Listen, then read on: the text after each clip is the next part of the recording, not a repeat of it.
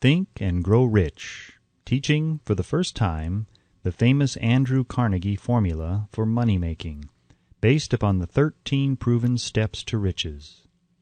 Organized through 25 years of research in collaboration with more than 500 distinguished men of great wealth, who proved by their own achievements that this philosophy is practical, by Napoleon Hill, author of The Law of Success Philosophy, published by the Ralston Society, 1938, Meridian, Connecticut.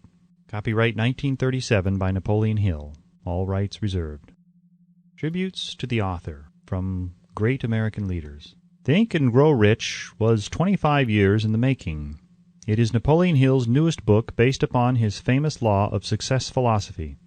His work and writings have been praised by great leaders in finance, education, politics, government. Supreme Court of the United States, Washington, D.C. Dear Mr. Hill, I have now had an opportunity to finish reading your Law of Success textbooks, and I wish to express my appreciation of the splendid work you have done in the organization of this philosophy. It would be helpful if every politician in the country would assimilate and apply the 17 principles upon which your lessons are based. It contains some very fine material which every leader in every walk of life should understand. I am happy to have had the privilege of rendering you some slight measure of help in the organization of this splendid course of common-sense philosophy. Sincerely yours, Howard Taft, former President and former Chief Justice of the United States. King of the 5 and 10 cent stores. By applying many of the 17 fundamentals of the Law of Success philosophy, we have built a great chain of successful stores. I presume it would be no exaggeration of fact if I said that the Woolworth Building might properly be called a monument to the soundness of these principles. F. W. Woolworth. A great steamship magnate. I feel greatly indebted for the privilege of reading your Law of Success. If I had had this philosophy 50 years ago, I suppose I could have accomplished all that I have done in less than half the time. I sincerely hope the world will discover and reward you. Robert Dollar. Famous American labor leader. Mastery of the Law of Success philosophy is the equivalent of an insurance policy against failure. Samuel Gompers. A former President of the United States. May I not congratulate you on your persistence? Any man who devotes that much time must of necessity make discoveries of great value to others. I am deeply impressed by your interpretation of the mastermind principles which you have so clearly described. Woodrow Wilson. A Merchant Prince. I know that your 17 fundamentals of success are sound because I have been applying them in my business for more than 30 years. John Wanamaker. World's largest maker of cameras. I know that you are doing a world of good with your Law of Success.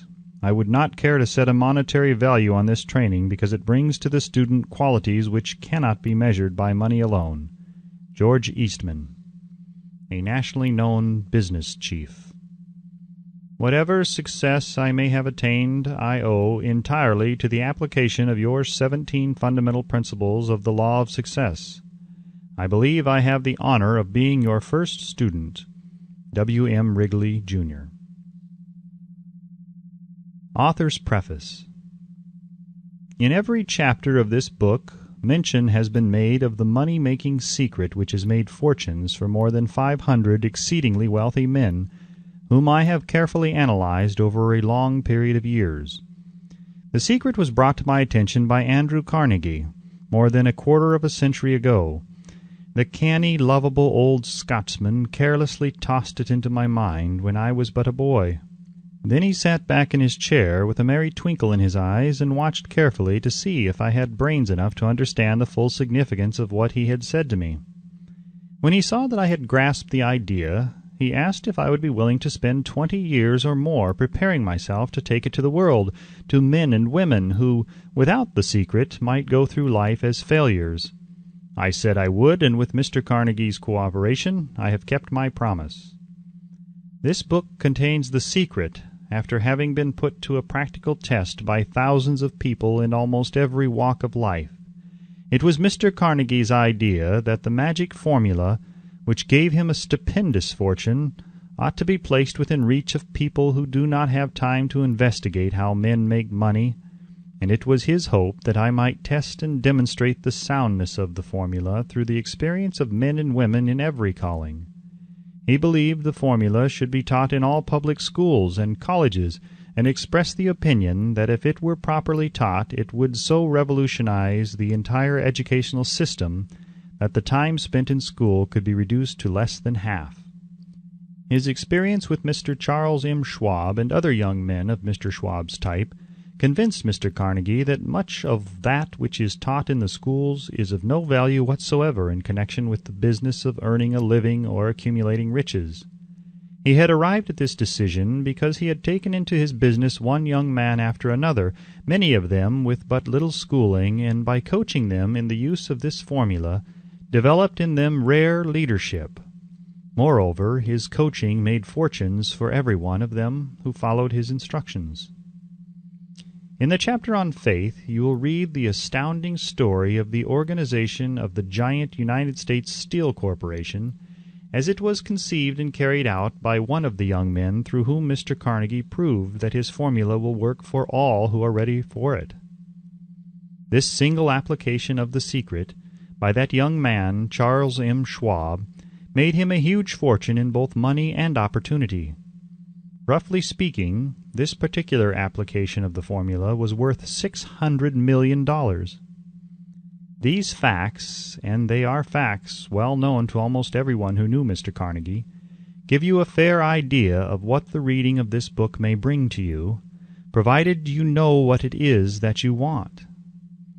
Even before it has undergone 20 years of practical testing, the secret was passed on to more than 100,000 men and women who have used it for their personal benefit, as Mr. Carnegie planned that they should.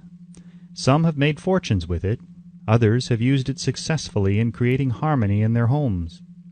A clergyman used it so effectively that it brought him an income of upwards of $75,000 a year. Arthur Nash, a Cincinnati tailor, used his near-bankrupt business as a guinea pig on which to test the formula.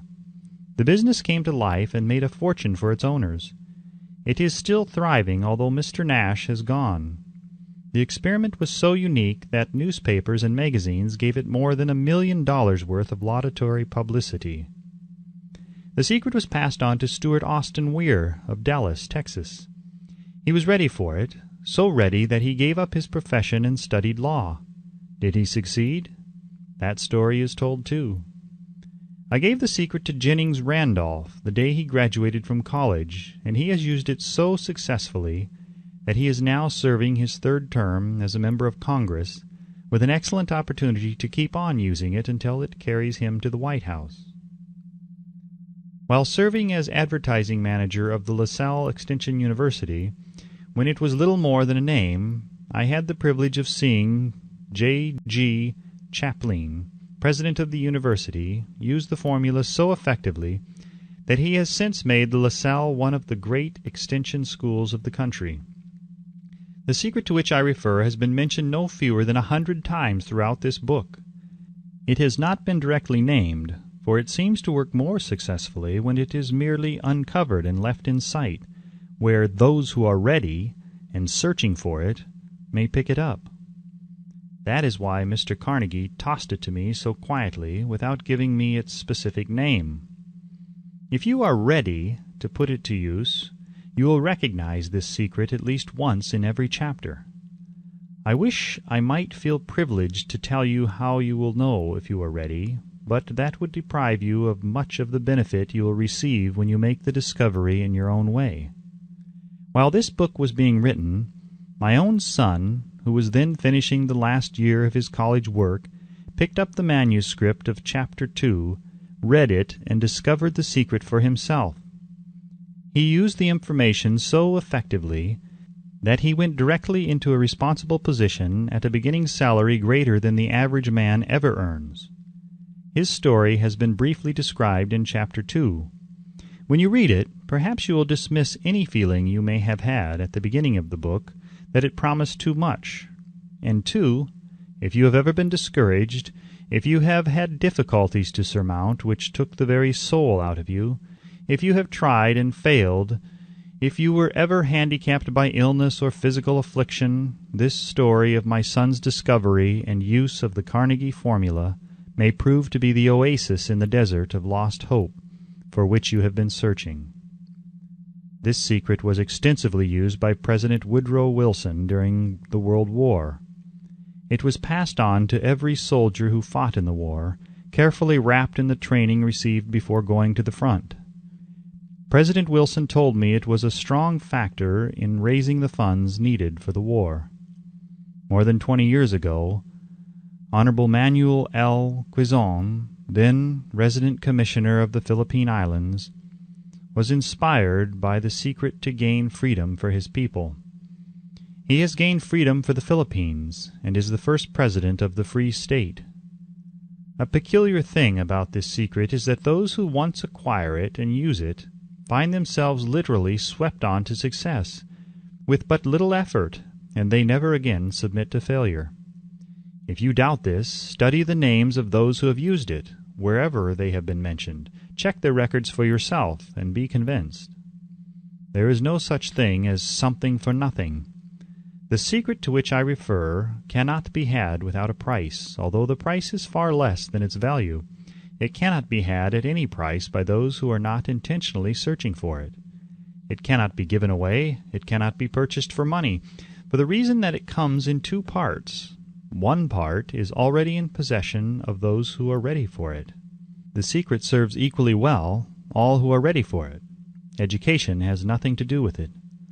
Long before I was born, the secret had found its way into the possession of Thomas A. Edison, and he used it so intelligently that he became the world's leading inventor, although he had but 3 months of schooling. The secret was passed on to a business associate of Mr. Edison. He used it so effectively that although he was then making only $12,000 a year, he accumulated a great fortune and retired from active business while still a young man. You will find his story at the beginning of the first chapter.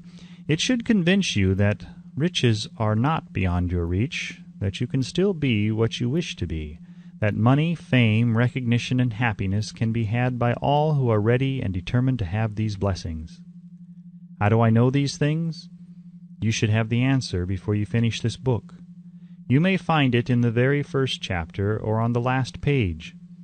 While I was performing the 20-year task of research, which I had undertaken at Mr. Carnegie's request, I analyzed hundreds of well-known men, many of whom admitted that they had accumulated their vast fortunes through the aid of the Carnegie secret. Among these men were Henry Ford, William Wrigley, Jr., John Wanamaker, James J. Hill, George S. Parker, E.M. Statler, Henry L. Doherty, Cyrus K. Curtis, George Eastman, Theodore Roosevelt, John W. Davis, Albert Hubbard, Wilbur Wright, William Jennings Bryan, Dr. Demitted Starr Jordan, J. Ogden Armour, Charles M. Schwab, Harris F. Williams, Dr. Frank Gonzalez, Daniel Willard, King Gillette, Ralph A. Weeks, Judge Daniel T. Wright, John D. Rockefeller, Thomas A. Edison, Frank A. Vanderlip, F. W. Woolworth, Colonel Robert A. Dollar, Edward A. Feline, Edwin C. Barnes, Arthur Brisbane, Woodrow Wilson, William Howard Taft, Luther Burbank, Edward W. Bach, Frank A. Munsey, Albert H. Gary, Dr. Alexander Graham Bell, John H. Patterson, Julius Rosenweld, Stuart Austin Weir, Dr. Frank Crane, George M. Alexander, J. G. Chaplin, Honorable Jennings Randolph, Arthur Nash, Clarence Darrow. These names represent but a small fraction of the hundreds of well-known Americans whose achievements, financially and otherwise, prove that those who understand and apply the Carnegie secret reach high stations in life. I have never known anyone who was inspired to use the secret who did not achieve noteworthy success in his chosen calling. I have never known any person to distinguish himself or to accumulate riches of any consequence without possession of the secret. From these two facts, I draw the conclusion that the secret is more important as a part of the knowledge essential for self-determination than any which one receives through what is popularly known as education. What is education, anyway? This has been answered in full detail. As far as schooling is concerned, many of these men had very little. John Wanamaker once told me that what little schooling he had, he acquired in very much the same manner as a modern locomotive takes on water, by scooping it up as it runs. Henry Ford never reached high school, let alone college. I am not attempting to minimize the value of schooling, but I am trying to express my earnest belief that those who master and apply the secret will reach high stations, accumulate riches, and bargain with life on their own terms, even if their schooling has been meager. Somewhere, as you read, the secret to which I refer will jump from the page and stand boldly before you, if you are ready for it. When it appears, you will recognize it. Whether you receive the sign in the first or the last chapter, stop for a moment when it presents itself and turn down a glass, for that occasion will mark the most important turning point of your life. We pass now to Chapter 1, and to the story of my very dear friend who has generously acknowledged having seen the mystic sign, and whose business achievements are evidence enough that he turned down a glass. As you read his story and the others, remember that they deal with the important problems of life such as all men experience. The problems arising from one's endeavor to earn a living, to find hope, courage, contentment, and peace of mind, to accumulate riches and to enjoy freedom of body and spirit. Remember, too, as you go through the book, that it deals with facts and not with fiction, its purpose being to convey a great universal truth through which all who are ready may learn, not only what to do, but also how to do it, and receive as well the needed stimulus to make a start. As a final word of preparation, before you begin the first chapter, may I offer one brief suggestion which may provide a clue by which the Carnegie secret may be recognized. It is this: all achievement, all earned riches have their beginning in an idea. If you are ready for the secret, you already possess one half of it. Therefore, you will readily recognize the other half the moment it reaches your mind. The Author. Chapter 1. Introduction. The Man Who Thought His Way into Partnership with Thomas A. Edison. Truly, thoughts are things, and powerful things at that, when they are mixed with definiteness of purpose, persistence, and a burning desire for their translation into riches or other material objects. A little more than 30 years ago, Edwin C. Barnes discovered how true it is that men really do think and grow rich. His discovery did not come about at one sitting. It came little by little, beginning with a burning desire to become a business associate of the great Edison. One of the chief characteristics of Barnes' desire was that it was definite. He wanted to work with Edison, not for him. Observe carefully the description of how he went about translating his desire into reality, and you will have a better understanding of the 13 principles which lead to riches. When this desire, or impulse of thought, first flashed into his mind, he was in no position to act upon it. Two difficulties stood in his way. He did not know Mr. Edison, and he did not have enough money to pay his railroad fare to Orange, New Jersey. These difficulties were sufficient to have discouraged the majority of men from making any attempt to carry out the desire. But this was no ordinary desire. He was so determined to find a way to carry out his desire that he finally decided to travel by blind baggage rather than be defeated. To the uninitiated, this means that he went to East Orange on a freight train. He presented himself at Mr. Edison's laboratory and announced he had come to go into business with the inventor. In speaking of the first meeting between Barnes and Edison years later, Mr. Edison said, "He stood there before me, looking like an ordinary tramp, but there was something in the expression of his face which conveyed the impression that he was determined to get what he had come after. I had learned from years of experience with men that when a man really desires a thing so deeply that he is willing to stake his entire future on a single turn of the wheel in order to get it, he is sure to win. I gave him the opportunity he asked for, because I saw he had made up his mind to stand by until he succeeded. Subsequent events proved that no mistake was made." Just what young Barnes said to Mr. Edison on that occasion was far less important than that which he thought Edison himself said so. It could not have been the young man's appearance which got him his start in the Edison office, for that was definitely against him. It was what he thought that counted. If the significance of this statement could be conveyed to every person who reads it, there would be no need for the remainder of this book. Barnes did not get his partnership with Edison on his first interview. He did get a chance to work in the Edison offices at a very nominal wage, doing work that was unimportant to Edison, but most important to Barnes, because it gave him an opportunity to display his merchandise where his intended partner could see it. Months went by. Apparently nothing happened to bring the converted goal which Barnes had set up in his mind as his definite major purpose. But something important was happening in Barnes's mind. He was constantly intensifying his desire to become the business associate of Edison. Psychologists have correctly said that when one is truly ready for a thing, it puts in its appearance. Barnes was ready for a business association with Edison. Moreover, he was determined to remain ready until he got that which he was seeking. He did not say to himself, "Ah, well, what's the use? I guess I'll change my mind and try for a salesman's job." But he did say, "I came here to go into business with Edison, and I'll accomplish this end if it takes the remainder of my life."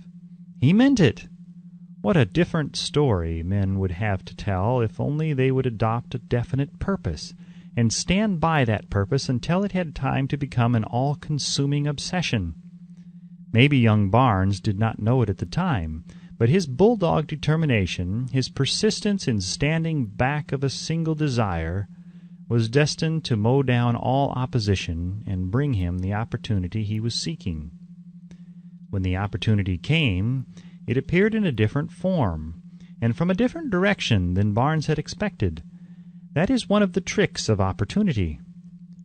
It has a sly habit of slipping in by the back door, and often it comes disguised in the form of misfortune or temporary defeat. Perhaps this is why so many fail to recognize opportunity.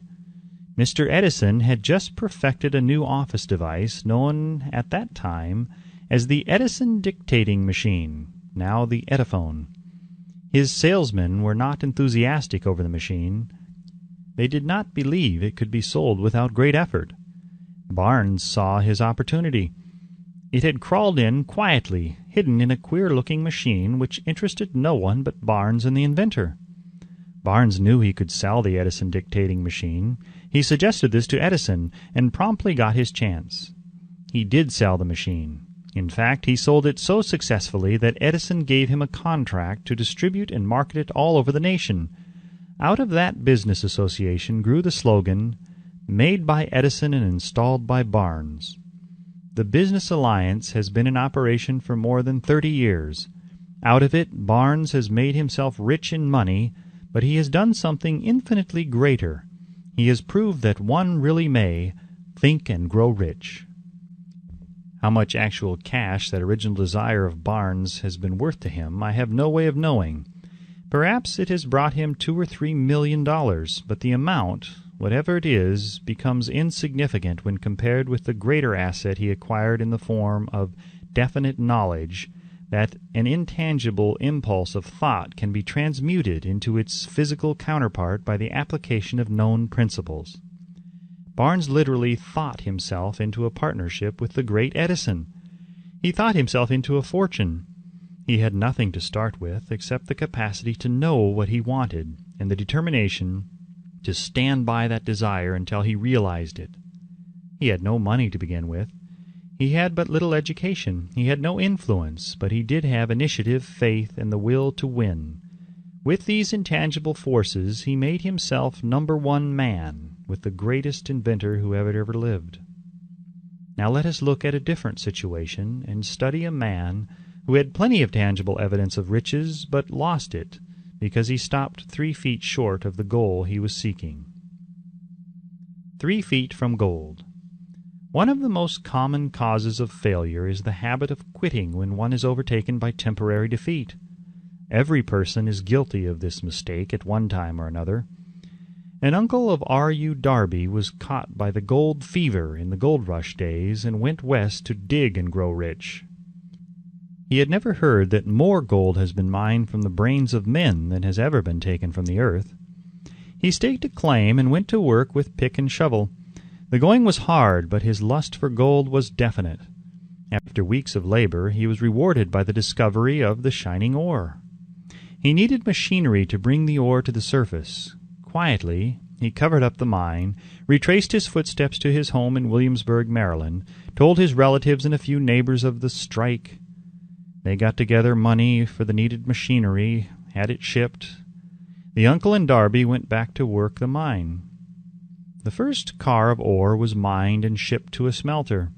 The returns proved they had one of the richest mines in Colorado. A few more cars of that ore would clear the debts. Then would come the big killing and profits. Down went the drills, up went the hopes of Darby and Uncle. Then something happened. The vein of gold ore disappeared. They had come to the end of the rainbow, and the pot of gold was no longer there. They drilled on, desperately trying to pick up the vein again, all to no avail. Finally, they decided to quit. They sold the machinery to a junk man for a few $100s and took the train back home. Some junk men are dumb, but not this one. He called in a mining engineer to look at the mine and do a little calculating. The engineer advised that the project had failed because the owners were not familiar with fault lines. His calculations showed that the vein would be found just 3 feet from where the Darbys had stopped drilling. That is exactly where it was found. The junk man took millions of dollars in ore from the mine because he knew enough to seek expert counsel before giving up. Most of the money which went into the machinery was procured through the efforts of R.U. Darby, who was then a very young man. The money came from his relatives and neighbors because of their faith in him. He paid back every dollar of it, although he was years in doing so. Long afterward, Mr. Darby recouped his loss many times over when he made the discovery that desire can be transmuted into gold. The discovery came after he went into the business of selling life insurance. Remembering that he had lost a huge fortune because he stopped 3 feet from gold, Darby profited by the experience in his chosen work by the simple method of saying to himself, "I stopped 3 feet from gold, but I will never stop because men say no when I ask them to buy insurance." Darby is one of a small group of fewer than 50 men who sell more than $1 million in life insurance annually. He owes his stickability to the lesson he learned from his quitability in the gold mining business. Before success comes in any man's life, he is sure to meet with much temporary defeat, and perhaps some failure. When defeat overtakes a man, the easiest and most logical thing to do is to quit. That is exactly what the majority of men do. More than 500 of the most successful men this country has ever known told the author their greatest success came just one step beyond the point at which defeat had overtaken them. Failure is a trickster with a keen sense of irony and cunning. It takes great delight in tripping one when success is almost within reach. A 50-cent lesson in persistence. Shortly after Mr. Darby received his degree from the University of Hard Knocks and had decided to profit by his experience in the gold mining business, he had the good fortune to be present on an occasion that proved to him that no does not necessarily mean no. One afternoon he was helping his uncle grind wheat in an old-fashioned mill. The uncle operated a large farm on which a number of colored sharecrop farmers lived. Quietly the door was opened and a small colored child, the doctor of a tenant, walked in and took her place near the door. The uncle looked up, saw the child, and barked at her roughly. "What do you want?" Meekly the child replied, "My mammy say send her 50 cents. "I'll not do it," the uncle retorted. "Now run on home." "Yassa," the child replied, but she did not move. The uncle went ahead with his work, so busily engaged that he did not pay enough attention to the child to observe that she did not leave. When he looked up and saw her still standing there, he yelled at her, "I told you to go on home. Now go or I'll take a switch to you." The little girl said, "Yassa," but she did not budge an inch. The uncle dropped a sack of grain he was about to pour into the mill hopper, picked up a barrel stave, and started toward the child with an expression on his face that indicated trouble. Darby held his breath. He was certain he was about to witness a murder. He knew his uncle had a fierce temper. He knew that the colored children were not supposed to defy white people in that part of the country. When the uncle reached the spot where the child was standing, she quickly stepped forward, one step, looked up into his eyes, and screamed at the top of her shrill voice, "My mammy's got to have that 50 cents!" The uncle stopped, looked at her for a minute, then slowly laid the barrel stave on the floor, put his hand in his pocket, took out $50, and gave it to her. The child took the money and slowly backed toward the door, never taking her eyes off the man whom she had just conquered. After she had gone, the uncle sat down on a box and looked out the window into space for more than 10 minutes. He was pondering with awe over the whipping he had just taken. Mr. Darby, too, was doing some thinking. That was the first time in all his experience that he had seen a colored child deliberately master an adult white person. How did she do it? What happened to his uncle that caused him to lose his fierceness and become as docile as a lamb? What strange power did this child use that made her master over her superior? These and other similar questions flashed into Darby's mind, but he did not find the answer until years later when he told me the story. Strangely, the story of this unusual experience was told to the author in the old mill on the very spot where the uncle took his whipping. Strangely, too, I had devoted nearly a quarter of a century to the study of the power which enabled an ignorant, illiterate colored child to conquer an intelligent man.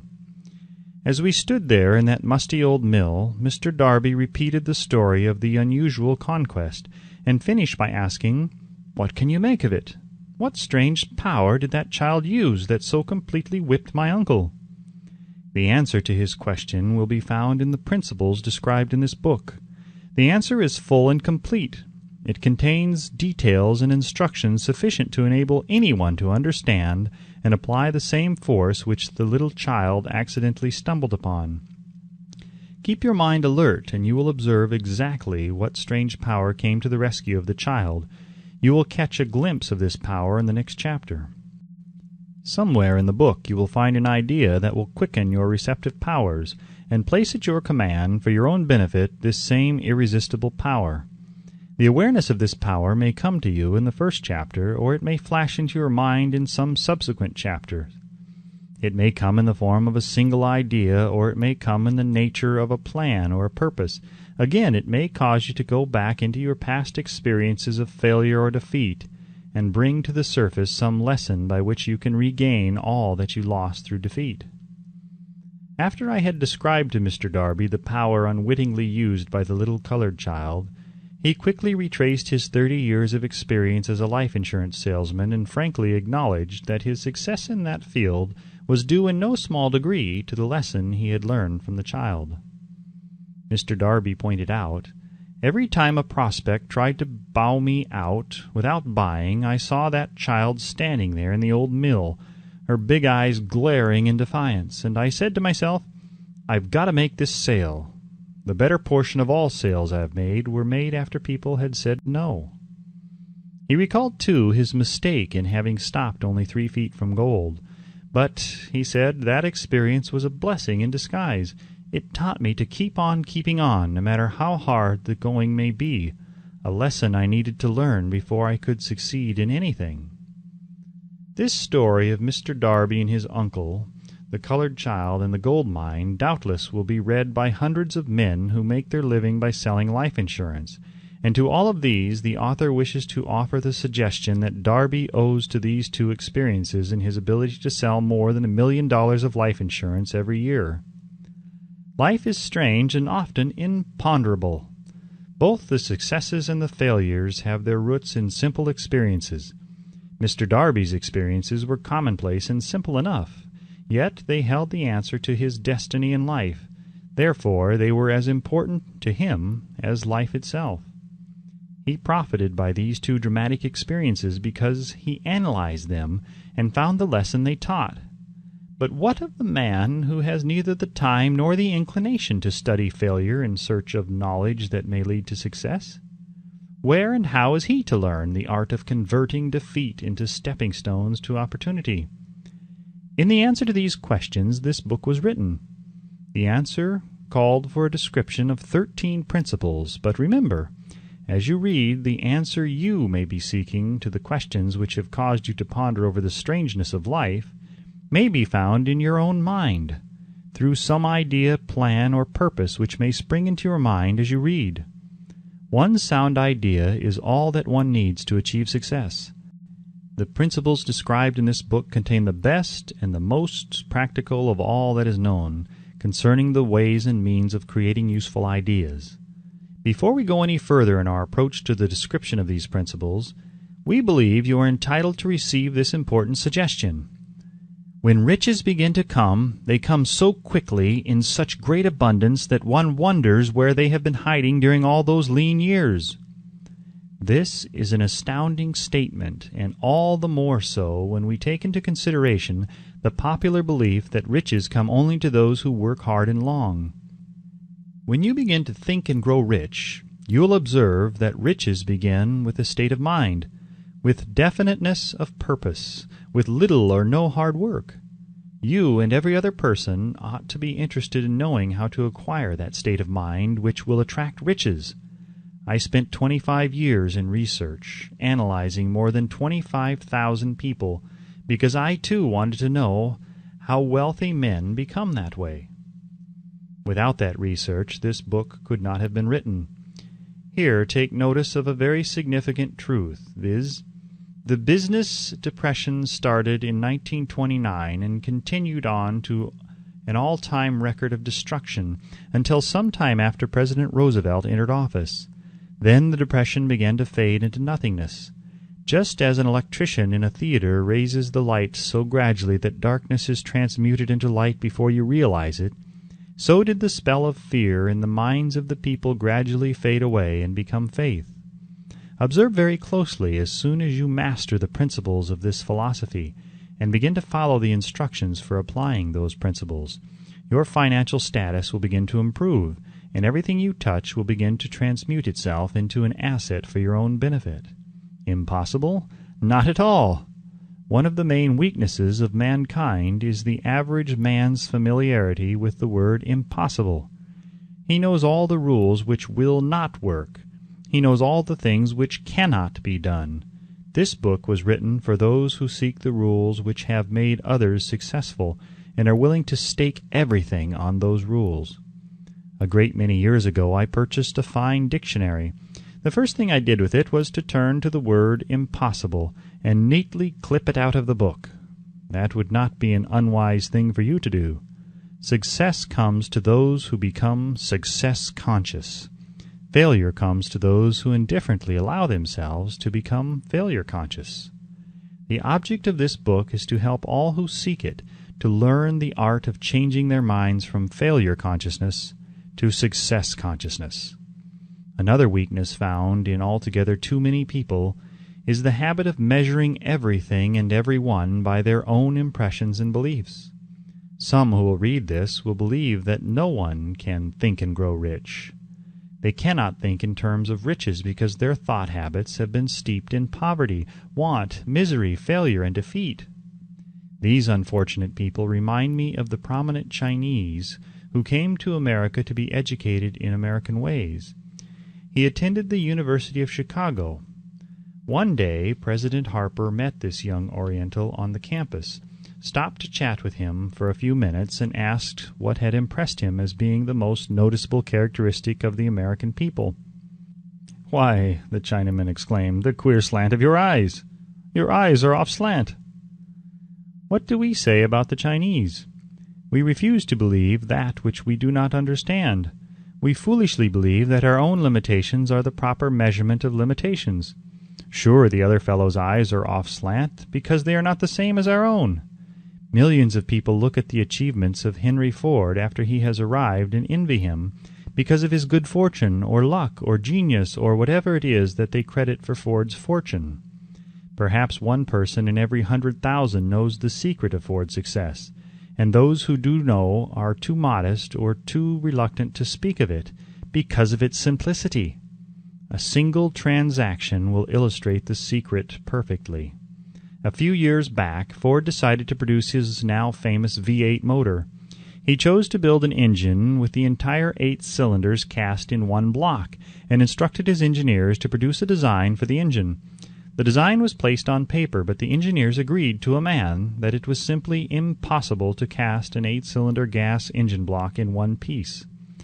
Ford said, "Produce it anyway." "But," they replied, "it's impossible." "Go ahead," Ford commanded, "and stay on the job until you succeed, no matter how much time is required." The engineers went ahead. There was nothing else for them to do if they were to remain on the Ford staff. 6 months went by, nothing happened. Another 6 months passed, and still nothing happened. The engineers tried every conceivable plan to carry out the orders, but the thing seemed out of the question. Impossible! At the end of the year, Ford checked with his engineers, and again they informed him that they had found no way to carry out his orders. "Go right ahead," said Ford. "I want it, and I'll have it." They went ahead, and then, as if by a stroke of magic, the secret was discovered. The Ford determination had won once more. This story may not be described with minute accuracy, but the sum and substance of it is correct. Deduce from it, you who wish to think and grow rich, the secret of the Ford millions, if you can. You will not have to look very far. Henry Ford is a success because he understands and applies the principles of success. One of these is desire, knowing what one wants. Remember this Ford story as you read, and pick out the lines in which the secret of his stupendous achievement has been described. If you can do this, if you can lay your finger on the particular group of principles which made Henry Ford rich, you can equal his achievements in almost any calling for which you are suited. You are the master of your fate, the captain of your soul, because when Henley wrote the prophetic lines, "I am the master of my fate, I am the captain of my soul," he should have informed us that we are the masters of our fate, the captains of our souls, because we have the power to control our thoughts. He should have told us that the ether in which this little earth floats, in which we move and have our being, is a form of energy moving at an inconceivably high rate of vibration, and that the ether is filled with a form of universal power which adapts itself to the nature of the thoughts we hold in our minds, and influences us in natural ways to transmute our thoughts into their physical equivalent.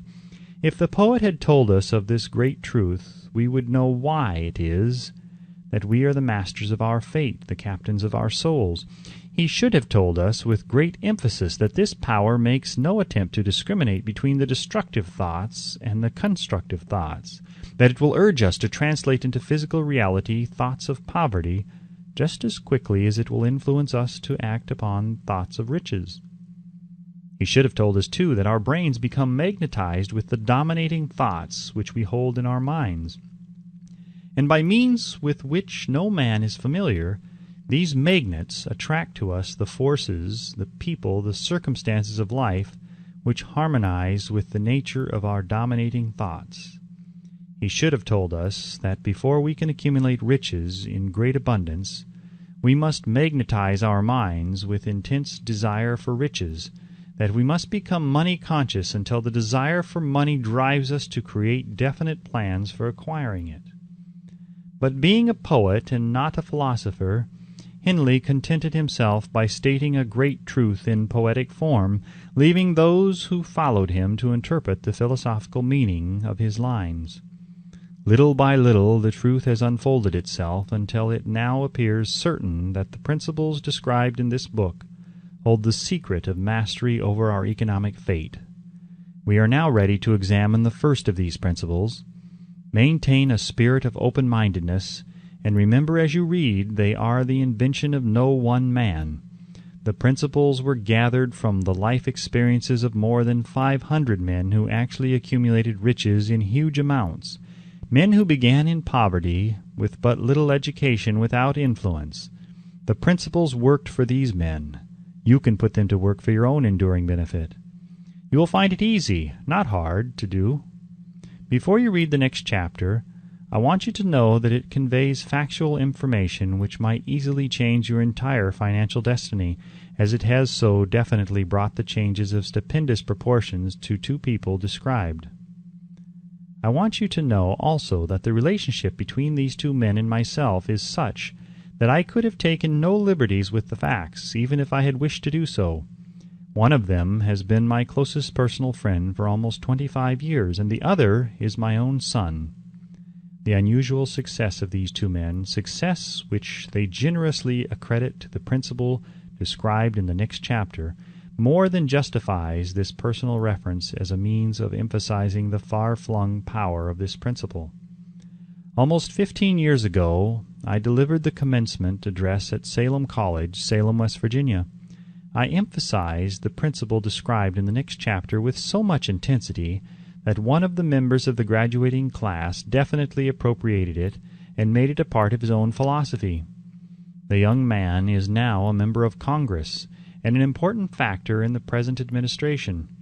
Just before this book went to the publisher, he wrote me a letter in which he so clearly stated his opinion of the principle outlined in the next chapter that I have chosen to publish his letter as an introduction to that chapter. It gives you an idea of the rewards to come. My dear Napoleon, my service as a member of Congress having given me an insight into the problems of men and women, I am writing to offer a suggestion which may become helpful to thousands of worthy people. With apologies, I must state that the suggestion, if acted upon, will mean several years of labor and responsibility for you, but I am enheartened to make the suggestion because I know your great love for rendering useful service. In 1922, you delivered the commencement address at Salem College when I was a member of the graduating class. In that address, you planted in my mind an idea which has been responsible for the opportunity I now have to serve the people of my state, and will be responsible in a very large measure for whatever success I may have in the future. The suggestion I have in mind is that you put into a book the sum and substance of the address you delivered at Salem College, and in that way give the people of America an opportunity to profit by your many years of experience and association with the men who, by their greatness, have made America the richest nation on earth.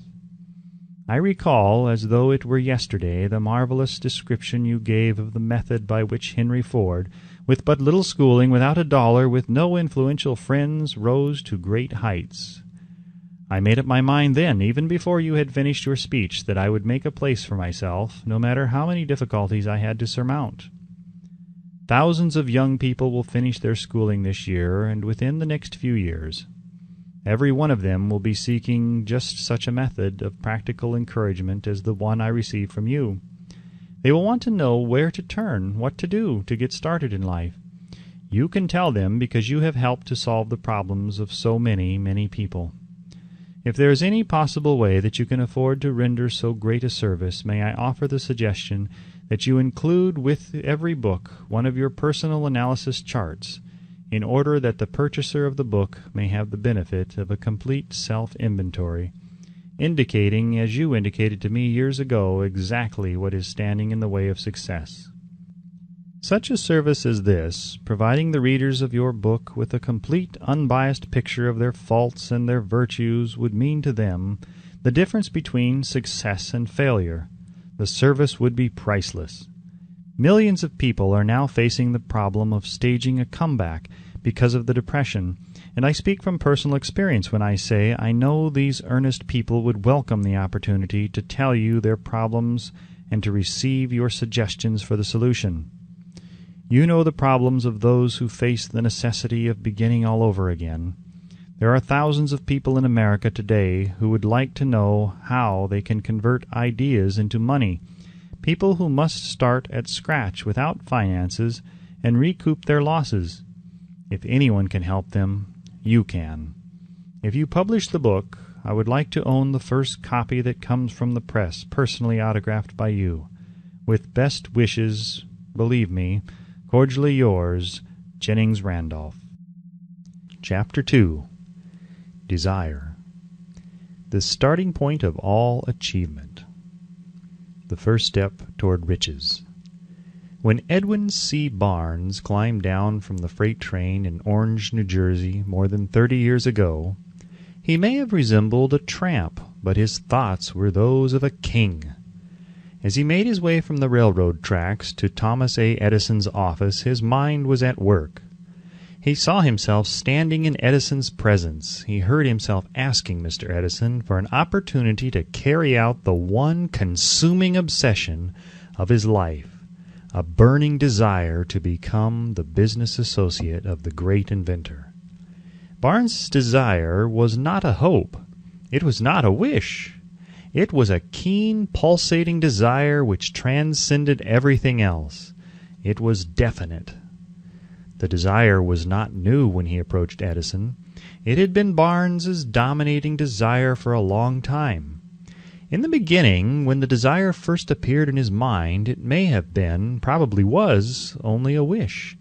But it was no mere wish when he appeared before Edison with it. A few years later, Edwin C. Barnes again stood before Edison in the same office where he first met the inventor. This time his desire had been translated into reality. He was in business with Edison. The dominating dream of his life had become a reality. Today, people who know Barnes envy him because of the break life yielded him. They see him in the days of his triumph without taking the trouble to investigate the cause of his success. Barnes succeeded because he chose a definite goal, placed all of his energy, all of his willpower, all of his effort, everything back of that goal. He did not become the partner of Edison the day he arrived. He was content to start in the most menial work as long as it provided an opportunity to take even one step toward his cherished goal. 5 years passed before the chance he had been seeking made its appearance. During all those years, not one ray of hope, not one promise of attainment of his desire had been held out to him. To everyone except himself, he appeared only another cog in the Edison business wheel. But in his own mind, he was the partner of Edison every minute of the time, from the very day that he first went to work there. It is a remarkable illustration of the power of a definite desire. Barnes won his goal because he wanted to be a business associate of Mr. Edison more than he wanted anything else. He created a plan by which to attain that purpose. But he burned all bridges behind him. He stood by his desire until it became the dominating obsession of his life and, finally, a fact. When he went to Orange, he did not say to himself, "I will try to induce Edison to give me a job of some sort." He said, "I will see Edison and put him on notice that I have come to go into business with him." He did not say, "I will work there for a few months, and if I get no encouragement I will quit and get a job somewhere else." He did say, "I will start anywhere. I will do anything Edison tells me to do, but before I am through I will be his associate." He did not say, "I will keep my eyes open for another opportunity in case I fail to get what I want in the Edison organization." He said, "There is but one thing in this world that I am determined to have, and that is a business association with Thomas A. Edison. I will burn all bridges behind me and stake my entire future on my ability to get what I want." He left himself no possible way of retreat. He had to win or perish. That is all there is to the Barnes story of success. A long while ago, a great warrior faced a situation which made it necessary for him to make a decision which inspired his success on the battlefield. He was about to send his armies against a powerful foe whose men outnumbered his own.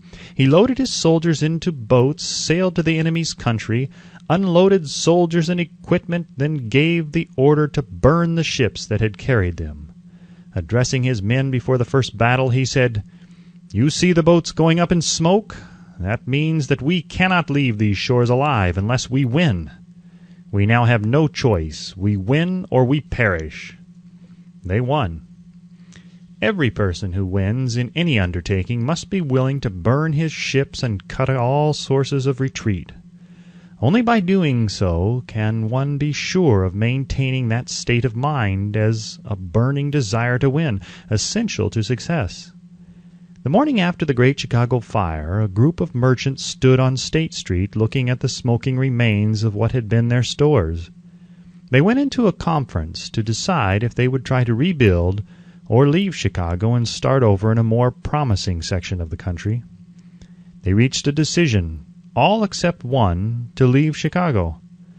The merchant who decided to stay and rebuild pointed a finger at the remains of his store and said, "Gentlemen, on that very spot I will build the world's greatest store, no matter how many times it may burn down." That was more than 50 years ago.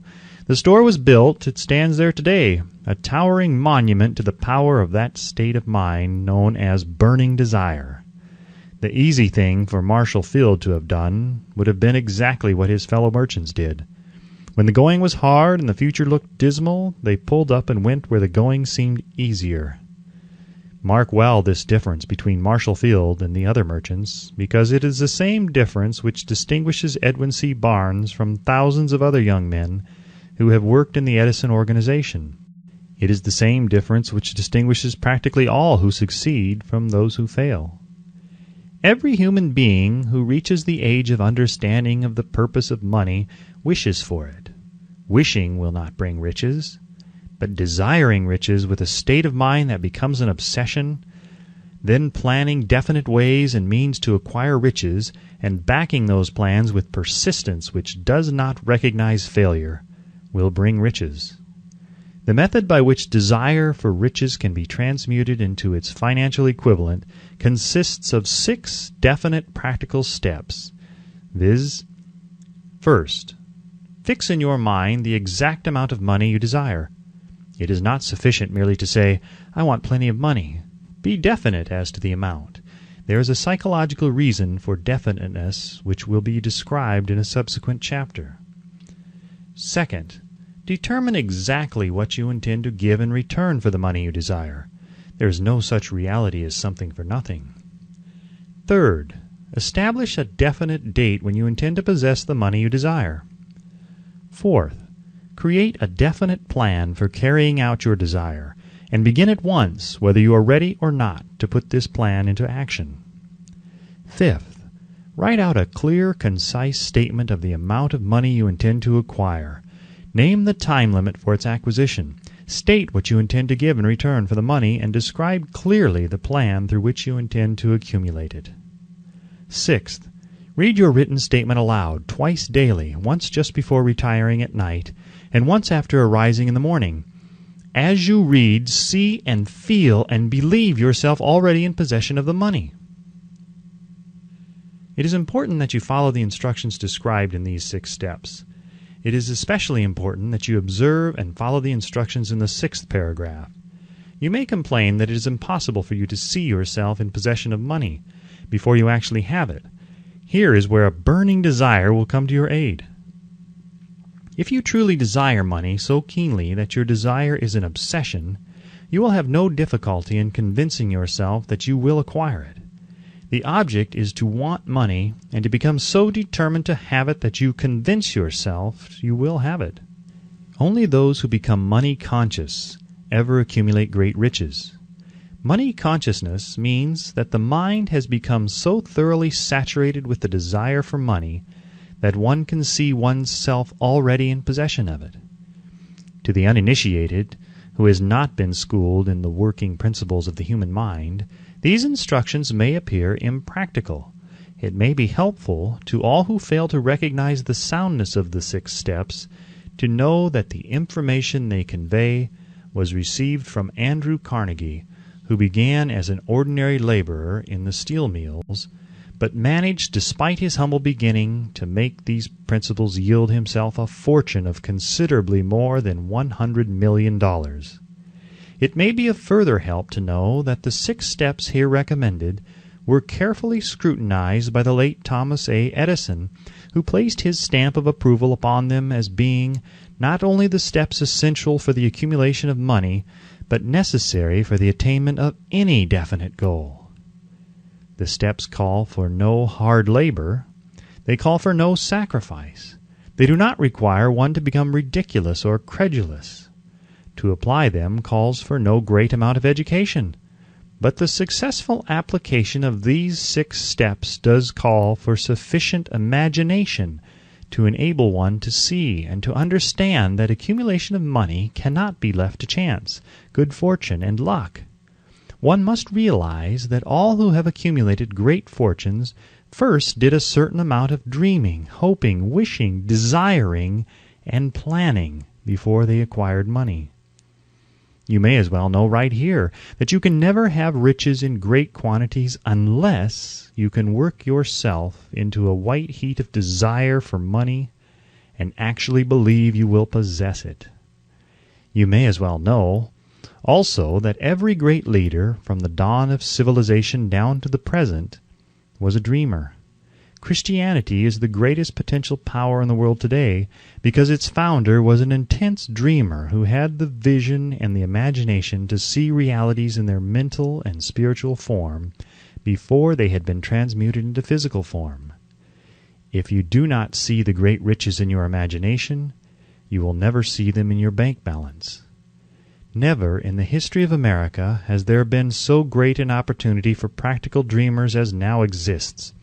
The 6-year economic collapse has reduced all men substantially to the same level. A new race is about to be run. The stakes represent huge fortunes which will be accumulated within the next 10 years.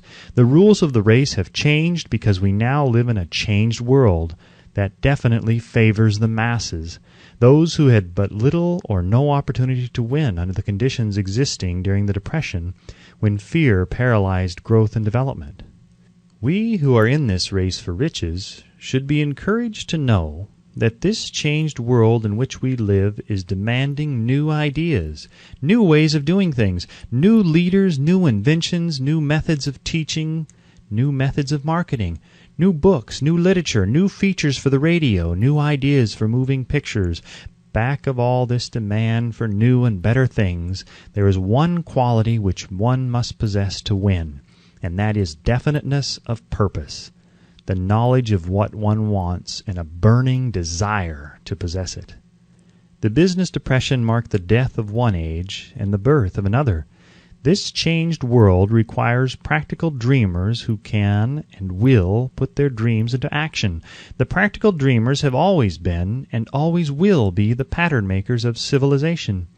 We who desire to accumulate riches should remember the real leaders of the world always have been men who harnessed and put into practical use the intangible, unseen forces of unborn opportunity, and have converted those forces, or impulses of thought, into skyscrapers, cities, factories, airplanes, automobiles, and every form of convenience that makes life more pleasant. Tolerance and an open mind are practical necessities of the dreamer of today. Those who are afraid of new ideas are doomed before they start.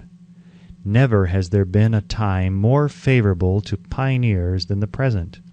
True, there is no wild and woolly West to be conquered as in the days of the covered wagon, but there is a vast business, financial, and industrial world to be remolded and redirected along new and better lines. In planning to acquire your share of the riches, let no one influence you to scorn the dreamer. To win the big stakes in this changed world, you must catch the spirit of the great pioneers of the past whose dreams have given to civilization all that it has of the value, the spirit which serves as the life-blood of our own country. Your opportunity and mine to develop and market our talents. Let us not forget, Columbus dreamed of an unknown world, staked his life on the existence of such a world, and discovered it.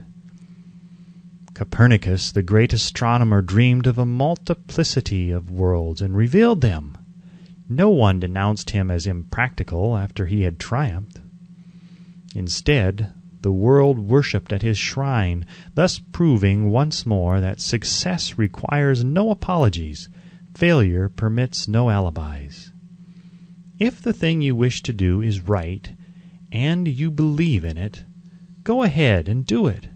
Put your dream across, and never mind what they say if you meet with temporary defeat, for they perhaps do not know that every failure brings with it the seed of an equivalent success.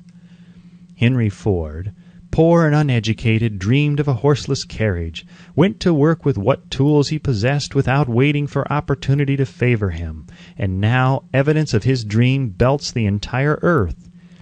He has put more wheels into operation than any man who ever lived because he was not afraid to back his dreams.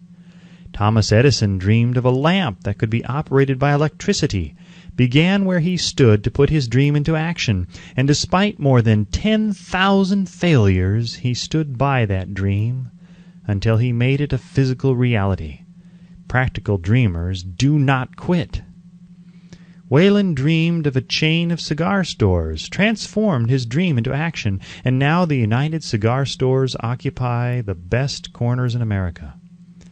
Lincoln dreamed of freedom for the black slaves, put his dream into action, and barely missed living to see a united North and South translate his dream into reality. The Wright brothers dreamed of a machine that would fly through the air. Now one may see evidence all over the world that they dreamed soundly. Marconi dreamed of a system for harnessing the intangible forces of the ether. Evidence that he did not dream in vain may be found in every wireless and radio in the world. Moreover, Marconi's dream brought the humblest cabin and the most stately manor house side by side.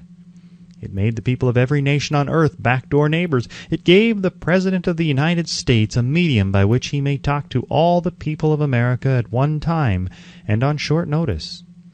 It may interest you to know that Marconi's friends had him taken into custody and examined in a psychopathic hospital when he announced he had discovered a principle through which he could send messages through the air without the aid of wires or other direct physical means of communication. The dreamers of today fare better. The world has become accustomed to new discoveries. Nay, it has shown a willingness to reward the dreamer who gives the world a new idea. The greatest achievement was at first, and for a time, but a dream. The oak sleeps in the acorn, the bird waits in the egg, and in the highest vision of the soul, a waking angel stirs. Dreams are the seedlings of reality. Awake, arise, and assert yourself, you dreamers of the world. Your star is now in the ascendancy. The world depression brought the opportunity you have been waiting for. It taught people humility, tolerance, and open-mindedness. The world is filled with an abundance of opportunity, which the dreamers of the past never knew. A burning desire to be and to do is the starting point from which the dreamer must take off. Dreams are not born of indifference, laziness, or lack of ambition. The world no longer scoffs at the dreamer, nor calls him impractical. If you think it does, take a trip to Tennessee and witness what a dreamer president has done in the way of harnessing and using the great water power of America. A score of years ago, such a dream would have seemed like madness. You have been disappointed. You have undergone defeat during the Depression. You have felt the great heart within you crushed until it bled. Take courage, for these experiences have tempered the spiritual metal of which you are made. They are assets of incomparable value. Remember, too, that all who succeed in life get off to a bad start and pass through many heartbreaking struggles before they arrive. The turning point in the lives of those who succeed usually comes at the moment of some crisis through which they are introduced to their other selves.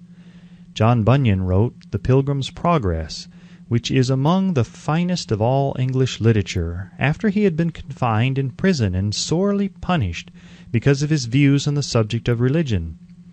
O. Henry discovered the genius which slept within his brain.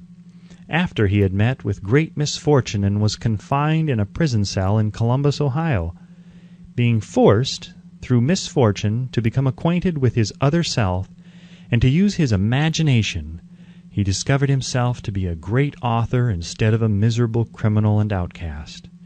Strange and varied are the ways of life, and stranger still are the ways of infinite intelligence, through which men are sometimes forced to undergo all sorts of punishment before discovering their own brains and their own capacity to create useful ideas through imagination. Edison, the world's greatest inventor and scientist, was a tramp telegraph operator. He failed innumerable times before he was driven, finally, to the discovery of the genius which slept within his brain. Charles Dickens began by pasting labels on blacking pots. The tragedy of his first love penetrated the depths of his soul and converted him into one of the world's truly great authors. That tragedy produced, first, David Copperfield, then a succession of other works that made this a richer and better world for all who read his books. Disappointment over love affairs generally has the effect of driving men to drink and women to ruin, and this because most people never learn the art of transmuting their strongest emotions into dreams of a constructive nature. Helen Keller became deaf, dumb, and blind shortly after birth. Despite her greatest misfortune, she has written her name indelibly in the pages of the history of the great. Her entire life has served as evidence that no one ever is defeated until defeat has been accepted as a reality. Robert Burns was an illiterate country lad. He was cursed by poverty and grew up to be a drunkard in the bargain. The world was made better for his having lived because he clothed beautiful thoughts in poetry, and thereby plucked a thorn and planted a rose in its place. Booker T. Washington was born in slavery, handicapped by race and color. Because he was tolerant, had an open mind at all times on all subjects, and was a dreamer, he left his impress for good on an entire race.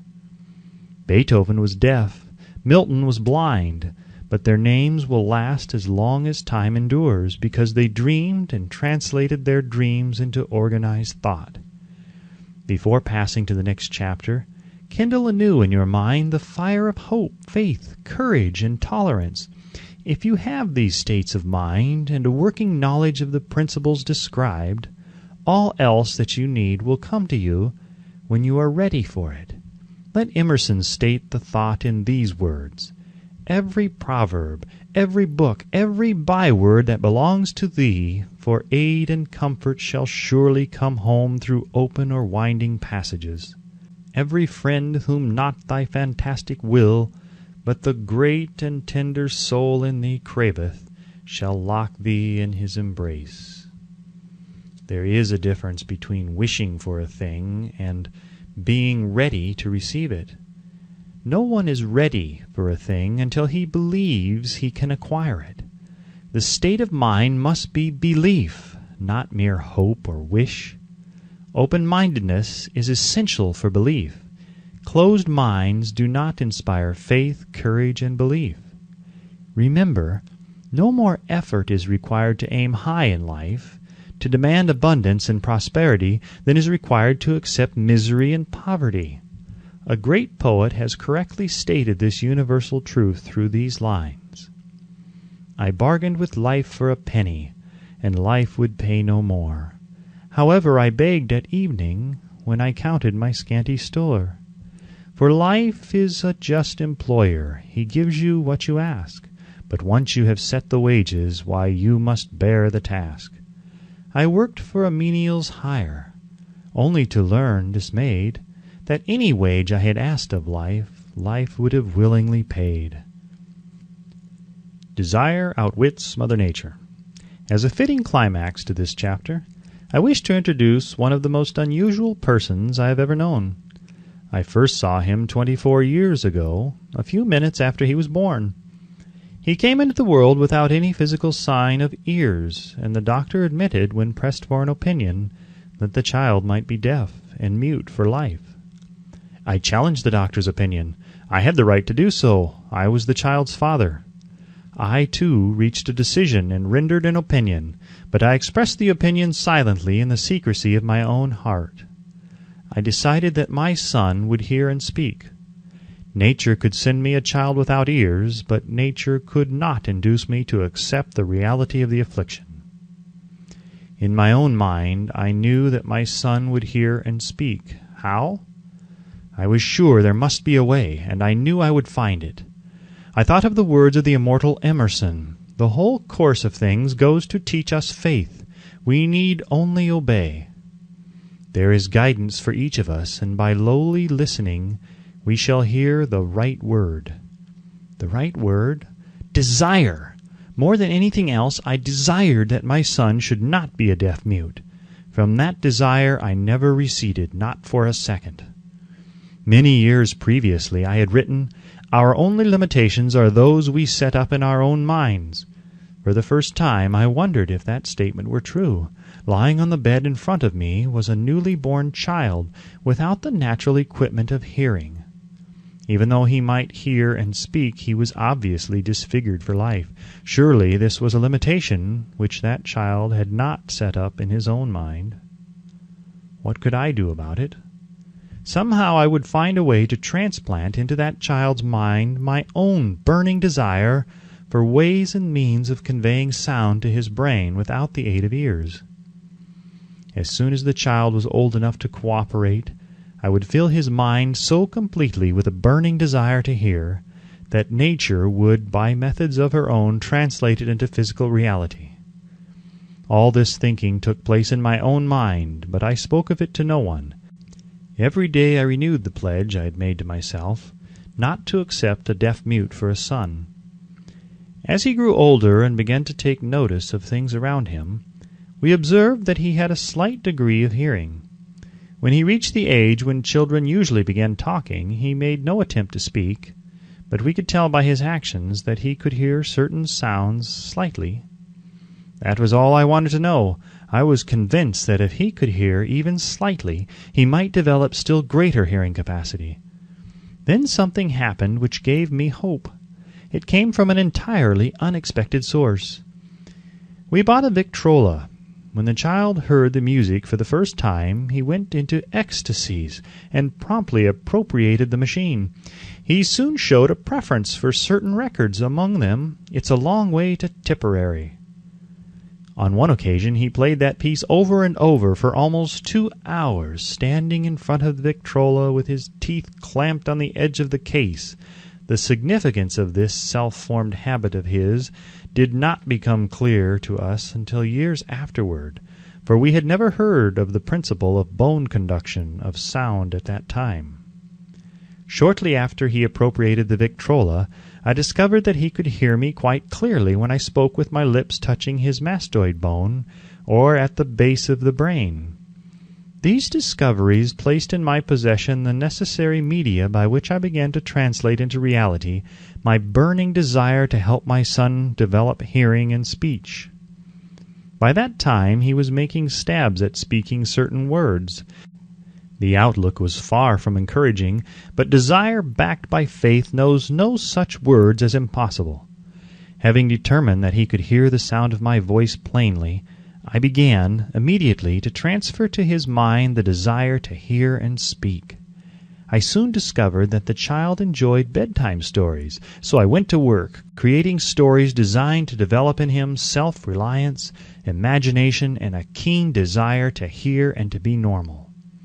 There was one story in particular which I emphasized by giving it some new and dramatic coloring each time it was told. It was designed to plant in his mind the thought that his affliction was not a liability, but an asset of great value. Despite the fact that all the philosophy I had examined clearly indicated that every adversity brings with it the seed of an equivalent advantage, I must confess that I had not the slightest idea how this affliction could ever become an asset. However, I continued my practice of wrapping that philosophy in bedtime stories, hoping the time would come when he would find some plan by which his handicap could be made to serve some useful purpose. Reason told me plainly that there was no adequate compensation for the lack of ears and natural hearing equipment. Desire, backed by faith, pushed reason aside and inspired me to carry on. As I analyze the experience in retrospect, I can see now that my son's faith in me had much to do with the astounding results. He did not question anything I told him. I sold him the idea that he had a distinct advantage over his older brother, and that this advantage would reflect itself in many ways. For example, the teachers in school would observe that he had no ears, and because of this they would show him special attention and treat him with extraordinary kindness. They always did. His mother saw to that by visiting the teachers and arranging with them to give the child the extra attention necessary. I sold him the idea, too, that when he became old enough to sell newspapers (his older brother had already become a newspaper merchant), he would have a big advantage over his brother for the reason that people would pay him extra money for his wares because they could see that he was a bright, industrious boy despite the fact that he had no ears. We could notice that gradually the child's hearing was improving. Moreover, he had not the slightest tendency to be self-conscious because of his affliction. When he was about 7, he showed the first evidence that our method of servicing his mind was bearing fruit. For several months he begged for the privilege of selling newspapers, but his mother would not give her consent. She was afraid that his deafness made it unsafe for him to go on the street alone. Finally, he took matters into his own hands. One afternoon, when he was left at home with the servants, he climbed through the kitchen window, shinnied to the ground, and set out on his own. He borrowed 6 cents in capital from the neighborhood shoemaker, invested it in papers, sold out, reinvested, and kept repeating until late in the evening. After balancing his accounts and paying back the 6 cents he had borrowed from his banker, he had a net profit of 42 cents.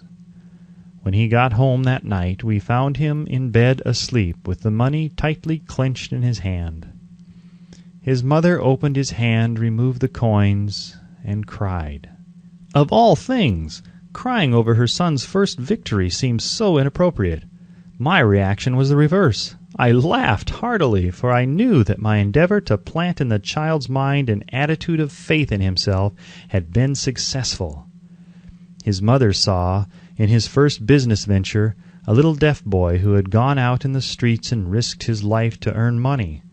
I saw a brave, ambitious, self-reliant little businessman whose stock in himself had been increased 100% because he had gone into business on his own initiative and had won. The transaction pleased me because I knew that he had given evidence of a trait of resourcefulness that would go with him all through life. Later events proved this to be true. When his older brother wanted something, he would lie on the floor, kick his feet in the air, cry for it, and get it. When the little deaf boy wanted something, he would plan a way to earn the money, then buy it for himself. He still follows that plan. Truly, my own son has taught me that handicaps can be converted into stepping stones on which one may climb toward some worthy goal, unless they are accepted as obstacles and used as alibis. The little deaf boy went through the grades, high school and college, without being able to hear his teachers excepting when they shouted loudly at close range. He did not go to a school for the deaf. We would not permit him to learn the sign language.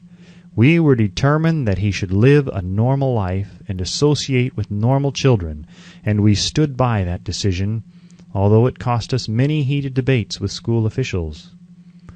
While he was in high school, he tried an electrical hearing aid, but it was of no value to him, due, we believed, to a condition that was disclosed when the child was 6 by Dr. J. Gordon Wilson of Chicago, when he operated on one side of the boy's head and discovered that there was no sign of natural hearing equipment. During his last week in college, 18 years after the operation, something happened which marked the most important turning point of his life. Through what seemed to be mere chance, he came into possession of another electrical hearing device, which was sent to him on trial. He was slow about testing it due to his disappointment with a similar device. Finally, he picked the instrument up and more or less carelessly placed it on his head, hooked up the battery, and lo, as if by a stroke of magic, his lifelong desire for normal hearing became a reality. For the first time in his life, he heard practically as well as any person with normal hearing. God moves in mysterious ways his wonders to perform. Overjoyed because of the changed world which had been brought to him through his hearing device, he rushed to the telephone, called his mother, and heard her voice perfectly. The next day he plainly heard the voices of his professors in class for the first time in his life. Previously he could hear them only when they shouted at short range. He heard the radio. He heard the talking pictures. For the first time in his life he could converse freely with other people without the necessity of their having to speak loudly. Truly he had come into possession of a changed world. We had refused to accept nature's error, and by persistent desire we had induced nature to correct that error through the only practical means available. Desire had commenced to pay dividends, but the victory was not yet complete. The boys still had to find a definite and practical way to convert this handicap into an equivalent asset. Hardly realizing the significance of what had already been accomplished, but intoxicated with the joy of his newly discovered world of sound, he wrote a letter to the manufacturer of the hearing aid, enthusiastically describing his experience. Something in his letter, something perhaps which was not written on the lines but back of them, caused the company to invite him to New York. When he arrived, he was escorted through the factory, and while talking with the chief engineer, telling him about his changed world, a hunch, an idea, or an inspiration, call it what you wish, flashed into his mind.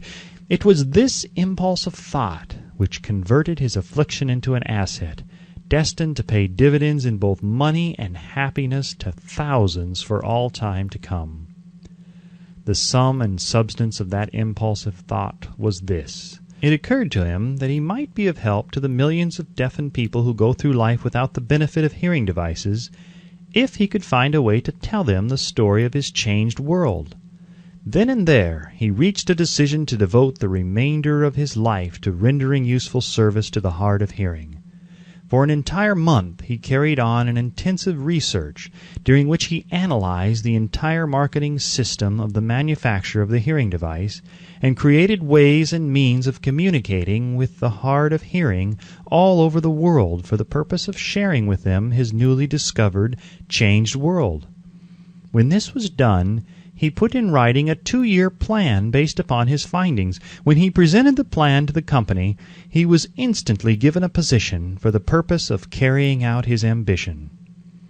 Little did he dream when he went to work that he was destined to bring hope and practical relief to thousands of deafened people who, without his help, would have been doomed forever to deaf mutism. Shortly after he became associated with the manufacturer of his hearing aid, he invited me to attend a class conducted by his company for the purpose of teaching deaf mutes to hear and to speak. I had never heard of such a form of education. Therefore I visited the class, skeptical but hopeful that my time would not be entirely wasted. Here I saw a demonstration which gave me a greatly enlarged vision of what I had done to arouse and keep alive in my son's mind the desire for normal hearing. I saw deaf mutes actually being taught to hear and to speak through application of the self-same principle I had used more than 20 years previously in saving my son from deaf mutism. Thus, through some strange turn of the wheel of fate, my son Blair and I have been destined to aid in correcting deaf mutism for those as yet unborn, because we are the only living human beings, as far as I know, who have established definitely the fact that deaf mutism can be corrected to the extent of restoring to normal life those who suffer with this affliction. It has been done for one, it will be done for others. There is no doubt in my mind that Blair would have been a deaf mute all his life if his mother and I had not managed to shape his mind as we did. The doctor who attended at his birth told us, confidently, the child might never hear or speak. A few weeks ago, Dr. Irving Voorhees, a noted specialist on such cases, examined Blair very thoroughly. He was astounded when he learned how well my son now hears and speaks, and said his examination indicated that, theoretically, the boy should not be able to hear at all. But the lad does hear, despite the fact that X-ray pictures show there is no opening in the skull whatsoever from where his ears should be to the brain.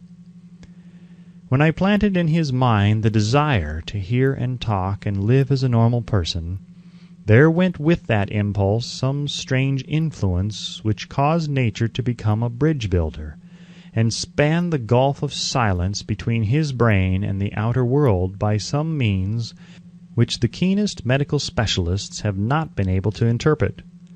It would be sacrilege for me to even conjecture as to how nature performed this miracle. It would be unforgivable if I neglected to tell the world as much as I know of the humble part I assumed in the strange experience. It is my duty and a privilege to say I believe, and not without reason, that nothing is impossible to the person who backs desire with enduring faith. Verily, a burning desire has devious ways of transmuting itself into its physical equivalent. Blair desired normal hearing. Now he has it. He was born with a handicap which might easily have sent one with a less defined desire to the street with a bundle of pencils and a tin cup. That handicap now promises to serve as the medium by which he will render useful service to many millions of hard of hearing, also to give him useful employment at adequate financial compensation the remainder of his life. The little white lies I planted in his mind when he was a child by leading him to believe his affliction would become a great asset, which he could capitalize, has justified itself. Verily, there is nothing right or wrong which belief plus burning desire cannot make real. These qualities are free to everyone. In all of my experience in dealing with men and women who had personal problems, I never handled a single case which more definitely demonstrates the power of desire. Authors sometimes make the mistake of writing of subjects of which they have but superficial or very elementary knowledge. It has been my good fortune to have had the privilege of testing the soundness of the power of desire through the affliction of my own son. Perhaps it was providential that the experience came as it did, for surely no one is better prepared than he to serve as an example of what happens when desire is put to the test. If Mother Nature bends to the will of desire, is it logical that mere men can defeat a burning desire? Strange and imponderable is the power of the human mind. We do not understand the method by which it uses every circumstance, every individual, every physical thing within its reach as a means of transmuting desire into its physical counterpart. Perhaps science will uncover this secret. I planted in my son's mind the desire to hear and to speak as any normal person hears and speaks. That desire has now become a reality. I planted in his mind the desire to convert his greatest handicap into his greatest asset. That desire has been realized. The modus operandi by which this astounding result was achieved is not hard to describe. It consisted of three very definite facts. First, I mixed faith with the desire for normal hearing, which I passed on to my son. Second, I communicated my desire to him in every conceivable way available, through persistent, continuous effort over a period of years. Third, he believed me. As this chapter was being completed, news came of the death of Madame Schumann-Heink.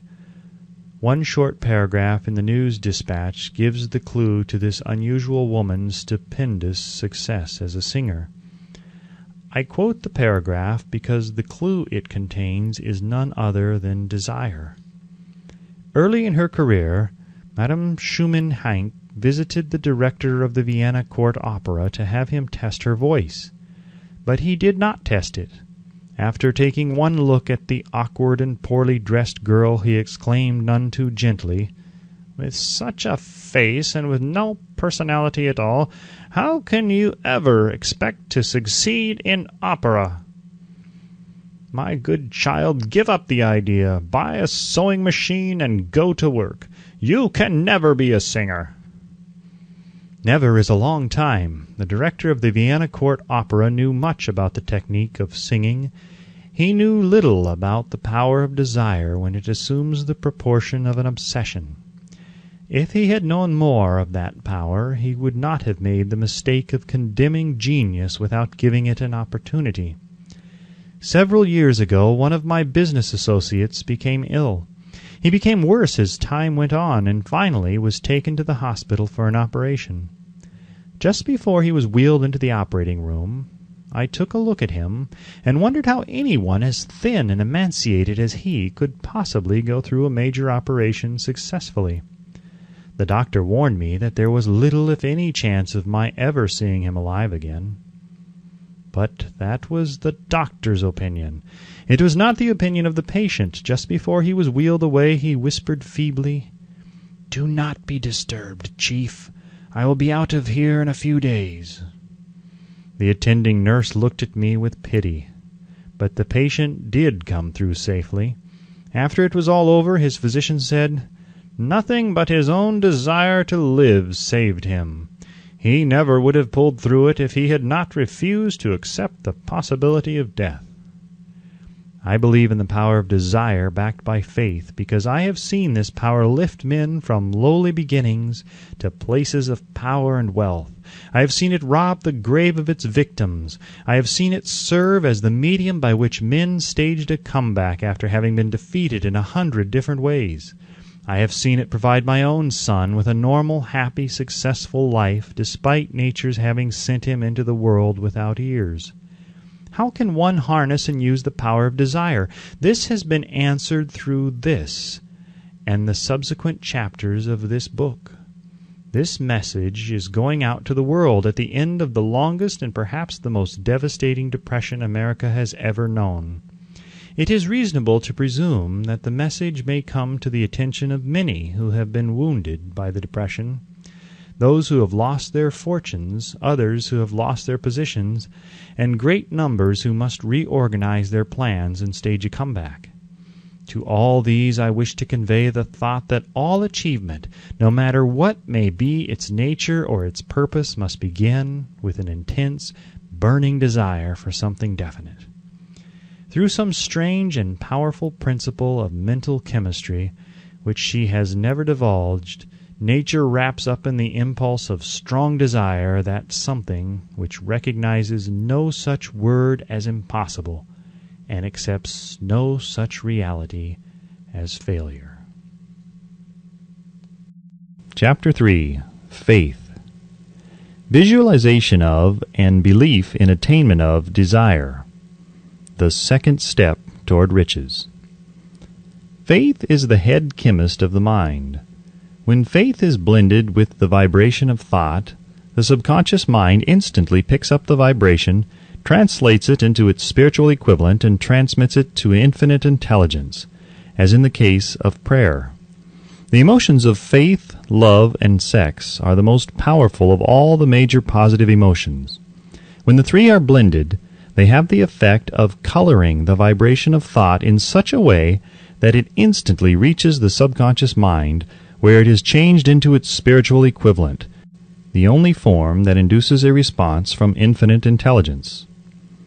Love and faith are psychic, related to the spiritual side of man. Sex is purely biological and related only to the physical.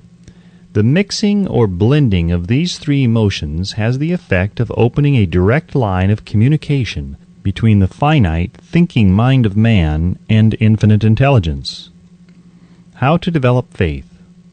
There comes now a statement which will give a better understanding of the importance the principle of autosuggestion assumes in the transmutation of desire into its physical or monetary equivalent, namely, faith is a state of mind which may be induced or created by affirmation or repeated instructions to the subconscious mind through the principle of autosuggestion. As an illustration, consider the purpose for which you are presumably reading this book. The object is, naturally, to acquire the ability to transmute the intangible thought of impulse of desire into its physical counterpart, money. By following the instructions laid down in the chapters on autosuggestion and the subconscious mind, as summarized in the chapter on autosuggestion, you may convince the subconscious mind that you believe you will receive that for which you ask, and it will act upon that belief, which your subconscious mind passes back to you in the form of faith, followed by definite plans for procuring that which you desire. The method by which one develops faith, where it does not already exist, is extremely difficult to describe, almost as difficult, in fact, as it would be to describe the color of red to a blind man who has never seen color, and has nothing with which to compare what you describe to him. Faith is a state of mind which you may develop at will after you have mastered the 13 principles, because it is a state of mind which develops voluntarily through the application and use of these principles. Repetition of affirmation of orders to your subconscious mind is the only known method of voluntary development of the emotion of faith. Perhaps the meaning may be made clearer through the following explanation as to the way men sometimes become criminals. Stated in the words of a famous criminologist, "When men first come into contact with crime, they abhor it. If they remain in contact with crime for a time, they become accustomed to it and endure it. If they remain in contact with it long enough, they finally embrace it and become influenced by it." This is the equivalent of saying that any impulse of thought which is repeatedly passed on to the subconscious mind is, finally, accepted and acted upon by the subconscious mind, which proceeds to translate that impulse into its physical equivalent by the most practical procedure available. In connection with this, consider again the statement, "All thoughts which have been emotionalized, given feeling, and mixed with faith begin immediately to translate themselves into their physical equivalent or counterpart." The emotions, or the feeling portion of thoughts, are the factors which give thoughts vitality, life, and action. The emotions of faith, love, and sex, when mixed with any thought impulse, give it greater action than any of these emotions can do singly. Not only thought impulses which have been mixed with faith, but those which have been mixed with any of the positive emotions or any of the negative emotions may reach and influence the subconscious mind. From this statement you will understand that the subconscious mind will translate into its physical equivalent a thought impulse of a negative or destructive nature just as readily as it will act upon the thought impulses of a positive or constructive nature. This accounts for the strange phenomenon which so many millions of people experience, referred to as misfortune or bad luck. There are millions of people who believe themselves doomed to poverty and failure because of some strange force over which they believe they have no control. They are the creators of their own misfortunes because of this negative belief, which is picked up by the subconscious mind and translated into its physical equivalent. This is an appropriate place at which to suggest again that you may benefit by passing on to your subconscious mind any desire which you wish translated into its physical or monetary equivalent in a state of expectancy or belief that the transmutation will actually take place. Your belief, or faith, is the element which determines the action of your subconscious mind. There is nothing to hinder you from deceiving your subconscious mind when giving it instructions through autosuggestion, as I deceived my son's subconscious mind. To make this deceit more realistic, conduct yourself just as you would if you were already in possession of the material thing which you are demanding, when you call upon your subconscious mind. The subconscious mind will transmute into its physical equivalent by the most direct and practical media available any order which is given to it in a state of belief or faith that the order will be carried out. Surely, enough has been stated to give a starting point from which one may, through experiment and practice, acquire the ability to mix faith with any order given to the subconscious mind. Perfection will come through practice. It cannot come by merely reading instructions. If it be true that one may become a criminal by association with crime, and this is a known fact, it is equally true that one may develop faith by voluntarily suggesting to the subconscious mind that one has faith. The mind comes, finally, to take on the nature of the influences which dominate it. Understand this truth, and you will know why it is essential for you to encourage the positive emotions as dominating forces of your mind, and discourage and eliminate negative emotions. A mind dominated by positive emotions becomes a favorable abode for the state of mind known as faith. A mind so dominated may, at will, give the subconscious mind instructions which it will accept and act upon immediately. Faith is a state of mind which may be induced by autosuggestion. All down the ages, the religionists have admonished struggling humanity to have faith in this, that, and the other dogma or creed, but they have failed to tell people how to have faith. They have not stated that faith is a state of mind and that it may be induced by self-suggestion. In language which any normal human being can understand, we will describe all that is known about the principle through which faith may be developed, where it does not already exist. Have faith in yourself, faith in the infinite. Before we begin, you should be reminded again that faith is the eternal elixir which gives life, power, and action to the impulse of thought. The foregoing sentence is worth reading a second time, and a third, and a fourth. It is worth reading aloud. Faith is the starting point of all accumulation of riches. Faith is the basis of all miracles and all mysteries which cannot be analyzed by the rules of science. Faith is the only known antidote for failure. Faith is the element, the chemical, which, when mixed with prayer, gives one direct communication with infinite intelligence. Faith is the element which transforms the ordinary vibration of thought, created by the finite mind of man, into the spiritual equivalent. Faith is the only agency through which the cosmic force of infinite intelligence can be harnessed and used by man. Every one of the foregoing statements is capable of proof. The proof is simple and easily demonstrated. It is wrapped up in the principle of autosuggestion. Let us center our attention, therefore, upon the subject of self-suggestion and find out what it is and what it is capable of achieving. It is a well-known fact that one comes finally to believe whatever one repeats to oneself, whether the statement be true or false. If a man repeats a lie over and over, he will eventually accept the lie as truth. Moreover, he will believe it to be the truth.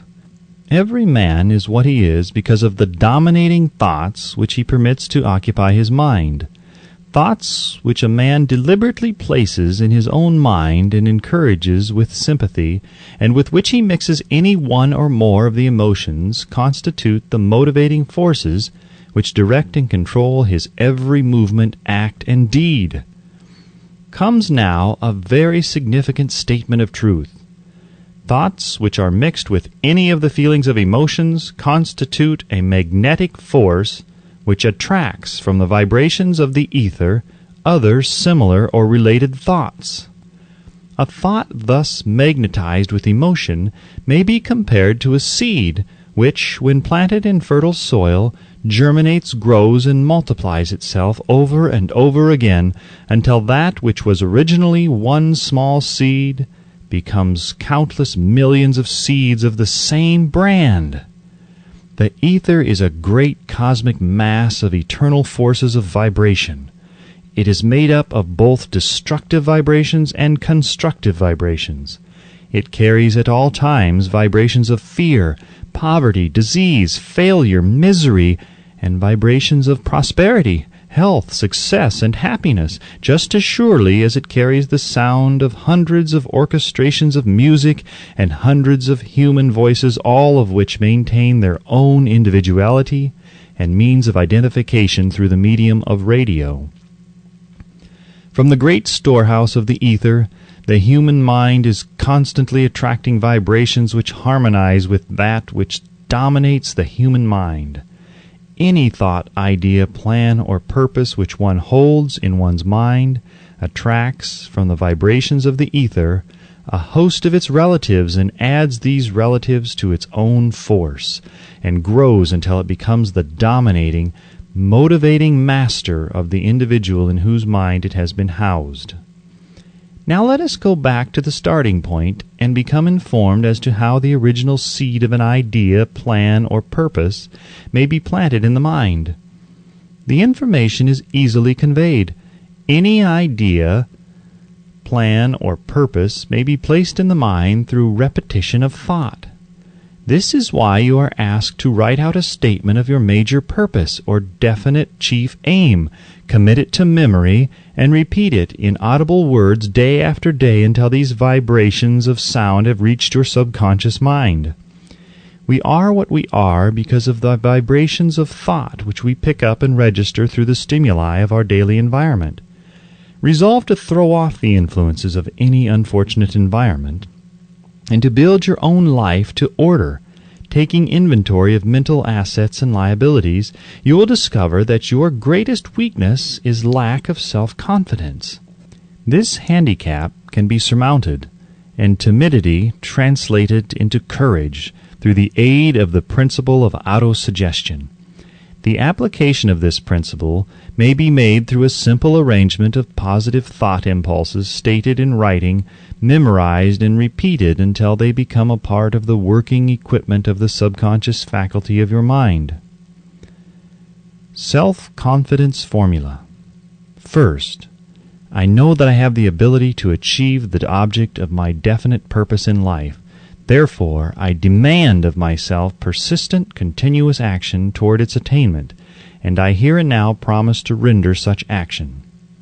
Second, I realize the dominating thoughts of my mind will eventually reproduce themselves in outward physical action and gradually transform themselves into physical reality. Therefore, I will concentrate my thoughts for 30 minutes daily upon the task of thinking of the person I intend to become, thereby creating in my mind a clear mental picture of that person.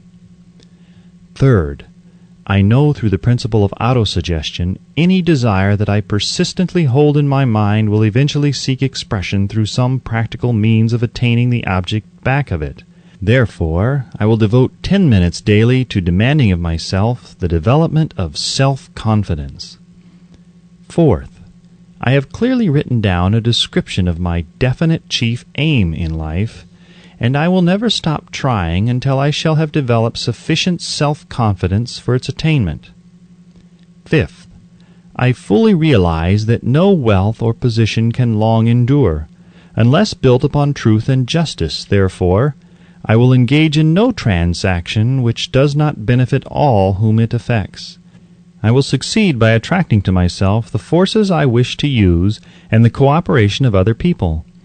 I will induce others to serve me because of my willingness to serve others.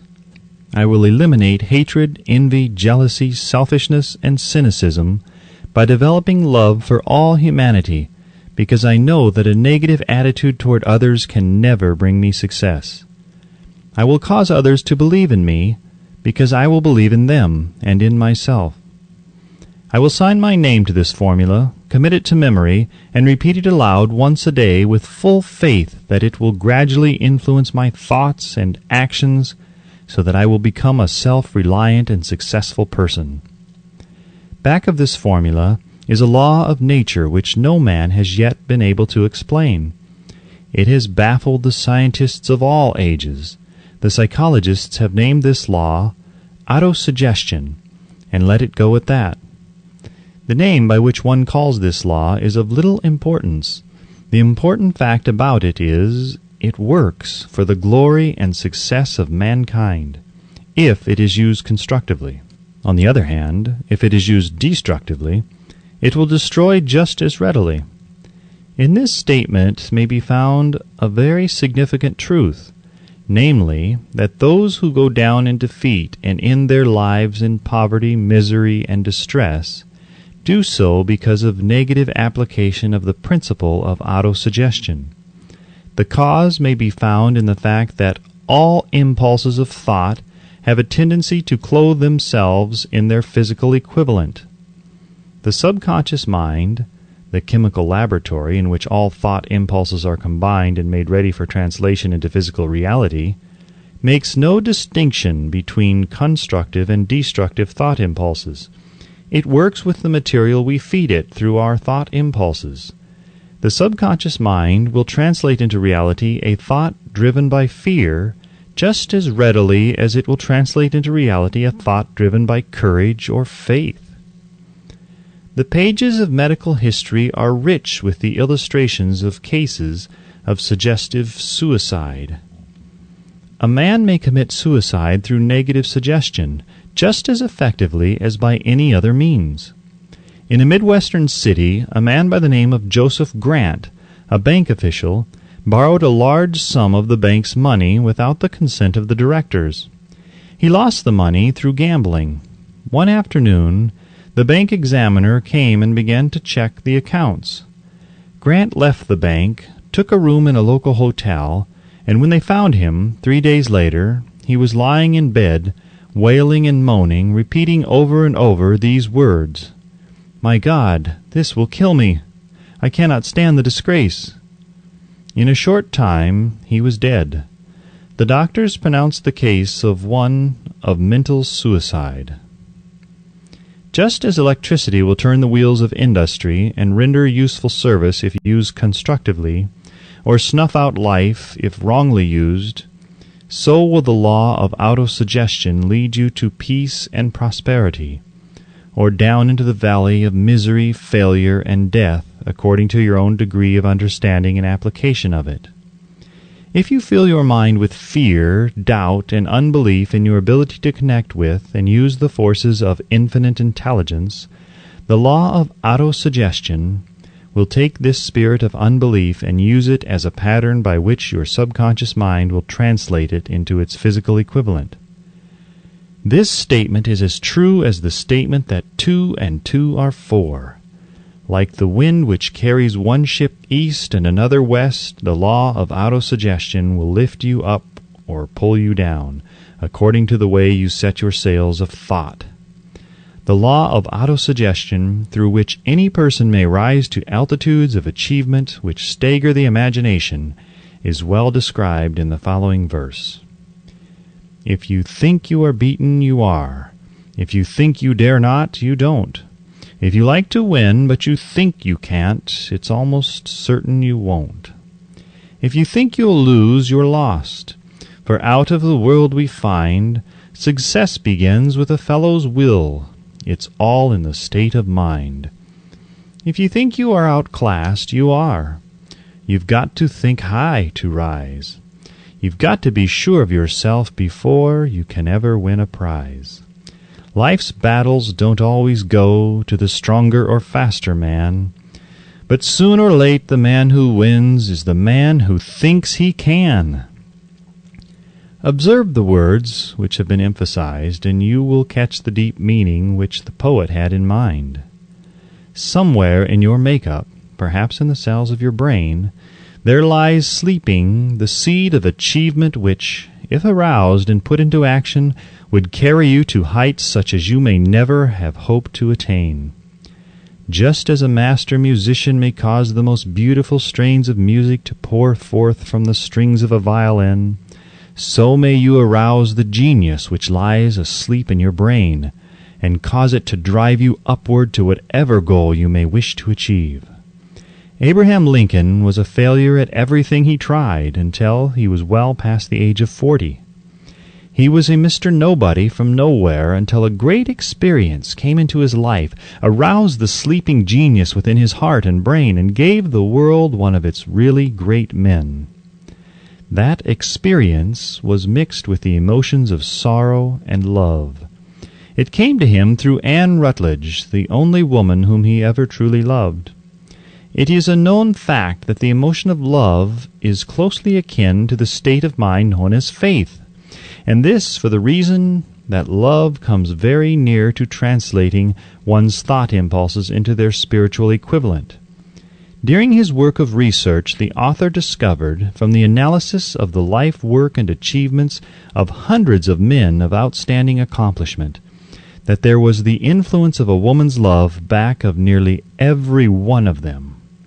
The emotion of love in the human heart and brain creates a favorable field of magnetic attraction, which causes an influx of the higher and finer vibrations which are afloat in the ether. If you wish evidence of the power of faith, study the achievements of men and women who have employed it. At the head of the list comes the Nazarene. Christianity is the greatest single force which influences the minds of men. The basis of Christianity is faith. No matter how many people have perverted or misinterpreted the meaning of this great force, and no matter how many dogmas and creeds have been created in its name which do not reflect its tenets, the sum and substance of the teachings and the achievements of Christ, which may have been interpreted as miracles, were nothing more or less than faith. If there are any such phenomena as miracles, they are produced only through the state of mind known as faith. Some teachers of religion and many who call themselves Christians neither understand nor practice faith. Let us consider the power of faith as it is now being demonstrated by a man who is well known to all civilization, Mahatma Gandhi of India. In this man, the world has one of the most astounding examples known to civilization of the possibilities of faith. Gandhi wields more potential power than any man living at this time, and this, despite the fact that he has none of the orthodox tools of power, such as money, battleships, soldiers, and materials of warfare. Gandhi has no money, he has no home, he does not own a suit of clothes, but he does have power. How does he come by that power? He created it out of his understanding of the principle of faith, and through his ability to transplant that faith into the minds of 200 million people. Gandhi has accomplished through the influence of faith that which the strongest military power on earth could not, and never will accomplish through soldiers and military equipment. He has accomplished the astounding feat of influencing 200 million minds to coalesce and move in unison as a single mind. What other force on earth except faith could do as much? There will come a day when employees as well as employers will discover the possibilities of faith. That day is dawning. The whole world has had ample opportunity during the recent business depression to witness what the lack of faith will do to business. Surely civilization has produced a sufficient number of intelligent human beings to make use of this great lesson which the depression has taught the world. During this depression, the world had evidence in abundance that widespread fear will paralyze the wheels of industry and business. Out of this experience will arise leaders in business and industry who will profit by the example which Gandhi has set for the world, and they will apply to business the same tactics which he has used in the building of the greatest following known in the history of the world. These leaders will come from the rank and file of the unknown men who now labor in the steel plants, the coal mines, the automobile factories, and in the small towns and cities of America. Business is due for a reform. Make no mistake about this. The methods of the past, based upon economic combinations of force and fear, will be supplanted by the better principles of faith and cooperation. Men who labor will receive more than daily wages. They will receive dividends from the business, the same as those who supply the capital for business, but first they must give more to their employers and stop this bickering and bargaining by the force at the expense of the public. They must earn the right to dividends. Moreover, and this is the most important thing of all, they will be led by leaders who will understand and apply the principles employed by Mahatma Gandhi. Only in this way may leaders get from their followers the spirit of full cooperation which constitutes power and in the highest and most enduring form. This stupendous machine age in which we live and from which we are just emerging has taken the soul out of men. Its leaders have driven men as though they were pieces of cold machinery. They were forced to do so by the employees who have bargained, at the expense of all concerned, to get and not to give. The watchword of the future will be human happiness and contentment, and when this state of mind shall have been attained, the production will take care of itself more effectively than anything that has ever been accomplished where men did not and could not mix faith and individual interest with their labor. Because of the need for faith and cooperation in operating business and industry, it will be both interesting and profitable to analyze an event which provides an excellent understanding of the method by which industrialists and businessmen accumulate great fortunes by giving before they try to get. The event chosen for this illustration dates back to 1900, when the United States Steel Corporation was being formed. As you read the story, keep in mind these fundamental facts, and you will understand how ideas have been converted into huge fortunes. First, the huge United States Steel Corporation was born in the mind of Charles M. Schwab in the form of an idea he created through his imagination. Second, he mixed faith with his idea. Third, he formulated a plan for the transformation of his idea into physical and financial reality. Fourth, he put his plan into action with his famous speech at the University Club. Fifth, he applied and followed through on his plan with persistence and backed it with a firm decision until it had been fully carried out. Sixth, he prepared the way for success by a burning desire for success. If you are one of those who have often wondered how great fortunes are accumulated, this story of the creation of the United States Steel Corporation will be enlightening. If you have any doubt that men can think and grow rich, this story should dispel that doubt, because you can plainly see in the story of the United States Steel the application of a major portion of the 13 principles described in this book. This astounding description of the power of an idea was dramatically told by John Lowell in the New York World Telegram, with whose courtesy it is here reprinted. A pretty after-dinner speech for $1 billion. When, on the evening of December 12, 1900, some 80 of the nation's financial nobility gathered in the banquet hall of the University Club on Fifth Avenue to do honor to a young man from out of the West, not half a dozen of the guests realized they were to witness the most significant episode in American industrial history. J. Edward Simmons and Charles Stuart Smith, their hearts full of gratitude for the lavish hospitality bestowed upon them by Charles M. Schwab during a recent visit to Pittsburgh, had arranged the dinner to introduce the 38-year-old steel man to Eastern banking society. But they didn't expect him to stampede the convention. They warned him, in fact, that the bosoms within New York's stuffed shirts would not be responsive to oratory, and that, if he didn't want to bore the Stilhans and Harrimans and Vanderbilts, he had better limit himself to 15 or 20 minutes of polite vaporings and let it go at that. Even John Pierpont Morgan, sitting on the right hand of Schwab, as became his imperial dignity, intended to grace the banquet table with his presence only briefly. And so far as the press and public were concerned, the whole affair was of so little moment that no mention of it found its way into print the next day. So the two hosts and their distinguished guests ate their way through the usual 7 or 8 courses. There was little conversation, and what there was of it was restrained. Few of the bankers and brokers had met Schwab, whose career had flowered along the banks of the Monongahela, and none knew him well. But before the evening was over, they, and with them Money Master Morgan, were to be swept off their feet, and $1 billion baby, the United States Steel Corporation, was to be conceived. It is perhaps unfortunate, for the sake of history, that no record of Charles Schwab's speech at the dinner ever was made.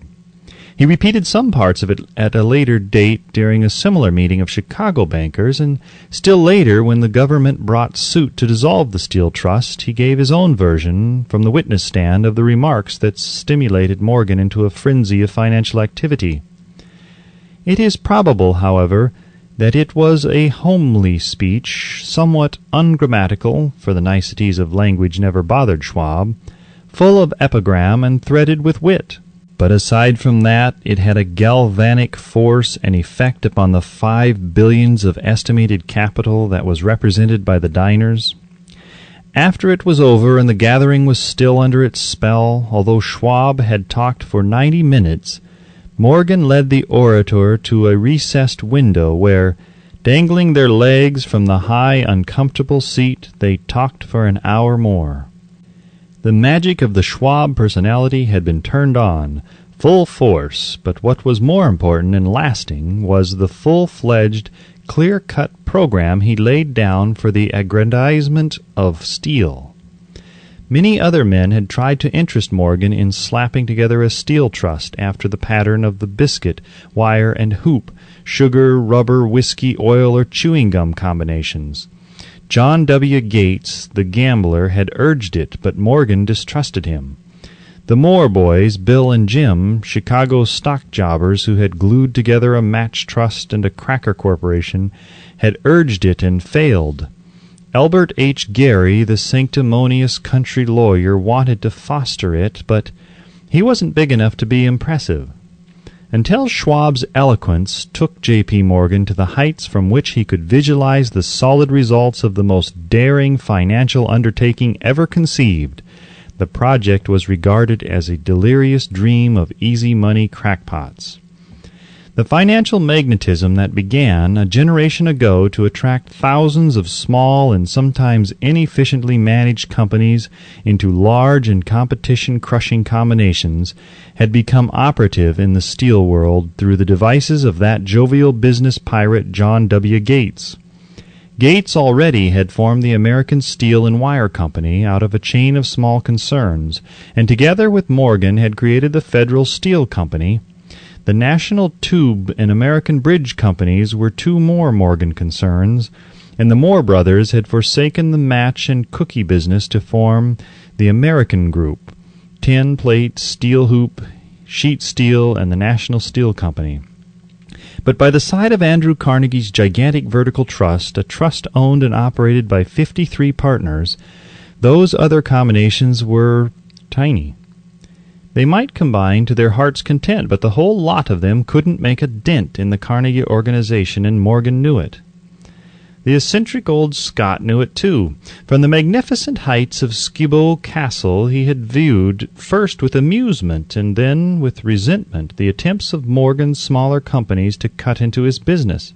When the attempts became too bold, Carnegie's temper was translated into anger and retaliation. He decided to duplicate every mill owned by his rivals. Hitherto he hadn't been interested in wire, pipes, hoops, or sheet. Instead, he was content to sell such companies the raw steel and let them work it into whatever shape they wanted. Now, with Schwab as his chief and able lieutenant, he planned to drive his enemies to the wall. So it was that in the speech of Charles M. Schwab, Morgan saw the answer to his problem of combination. A trust without Carnegie, giant of them all, would be no trust at all. A plum pudding, as one writer said, without the plums. Schwab's speech on the night of December 12, 1900, undoubtedly carried the inference, though not the pledge, that the vast Carnegie enterprise could be brought under the Morgan tent. He talked of the world future for steel, of reorganization for efficiency, of specialization, of the scrapping of unsuccessful mills and concentration of effort on the flourishing properties of the economies in the ore traffic, of economies in overhead and administrative departments, of capturing foreign markets. More than that, he told the buccaneers among them wherein lay the heirs of their customary piracy. Their purposes, he inferred, had been to create monopolies, raise prices, and pay themselves fat dividends out of privilege. Schwab condemned the system in his heartiest manner. The short-sightedness of such a policy, he told his hearers, lay in the fact that it restricted the market in an era when everything cried for expansion. By cheapening the cost of steel, he argued, an ever-expanding market would be created, more uses for steel would be devised, and a goodly portion of the world trade could be captured. Actually, though he did not know it, Schwab was an apostle of modern mass production. So the dinner at the University Club came to an end. Morgan went home to think about Schwab's rosy predictions. Schwab went back to Pittsburgh to run the steel business for wee Andra Carnegie, while Gary and the rest went back to their stock tickers to fiddle around in anticipation of the next move. It was not long coming. It took Morgan about 1 week to digest the feast of reason Schwab had placed before him. When he had assured himself that no financial indigestion was to result, he sent for Schwab and found that young man rather coy. Mr. Carnegie, Schwab indicated, might not like it if he found his trusted company president had been flirting with the Emperor of Wall Street, the street upon which Carnegie was resolved never to tread.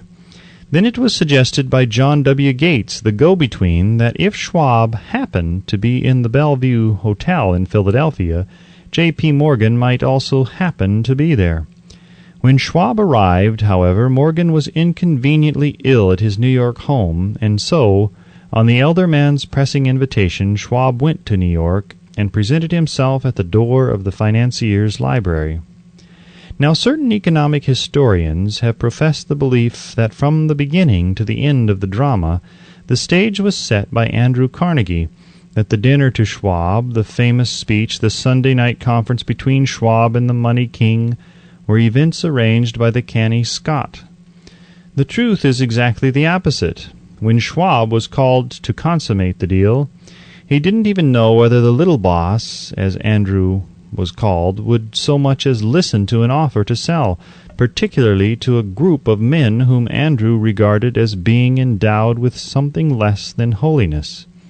But Schwab did take into the conference with him, in his own handwriting, 6 sheets of copper plate figures, representing to his mind the physical worth and the potential earning capacity of every steel company he regarded as an essential star in the new metal firmament.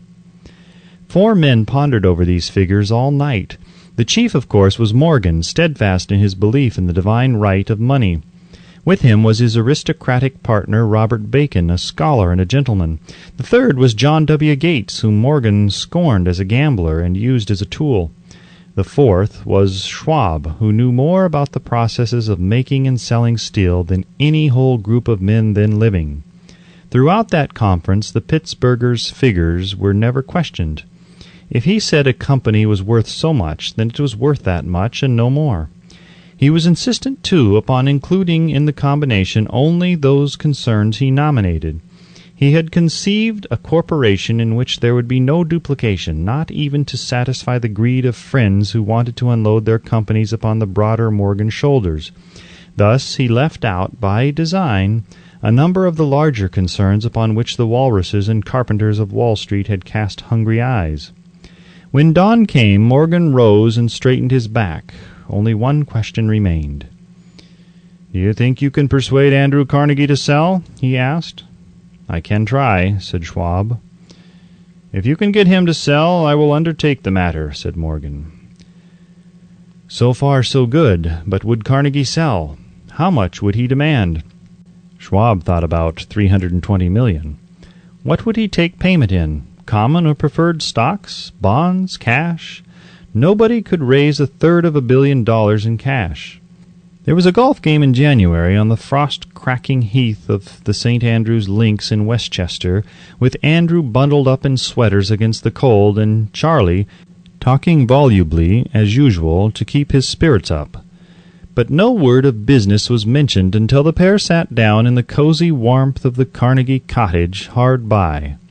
Then, with the same persuasiveness that had hypnotized 80 millionaires at the University Club, Schwab poured out the glittering promises of retirement and comfort, of untold millions to satisfy the old man's social caprices.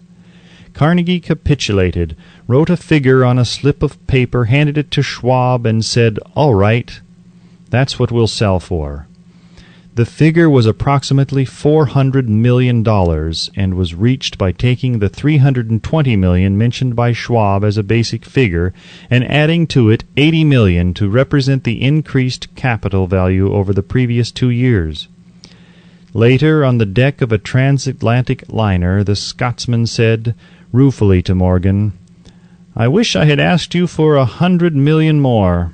"If you had asked for it, you would have gotten it," Morgan told him cheerfully. There was an uproar, of course. A British correspondent cabled that the foreign steel world was appalled by the gigantic combination.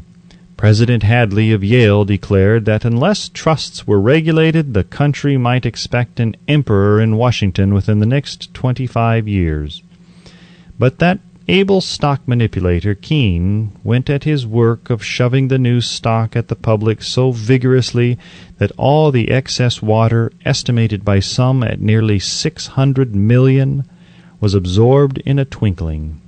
So Carnegie had his millions, and the Morgan Syndicate had 62 million for all its trouble, and all the boys from Gates to Gary had their millions. The 38-year-old Schwab had his reward. He was made president of the new corporation and remained in control until 1930. The dramatic story of big business which you have just finished was included in this book because it is a perfect illustration of the method by which desire can be transmuted into its physical equivalent. I imagine some readers will question the statement that a mere intangible desire can be converted into its physical equivalent. Doubtless, some will say, you cannot convert nothing into something. The answer is in the story of the United States Steel. That giant organization was created in the mind of one man. The plan by which the organization was provided with the steel mills that gave it financial stability was created in the mind of the same man. His faith, his desire, his imagination, his persistence were the real ingredients that went into the United States Steel. The steel mills and mechanical equipment acquired by the corporation after it had been brought into legal existence were incidental, but careful analysis will disclose the fact that the appraised value of the properties acquired by the corporation increased in value by an estimated $600 million by the mere transaction which consolidated them under one management. In other words, Charles M. Schwab's idea, plus the faith with which he conveyed it to the minds of J.P. Morgan and the others, was marketed for a profit of approximately $600 million, not an insignificant sum for a single idea. What happened to some of the men who took their share of the millions of dollars of profit made by this transaction is a matter with which we are not now concerned. The important feature of the astounding achievement is that it serves as unquestionable evidence of the soundness of the philosophy described in this book, because this philosophy was the warp and the woof of the entire transaction. Moreover, the practicability of the philosophy has been established by the fact that the United States Steel Corporation prospered and became one of the richest and most powerful corporations in America, employing thousands of people, developing new uses for steel, and opening new markets, thus proving that the $600 million in profit which the Schwab idea produced was earned. Riches begin in the form of thought. The amount is limited only by the person whose mind the thought is put into motion. Faith removes limitations. Remember this when you are ready to bargain with life for whatever it is that you ask as your price for having passed this way. Remember also that the man who created the United States Steel Corporation was practically unknown at the time. He was merely Andrew Carnegie's Man Friday, until he gave birth to his famous idea. After that, he quickly rose to a position of power, fame, and riches. There are no limitations to the mind except those we acknowledge. Both poverty and riches are the offspring of thought. Chapter 4. Autosuggestion. The medium for influencing the subconscious mind. The third step toward riches. Autosuggestion is a term which applies to all suggestions and all self-administered stimuli which reach one's mind through the five senses. Stated in another way, autosuggestion is self-suggestion. It is the agency of communication between that part of the mind where conscious thought takes place and that which serves as the seat of action for the subconscious mind. Through the dominating thoughts which one permits to remain in the conscious mind, whether these thoughts be negative or positive is immaterial, the principle of autosuggestion voluntarily reaches the subconscious mind and influences it with these thoughts. No thought, whether it be negative or positive, can enter the subconscious mind without the aid of the principle of autosuggestion, with the exception of thoughts picked up from the ether. Stated differently, all sense impressions which are perceived through the five senses are stopped by the conscious thinking mind and may be either passed on to the subconscious mind or rejected at will. The conscious faculty serves, therefore, as an outer guard to the approach of the subconscious. Nature has so built man that he has absolute control over the material which reaches his subconscious mind through his five senses, although this is not meant to be construed as a statement that man always exercises this control. In the great majority of instances, he does not exercise it, which explains why so many people go through life in poverty. Recall what has been said about the subconscious mind resembling a fertile garden spot in which weeds will grow in abundance if the seeds of more desirable crops are not sown therein. Autosuggestion is the agency of control through which an individual may voluntarily feed his subconscious mind on thoughts of a creative nature or, by neglect, permit thoughts of a destructive nature to find their way into this rich garden of the mind. You were instructed in the last of the 6 steps described in the chapter on desire to read aloud twice daily the written statement of your desire for money and to see and feel yourself already in possession of the money. By following these instructions, you communicate the object of your desire directly to your subconscious mind in a spirit of absolute faith. Through repetition of this procedure, you voluntarily create thought habits which are favorable to your efforts to transmute desire into its monetary equivalent. Go back to these 6 steps described in Chapter 2 and read them again, very carefully, before you proceed further.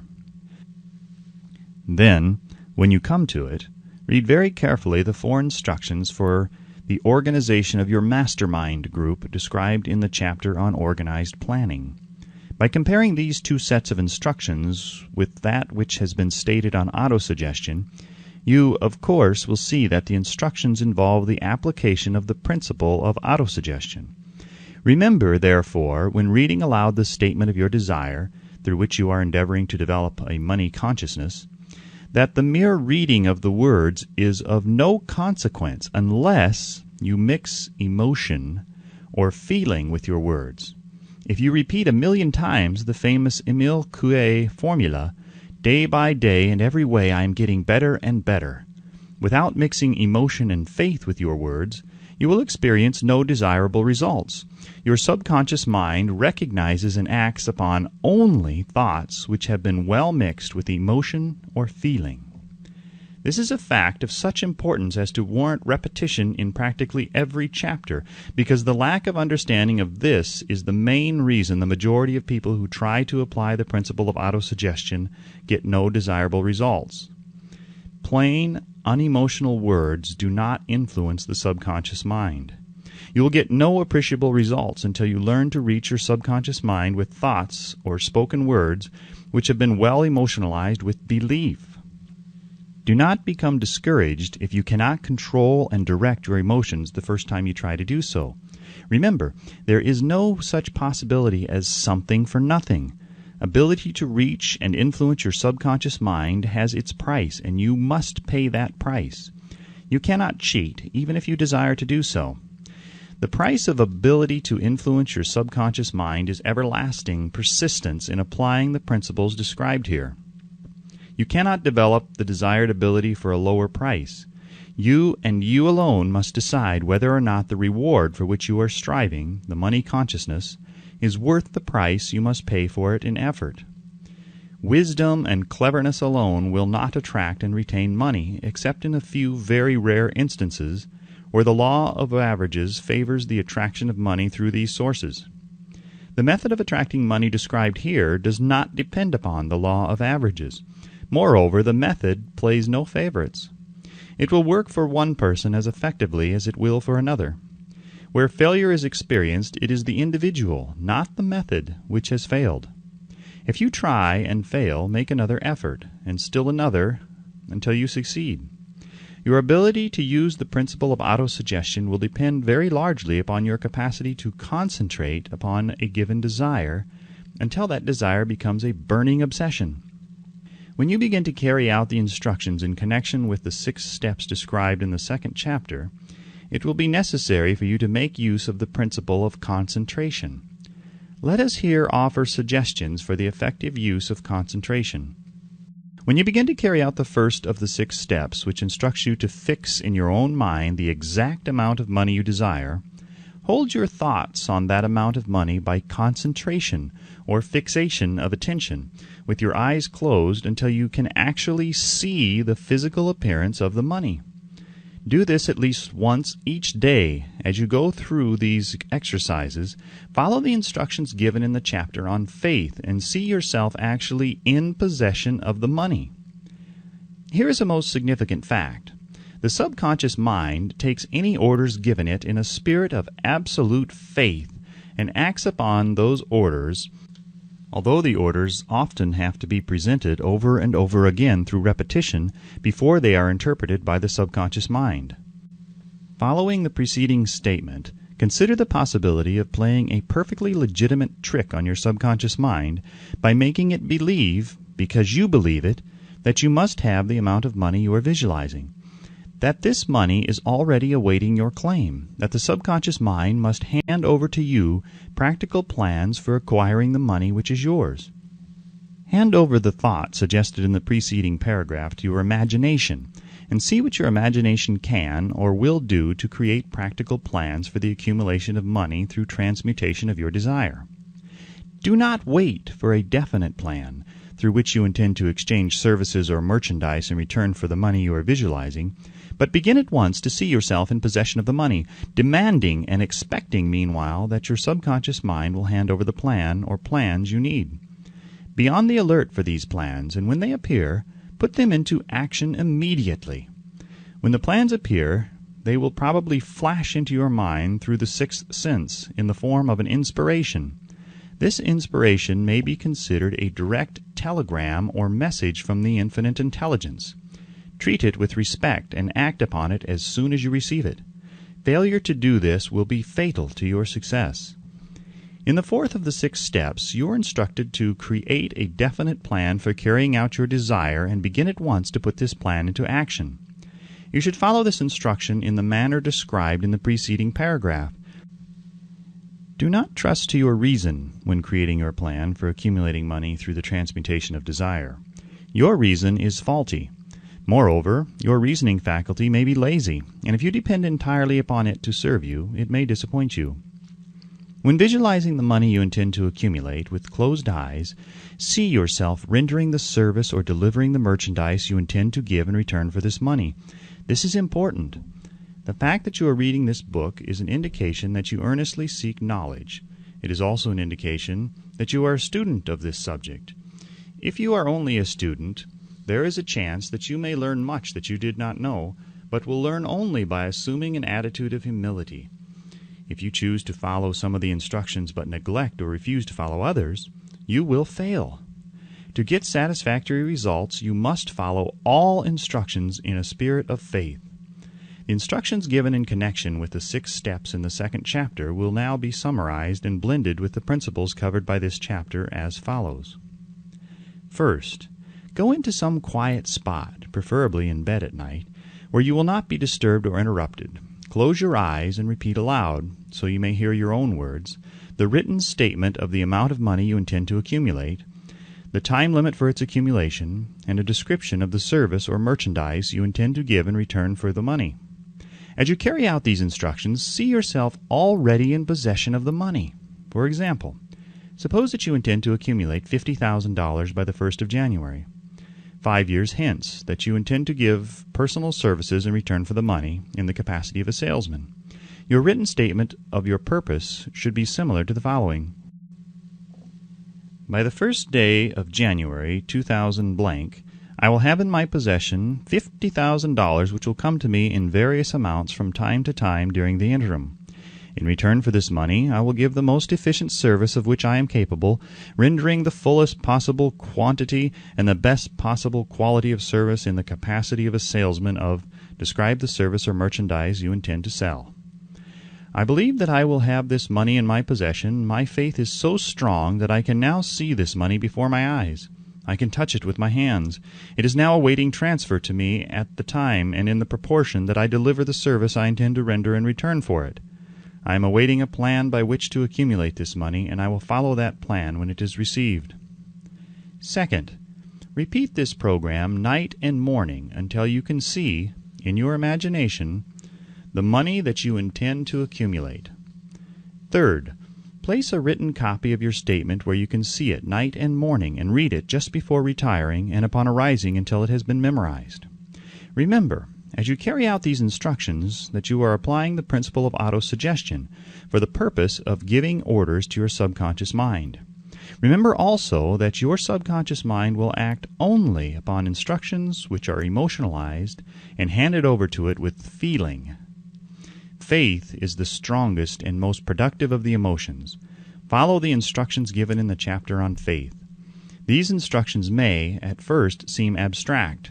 Do not let this disturb you. Follow the instructions, no matter how abstract or impractical they may at first appear to be.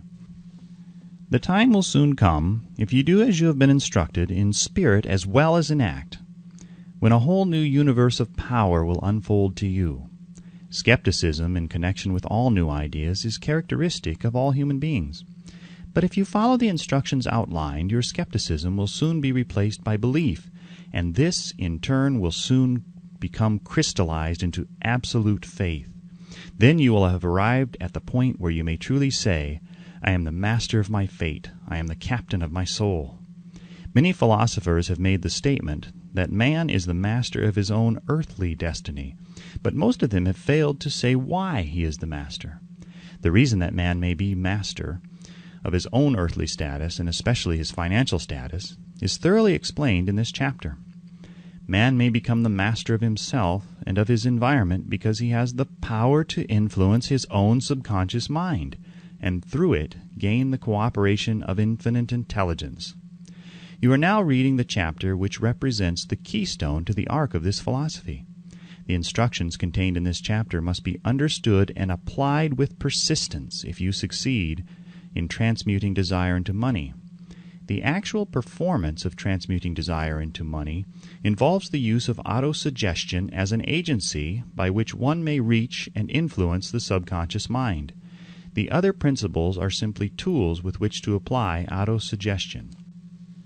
Keep this thought in mind, and you will at all times be conscious of the important part the principle of autosuggestion is to play in your efforts to accumulate money through the methods described in this book. Carry out these instructions as though you were a small child. Inject into your efforts something of the faith of a child. The author has been most careful to see that no impractical instructions were included because of his sincere desire to be helpful. After you have read the entire book, come back to this chapter and follow in spirit and in action this instruction. Read the entire chapter aloud once every night until you become thoroughly convinced that the principle of autosuggestion is sound, that it will accomplish for you all that has been claimed for it. As you read, underscore with a pencil every sentence which impresses you favorably. Follow the foregoing instruction to the letter, and it will open the way for a complete understanding and mastery of the principles of success. Chapter 5. Specialized Knowledge. Personal Experiences or Observations.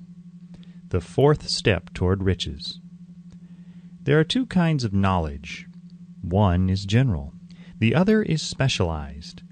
General knowledge, no matter how great in quantity or variety it may be, is of but little use in the accumulation of money.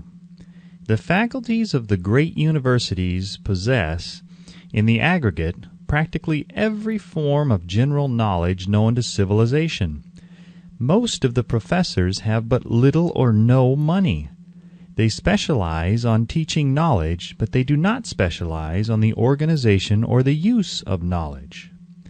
Knowledge will not attract money unless it is organized and intelligently directed through practical plans of action to the definite end of accumulation of money.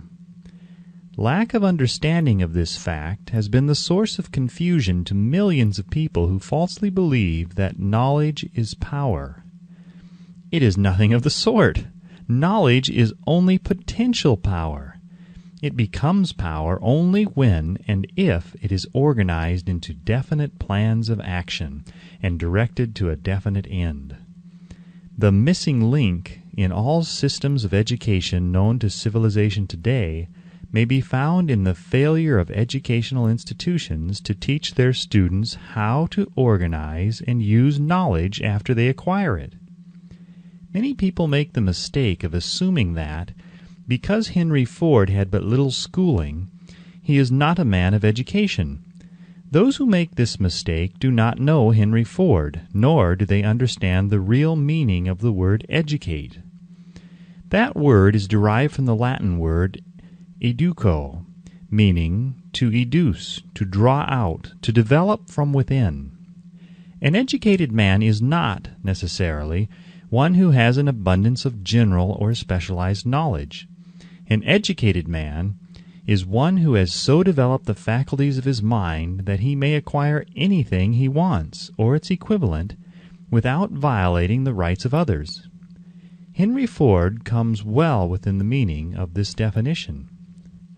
During the war, a Chicago newspaper published certain editorials in which, among other statements, Henry Ford was called an ignorant pacifist. Mr. Ford objected to the statements and brought suit against the paper for libeling him. When the suit was tried in the courts, the attorneys for the paper pleaded justification and placed Mr. Ford himself on the witness stand for the purpose of proving to the jury that he was ignorant. The lawyers asked Mr. Ford a great variety of questions, all of them intended to prove by his own evidence that while he might possess considerable specialized knowledge pertaining to the manufacture of automobiles, he was in the main ignorant. Mr. Ford was plied with such questions as the following. Who is Benedict Arnold, and how many soldiers did the British send over to America to put down the rebellion of 1776? In the answer to the last question, Mr. Ford replied, I do not know the exact number of soldiers the British sent over, but I have heard that it was a considerably larger number than ever went back. Finally, Mr. Ford became tired of this line of questioning, and in reply to a particularly offensive question, he leaned over, pointed his finger at the lawyer who had asked the question, and said, If I should really want to answer the foolish question you have just asked, or if any of the other questions you have been asking me, let me remind you that I have a row of electric push buttons on my desk, and by pushing the right button, I can summon to my aid men who can answer any question I desire to ask concerning the business to which I am devoting most of my efforts.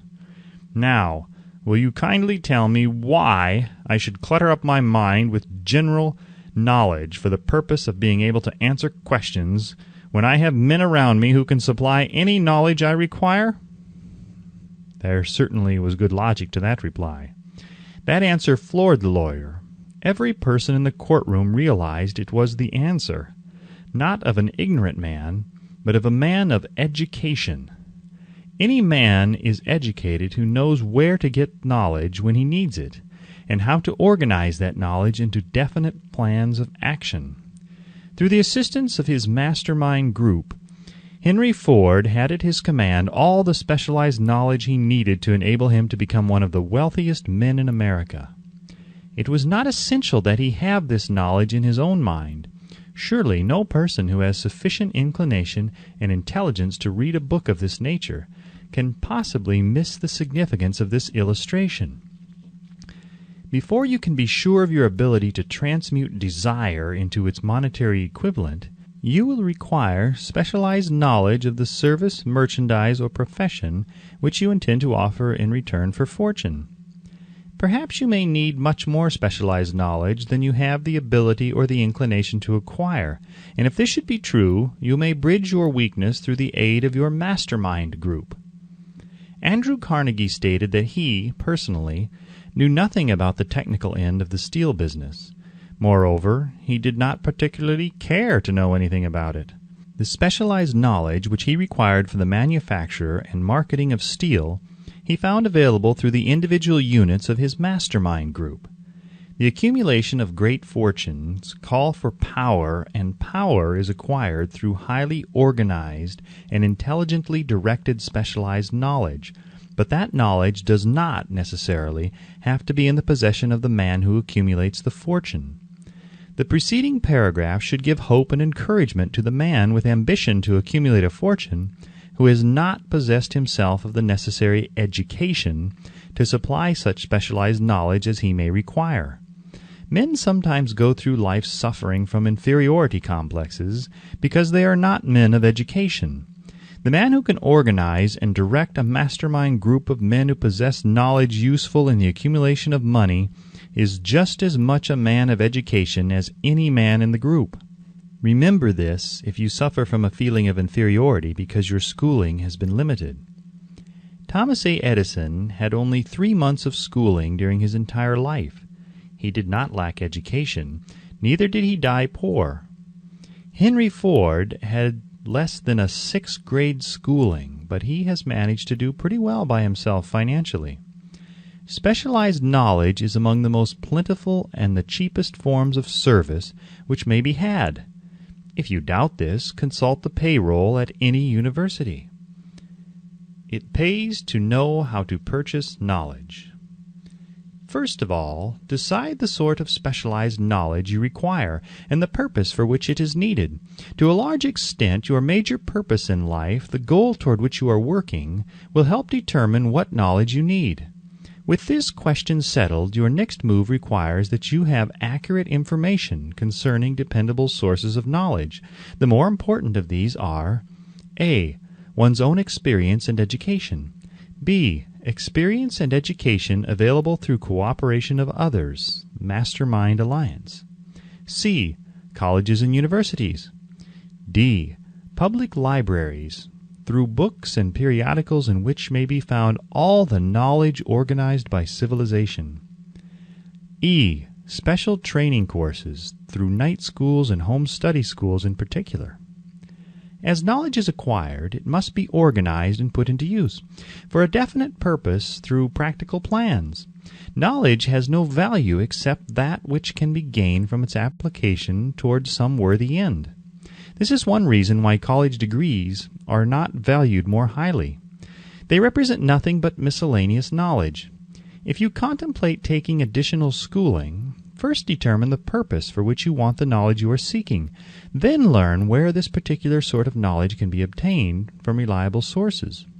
Successful men in all callings never stop acquiring specialized knowledge related to their major purpose, business, or profession. Those who are not successful usually make the mistake of believing that the knowledge acquiring period ends when one finishes school.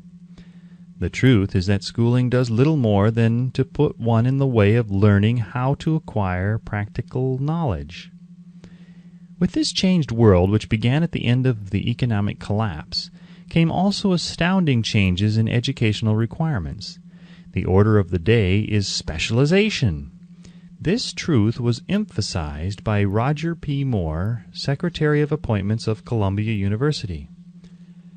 Specialists most sought.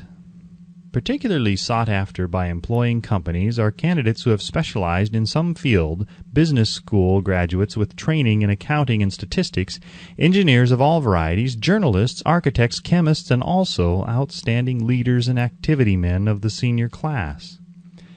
The man who has been active on the campus, whose personality is such that he gets along with all kinds of people and who has done an adequate job with his studies, has a most decided edge over the strictly academic student. Some of these, because of their all-around qualifications, have received several offers of positions, a few of them as many as 6. In departing from the conception that the straight-A student was invariably the one to get the choice of the better jobs, Mr. Moore said that most companies look not only to academic records but to activity reports and personalities of the students. One of the largest industrial companies, the leader in its field, in writing to Mr. Moore concerning prospective seniors at the college, said, "We are interested primarily in finding men who can make exceptional progress in management work. For this reason, we emphasize qualities of character, intelligence, and personality far more than specific educational background." Apprenticeship proposed.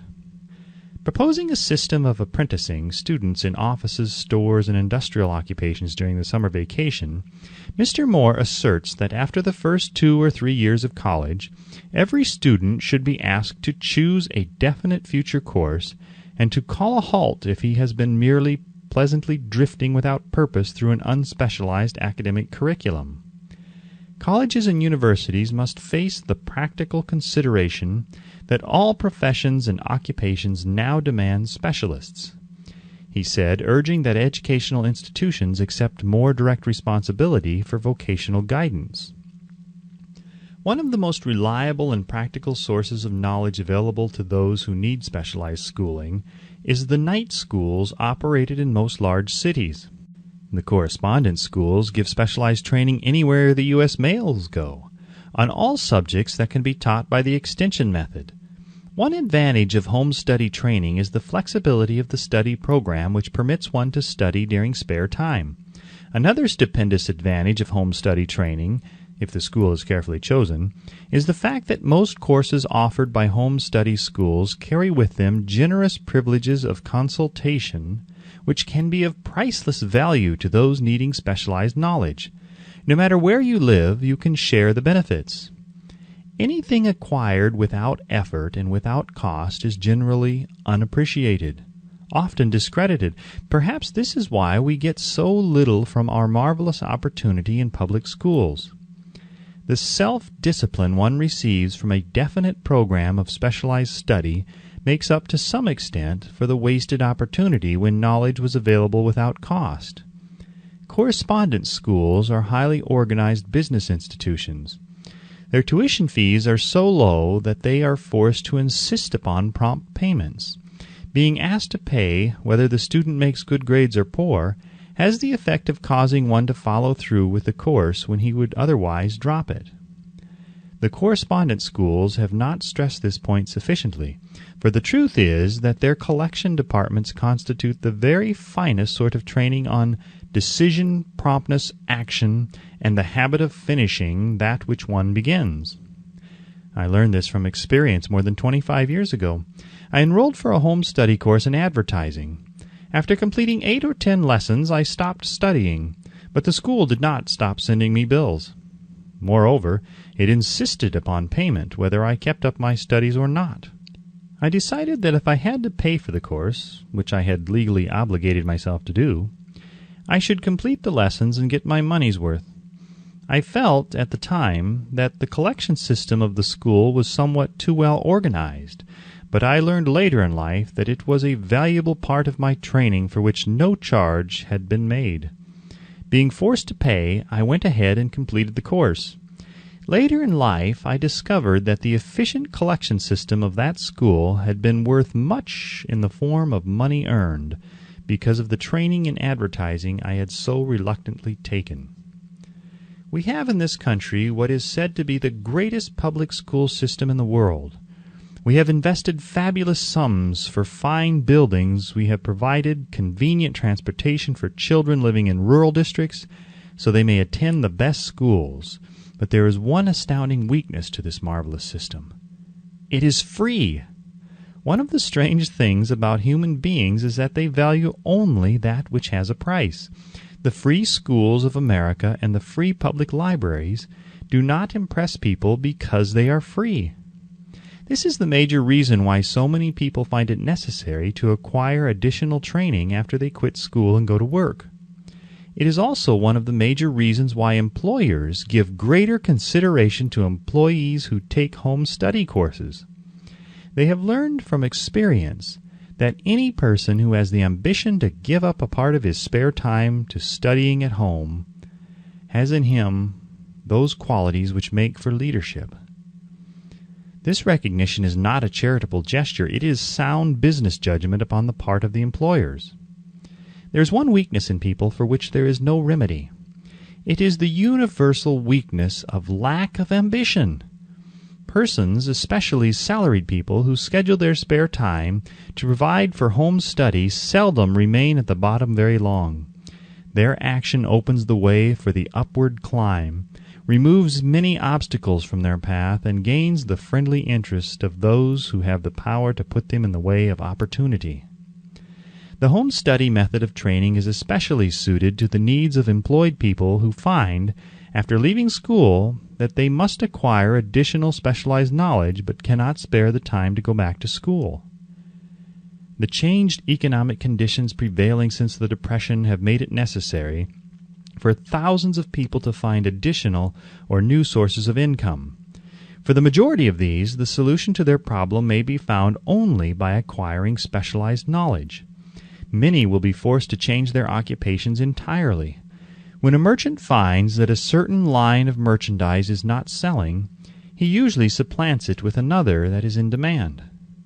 The person whose business is that of marketing personal services must also be an efficient merchant. If his services do not bring adequate returns in one occupation, he must change to another, where broader opportunities are available. Stuart Austin Weir prepared himself as a construction engineer and followed this line of work until the Depression limited his market to where it did not give him the income he required. He took inventory of himself, decided to change his profession to the law, went back to school, and took special courses by which he prepared himself as a corporation lawyer. Despite the fact that the Depression had not ended, he completed his training, passed the bar examination, and quickly built a lucrative law practice in Dallas, Texas. In fact, he is turning away clients.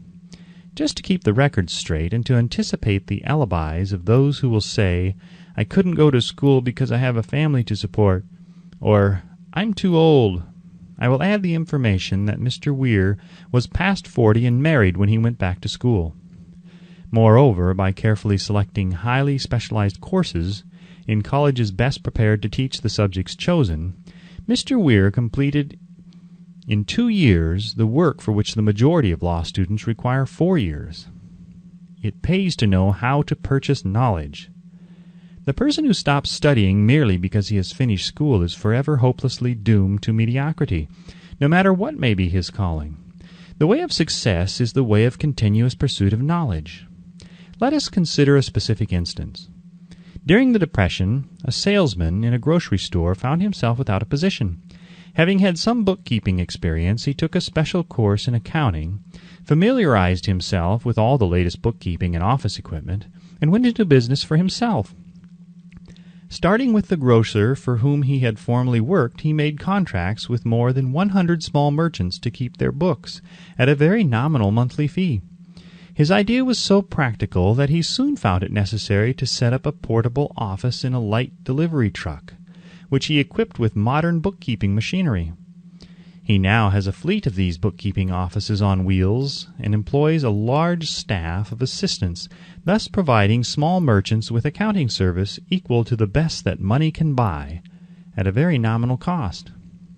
Specialized knowledge plus imagination were the ingredients that went into this unique and successful business. Last year, the owner of that business paid an income tax of almost 10 times as much as was paid by the merchant for whom he worked when the Depression forced upon him a temporary adversity which proved to be a blessing in disguise. The beginning of this successful business was an idea.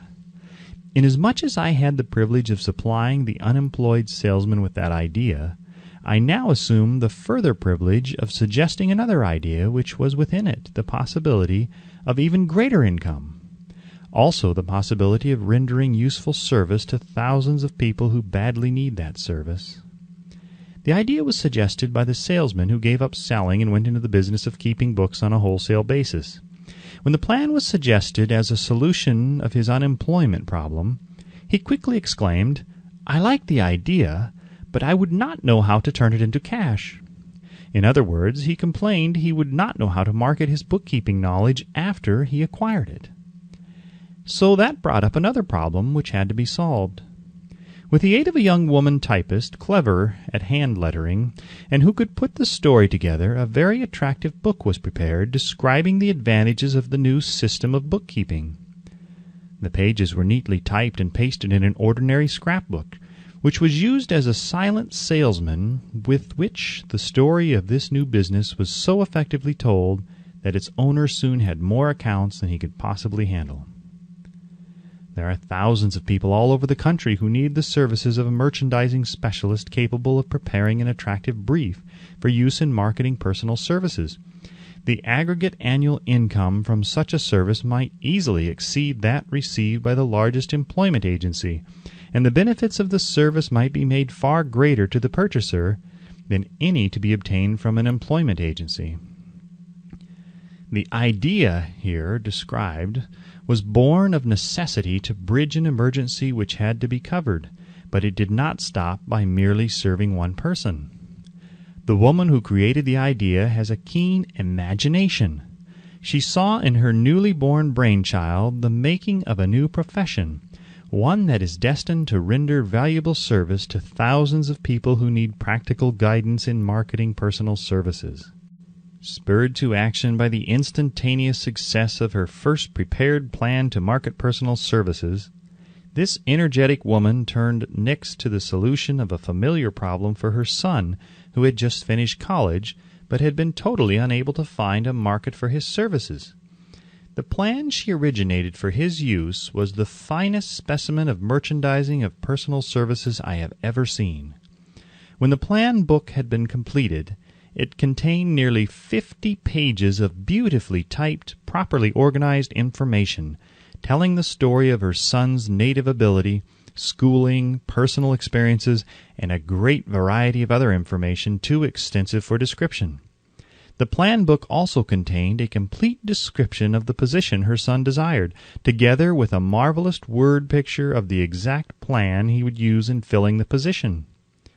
The preparation of the plan book required several weeks' labor, during which time its creator sent her son to the public library almost daily to procure data needed in selling his services to best advantage.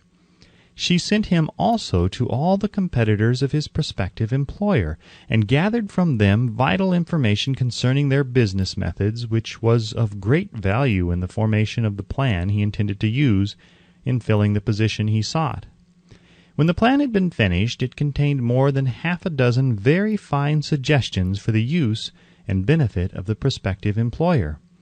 The suggestions were put into use by the company. One may be inclined to ask, why go to all this trouble to secure a job? The answer is straight to the point. Also, it is dramatic, because it deals with a subject which assumes the proportion of a tragedy with millions of men and women whose sole source of income is personal services. The answer is, doing a thing well never is trouble. The plan, prepared by this woman for the benefit of her son, helped him get the job for which he applied at the first interview at a salary fixed by himself. Moreover, and this too is important, the position did not require the young man to start at the bottom. He began as a junior executive at an executive's salary. Why go to all this trouble, do you ask? Well, for one thing, the planned presentation of this young man's application for a position clipped off no less than 10 years of time he would have required to get to where he began, had he started at the bottom and worked his way up. The idea of starting at the bottom and working one's way up may appear to be sound, but the major objection to it is this.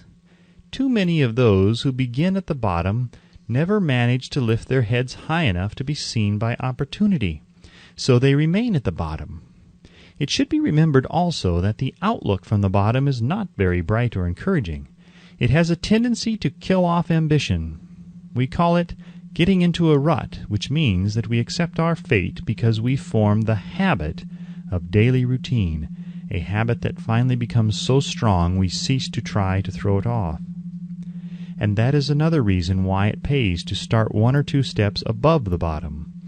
By so doing, one forms the habit of looking around, of observing how others get ahead, of seeing opportunity, and of embracing it without hesitation. Dan Halpin is a splendid example of what I mean. During his college days, he was manager of the famous 1930 National Championship Notre Dame football team when it was under the direction of the late Newt Rockne.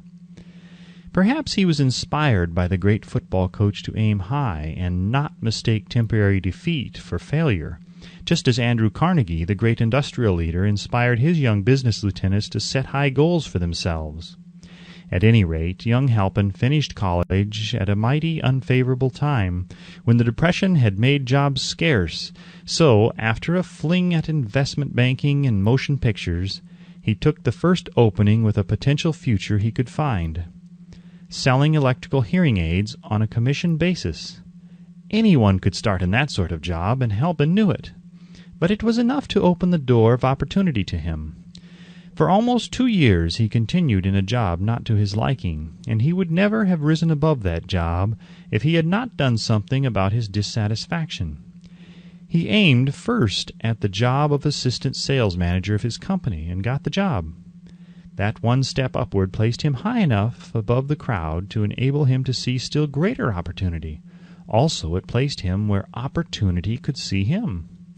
He made such a fine record selling hearing aids that A.M. Andrews, chairman of the board of the Dictograph Products Company, a business competitor of the company for which Halpin worked, wanted to know something about that man, Dan Halpin, who was taking big sales away from the long-established Dictograph Company. He sent for Halpin. When the interview was over, Halpin was the new sales manager in charge of the Acousticon division. Then, to test Halpin's mettle, Mr. Andrews went away to Florida for 3 months, leaving him to sink or swim in his new job. He did not sink. Newt Rockney's spirit of all the world loves a winner and has no time for a loser inspired him to put so much into his job that he was recently elected vice president of the company and general manager of the Acousticon and Silent Radio division, a job which most men would be proud to earn through 10 years of loyal effort. Halpin turned the trick in little more than 6 months. It is difficult to say whether Mr. Andrews or Mr. Halpin is more deserving of eulogy, for the reason that both showed evidence of having an abundance of that very rare quality known as imagination. Mr. Andrews deserves credit for seeing in young Halpin a go-getter of the highest order. Halpin deserves credit for refusing to compromise with life by accepting and keeping a job he did not want. And that is one of the major points I am trying to emphasize through this entire philosophy, that we rise to high positions or remain at the bottom because of conditions we can control if we desire to control them. I am also trying to emphasize another point, namely that both success and failure are largely the results of habit. I have not the slightest doubt that Dan Halpin's close association with the greatest football coach America ever knew planted in his mind the same brand of desire to excel which made the Notre Dame football team world famous. Truly, there is something to the idea that hero worship is helpful, provided one worships a winner. Halpin tells me that Rockney was one of the world's greatest leaders of men in all history. My belief in the theory that business associations are vital factors, both in failure and in success, was recently demonstrated when my son Blair was negotiating with Dan Halpin for a position. Mr. Halpin offered him a beginning salary of about 1/2 what he could have gotten from a rival company. I brought parental pressure to bear and induced him to accept the place with Mr. Halpin because I believe that close association with one who refuses to compromise with circumstances he does not like is an asset that can never be measured in terms of money. The bottom is a monotonous, dreary, unprofitable place for any person. That is why I have taken the time to describe how lowly beginnings may be circumvented by proper planning. Also, that is why so much space has been devoted to a description of this new profession, created by a woman who was inspired to do a fine job of planning because she wanted her son to have a favorable break. With the changed conditions ushered in by the world economic collapse came also the need for newer and better ways of marketing personal services. It is hard to determine why someone had not previously discovered this stupendous need, in view of the fact that more money changes hands in return for personal services than for any other purpose. The sum paid out monthly to people who work for wages and salaries is so huge that it runs into hundreds of millions and the annual distribution amounts to billions. Perhaps some will find in the idea here briefly described the nucleus of the riches they desire. Ideas with much less merit have been the seedlings from which great fortunes have grown. Woolworth's 5 and 10 cent store idea, for example, had far less merit, but it piled up a fortune for its creator. Those seeing opportunity lurking in this suggestion will find valuable aid in the chapter on organized planning. Incidentally, an efficient merchandiser of personal services would find a growing demand for his services wherever there are men and women who seek better markets for their services. By applying the mastermind principle, a few people with suitable talent could form an alliance and have a paying business very quickly. One would need to be a fair writer with a flair for advertising and selling, one handy at typing and hand lettering, and one should be a first-class business-getter who would let the world know about the service. If one person possessed all these abilities, he might carry on the business alone until it outgrew him. The woman who prepared the personal service sales plan for her son now receives requests from all parts of the country for her cooperation in preparing similar plans for others who desire to market their personal services for more money. She has a staff of expert typists, artists, and writers who have the ability to dramatize the case history so effectively that one's personal services can be marketed for much more money than the prevailing wages for similar services. She is so confident of her ability that she accepts as the major portion of her fee a percentage of the increased pay she helps her clients to earn. It must not be supposed that her plan merely consists of clever salesmanship, by which she helps men and women to demand and receive more money for the same services they formerly sold for less pay. She looks after the interests of the purchaser as well as the seller of personal services, and so prepares her plans that the employer receives full value for the additional money he pays. The method by which she accomplishes this astonishing result is a professional secret which she discloses to no one excepting her own clients. If you have the imagination and seek a more profitable outlet for your personal services, this suggestion may be the stimulus for which you have been searching. The idea is capable of yielding an income far greater than that of the average doctor, lawyer, or engineer whose education required several years in college. The idea is saleable to those seeking new positions, in practically all positions calling for managerial or executive ability, and those desiring rearrangement of incomes in their present positions. There is no fixed price for sound ideas. Back of all ideas is specialized knowledge.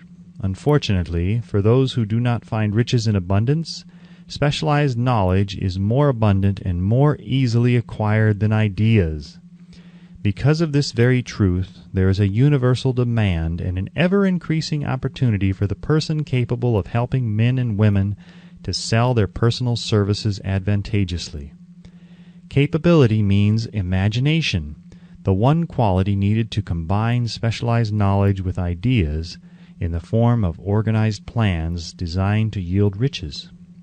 If you have imagination, this chapter may present you with an idea sufficient to serve as the beginning of the riches you desire.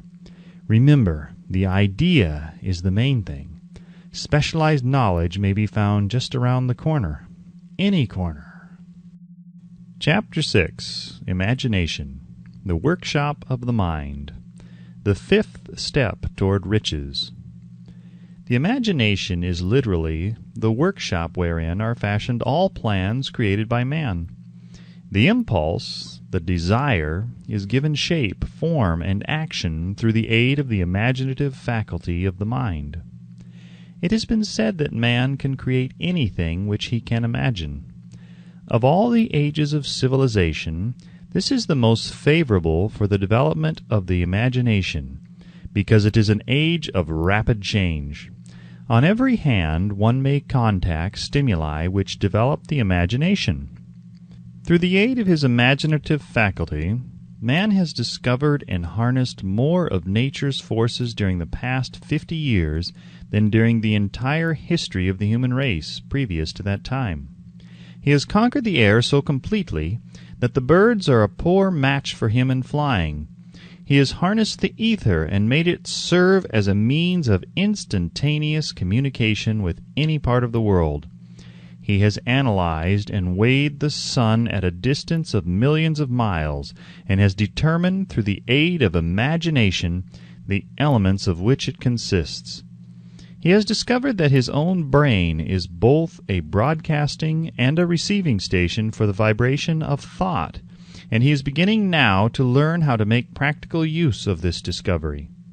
He has increased the speed of locomotion until he may now travel at a speed of more than 300 miles an hour. The time will soon come when a man may breakfast in New York and lunch in San Francisco. Man's only limitation, within reason, lies in his development and use of his imagination.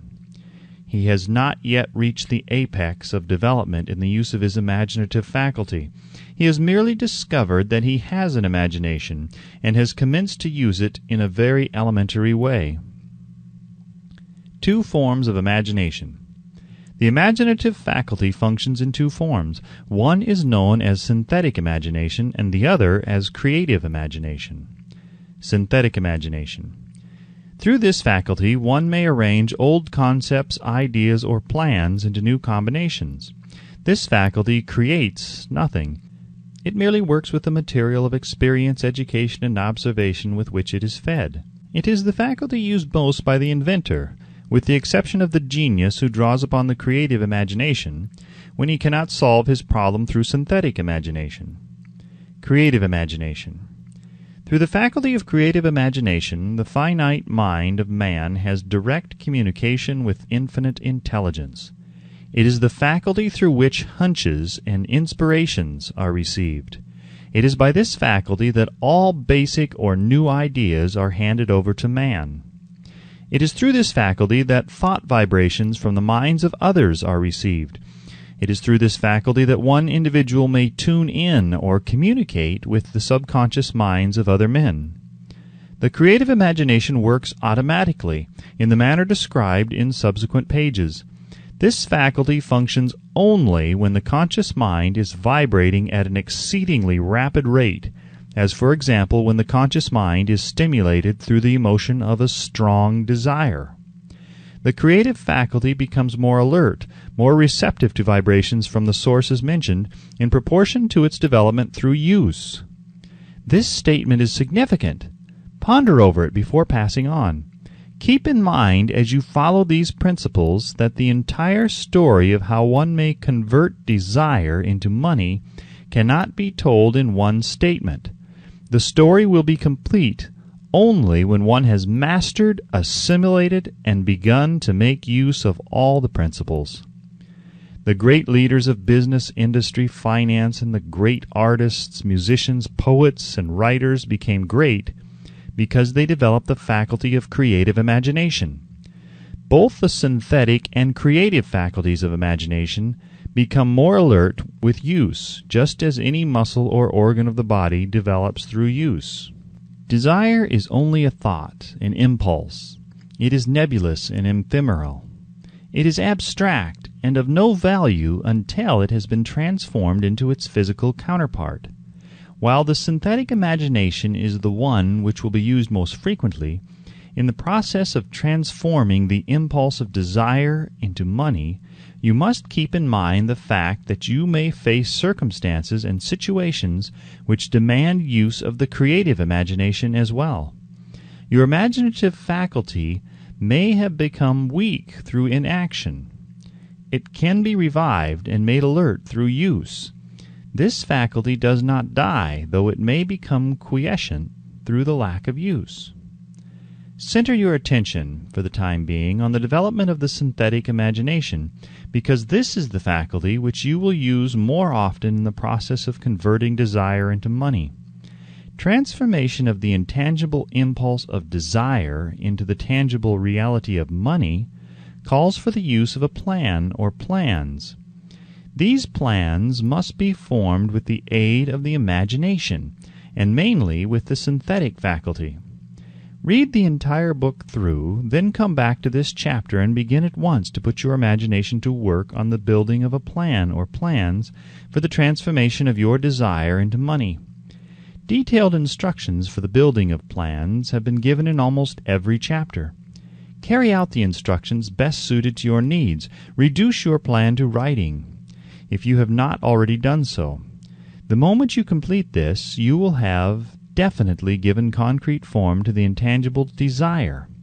Read the preceding sentence once more. Read it aloud, very slowly, and as you do so, remember that the moment you reduce the statement of your desire and a plan for its realization to writing, you have actually taken the first of a series of steps which will enable you to convert the thought into its physical counterpart.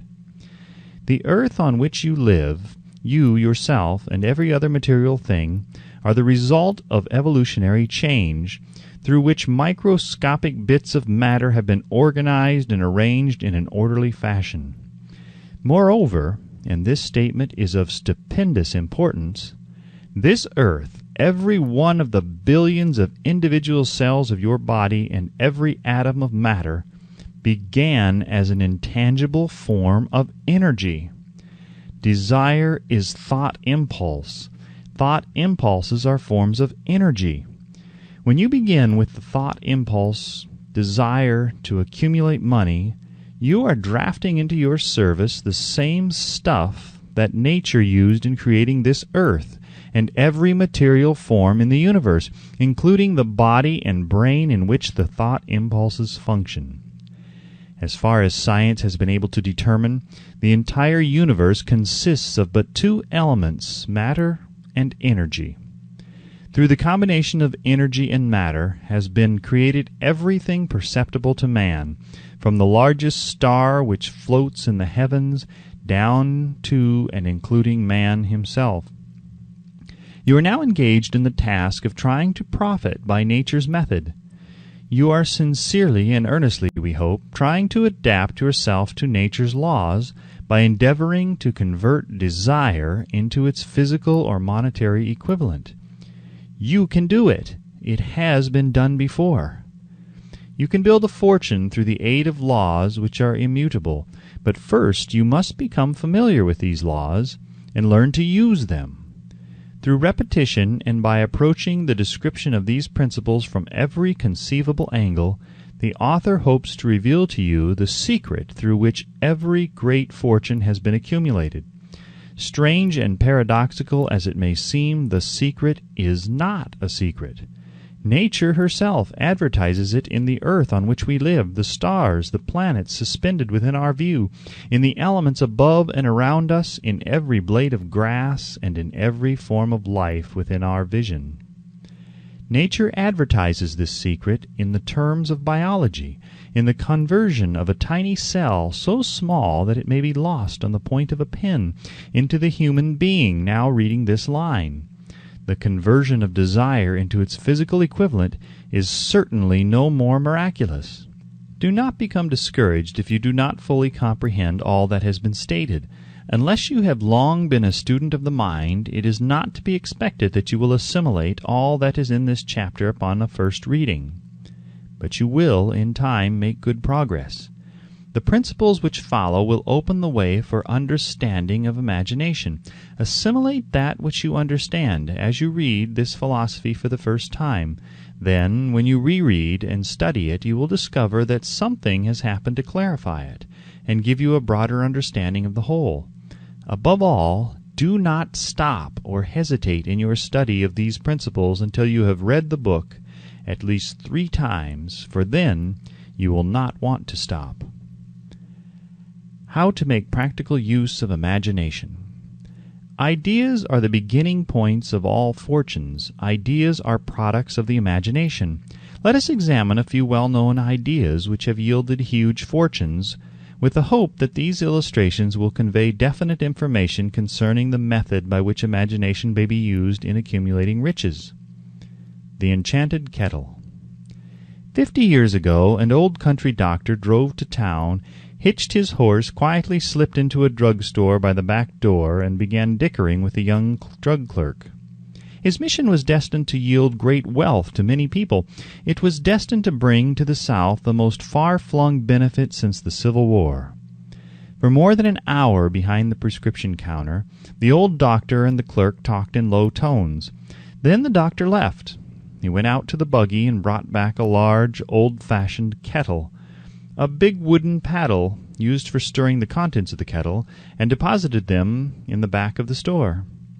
The clerk inspected the kettle, reached into his inside pocket, took out a roll of bills, and handed it over to the doctor. The roll contained exactly $500, the clerk's entire savings. The doctor handed over a small slip of paper on which was written a secret formula. The words on that small slip of paper were worth a king's ransom. But not to the doctor. Those magic words were needed to start the kettle to boiling, but neither the doctor nor the young clerk knew what fabulous fortunes were destined to flow from that kettle. The old doctor was glad to sell the outfit for $500. The money would pay off his debts and give him freedom of mind. The clerk was taking a big chance by staking his entire life's savings on a mere scrap of paper and an old kettle. He never dreamed his investment would start a kettle to overflowing with gold that would surpass the miraculous performance of Aladdin's lamp. What the clerk really purchased was an idea. The old kettle and the wooden paddle and the secret message on a slip of paper were incidental. The strange performance of that kettle began to take place after the new owner mixed with the secret instructions an ingredient on which the doctor knew nothing. Read this story carefully. Give your imagination a test. See if you can discover what it was that the young man added to the secret message which caused the kettle to overflow with gold. Remember, as you read, that this is not a story from Arabian Nights. Here you have a story of facts, stranger than fiction, facts which began in the form of an idea. Let us take a look at the vast fortunes of gold this idea has produced. It has paid and still pays huge fortunes to men and women all over the world who distribute the contents of the kettle to millions of people. The old kettle is now one of the world's largest consumers of sugar, thus providing jobs of a permanent nature to thousands of men and women engaged in growing sugar cane and in refining and marketing sugar. The old kettle consumes annually millions of glass bottles, providing jobs to huge numbers of glass workers. The old kettle gives employment to an army of clerks, stenographers, copywriters, and advertising experts throughout the nation. It has brought fame and fortune to scores of artists who have created magnificent pictures describing the product. The old kettle has converted a small southern city into the business capital of the South, where it now benefits directly or indirectly every business and practically every resident of the city.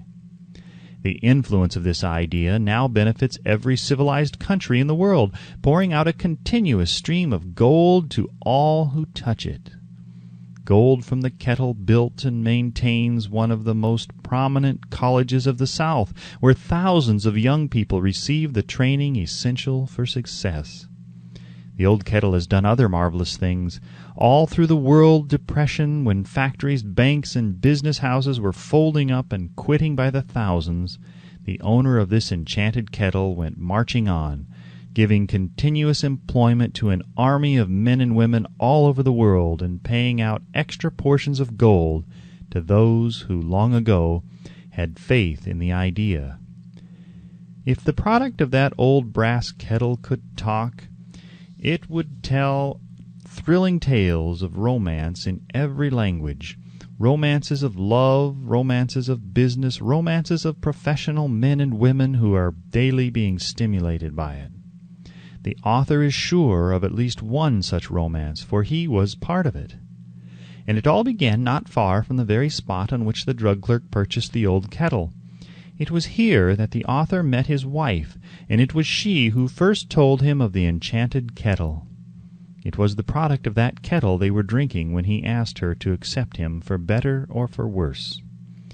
Now that you know the content of the enchanted kettle is a world-famous drink, It is fitting that the author confess that the home city of the drink supplied him with a wife, also that the drink itself provides him with stimulation of thought without intoxication, and thereby it serves to give the refreshment of mind which an author must have to do his best work. Whoever you are, wherever you may live, whatever occupation you may be engaged in, just remember in the future every time you see the words Coca-Cola that its vast empire of wealth and influence grew out of a single idea, and that the mysterious ingredient the drug clerk Asa Candler mixed with the secret formula was imagination. Stop and think of that for a moment. Remember also that the 13 steps to riches described in this book were the media through which the influence of Coca-Cola has been extended to every city, town, village, and crossroads of the world, and that any idea you may create, as sound and meritorious as Coca-Cola, has the possibility of duplicating the stupendous record of this worldwide thirst killer. Truly, thoughts are things, and their scope of operation is the world itself. What I would do if I had $1 million. This story proves the truth of that old saying, "Where there's a will, there's a way." It was told to me by that beloved educator and clergyman, the late Frank W. Gonzalez, who began his preaching career in the stockyards region of South Chicago. While Dr. Gonzalez was going through college, he observed many defects in our educational system, defects which he believed he could correct if he were the head of a college. His deepest desire was to become the directing head of an educational institution in which young men and women would be taught to learn by doing. He made up his mind to organize a new college in which he would carry out his ideas without being handicapped by orthodox methods of education. He needed $1 million to put the project across. Where was he to lay his hands on so large a sum of money? That was the question that absorbed most of this ambitious young preacher's thought. But he couldn't seem to make any progress. Every night he took that thought to bed with him. He got up with it in the morning. He took it with him wherever he went. He turned it over and over in his mind until it became a consuming obsession with him. $1 million is a lot of money. He recognized that fact, but he also recognized the truth that the only limitation is that which one sets up in one's own mind. Being a philosopher as well as a preacher, Dr. Gonzalez recognized, as do all who succeed in life, that definiteness of purpose is the starting point from which one must begin. He recognized, too, that definiteness of purpose takes on animation, life, and power when backed by a burning desire to translate that purpose into its material equivalent. He knew all these great truths, yet he did not know where or how to lay his hands on $1 million. The natural procedure would have been to give up and quit by saying, well, my idea is a good one, but I cannot do anything with it, because I never can procure the necessary $1 million. That is exactly what the majority of people would have said, but it is not what Dr. Gonzalez said. What he said and what he did are so important that I now introduce him and let him speak for himself. One Saturday afternoon I sat in my room thinking of ways and means of raising the money to carry out my plans. For nearly 2 years I had been thinking, but I had done nothing but think. The time had come for action. I made up my mind then and there that I would get the necessary $1 million within a week. How? I was not concerned about that. The main thing of importance was the decision to get the money within a specified time, and I want to tell you that the moment I reached a definite decision to get the money within a specified time, a strange feeling of assurance came over me, such as I had never before experienced. Something inside me seemed to say, "Why didn't you reach that decision a long time ago? The money was waiting for you all the time." Things began to happen in a hurry. I called the newspapers and announced I would preach a sermon the following morning entitled, "What I Would Do If I Had $1 Million." I went to work on the sermon immediately, but I must tell you, frankly, the task was not difficult because I had been preparing that sermon for almost 2 years. The spirit back of it was a part of me. Long before midnight I had finished writing the sermon. I went to bed and slept with a feeling of confidence, for I could see myself already in possession of the $1 million. Next morning I arose early, went into the bathroom, read the sermon, then knelt on my knees and asked that my sermon might come to the attention of someone who would supply the needed money. While I was praying, I again had that feeling of assurance that the money would be forthcoming. In my excitement, I walked out without my sermon, and did not discover the oversight until I was in my pulpit and about ready to begin delivering it. It was too late to go back for my notes, and what a blessing that I couldn't go back. Instead, my own subconscious mind yielded the material I needed. When I arose to begin my sermon, I closed my eyes and spoke with all my heart and soul of my dreams. I not only talked to my audience, but I fancy I also talked to God.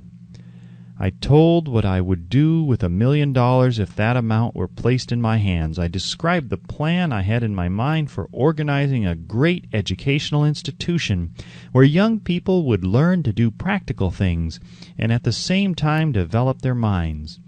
When I had finished and sat down, a man slowly arose from his seat about 3 rows from the rear and made his way toward the pulpit. I wondered what he was going to do. He came into the pulpit, extended his hand, and said, "Reverend, I liked your sermon. I believe you can do everything you said you would if you had $1 million. To prove that I believe in you and your sermon, if you will come to my office tomorrow morning, I will give you the $1 million. My name is Philip D. Armoire." Young Gonzalez went to Mr. Armoire's office, and the $1 million was presented to him. With the money, he founded the Armoire Institute of Technology. That is more money than the majority of preachers ever see in an entire lifetime. Yet the thought impulse back of the money was created in the young preacher's mind in a fraction of a minute. The necessary $1 million came as a result of an idea. Back of the idea was a desire which young Gonzalez had been nursing in his mind for almost 2 years. Observe this important fact.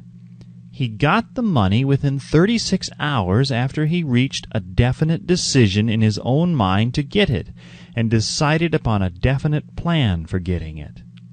There was nothing new or unique about young Gonzalez's vague thinking about $1 million and weakly hoping for it. Others before him, and many since his time, have had similar thoughts.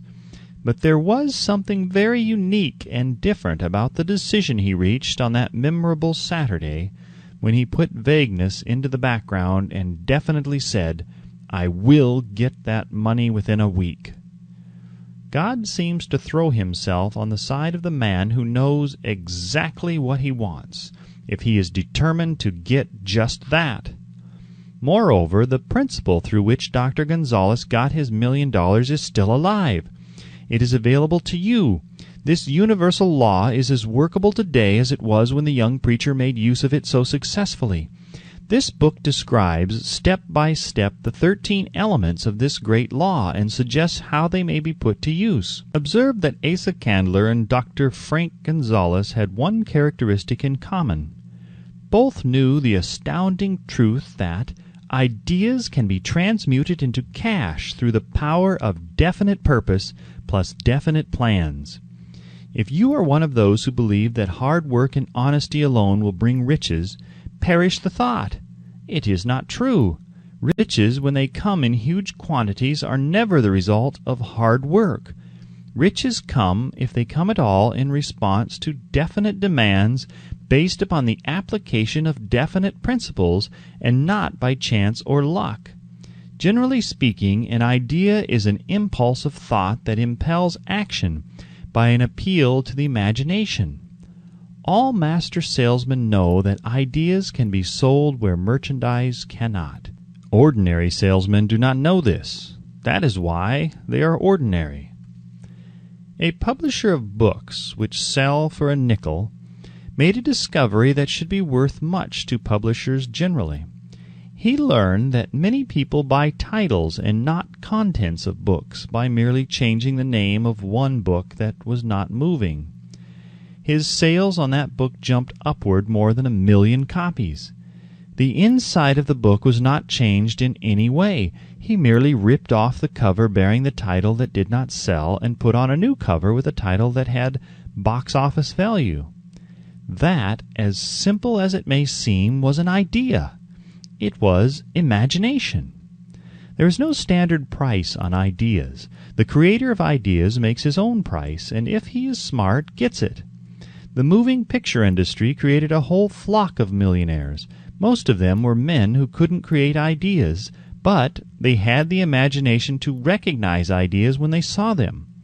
The next flock of millionaires will grow out of the radio business, which is new and not overburdened with men of keen imagination. The money will be made by those who discover or create new and more meritorious radio programs and have the imagination to recognize merit and to give the radio listeners a chance to profit by it. The sponsor, that unfortunate victim who now pays the cost of all radio entertainment, soon will become idea-conscious and demand something for his money. The man who beats the sponsor to the draw and supplies programs that render useful service is the man who will become rich in this new industry. Crooners and light chatter artists who now pollute the air with wisecracks and silly giggles will go the way of all light timbers, and their places will be taken by real artists who interpret carefully planned programs which have been designed to service the minds of men as well as provide entertainment. Here is a wide-open field of opportunity screaming its protest at the way it is being butchered because of a lack of imagination and begging for rescue at any price. Above all, the thing that radio needs is new ideas. If this new field of opportunity intrigues you, perhaps you might profit by the suggestion that the successful radio programs of the future will give more attention to creating buyer audiences and less attention to listener audiences. Stated more plainly, the builder of radio programs who succeeds in the future must find practical ways to convert listeners into buyers. Moreover, the successful producer of radio programs in the future must key his features so that he can definitely show its effect upon the audience. Sponsors are becoming a bit weary of buying glib selling talks based upon statements grabbed out of thin air. They want, and in the future will demand, indisputable proof that the Who's It program not only gives millions of people the silliest giggle ever, but that the silly giggler can sell merchandise. Another thing that might as well be understood by those who contemplate entering this new field of opportunity: radio advertising is going to be handled by an entirely new group of advertising experts, separate and distinct from the old-time newspaper and magazine advertising agency men. The old-timers in the advertising game cannot read the modern radio scripts because they have been schooled to see ideas. The new radio technique demands men who can interpret ideas from a written manuscript in terms of sound. It costs the author a year of hard labor and many thousands of dollars to learn this. Radio right now is about where the moving pictures were when Mary Pickford and her curls first appeared on the screen. There is plenty of room in radio for those who can produce or recognize ideas. If the foregoing comment on the opportunities of radio has not started your idea factory to work, you had better forget it. Your opportunity is in some other field. If the comment intrigued you in the slightest degree, then go further into it, and you may find the one idea you need to round out your career. Never let it discourage you if you have no experience in radio. Andrew Carnegie knew very little about making steel. I have Carnegie's own word for this, but he made practical use of 2 of the principles described in this book, and made the steel business yield him a fortune. The story of practically every great fortune starts with the day when a creator of ideas and a seller of ideas got together and worked in harmony. Carnegie surrounded himself with men who could do all that he could not do, men who created ideas and men who put ideas into operation, and made himself and the others fabulously rich. Millions of people go through life hoping for favorable breaks. Perhaps a favorable break can get one an opportunity, but the safest plan is not to depend upon luck. It was a favorable break that gave me the biggest opportunity of my life, but 25 years of determined effort had to be devoted to that opportunity before it became an asset. The break consisted of my good fortune in meeting and gaining the cooperation of Andrew Carnegie. On that occasion, Carnegie planted in my mind the idea of organizing the principles of achievement into a philosophy of success. Thousands of people have profited by the discoveries made in the 25 years of research, and several fortunes have been accumulated through the application of the philosophy. The beginning was simple. It was an idea which anyone might have developed. The favorable break came through Carnegie, but what about the determination, definiteness of purpose, and the desire to attain the goal, and the persistent effort of 25 years? It was no ordinary desire that survived disappointment, discouragement, temporary defeat, criticism, and the constant reminding of waste of time. It was a burning desire, an obsession. When the idea was first planted in my mind by Mr. Carnegie, it was coaxed, nursed, and enticed to remain alive. Gradually, the idea became a giant under its own power, and it coaxed, nursed, and drove me. Ideas are like that. First, you give life and action and guidance to ideas. Then they take on the power of their own and sweep aside all opposition. Ideas are intangible forces, but they have more power than the physical brains that give birth to them. They have the power to live on after the brain that creates them has returned to dust. For example, take the power of Christianity. That began with a simple idea, born in the brain of Christ. Its chief tenet was, "Do unto others as you would have others do unto you." Christ has gone back to the source from whence he came, but his idea goes marching on. Some day it may grow up and come into its own. Then it will have fulfilled Christ's deepest desire. The idea has been developing only 2,000 years. Give it time. Success requires no explanations. Failure permits no alibis. Chapter 7. Organized Planning. The Crystallization of Desire into Action. The sixth step toward riches. You have learned that everything man creates or acquires begins in the form of desire.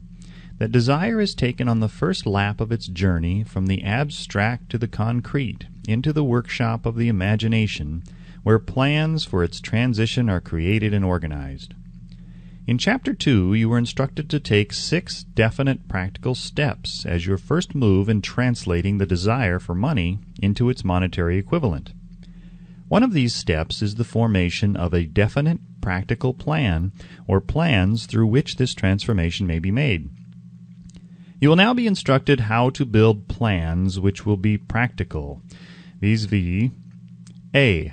Ally yourself with a group of as many people as you may need for the creation and carrying out of your plan, or plans for the accumulation of money, making use of the mastermind principle described in a later chapter. Compliance with this instruction is absolutely essential. Do not neglect it. B. Before forming your mastermind alliance, decide what advantages and benefits you may offer the individual members of your group in return for their cooperation. No one will work indefinitely without some form of compensation. No intelligent person will either request or expect another to work without adequate compensation, although this may not always be in the form of money.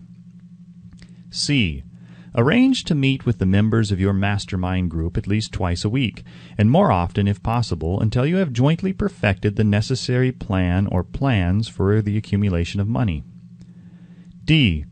Maintain perfect harmony between yourself and every member of your mastermind group. If you fail to carry out this instruction to the letter, you may expect to meet with failure. The mastermind principle cannot obtain where perfect harmony does not prevail. Keep in mind these facts. First, you are engaged in an undertaking of major importance to you. To be sure of success, you must have plans which are faultless. Second, you must have the advantage of the experience, education, native ability, and imagination of other minds. This is in harmony with the methods followed by every person who has accumulated a great fortune. No individual has sufficient experience, education, native ability, and knowledge to ensure the accumulation of a great fortune without the cooperation of other people. Every plan you adopt in your endeavor to accumulate wealth should be the joint creation of yourself and every other member of your mastermind group. You may originate your plans either in whole or in part, but see that those plans are checked and approved by the members of your mastermind alliance. If the first plan which you adopt does not work successfully, replace it with a new plan. If this new plan fails to work, replace it in turn with still another, and so on until you find a plan which does work. Right here is the point at which the majority of men meet with failure, because of their lack of persistence in creating new plans to take the place of those which fail. The most intelligent man living cannot succeed in accumulating money, nor in any other undertaking, without plans which are practical and workable. Just keep this fact in mind, and remember when your plans fail that temporary defeat is not permanent failure. It may only mean that your plans have not been sound. Build other plans. Start all over again. Thomas A. Edison failed 10,000 times before he perfected the incandescent electric light bulb. That is, he met with temporary defeat 10,000 times before his efforts were crowned with success. Temporary defeat should mean only one thing: the certain knowledge that there is something wrong with your plan. Millions of men go through life in misery and poverty because they lack a sound plan through which to accumulate a fortune. Henry Ford accumulated a fortune not because of his superior mind, but because he adopted and followed a plan which proved to be sound. 1,000 men could be pointed out, each with a better education than Ford's, yet each of whom lives in poverty because he does not possess the right plan for the accumulation of money. Your achievement can be no greater than your plans are sound. That may seem to be an axiomatic statement, but it is true. Samuel Insull lost his fortune of over $100 million. The Insull fortune was built on plans which were sound. The business depression forced Mr. Insull to change his plans, and the change brought temporary defeat, because his new plans were not sound. Mr. Insull is now an old man. He may consequently accept failure instead of temporary defeat. But if his experience turns out to be failure, it will be for the reason that he lacks the fire of persistence to rebuild his plans. No man is ever whipped until he quits in his own mind. This fact will be repeated many times because it is so easy to take the count at the first sign of defeat. James J. Hill met with temporary defeat when he first endeavored to raise the necessary capital to build a railroad from the east to the west, but he too turned defeat into victory through new plans. Mr. Ford met with temporary defeat, not only at the beginning of his automobile career, but after he had gone far toward the top. He created new plans and went marching on to financial victory. We see men who have accumulated great fortunes, but we often recognize only their triumph, overlooking the temporary defeats which they had to surmount before arriving. No follower of this philosophy can reasonably expect to accumulate a fortune without experiencing temporary defeat. When defeat comes, accept it as a signal that your plans are not sound. Rebuild those plans and set sail once more towards your coveted goal. If you give up before your goal has been reached, you are a quitter. A quitter never wins, and a winner never quits. Lift this sentence out, write it on a piece of paper in letters an inch high, and place it where you will see it every night before you go to sleep, and every morning before you go to work. When you begin to select members for your mastermind group, endeavor to select those who do not take defeat seriously. Some people foolishly believe that only money can make money. This is not true. Desire, transmuted into its monetary equivalent through the principles laid down here, is the agency through which money is made. Money of itself is nothing but inert matter. It cannot move, think, or talk, but it can hear when a man who desires it calls it to come. Planning the sale of services. The remainder of this chapter has been given over to a description of ways and means of marketing personal services. The information here conveyed will be of practical help to any person having any form of personal services to market, but it will be of priceless benefit to those who aspire to leadership in their chosen occupations. Intelligent planning is essential for success in any undertaking designed to accumulate riches. Here will be found detailed instructions to those who must begin the accumulation of riches by selling personal services. It should be encouraging to know that practically all the great fortunes began in the form of compensation for personal services, or from the sale of ideas. What else, except ideas and personal services, would one not possessed of property have to give in return for riches? Broadly speaking, there are two types of people in the world. One type is known as leaders, and the other as followers. Decide at the outset whether you intend to become a leader in your chosen calling or remain a follower. The difference in compensation is vast. The follower cannot reasonably expect the compensation to which a leader is entitled, although many followers make the mistake of expecting such pay. It is no disgrace to be a follower. On the other hand, it is no credit to remain a follower. Most great leaders began in the capacity of followers. They became great leaders because they were intelligent followers. With few exceptions, the man who cannot follow a leader intelligently cannot become an efficient leader. The man who can follow a leader most efficiently is usually the man who develops into the leadership most rapidly. An intelligent follower has many advantages, among them the opportunity to acquire knowledge from his leader. The major attributes of leadership. The following are important factors of leadership. Unwavering courage, based upon knowledge of self and of one's occupation. No follower wishes to be dominated by a leader who lacks self-confidence and courage. No intelligent follower will be dominated by such a leader very long. 2. Self-control. The man who cannot control himself can never control others. Self-control sets a mighty example for one's followers, which the more intelligent will emulate. 3. A keen sense of justice. Without a sense of fairness and justice, no leader can command and retain the respect of his followers. 4. Definiteness of decision. The man who wavers in his decisions shows that he is not sure of himself. He cannot lead others successfully. 5. Definiteness of plans. The successful leader must plan his work and work his plan. A leader who moves by guesswork without practical, definite plans is comparable to a ship without a rudder. Sooner or later he will land on the rocks. 6. The habit of doing more than paid for. One of the penalties of leadership is the necessity of willingness upon the part of the leader to do more than he requires of his followers. 7. A pleasing personality. No slovenly, careless person can become a successful leader. Leadership calls for respect. Followers will not respect a leader who does not grade high on all of the factors of a pleasing personality. 8. Sympathy and understanding. The successful leader must be in sympathy with his followers. Moreover, he must understand them and their problems. 9. Mastery of detail. Successful leadership calls for mastery of details of the leader's position. 10. Willingness to assume full responsibility. The successful leader must be willing to assume responsibility for the mistakes and the shortcomings of his followers.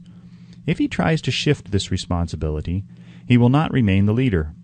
If one of his followers makes a mistake and shows himself incompetent, the leader must consider that it is he who failed. 11. Cooperation. The successful leader must understand and apply the principle of cooperative effort and be able to induce his followers to do the same. Leadership calls for power, and power calls for cooperation. There are two forms of leadership. The first, and by far the most effective, is leadership by consent of and with the sympathy of the followers. The second is leadership by force, without the consent and sympathy of the followers. History is filled with evidence that leadership by force cannot endure. The downfall and disappearance of dictators and kings is significant. It means that people will not follow forced leadership indefinitely. The world has just entered a new era of relationship between leaders and followers, which very clearly calls for new leaders and a new brand of leadership in business and industry. Those who belong to the old school of leadership by force must acquire an understanding of the new brand of leadership, cooperation, or be relegated to the rank and file of the followers. There is no other way out for them.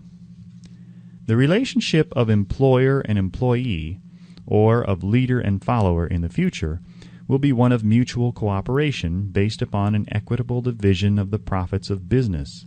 In the future, the relationship of an employer and an employee will be more like a partnership than it has been in the past. Napoleon, Kaiser Wilhelm of Germany, the Tsar of Russia, and the King of Spain were examples of leadership by force. Their leadership passed. Without much difficulty, one might point to the prototypes of these ex-leaders among the business, financial, and labor leaders of America who have been dethroned or slated to go. Leadership by consent of the followers is the only brand which can endure. Men may follow the forced leadership temporarily, but they will not do so willingly. The new brand of leadership will embrace the 11 factors of leadership described in this chapter, as well as some other factors. The man who makes these the basis of his leadership will find abundant opportunity to lead in any walk of life. The Depression was prolonged largely because the world lacked leadership of the new brand. At the end of the Depression, the demand for leaders who are competent to apply the new methods of leadership has greatly exceeded the supply. Some of the old type of leaders will reform and adapt themselves to the new brand of leadership. But generally speaking, the world will have to look for new timber for its leadership. This necessity may be your opportunity. The 10 major causes of failure in leadership. We come now to the major faults of leaders who fail, because it is just as essential to know what not to do as it is to know what to do. 1. Inability to organize details. Efficient leadership calls for ability to organize and to master details. No genuine leader is ever too busy to do anything which may be required of him in his capacity as leader. When a man, whether he is a leader or follower, admits that he is too busy to change his plans or to give attention to any emergency, he admits his inefficiency. The successful leader must be the master of all details connected with his position. That means, of course, that he must acquire the habit of relegating details to capable lieutenants. 2. Unwillingness to render humble service. Truly great leaders are willing, when occasion demands, to perform any sort of labor which they would ask another to perform. The greatest among ye shall be the servant of all, is a truth which all able leaders observe and respect. 3. Expectation of pay for what they know instead of what they do with that which they know. The world does not pay men for that which they know. It pays them for what they do, or induce others to do. 4. Fear of competition from followers. The leader who fears that one of his followers may take his position is practically sure to realize that fear sooner or later. The able leader trains understudies to whom he may delegate at will any of the details of his position. Only in this way may a leader multiply himself and prepare himself to be at many places and give attention to many things at one time. It is an eternal truth that men receive more pay for their ability to get others to perform than they could possibly earn by their own efforts. An efficient leader may, through his knowledge of his job and magnetism of his personality, greatly increase the efficiency of others and induce them to render more service and better service than they could render without his aid. 5. Lack of imagination. Without imagination, the leader is incapable of meeting emergencies and of creating plans by which to guide his followers efficiently. 6. Selfishness. The leader who claims all the honor for the work of his followers is sure to be met by resentment. The really great leader claims none of the honors.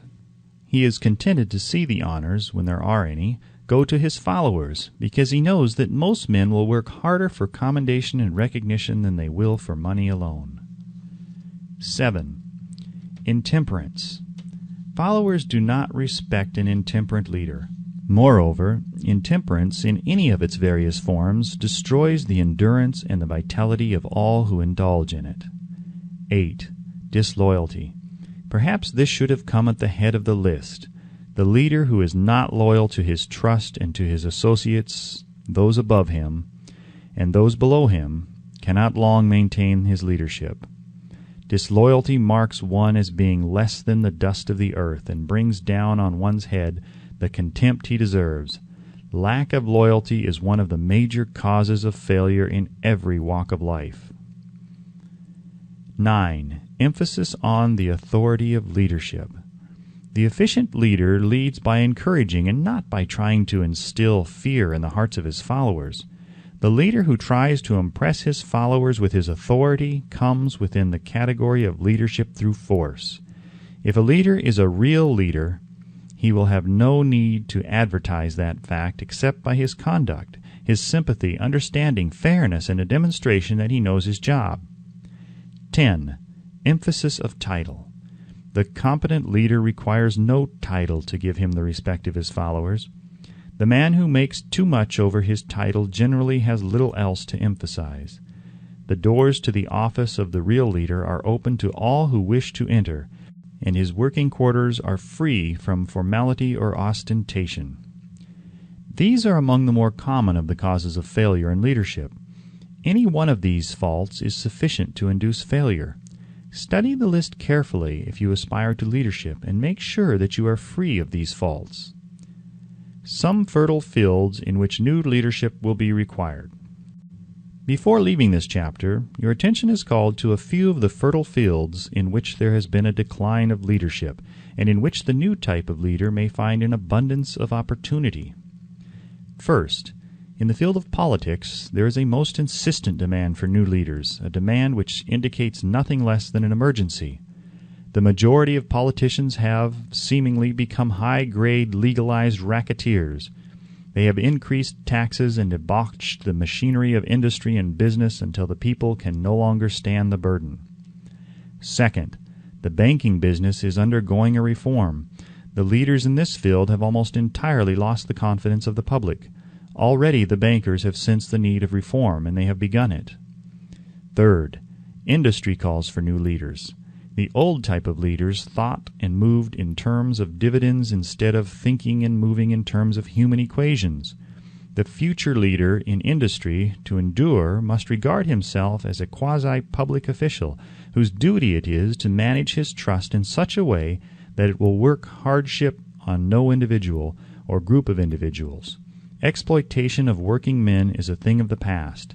Let the man who aspires to leadership in the field of business, industry, and labor remember this. Fourth, the religious leader of the future will be forced to give more attention to the temporal needs of his followers in the solution of their economic and personal problems of the present, and less attention to the dead past and the yet unborn future. Fifth, in the professions of law, medicine, and education, a new brand of leadership, and to some extent, new leaders will become a necessity. This is especially true in the field of education. The leader in that field must, in the future, find ways and means of teaching people how to apply the knowledge they receive in school. He must deal more with practice and less with theory. Sixth, new leaders will be required in the field of journalism. Newspapers of the future, to be conducted successfully, must be divorced from special privilege and relieved from the subsidy of advertising. They must cease to be organs of propaganda for the interests which patronize their advertising columns. The type of newspaper which publishes scandal and lewd pictures will eventually go the way of all forces which debauch the human mind. These are but a few of the fields in which opportunity for new leaders and a new brand of leadership are now available. The world is undergoing a rapid change. This means that the media through which the changes in human habits are promoted must be adapted to the changes. The media here described are the ones which, more than any others, determine the trend of civilization. When and how to apply for a position. The information described here is the net result of many years of experience during which thousands of men and women were helped to market their services effectively. It can therefore be relied upon as sound and practical. Media through which services may be marketed. Experience has proved that the following media offer the most direct and effective methods of bringing the buyer and seller of personal services together. 1. Employment bureaus. Care must be taken to select only reputable bureaus, the management of which can show adequate records of achievement of satisfactory results. There are comparatively few such bureaus. 2. Advertising in newspapers, trade journals, magazines, and radio. Classified advertising may usually be relied upon to produce satisfactory results in the case of those who apply for clerical or ordinary salaried positions. Display advertising is more desirable in the case of those who seek executive connections. The copy to appear in the section of the paper which is most apt to come to the attention of the class of employer being sought. The copy should be prepared by an expert who understands how to inject sufficient selling qualities to produce replies. 3. Personal letters of application, directed to particular firms or individuals most apt to need such services as are being offered. Letters should be neatly typed, always, and signed by hand. With the letter should be sent a complete brief or outline of the applicant's qualifications. Both the letter of application and the brief of experience or qualifications should be prepared by an expert. See instructions as to information to be supplied. 4. Application through personal acquaintances. When possible, the applicant should endeavor to approach prospective employers through some mutual acquaintance. This method of approach is particularly advantageous in the case of those who seek executive connections and do not wish to appear to be peddling themselves. 5. Application in person. In some instances, it may be more effective if the applicant offers personally his services to prospective employers, in which event a complete written statement of qualifications for the position should be presented, for the reason that prospective employers often wish to discuss with associates one's record. Information to be supplied in a written brief. This brief should be prepared as carefully as a lawyer would prepare the brief of a case to be tried in a court. Unless the applicant is experienced in the preparation of such briefs, an expert should be consulted and his services enlisted for this purpose. Successful merchants employ men and women who understand the art and psychology of advertising to present the merits of their merchandise. One who has personal services for sale should do the same. The following information should appear in the brief. 1. Education. State briefly but definitely what schooling you have had and in what subjects you specialized in school, giving the reasons for that specialization. 2. Experience. If you have had experience in connection with positions similar to the one you seek, describe it fully. State names and addresses of former employers. Be sure to bring out clearly any special experience you may have which would equip you to fill the position you seek. 3. References. Practically every business firm desires to know all about the previous records, antecedents, etc. of prospective employees who seek positions of responsibility. Attach to your brief photostatic copies of letters from A. Former employers, B. Teachers under whom you studied, C. Prominent people whose judgment may be relied upon. 4. Photograph of self. Attach to your brief a recent unmounted photograph of yourself.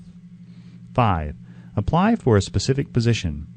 Avoid application for a position without describing exactly what particular position you seek. Never apply for just a position. That indicates you lack specialized qualifications. 6. State your qualifications for the particular position for which you apply. Give full details as to the reason you believe you are qualified for the particular position you seek. This is the application. It will determine more than anything else what consideration you receive. 7. Offer to go to work on probation. In the majority of instances, if you are determined to have the position for which you apply, it will be most effective if you offer to work for a week or a month or for a sufficient length of time to enable your prospective employer to judge your value without pay. This may appear to be a radical suggestion, but experience has proved that it seldom fails to win at least a trial. If you are sure of your qualifications, a trial is all you need. Incidentally, such an offer indicates that you have confidence in your ability to fill the position you seek. It is most convincing. If your offer is accepted and you make good, more than likely you will be paid for your probation period. Make clear the fact that your offer is based upon A. Your confidence in your ability to fill the position, B. Your confidence in your prospective employer's decision to employ you after trial, And C, your determination to have the position you seek. 8. Knowledge of your prospective employer's business. Before applying for a position, do sufficient research in connection with the business to familiarize yourself thoroughly with that business and indicate in your brief the knowledge you have acquired in this field. This will be impressive, as it will indicate that you have imagination and a real interest in the position you seek. Remember that it is not the lawyer who knows the most law, but the one who best prepares his case who wins. If your case is properly prepared and presented, your victory will have been more than half won at the outset. Do not be afraid of making your brief too long. Employers are just as much interested in purchasing the services of well-qualified applicants as you are in securing employment. In fact, the success of most successful employees is due, in the main, to their ability to select well-qualified lieutenants. They want all the information available. Remember another thing. Neatness in the preparation of your brief will indicate that you are a painstaking person. I have helped to prepare briefs for clients which were so striking and out of the ordinary that they resulted in the employment of the applicant without a personal interview.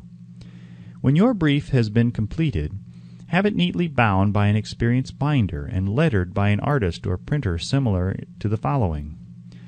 Brief of the qualifications of Robert K. Smith, applying for the position of Private Secretary of the President of the Bank Company, Incorporated. Change names each time brief is shown. This personal touch is sure to command attention.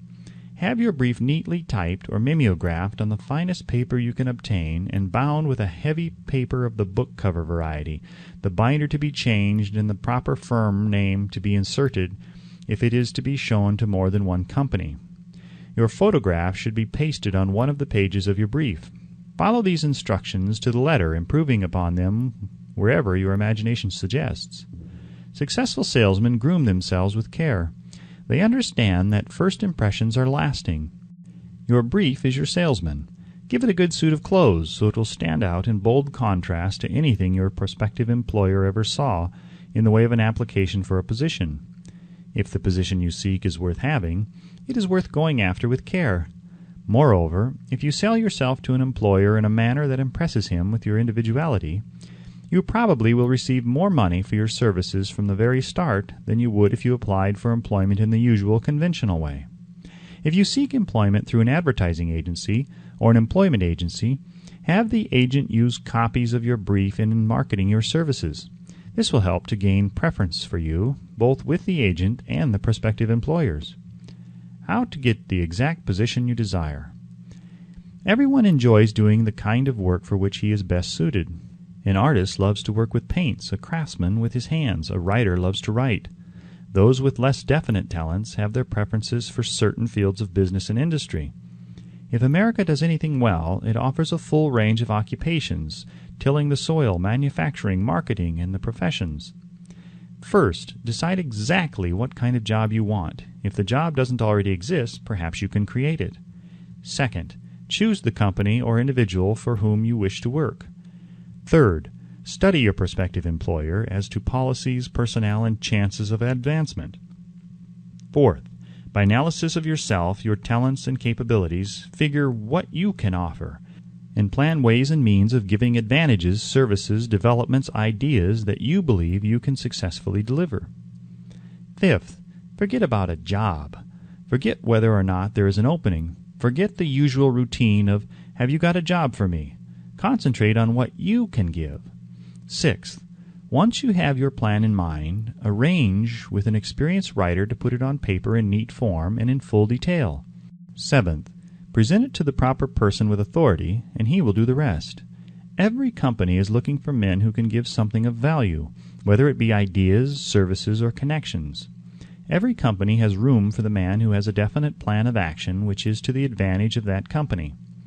This line of procedure may take a few days or weeks of extra time, but the difference in income, in advancement, and in gaining recognition will save years of hard work at small pay. It has many advantages, the main one being that it will often save from 1 to 5 years of time in reaching a chosen goal. Every person who starts or gets in halfway up the ladder does so by deliberate and careful planning, except, of course, the boss's son. The new way of marketing services. Jobs are now partnerships. Men and women who market their services to best advantage in the future must recognize the stupendous change which has taken place in connection with the relationship between employer and employee. In the future, the golden rule, and not the rule of gold, will be the dominating factor in the marketing of merchandise as well as personal services. The future relationship between employers and their employees will be more in the nature of partnership consisting of A. the employer, B. the employee, C. the public they serve.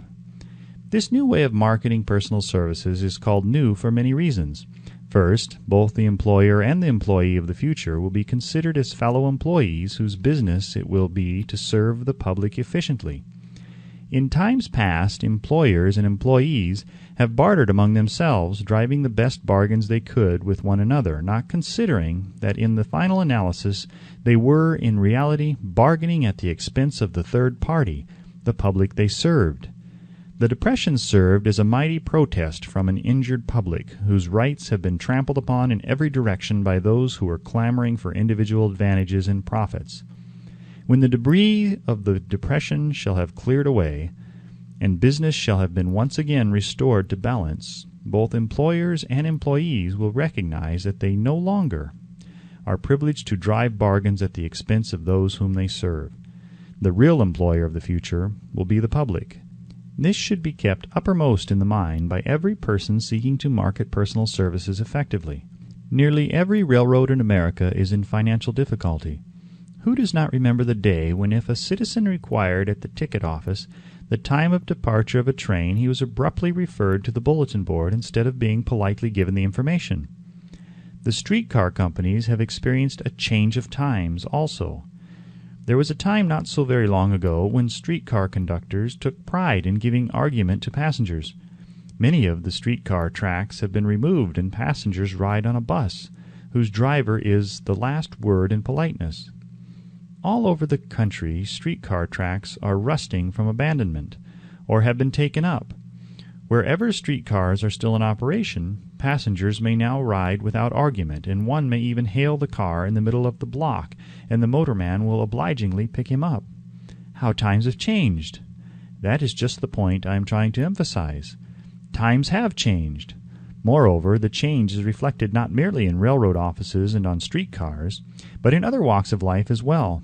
The public be damned policy is now passé.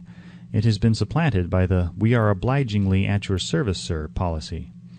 The bankers have learned a thing or two during this rapid change which has taken place during the past few years. Impoliteness on the part of a bank official or bank employee today is as rare as it was conspicuous a dozen years ago.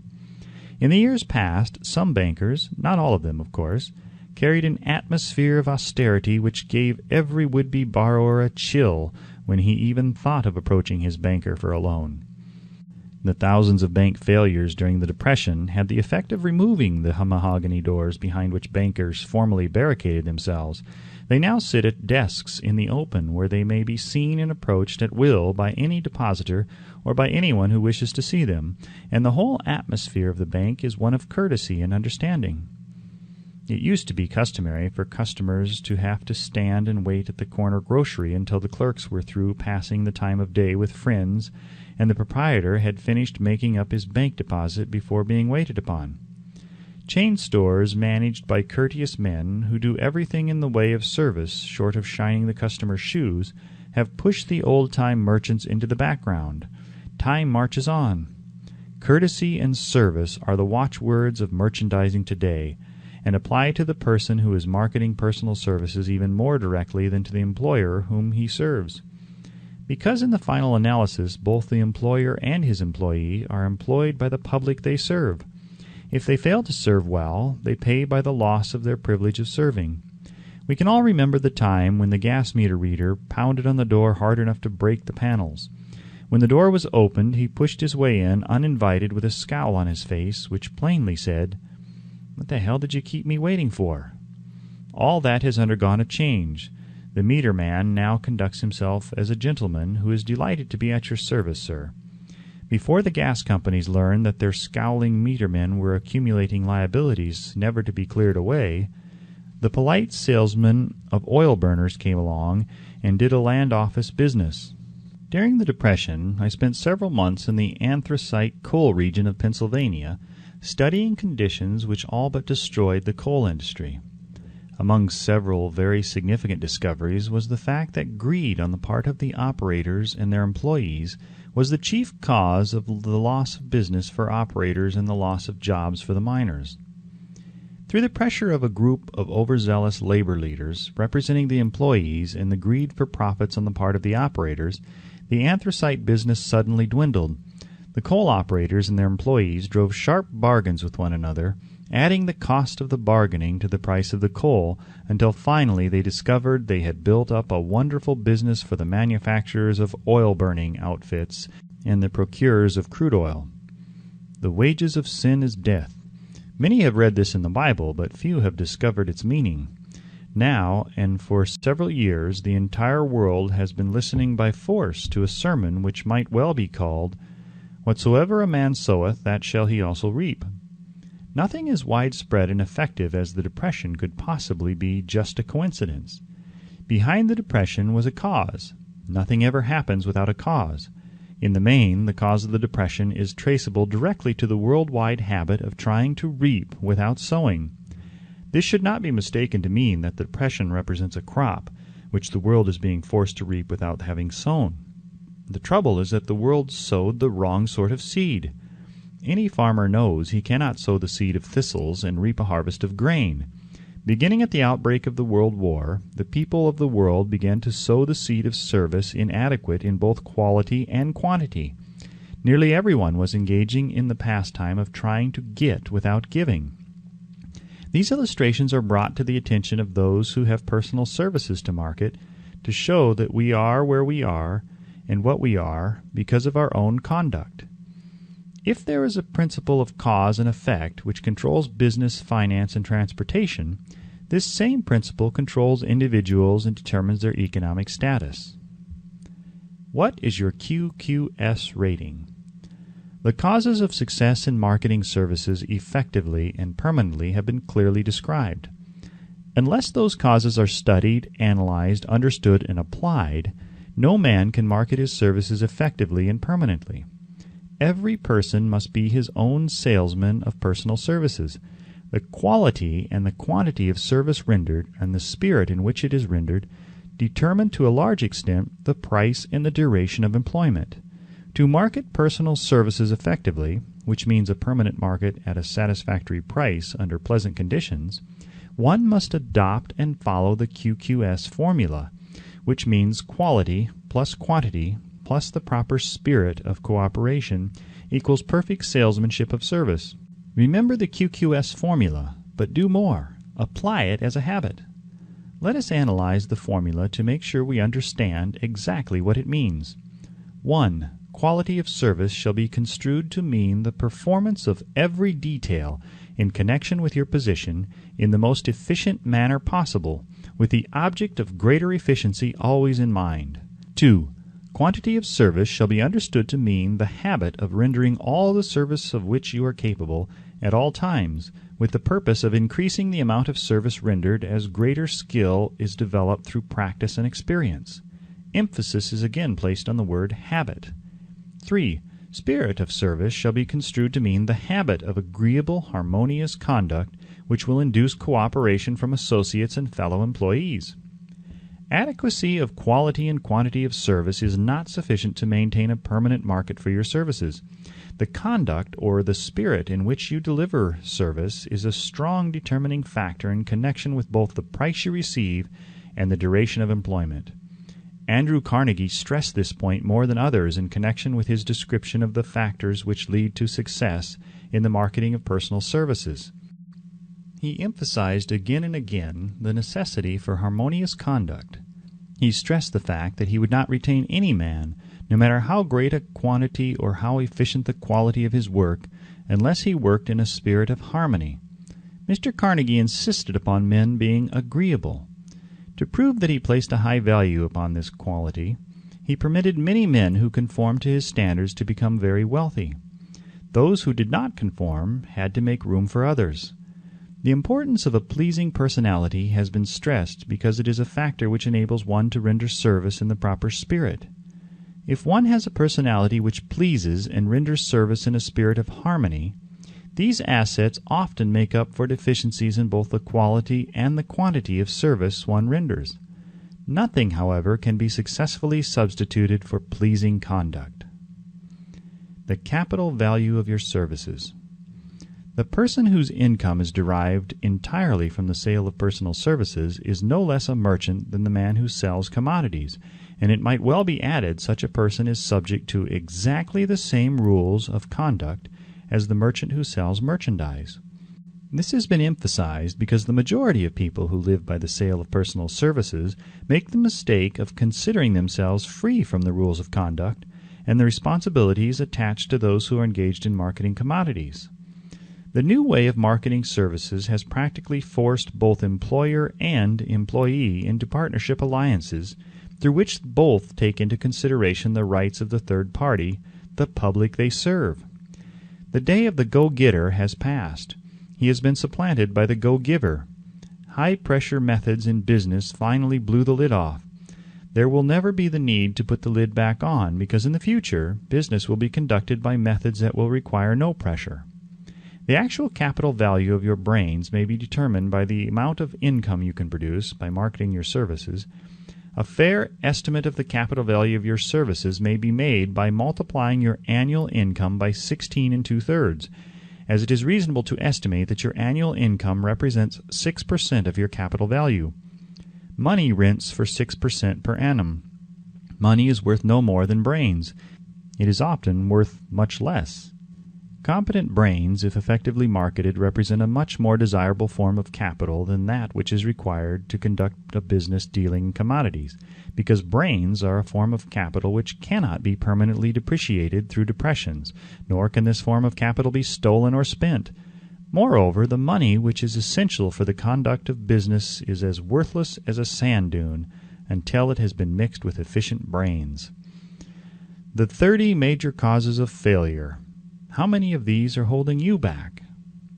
Life's greatest tragedy consists of men and women who earnestly try and fail. The tragedy lies in the overwhelmingly large majority of people who fail as compared to the few who succeed. I have had the privilege of analyzing several thousand men and women, 98% of whom were classed as failures. There is something radically wrong with a civilization and a system of education which permits 98% of the people to go through life as failures. But he did not write this book for the purpose of moralizing on the rights and wrongs of the world. That would require a book 100 times the size of this one. My analysis work proved that there are 30 major reasons for failure and 13 major principles through which people accumulate fortunes. In this chapter, a description of the 30 major causes of failure will be given. As you go over the list, check yourself by it, point by point, for the purpose of discovering how many of these causes of failure stand between you and success. 1. Unfavorable hereditary background. There is but little, if anything, which can be done for people who are born with a deficiency in brain power. This philosophy offers but one method of bridging this weakness, through the aid of the mastermind. Observe with profit, however, that this is the only one of the 30 causes of failure which may not be easily corrected by any individual. 2. Lack of a well-defined purpose in life. There is no hope of success for the person who does not have a central purpose or definite goal at which to aim. 98 out of every 100 of those whom I have analyzed had no such aim. Perhaps this was the 3. Lack of ambition to aim above mediocrity. We offer no hope for the person who is so indifferent as not to want to get ahead in life, and who is not willing to pay the price. 4. Insufficient education. This is a handicap which may be overcome with comparative ease. Experience has proven that the best educated people are often those who are known as self-made or self-educated. It takes more than a college degree to make one a person of education. Any person who is educated is one who has learned to get whatever he wants in life without violating the rights of others. Education consists not so much of knowledge, but of knowledge effectively and persistently applied. Men are paid not merely for what they know, but more particularly for what they do with that which they know. 5. Lack of self-discipline. Discipline comes through self-control. This means that one must control all negative qualities. Before you control conditions, you must first control yourself. Self-mastery is the hardest job you will ever tackle. If you do not conquer self, you will be conquered by self. You may see at one and the same time both your best friend and your greatest enemy by stepping in front of a mirror. 6. Ill health. No person may enjoy outstanding success without good health. Many of the causes of ill health are subject to mastery and control. These, in the main, are A. Overeating of foods not conducive to health. B. Wrong habits of thought, giving expression to negatives. C. Wrong use of and overindulgence in sex. D. Lack of proper physical exercise. E. An inadequate supply of fresh air due to improper breathing. 7. Unfavorable environmental influences during childhood. As the twig is bent, so shall the tree grow. Most people who have criminal tendencies acquire them as the result of bad environment and improper associates during childhood. 8.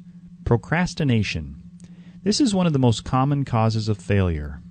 Old man procrastination stands within the shadow of every human being, waiting his opportunity to spoil one's chances of success. Most of us go through life as failures because we are waiting for the time to be right to start doing something worthwhile. Do not wait. The time will never be just right.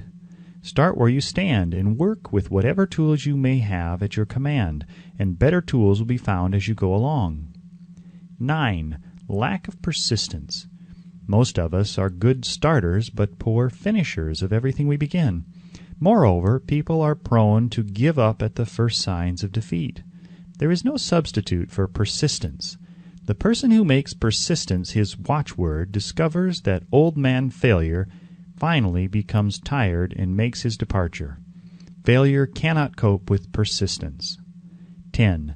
Negative personality. There is no hope of success for the person who repels people through negative personality. Success comes through the application of power, and power is attained through the cooperative efforts of other people. A negative personality will not induce cooperation. 11. Lack of controlled sexual urge. Sex energy is the most powerful of all the stimuli which move people into action. Because it is the most powerful of the emotions, it must be controlled through transmutation and converted into other channels. 12. Uncontrolled desire for something for nothing. The gambling instinct drives millions of people to failure. Evidence of this may be found in a study of the Wall Street crash of '29, during which millions of people tried to make money by gambling on stock margins. 13. Lack of a well-defined power of decision. Men who succeed reach decisions promptly and change them, if at all, very slowly. Men who fail reach decisions, if at all, very slowly and change them frequently and quickly. Indecision and procrastination are twin brothers. Where one is found, the other may usually be found also. Kill off this pair before they completely hog-tie you to the treadmill of failure. 14.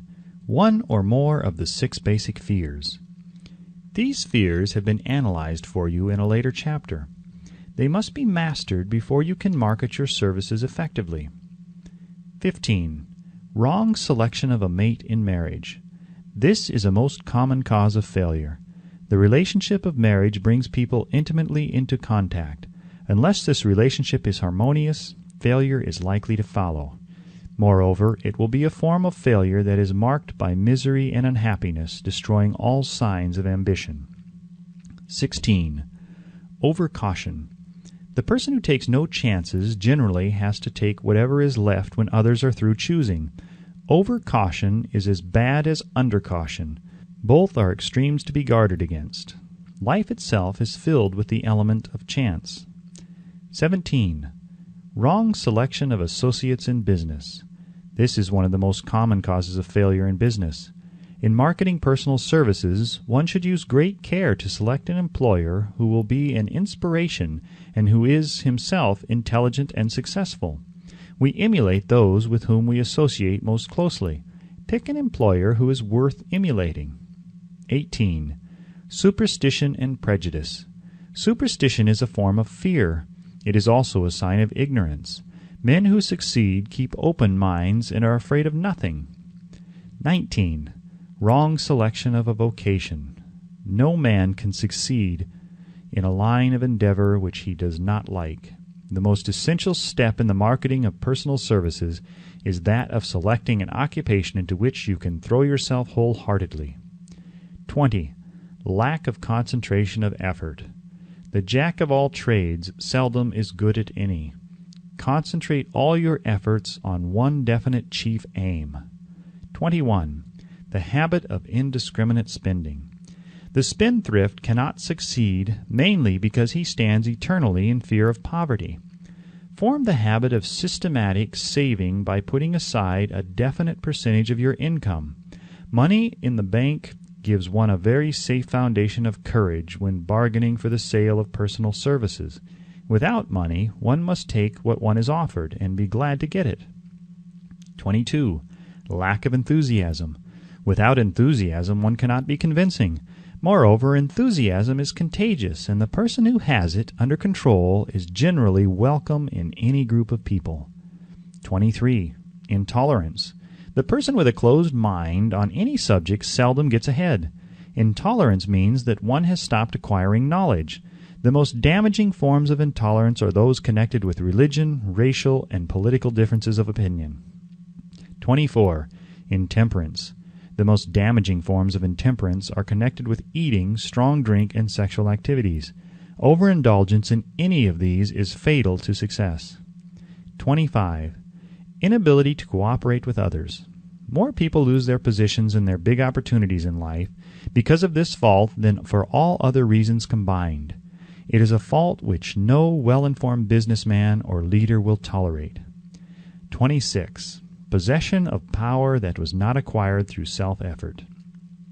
Sons and daughters of wealthy men and others who inherit money which they did not earn.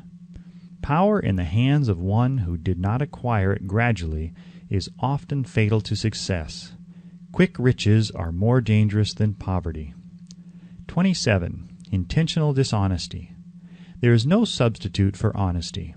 One may be temporarily dishonest by force of circumstances over which one has no control, without permanent damage. But there is no hope for the person who is dishonest by choice.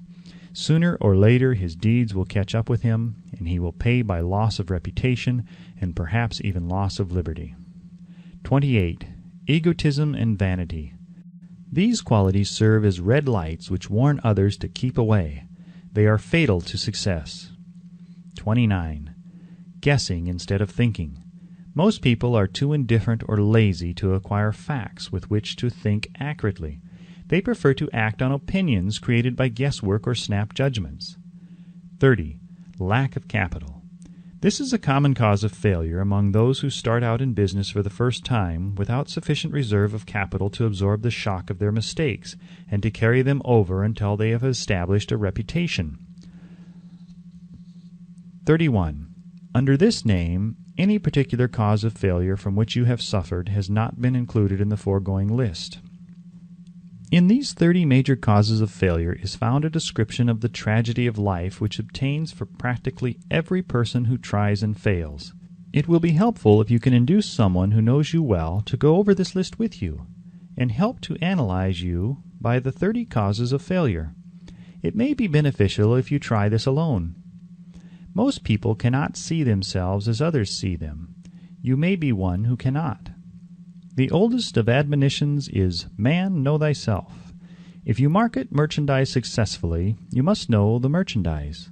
The same is true in marketing personal services. You should know all of your weaknesses in order that you may either bridge them or eliminate them entirely. You should know your strength in order that you may call attention to it when selling your services. You can know yourself only through accurate analysis. The folly of ignorance in connection with self was displayed by a young man who applied to the manager of a well-known business for a position. He made a very good impression until the manager asked him what salary he expected. He replied that he had no fixed sum in mind, lack of a definite aim. The manager then said, "We will pay you all you are worth, after we try you out for a week." "I will not accept it," the applicant replied, "because I am getting more than that where I am now employed." Before you even start to negotiate for a readjustment of your salary in your present position, or to seek employment elsewhere, be sure that you are worth more than you now receive. It is one thing to want money, everyone wants more, but it is something entirely different to be worth more. Many people mistake their wants for their just dues. Your financial requirements or wants have nothing whatever to do with your worth. Your value is established entirely by your ability to render useful service or your capacity to induce others to render such service. Take inventory of yourself. 28 questions you should answer. Annual self-analysis is as essential in the effective marketing of personal services as is annual inventory in merchandising. Moreover, the yearly analysis should disclose a decrease in faults and an increase in virtues. One goes ahead, stands still, or goes backward in life. One's object should be, of course, to go ahead. Annual self-analysis will disclose whether advancement has been made, and if so, how much. It will also disclose any backward steps one may have made. The effective marketing of personal services requires one to move forward, even if the progress is slow. Your annual self-analysis should be made at the end of each year, so you can include in your New Year's resolutions any improvements which the analysis indicates should be made. Take this inventory by asking yourself the following questions and by checking your answers with the aid of someone who will not permit you to deceive yourself as to their accuracy. Self-analysis questionnaire for personal inventory. 1. Have I attained the goal which I established as my objective for this year? You should work with a definite yearly objective to be attained as a part of your major life objective. 2. Have I delivered service of the best possible quality of which I am capable, or could I have improved any part of this service? 3. Have I delivered service in the greatest possible quantity of which I am capable? 4. Has the spirit of my conduct been harmonious and cooperative at all times? 5. Have I permitted the habit of procrastination to decrease my efficiency, and if so, to what extent? 6. Have I improved my personality, and if so, in what ways? 7. Have I been persistent in following my plans through to completion? 8. Have I reached decisions promptly and definitely on all occasions? 9. Have I permitted any one or more of the 6 basic fears to decrease my efficiency? 10. Have I been either overcautious or undercautious? 11. Has my relationship with my associates in work been pleasant or unpleasant? If it has been unpleasant, has the fault been partly or wholly mine? 12. Have I dissipated any of my energy through lack of concentration of effort? 13. Have I been open-minded and tolerant in connection with all subjects? 14. In what way have I improved my ability to render service? 15. Have I been intemperate in any of my habits? 16. Have I expressed either openly or secretly any form of egotism? 17. Has my conduct toward my associates been such that it has induced them to respect me? 18. Have my opinions and decisions been based upon guesswork or accuracy of analysis and thought? 19. Have I followed the habit of budgeting my time, my expenses, and my income, and have I been conservative in these budgets? 20. How much time have I devoted to unprofitable effort which I might have used to better advantage? 21. How may I re-budget my time and change my habits so I will be more efficient during the coming year? 22. Have I been guilty of any conduct which was not approved by my conscience? 23. In what ways have I rendered more service and better service than I was paid to render? 24. Have I been unfair to anyone, and if so, in what way? 25. If I had been the purchaser of my own services for the year, would I be satisfied with my purchase? 26. Am I in the right vocation, and if not, why not? 27. Has the purchaser of my services been satisfied with the service I have rendered, and if not, why not? 28. What is my present rating on the fundamental principles of success? Make this rating fairly and frankly, and have it checked by someone who is courageous enough to do it accurately. Having read and assimilated the information conveyed through this chapter, you are now ready to create a practical plan for marketing your personal services. In this chapter will be found an adequate description of every principle essential in planning the sale of personal services, including the major attributes of leadership, the most common causes of failure in leadership, a description of the fields of opportunity for leadership, the main causes of failure in all walks of life, and the important questions which should be used in self-analysis. This extensive and detailed presentation of accurate information has been included because it will be needed by all who must begin the accumulation of riches by marketing personal services. Those who have lost their fortunes and those who are just beginning to earn money have nothing but personal services to offer in return for riches. Therefore, it is essential that they have available the practical information needed to market services to best advantage. The information contained in this chapter will be of great value to all who aspire to attain leadership in any calling. It will be particularly helpful to those aiming to market their services as business or industrial executives. Complete assimilation and understanding of the information here conveyed will be helpful in marketing one's own services, and it will also help one to become more analytical and capable of judging people.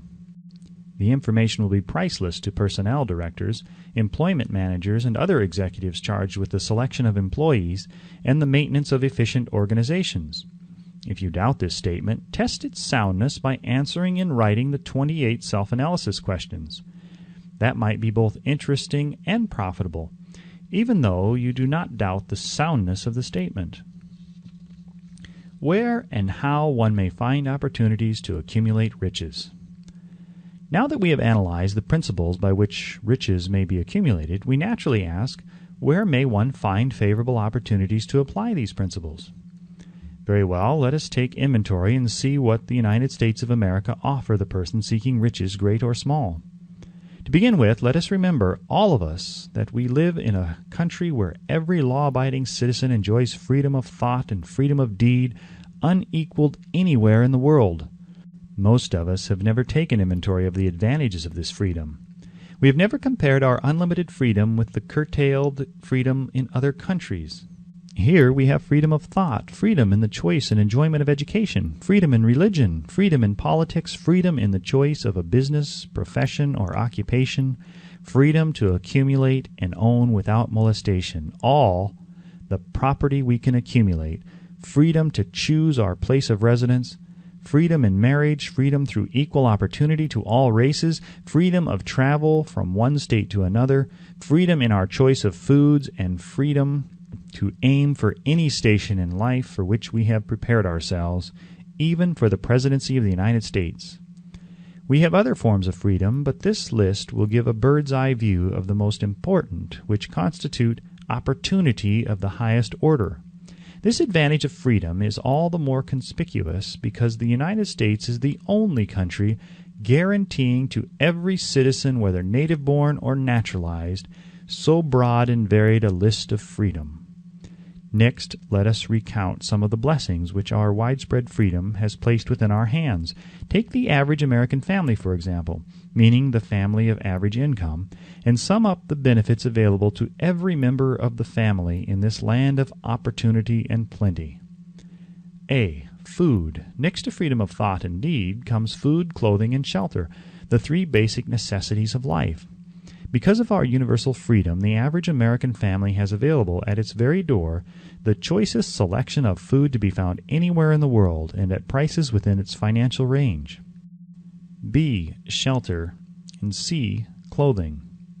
Only the three basic necessities of food, clothing, and shelter have been mentioned. The average American citizen has other privileges and advantages available in return for modest effort, not exceeding 8 hours per day of labor. Among these is the privilege of automobile transportation, with which one can go and come at will at a very small cost. He can place his surplus money in a bank with the assurance that his government will protect it and make good to him if the bank fails. If an American citizen wants to travel from one state to another, he needs no passport, no one's permission. He may go when he pleases and return at will. Moreover, he may travel by train, private automobile, bus, airplane, or ship, as his pocketbook permits. In Germany, Russia, Italy, and most of the other European and Oriental countries, the people cannot travel with so much freedom and at so little cost. The miracle that has provided these blessings.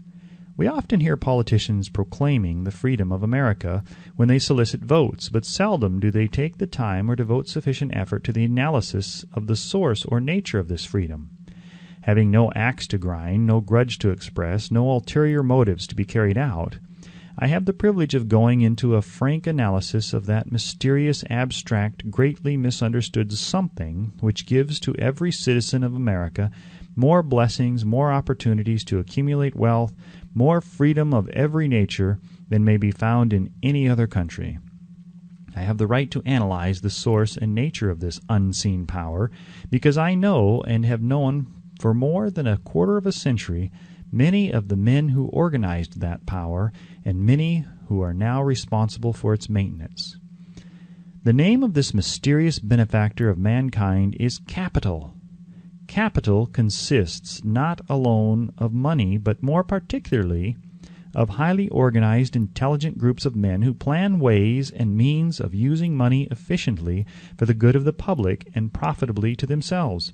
These groups consist of scientists, educators, chemists, inventors, business analysts, publicity men, transportation experts, accountants, lawyers, doctors, and both men and women who have highly specialized knowledge in all fields of industry and business. They pioneer, experiment, and blaze trails in new fields of endeavor. They support colleges, hospitals, public schools, build good roads, publish newspapers, pay most of the cost of government, and take care of the multitudinous detail essential to human progress. Stated briefly, the capitalists are the brains of civilization, because they supply the entire fabric of which all education, enlightenment, and human progress consists. Money without brains always is dangerous. Properly used, it is the most important essential of civilization. The simple breakfasts here described could not have been delivered to the New York City family at a dime each or at any other price if organized capital had not provided the machinery, the ships, the railroads, and the huge armies of trained men to operate them. Some slight idea of the importance of organized capital may be had by trying to imagine yourself burdened with the responsibility of collecting, without the aid of capital, and delivering to the New York City family the simple breakfast described. To supply the tea, you would have to make a trip to China or India, both a very long way from America. Unless you are an excellent swimmer, you would become rather tired before making the round trip. Then, too, another problem would confront you. What would you use for money, even if you had the physical endurance to swim the ocean? To supply the sugar, you would have to take another long swim to Cuba or a long walk to the sugar-beet section of Utah. But even then you might come back without the sugar, because organized effort and money are necessary to produce sugar, to say nothing of what is required to refine, transport, and deliver it to the breakfast table anywhere in the United States. Easily enough from the barnyards near New York City, but you would have a very long walk to Florida and return before you could serve the 2 glasses of grapefruit juice. You would have another long walk to Kansas or one of the other wheat-growing states when you went after the 4 slices of wheat bread. The rippled wheat biscuits would have to be omitted from the menu, because they would not be available except through the labor of a trained organization of men and suitable machinery, all of which calls for capital. While resting, you could take off for another little swim down to South America, where you would pick up a couple of bananas, and on your return you could take a short walk to the nearest farm having a dairy and pick up some butter and cream. Then your New York City family would be ready to sit down and enjoy breakfast, and you could collect your 2 dimes for your labor. Seems absurd, doesn't it?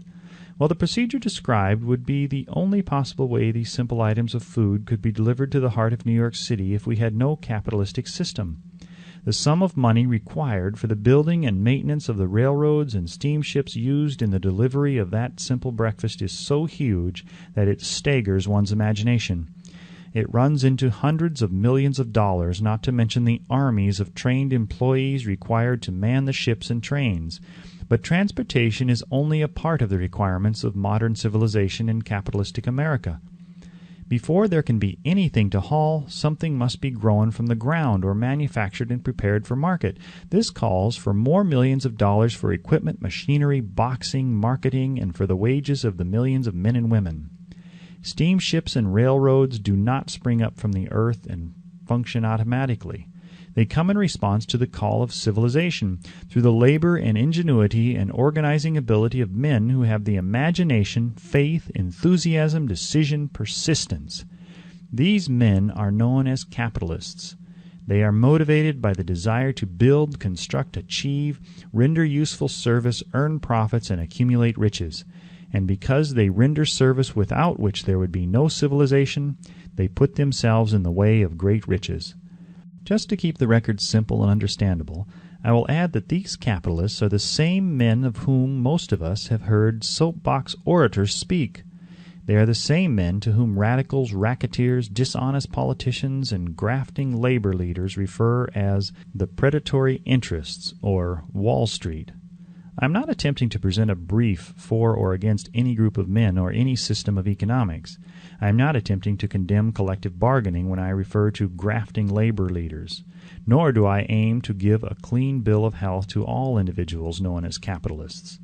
The purpose of this book, a purpose to which I have faithfully devoted over a quarter of a century, is to present to all who want the knowledge the most dependable philosophy through which individuals may accumulate riches in whatever amounts they desire. I have here analyzed the economic advantages of the capitalistic system for the twofold purpose of showing, 1. That all who seek riches must recognize and adapt themselves to the system that controls all approaches to fortunes, large or small, and 2. To present the side of the picture opposite to that being shown by politicians and demagogues who deliberately becloud the issues they bring up by referring to organized capital as if it were something poisonous.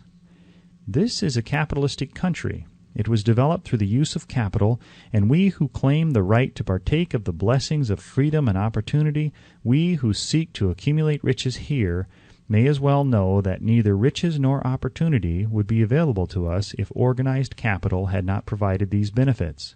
For more than 20 years it has been a somewhat popular and growing pastime for radicals, self-seeking politicians, racketeers, crooked labor leaders, and on occasion religious leaders to take potshots at Wall Street, the money changers, and big business.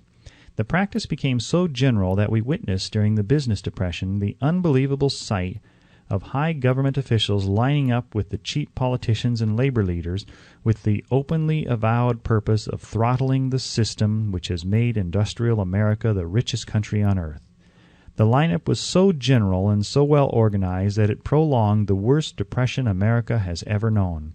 It cost millions of men their jobs because those jobs were inseparably a part of the industrial and capitalistic system which form the very backbone of the nation. During this unusual alliance of government officials and self-seeking individuals who were endeavoring to profit by declaring open season on the American system of industry, a certain type of labor leader joined forces with the politicians and offered to deliver voters in return for legislation designed to permit men to take riches away from industry by organized force of numbers instead of the better method of giving a fair day's work for a fair day's pay. Millions of men and women throughout the nation are still engaged in this popular pastime of trying to get without giving. Some of them are lined up with labor unions where they demand shorter hours and more pay. Others do not take the trouble to work at all. They demand government relief and are getting it. Their idea of their rights of freedom was demonstrated in New York City, where violent complaint was registered with the postmaster by a group of relief beneficiaries because the postmen awakened them at 7:30 a.m. to deliver government relief checks. They demanded that the time of delivery be set up to 10 o'clock. If you are one of those who believe that riches can be accumulated by the mere act of men who organize themselves into groups and demand more pay for less service, if you are one of those who demand government relief without early morning disturbance when money is delivered to you, If you are one of those who believe in trading their votes to politicians in return for the passing of laws which permit the raiding of the public treasury, you may rest securely on your belief with certain knowledge that no one will disturb you, because this is a free country where every man may think as he pleases, where nearly everybody can live with but little effort, where many men live well without doing any work whatsoever. However, you should know the full truth concerning this freedom of which so many people boast and so few understand. As great as it is, as far as it reaches as many privileges as it provides, it does not and cannot bring riches without effort. There is but one dependable method of accumulating and legally holding riches, and that is by rendering useful service. No system has ever been created by which men can legally acquire riches through mere force of numbers, or without giving in return an equivalent value of one form or another. There is a principle known as the law of economics. This is more than a theory. It is a law no man can beat. Mark well the name of the principle and remember it, because it is far more powerful than all the politicians and political machines. It is above and beyond the control of all the labor unions. It cannot be swayed nor influenced nor bribed by racketeers or self-appointed leaders in any calling.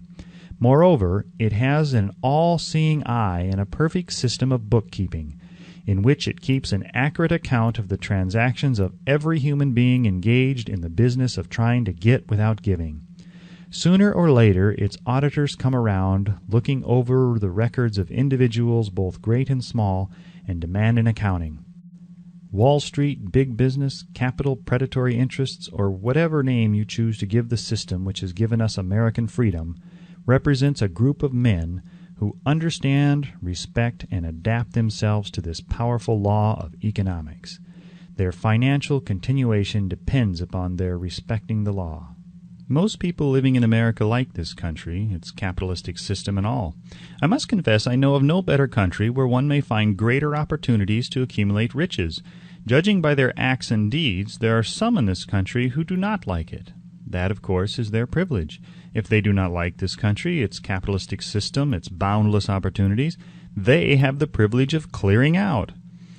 Always there are other countries, such as Germany, Russia, and Italy, where one may try one's hand at enjoying freedom and accumulating riches, providing one is not too particular.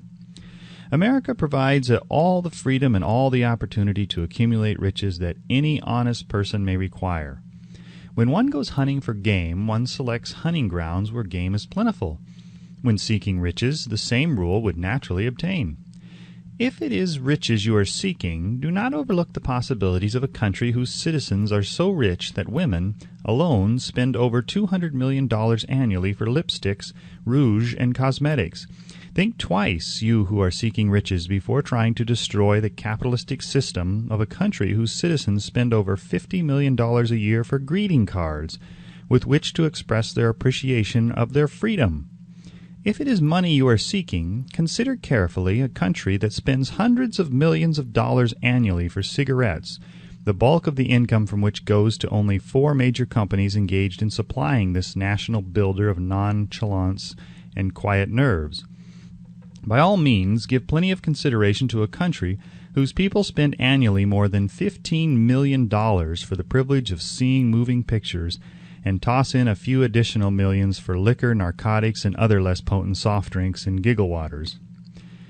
Do not be in too big a hurry to get away from a country whose people willingly, even eagerly, hand over millions of dollars annually for football, baseball, and prize fights. And by all means, stick by a country whose inhabitants give up more than $1 million a year for chewing gum and another $1 million for safety razor blades.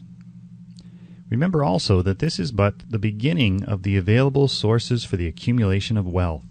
Only a few of the luxuries and non-essentials have been mentioned, but remember that the business of producing, transporting, and marketing these few items of merchandise gives regular employment to many millions of men and women, who receive for their services many millions of dollars monthly and spend it freely for both the luxuries and the necessities. Especially remember that back of all this exchange of merchandise and personal services may be found an abundance of opportunity to accumulate riches. Here our American freedom comes to one's aid. There is nothing to stop you or anyone from engaging in any portion of the effort necessary to carry on these businesses.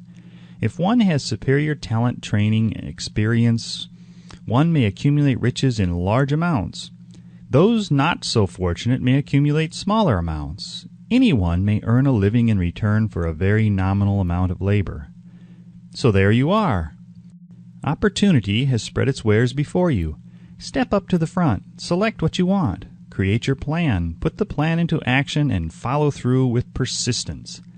Capitalistic America will do the rest. You can depend on this much. Capitalistic America ensures every person the opportunity to render useful service and to collect riches in proportion to the value of the service. The system denies no one this right, but it does not and cannot promise something for nothing, because the system itself is irrevocably controlled by the law of economics, which neither recognizes nor tolerates for long getting without giving. The law of economics was passed by nature. There is no Supreme Court to which visitors of this law may appeal. The law hands out both penalties for its violation and appropriate rewards for its observance, without interference or the possibility of interference by any human being. The law cannot be repealed. It is as fixed as the stars in the heavens and subject to and part of the same system that controls the stars. May one refuse to adapt oneself to the law of economics? Certainly. This is a free country where all men are born with equal rights, including the privilege of ignoring the law of economics. What happens then? Well, nothing happens until large numbers of men join forces for the avowed purpose of ignoring the law and taking what they want by force. Then comes the dictator with well-organized firing squads and machine guns. We have not yet reached that stage in America, but we have heard all we want to know about how the system works. Perhaps we shall be fortunate enough not to demand personal knowledge of so gruesome a reality. Doubtless we shall prefer to continue with our freedom of speech, freedom of deed, and freedom to render useful service in return for riches. The practice by government officials of extending to men and women the privilege of raiding the public treasury in return for votes sometimes results in election. But as night follows day, the final payoff comes, when every penny wrongfully used must be repaid with compound interest on compound interest. If those who make the grab are not forced to repay, the burden falls on their children and their children's children. Even unto the third and fourth generations, there is no way to avoid the debt. Men can, and sometimes do, form themselves into groups for the purpose of crowding wages up and working hours down. There is a point beyond which they cannot go. It is the point at which the law of economics steps in, and the sheriff gets both the employer and the employees. For 6 years, from 1929 to 1935, the people of America, both rich and poor, barely missed seeing the old man economics hand over to the sheriff all the businesses and industries and banks. It was not a pretty sight. It did not increase our respect for mob psychology, through which men cast reason to the winds and start trying to get without giving.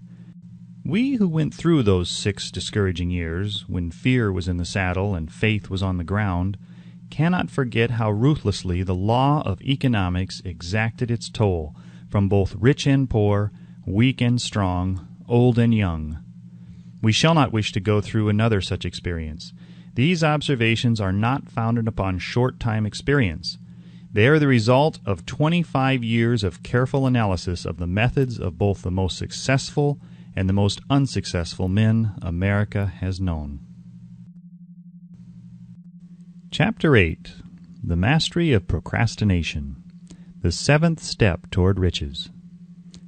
Accurate analysis of over 25,000 men and women who had experienced failure disclosed the fact that lack of decision was near the head of the list of the 30 major causes of failure. This is no mere statement of a theory. It is a fact. Procrastination, the opposite of decision, is a common enemy which practically every man must conquer. You will have an opportunity to test your capacity to reach quick and definite decisions when you finish reading this book and are ready to begin putting into action the principles which it describes. Analysis of several hundred people who had accumulated fortunes well beyond the $1 million mark disclosed the fact that every one of them had the habit of reaching decisions promptly and of changing these decisions slowly, if and when they were changed. People who fail to accumulate money, without exception, have the habit of reaching decisions, if at all, very slowly, and of changing these decisions quickly and often. One of Henry Ford's most outstanding qualities is his habit of reaching decisions quickly and definitely, and changing them slowly. This quality is so pronounced in Mr. Ford that it has given him the reputation of being obstinate. It was this quality which prompted Mr. Ford to continue to manufacture his famous Model T, the world's ugliest car, when all of his advisers and many of the purchasers of the car were urging him to change it. Perhaps Mr. Ford delayed too long in making the change, but the other side of the story is that Mr. Ford's firmness of decision yielded a huge fortune before the change in model became necessary. There is but little doubt that Mr. Ford's habit of definiteness of decision assumes the proportion of obstinacy, but this quality is preferable to slowness in reaching decisions and quickness in changing them. The majority of people who fail to accumulate money sufficient for their needs are generally easily influenced by the opinions of others. They permit the newspapers and the gossiping neighbors to do their thinking for them. Opinions are the cheapest commodities on earth. Everyone has a flock of opinions ready to be wished upon anyone who will accept them. If you are influenced by opinions when you reach decisions, you will not succeed in any undertaking, much less in that of transmuting your own desire into money. If you are influenced by the opinions of others, you will have no desire of your own. Keep your counsel when you begin to put into practice the principles described here by reaching your own decisions and following them. Take no one into your confidence except the members of your mastermind group, and be very sure in your selection of this group that you choose only those who will be in complete sympathy and harmony with your purpose. Close friends and relatives, while not meaning to do so, often handicap one through opinions and sometimes through ridicule, which is meant to be humorous. Thousands of men and women carry inferiority complexes with them all through life, because some well-meaning but ignorant person destroyed their confidence through opinions or ridicule. You have a brain and mind of your own. Use it, and reach your own decisions. If you need facts or information from other people to enable you to reach decisions, as you probably will in many instances, acquire these facts or secure the information you need quietly, without disclosing your purpose. It is characteristic of people who have but a smattering or veneer of knowledge to try to give the impression that they have much knowledge. Such people generally do too much talking and too little listening. Keep your eyes and ears wide open and your mouth closed if you wish to acquire the habit of prompt decision. Those who talk too much do little else. If you talk more than you listen, you not only deprive yourself of many opportunities to accumulate useful knowledge, but you also disclose your plans and purposes to people who will take great delight in defeating you because they envy you. Remember also that every time you open your mouth in the presence of a person who has an abundance of knowledge, you display to that person your exact stock of knowledge or your lack of it. Genuine wisdom is usually conspicuous through modesty and silence. Keep in mind the fact that every person with whom you associate is, like yourself, seeking the opportunity to accumulate money.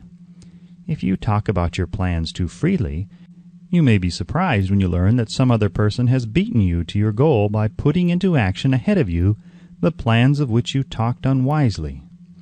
Let one of your first decisions be to keep a closed mouth and open ears and eyes.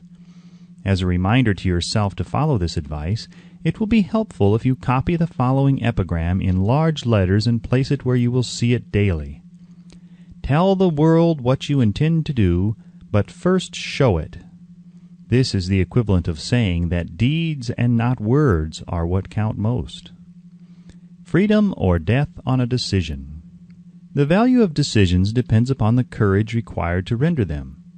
The great decisions which served as the foundation of civilization were reached by assuming great risks, which often meant the possibility of death. Lincoln's decision to issue his famous Proclamation of Emancipation, which gave freedom to the colored people of America, was rendered with full understanding that his act would turn thousands of friends and political supporters against him. He knew, too, that carrying out that proclamation would mean death to thousands of men on the battlefield. In the end, it cost Lincoln his life. That required courage. Socrates' decision to drink the cup of poison rather than compromise in his personal belief was a decision of courage. It turned time ahead 1,000 years and gave to people then unborn the right to freedom of thought and speech. The decision of Robert E. Lee, when he came to the parting of the way with the Union and took up the cause of the South, was a decision of courage, for he well knew that it might cost him his own life, that it would surely cost the lives of others. But the greatest decision of all time, as far as any American citizen is concerned, was reached in Philadelphia, July 4th, 1776, when 56 men signed their names to a document which they well knew would bring freedom to all Americans, or leave every one of the 56 hanging from a gallows. You have heard of this famous document, but you may not have drawn from it the great lesson in personal achievement it so plainly taught.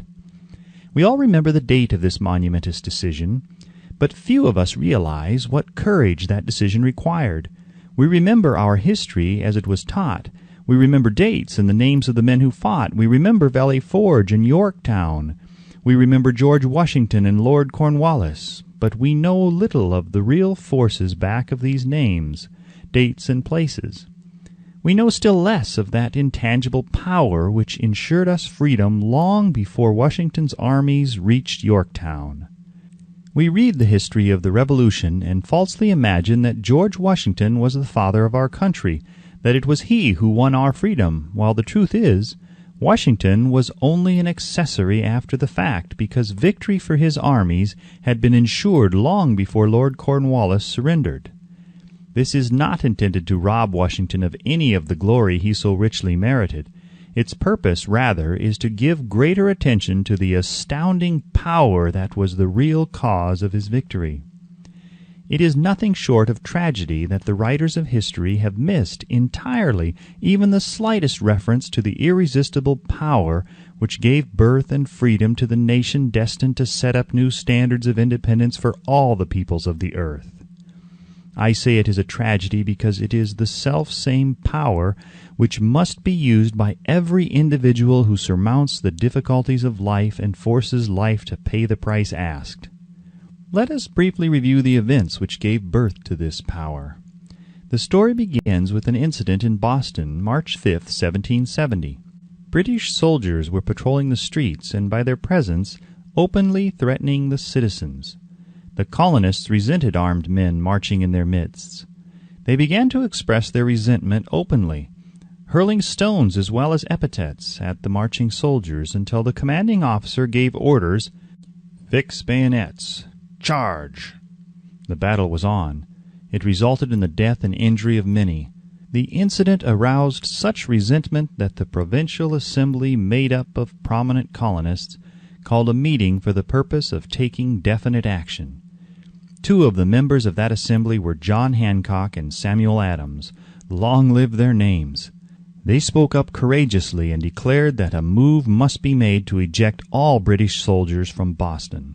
Remember this: a decision in the minds of two men might properly be called the beginning of the freedom which we of the United States now enjoy. Remember, too, that the decision of these two men called for faith and courage because it was dangerous. Before the assembly adjourned, Samuel Adams was appointed to call on the governor of the province, Hutchinson, and demand the withdrawal of British troops. The request was granted. The troops were removed from Boston, but the incident was not closed. It had caused a situation destined to change the entire trend of civilization. Strange, is it not, how the great changes such as the American Revolution and the World War often have their beginnings in circumstances which seem unimportant? It is interesting also to observe that these important changes usually begin in the form of a definite decision in the minds of a relatively small number of people. Few of us know the history of our country well enough to realize that John Hancock, Samuel Adams, and Richard Henry Lee of the province of Virginia were the real fathers of our country. Richard Henry Lee became an important factor in this story by reason of the fact that he and Samuel Adams communicated frequently by correspondence, sharing freely their fears and their hopes concerning the welfare of the people of their provinces. From this practice, Adams conceived the idea that a mutual exchange of letters between the 13 colonies might help to bring about the coordination of efforts so badly needed in connection with the solution of their problems. 2 years after the clash with the soldiers in Boston, March 72, Adams presented this idea to the Assembly in the form of a motion that a correspondence committee be established among the colonies with definitely appointed correspondents in each colony for the purpose of friendly cooperation for the betterment of the colonies of British America. Mark well this incident. It was the beginning of the organization of the far-flung power destined to give freedom to you and to me. The mastermind had already been organized. It consisted of Adams, Lee, and Hancock. I tell you further that if 2 of you agree upon the earth concerning anything for which you ask, it will come to you from my Father who is in heaven. The Committee of Correspondence was organized. Observe that this move provided the way for increasing the power of the mastermind by adding to it men from all the colonies. Take notice that this procedure constituted the first organized planning of the disgruntled colonists. In union there is strength. The citizens of the colonies had been waging disorganized warfare against the British soldiers through incidents similar to the Boston riot, but nothing of benefit had been accomplished. Their individual grievances had not been consolidated under one mastermind. No group of individuals had put their hearts, minds, souls, and bodies together in one definite decision to settle their difficulty with the British once and for all, until Adams, Hancock, and Lee got together. Meanwhile, the British were not idle. They, too, were doing some planning and masterminding on their own account, with the advantage of having back of them money and organized soldiery. The Crown appointed Gage to supplant Hutchinson as the governor of Massachusetts. One of the new governor's first acts was to send a messenger to call on Samuel Adams for the purpose of endeavoring to stop his opposition by fear. We can best understand the spirit of what happened by quoting the conversation between Colonel Fenton, the messenger sent by Gage, and Adams. Colonel Fenton: I have been authorized by Governor Gage to assure you, Mr. Adams, that the governor has been empowered to confer upon you such benefits as would be satisfactory. Endeavor to win Adams by promise of bribes, upon the condition that you engage to cease in your opposition to the measures of the government. It is the government's advice to you, sir, not to incur the further displeasure of His Majesty. Your conduct has been such as makes you liable to penalties of an order of Henry VIII, by which persons can be sent to England for trial for treason or misprision of treason at the discretion of a governor of a province. But by changing your political course you will not only receive great personal advantages, but you will make your peace with the king. Samuel Adams had the choice of 2 decisions. He could cease his opposition and receive personal bribes, or he could continue and run the risk of being hanged. Clearly the time had come when Adams was forced to reach instantly a decision which could have cost his life. The majority of men would have found it difficult to reach such a decision. The majority would have sent back an evasive reply, but not Adams. He insisted upon Colonel Fenton's word of honor that the colonel would deliver to the governor the answer exactly as Adams would give it to him. Adams' answer: Then you may tell Governor Gage that I trust I have long since made my peace with the King of Kings. No personal consideration shall induce me to abandon the righteous cause of my country. And tell Governor Gage it is the advice of Samuel Adams to him no longer to insult the feelings of an exasperated people. Comment as to the character of this man seems unnecessary. It must be obvious to all who read this astounding message that its sender possessed loyalty of the highest order. This is important. Racketeers and dishonest politicians have prostituted the honor for which such men as Adams died. When Governor Gage received Adams' caustic reply, he flew into a rage and issued a proclamation which read, "I do hereby, in His Majesty's name, offer and promise His most gracious pardon to all persons who shall forthwith lay down their arms and return to the duties of peaceable subjects, excepting only from the benefit of such pardon Samuel Adams and John Hancock, whose offenses are too flagitious a nature to admit to any other consideration but that of condign punishment." As one might say in modern slang, Adams and Hancock were on the spot. The threat of the irate governor forced the two men to reach another decision, equally as dangerous. They hurriedly called a secret meeting of their staunchest followers. Here the mastermind began to take on momentum. After the meeting had been called to order, Adams locked the door, placed the key in his pocket, and informed all present that it was imperative that a Congress of the colonists be organized and that no man should leave the room until the decision for such a Congress had been reached. Great excitement followed. Some weighed the possible consequences of such radicalism, old man fear. Some expressed grave doubt as to the wisdom of so definite a decision in defiance of the Crown. Locked in that room were two men immune to fear, blind to the possibility of failure, Hancock and Adams. Through the influence of their minds, the others were induced to agree that, through the Correspondence Committee, arrangements should be made for a meeting of the First Continental Congress to be held in Philadelphia, September 5th, 1774. Remember this date. It is more important than July 4th, 1776. If there had been no decision to hold a Continental Congress, there could have been no signing of the Declaration of Independence. Before the first meeting of the new Congress, another leader, in a different section of the country, was deep in the throes of publishing a summary view of the rights of British America. He was Thomas Jefferson, of the province of Virginia, whose relationship to Lord Dunmore, representative of the Crown in Virginia, was as strained as that of Hancock and Adams with their governor. Shortly after his famous Summary of Rights was published, Jefferson was informed that he was subject to prosecution for high treason against His Majesty's government. Inspired by the threat, one of Jefferson's colleagues, Patrick Henry, boldly spoke his mind, concluding his remarks with a sentence which shall remain forever a classic: "If this be treason, then make the most of it."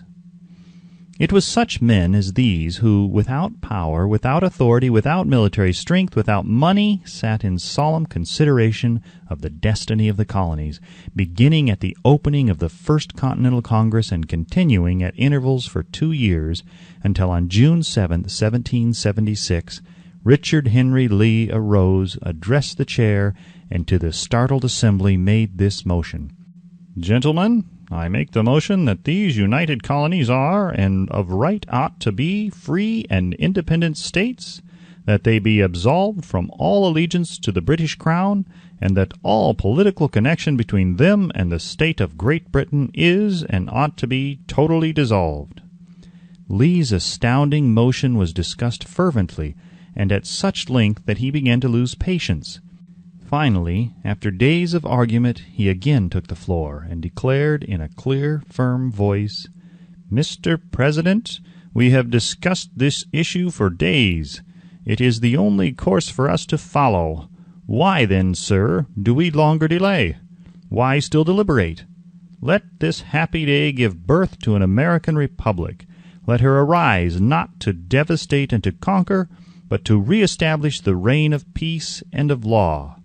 The eyes of Europe are fixed upon us. She demands of us a living example of freedom that may exhibit a contrast in the felicity of the citizen to the ever-increasing tyranny." Before this motion was finally voted upon, Lee was called back to Virginia because of serious family illness, but before leaving he placed his cause in the hands of his friend, Thomas Jefferson, who promised to fight until favorable action was taken. Shortly thereafter, the President of the Congress, Hancock, appointed Jefferson as chairman of a committee to draw up a Declaration of Independence. Long and hard the committee labored on a document which would mean, when accepted by the Congress, that every man who signed it would be signing his own death warrant should the colonies lose in the fight with Great Britain, which was sure to follow. The document was drawn, and on June 28 the original draft was read before the Congress. For several days it was discussed, altered, and made ready. On July 4, 1776, Thomas Jefferson stood before the Assembly and fearlessly read the most momentous decision ever placed upon paper. When, in the course of human events, it is necessary for one people to dissolve the political bands which have connected them with another, and to assume among the powers of the earth the separate and equal station to which the laws of nature and of nature's God entitle them, a decent respect to the opinions of mankind requires that they should declare the causes which impel them to the separation. When Jefferson finished, the document was voted upon, accepted, and signed by the 56 men, every one staking his own life upon his decision to write his name. By that decision came into existence a nation destined to bring to mankind forever the privilege of making decisions. By decisions made in a similar spirit of faith, and only by such decisions, can men solve their personal problems and win for themselves high estates of material and spiritual wealth. Let us not forget this. Analyze the events which led to the Declaration of Independence and be convinced that this nation, which now holds a position of commanding respect and power among all nations of the world, was born of a decision created by a mastermind consisting of 56 men. Note well the fact that it was their decision which ensured the success of Washington's armies, because the spirit of that decision was in the heart of every soldier who fought with him, and served as a spiritual power which recognizes no such thing as failure. Note also, with great personal benefit, that the power which gave this nation its freedom is the self-same power that must be used by every individual who becomes self-determining. This power is made up of the principles described in this book. It will not be difficult to detect in the story of the Declaration of Independence at least 6 of these principles: desire, decision, faith, persistence, the mastermind, and organized planning. Throughout this philosophy will be found the suggestion that thought, backed by strong desire, has a tendency to transmute itself into its physical equivalent. Before passing on, I wish to leave with you the suggestion that one may find in this story, and in the story of the organization of the United States Steel Corporation, a perfect description of the method by which thought makes this astounding transformation. In your search for the secret of the method, do not look for a miracle, because you will not find it.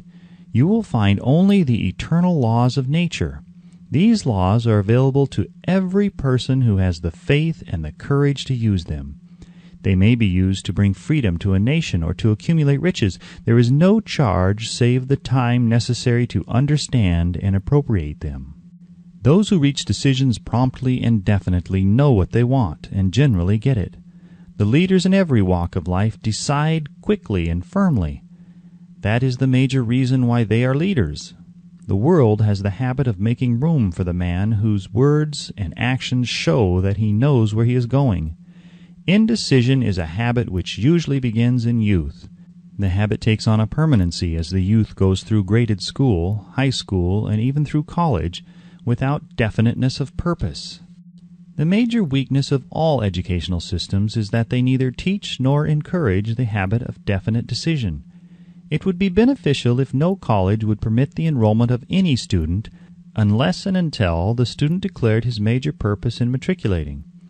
It would be of still greater benefit if every student who enters the graded schools were compelled to accept training in the habit of decision and forced to pass a satisfactory examination on this subject before being permitted to advance in the grade.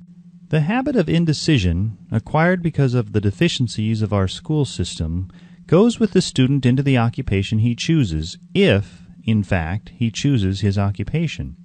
Generally, the youth just out of school seeks any job that can be found. He takes the first place he finds because he has fallen into the habit of indecision. 98 out of every 100 people working for wages today are in the positions they hold because they lack the definiteness of decision to plan a definite position and the knowledge of how to choose an employer. Definiteness of decision always requires courage, sometimes very great courage. The 56 men who signed the Declaration of Independence staked their lives on the decision to affix their signatures to that document. The person who reaches a definite decision to procure the particular job and make life pay the price he asks does not stake his life on that decision. He stakes his economic freedom. Financial independence, riches, desirable business, and professional positions are not within reach of the person who neglects or refuses to expect, plan, and demand these things. The person who desires riches in the same spirit that Samuel Adams desired freedom for the colonies is sure to accumulate wealth. In the chapter on organized planning, you will find complete instructions for marketing every type of personal services. You will find also detailed information on how to choose the employer you prefer and the particular job you desire. These instructions will be of no value to you unless you definitely decide to organize them into a plan of action. Chapter 9. Persistence. The sustained effort necessary to induce faith. The 8th step toward riches. Persistence is an essential factor in the procedure of transmuting desire into its monetary equivalent. The basis of persistence is the power of will. Willpower and desire, when properly combined, make an irresistible pair. Men who accumulate great fortunes are generally known as cold-blooded and sometimes ruthless. Often they are misunderstood. What they have is willpower, which they mix with persistence and place back of their desires to ensure the attainment of their objectives. Henry Ford has been generally misunderstood to be ruthless and cold-blooded. This misconception grew out of Ford's habit of following through in all of his plans with persistence. The majority of people are ready to throw their aims and purposes overboard and give up at the first sign of opposition or misfortune. A few carry on despite all opposition until they attain their goal. These few are the Fords, Carnegies, Rockefellers, and Edisons. There may be no heroic connotation to the word persistence, but the quality is to the character of man what carbon is to steel. The building of a fortune generally involves the application of the entire 13 factors of this philosophy. These principles must be understood. They must be applied with persistence by all who accumulate money. If you are following this book with the intention of applying the knowledge it conveys, your first test as to your persistence will come when you begin to follow the 6 steps described in the 2nd chapter. Unless you are one of the 2 out of every 100 who already have a definite goal at which you are aiming, and a definite plan for its attainment, you may read the instructions and then pass on with your daily routine and never comply with those instructions. The author is checking you up at this point because lack of persistence is one of the major causes of failure. Moreover, experience with thousands of people has proved that lack of persistence is a weakness common to the majority of men. It is a weakness which may be overcome by effort. The ease with which lack of persistence may be conquered will depend entirely upon the intensity of one's desire. The starting point of all achievement is desire. Keep this constantly in mind. Weak desires bring weak results, just as a small amount of fire makes a small amount of heat. If you find yourself lacking in persistence, this weakness may be remedied by building a stronger fire under your desires. Continue to read through to the end, then go back to Chapter 2 and start immediately to carry out the instructions given in connection with the 6 steps. The eagerness with which you follow these instructions will indicate clearly how much or how little you really desire to accumulate money. If you find that you are indifferent, you may be sure that you have not yet acquired the money consciousness which you must possess before you can be sure of accumulating a fortune. Fortunes gravitate to men whose minds have been prepared to attract them, just as surely as water gravitates to the ocean. In this book may be found all the stimuli necessary to attune any normal mind to the vibrations which will attract the object of one's desires. If you find you are weak in persistence, center your attention upon the instructions contained in the chapter on power. Surround yourself with a mastermind group, and through the cooperative efforts of the members of this group, you can develop persistence. You will find additional instructions for development of persistence in the chapters on autosuggestion in the subconscious mind. Follow the instructions outlined in these chapters until your habit nature hands over to your subconscious mind a clear picture of the object of your desire.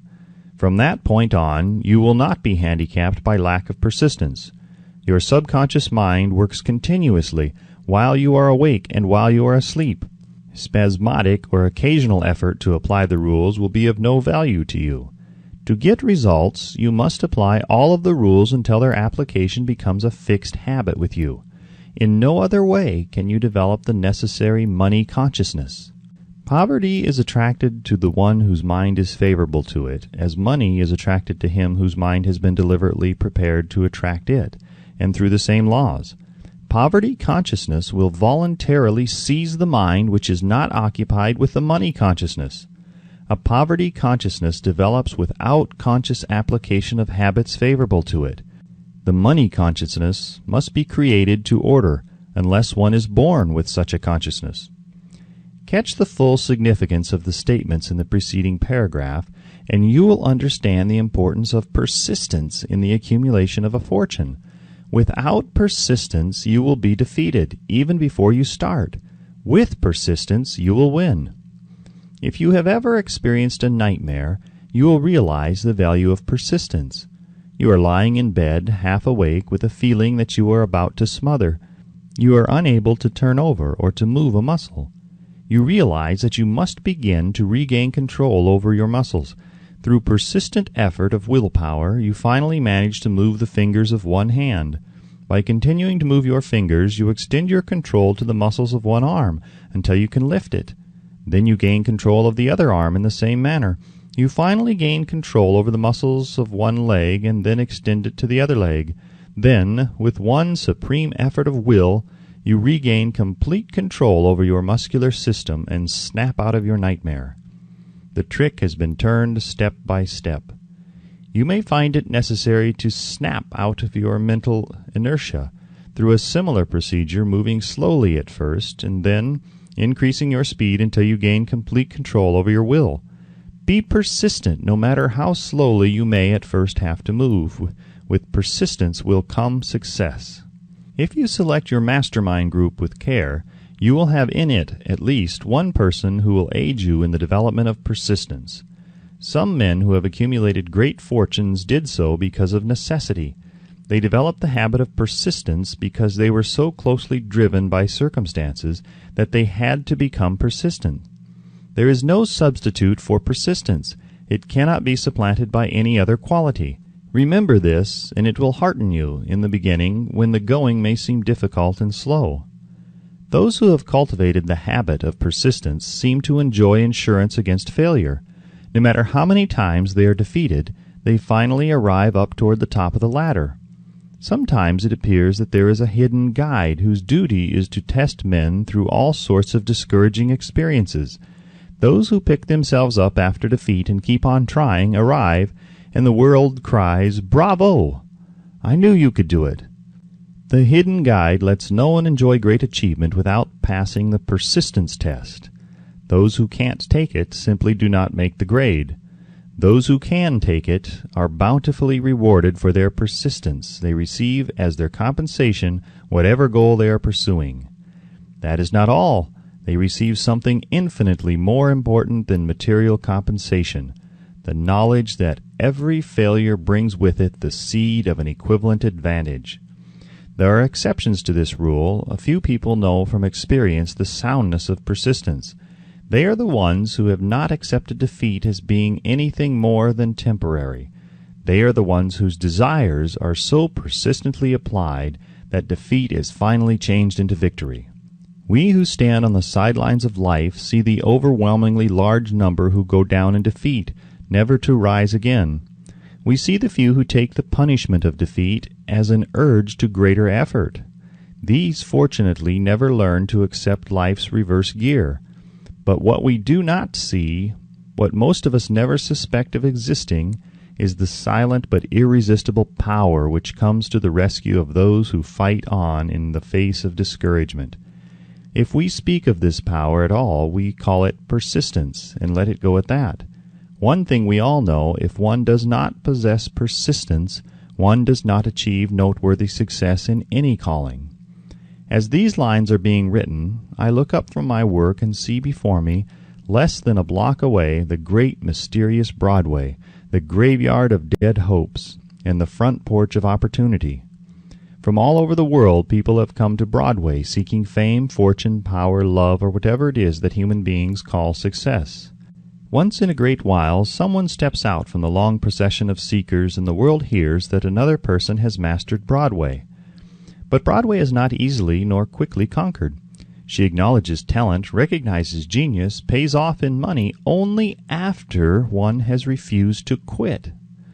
Then we know he has discovered the secret of how to conquer Broadway. The secret is always inseparably attached to one word: persistence. The secret is told in the struggle of Fannie Hurst, whose persistence conquered the Great White Way. She came to New York in 1915 to convert writing into riches. The conversion did not come quickly, but it came. For 4 years Miss Hurst learned about the sidewalks of New York from first-hand experience. She spent her days laboring and her nights hoping. When hope grew dim, she did not say, "All right, Broadway, you win." She said, "Very well, Broadway, you may whip some, but not me. I'm going to force you to give up." One publisher, the Saturday Evening Post, sent her 36 rejection slips before she broke the ice and got a story across. The average writer, like the average in other walks of life, would have given up the job when the first rejection slip came. She pounded the pavements for 4 years to the tune of the publisher's no, because she was determined to win. Then came the payoff. The spell had been broken. The unseen guide had tested Fannie Hurst, and she could take it. From that time on, publishers made a beaten path to her door. Money came so fast she hardly had time to count it. Then the moving picture men discovered her, and money came not in small change but in floods. The moving picture rights to her latest novel, Great Laughter, brought $100,000, said to be the highest price ever paid for a story before publication. Her royalties from the sale of the book probably will run much more. Briefly, you have a description of what persistence is capable of achieving. Fannie Hurst is no exception.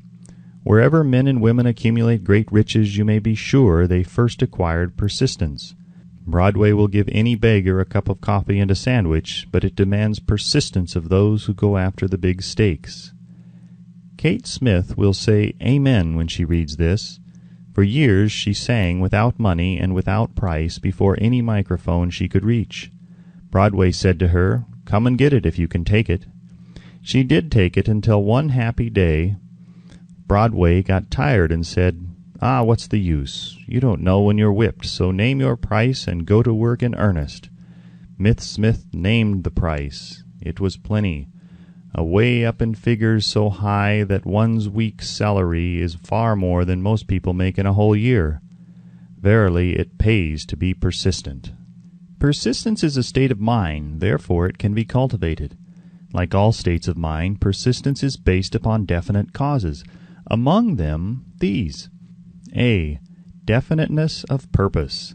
Knowing what one wants is the first and perhaps the most important step toward the development of persistence. A strong motive forces one to surmount many difficulties. B. Desire.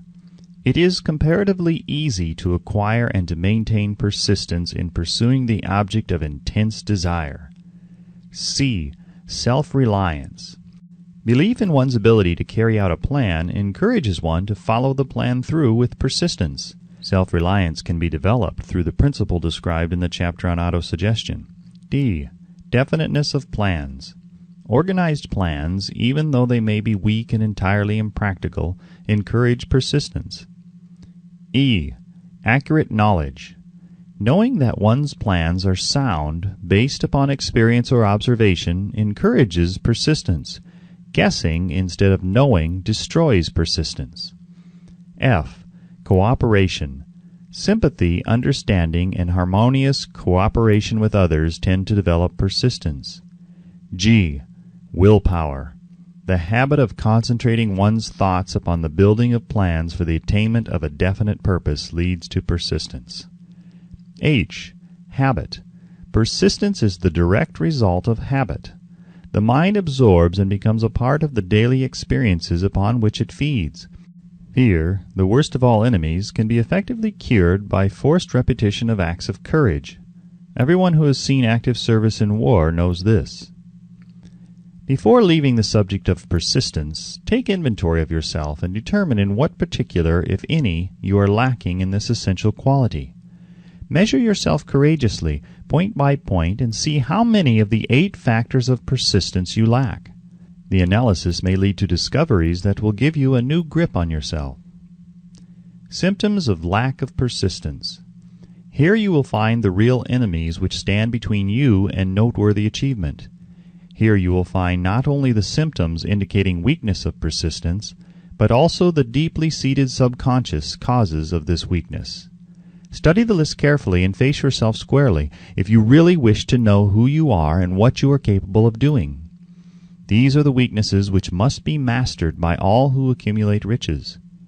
1. Failure to recognize and to clearly define exactly what one wants. 2. Procrastination with or without cause, usually backed up with a formidable array of alibis and excuses. 3. Lack of interest in acquiring specialized knowledge. 4. Indecision, the habit of passing the buck on all occasions instead of facing issues squarely, also backed by alibis. 5. The habit of relying upon alibis instead of creating definite plans for the solution of problems. 6.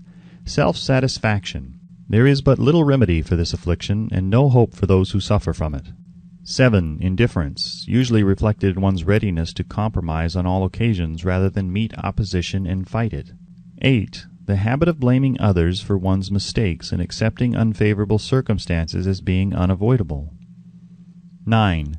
Weakness of desire, due to neglect in the choice of motives that impel action. 10. Willingness, even eagerness, to quit at the first sign of defeat, based upon one or more of the 6 basic fears. 11. Lack of organized plans placed in writing where they may be analyzed. 12. The habit of neglecting to move on ideas or to grasp opportunity when it presents itself. 13. Wishing instead of willing. 14. The habit of compromising with poverty instead of aiming at riches. General absence of ambition to be, to do, and to own. 15. Searching for all the shortcuts to riches, trying to get without giving a fair equivalent, usually reflected in the habit of gambling, endeavoring to drive sharp bargains. 16. Fear of criticism. Failure to create plans and to put them into action because of what other people will think, do, or say. This enemy belongs at the head of the list because it generally exists in one's subconscious mind, where its presence is not recognized. See the 6 basic fears in a later chapter. Let us examine some of the symptoms of the fear of criticism. The majority of people permit relatives, friends, and the public at large to so influence them that they cannot live their own lives because they fear criticism. Huge numbers of people make mistakes in marriage, stand by the bargain, and go through life miserable and unhappy because they fear criticism which may follow if they correct the mistake. Anyone who has submitted to this form of fear knows the irreparable damage it does by destroying ambition, self-reliance, and the desire to achieve. Millions of people neglect to acquire belated educations after having left school because they fear criticism. Countless numbers of men and women, both young and old, permit relatives to wreck their lives in the name of duty because they fear criticism. Duty does not require any person to submit to the destruction of his personal ambitions and the right to live his own life in his own way. People refuse to take chances in business because they fear the criticism which may follow if they fail. The fear of criticism in such cases is stronger than the desire for success. Too many people refuse to set high goals for themselves or even neglect selecting a career because they fear the criticism of relatives and friends who may say, Don't aim so high. People will think you are crazy. When Andrew Carnegie suggested that I devote 20 years to the organization of a philosophy of individual achievement, my first impulse of thought was fear of what people might say. The suggestion set up a goal for me, far out of proportion to any I had ever conceived. As quick as a flash, my mind began to create alibis and excuses, all of them traceable to the inherent fear of criticism. Something inside of me said, "You can't do it. The job is too big and requires too much time. What will your relatives think of you? How will you earn a living?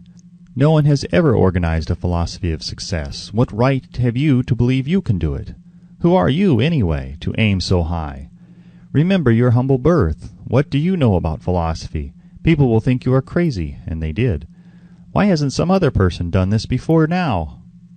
These and many other questions flashed into my mind and demanded attention.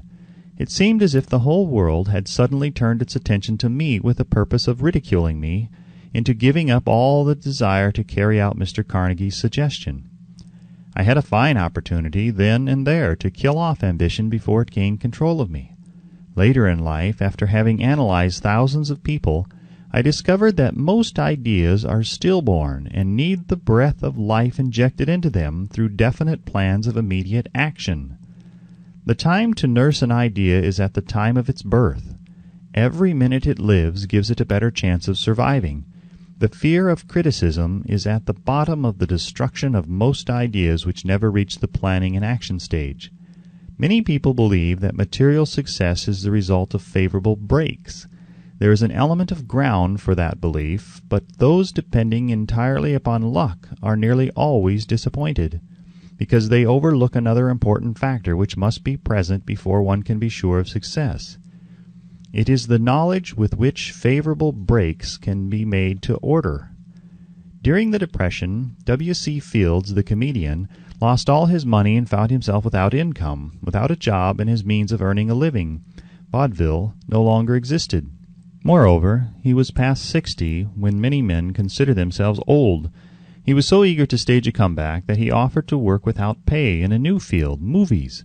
In addition to his other troubles, he fell and injured his neck. To many, that would have been the place to give up and quit. But Fields was persistent. He knew that if he carried on, he would get the breaks sooner or later, and he did get them, but not by chance. Marie Dressler found herself down and out with her money gone with no job when she was about 60. She, too, went after the breaks and got them. Her persistence brought an astounding triumph late in life, long beyond the age when most men and women are done with ambition to achieve. Eddie Cantor lost his money in the 1929 stock crash, but he still had his persistence and his courage. With these, plus 2 prominent eyes, he exploited himself back into an income of $10,000 a week. Verily, if one has persistence, one can get along very well without many other qualities. The only break anyone can afford to rely upon is a self-made break. These come through the application of persistence. The starting point is definiteness of purpose. Examine the first 100 people you meet. Ask them what they want most in life, and 98 of them will not be able to tell you. If you press them for an answer, some will say security, many will say money, a few will say happiness, others will say fame and power, and still others will say social recognition, ease in living, ability to sing, dance, or write.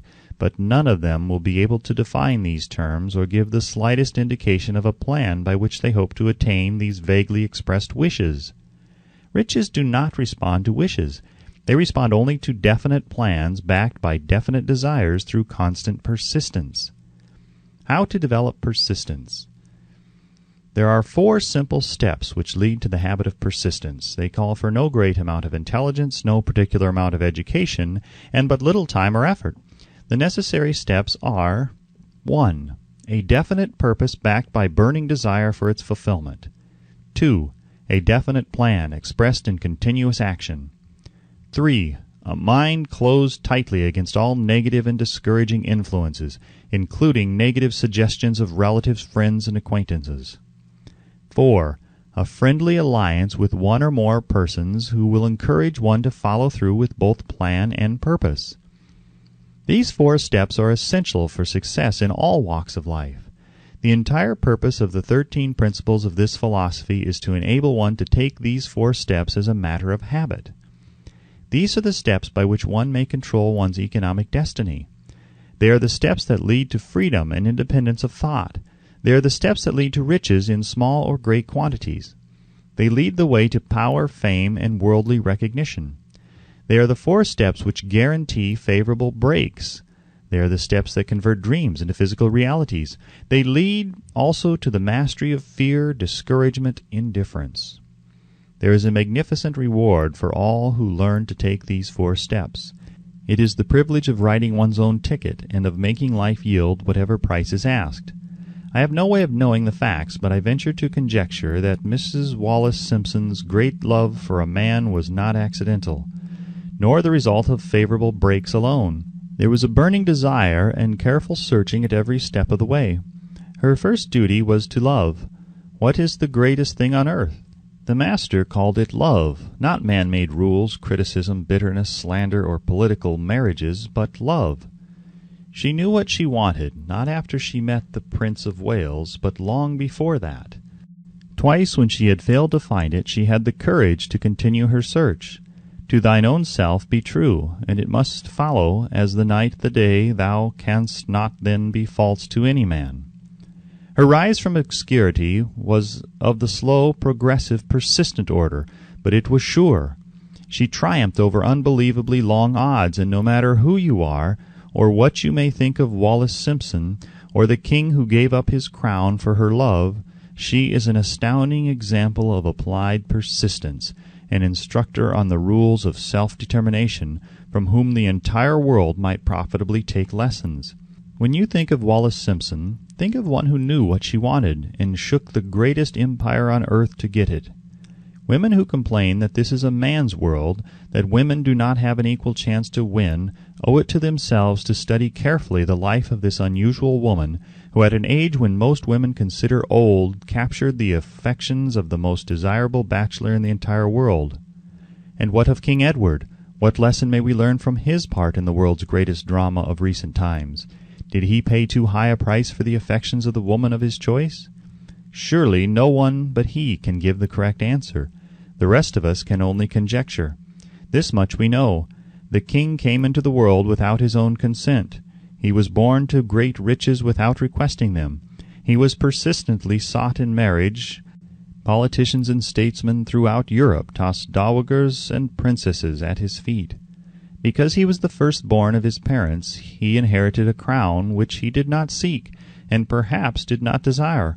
For more than 40 years he was not a free agent, could not live his life in his own way, had but little privacy, and finally assumed duties inflicted upon him when he ascended the throne.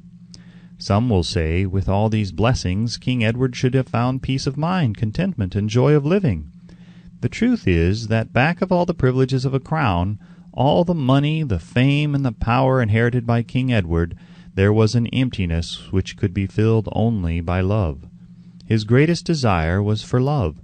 Long before he met Wallace Simpson, he doubtless felt this great universal emotion tugging at the strings of his heart, beating upon the door of his soul, and crying out for expression.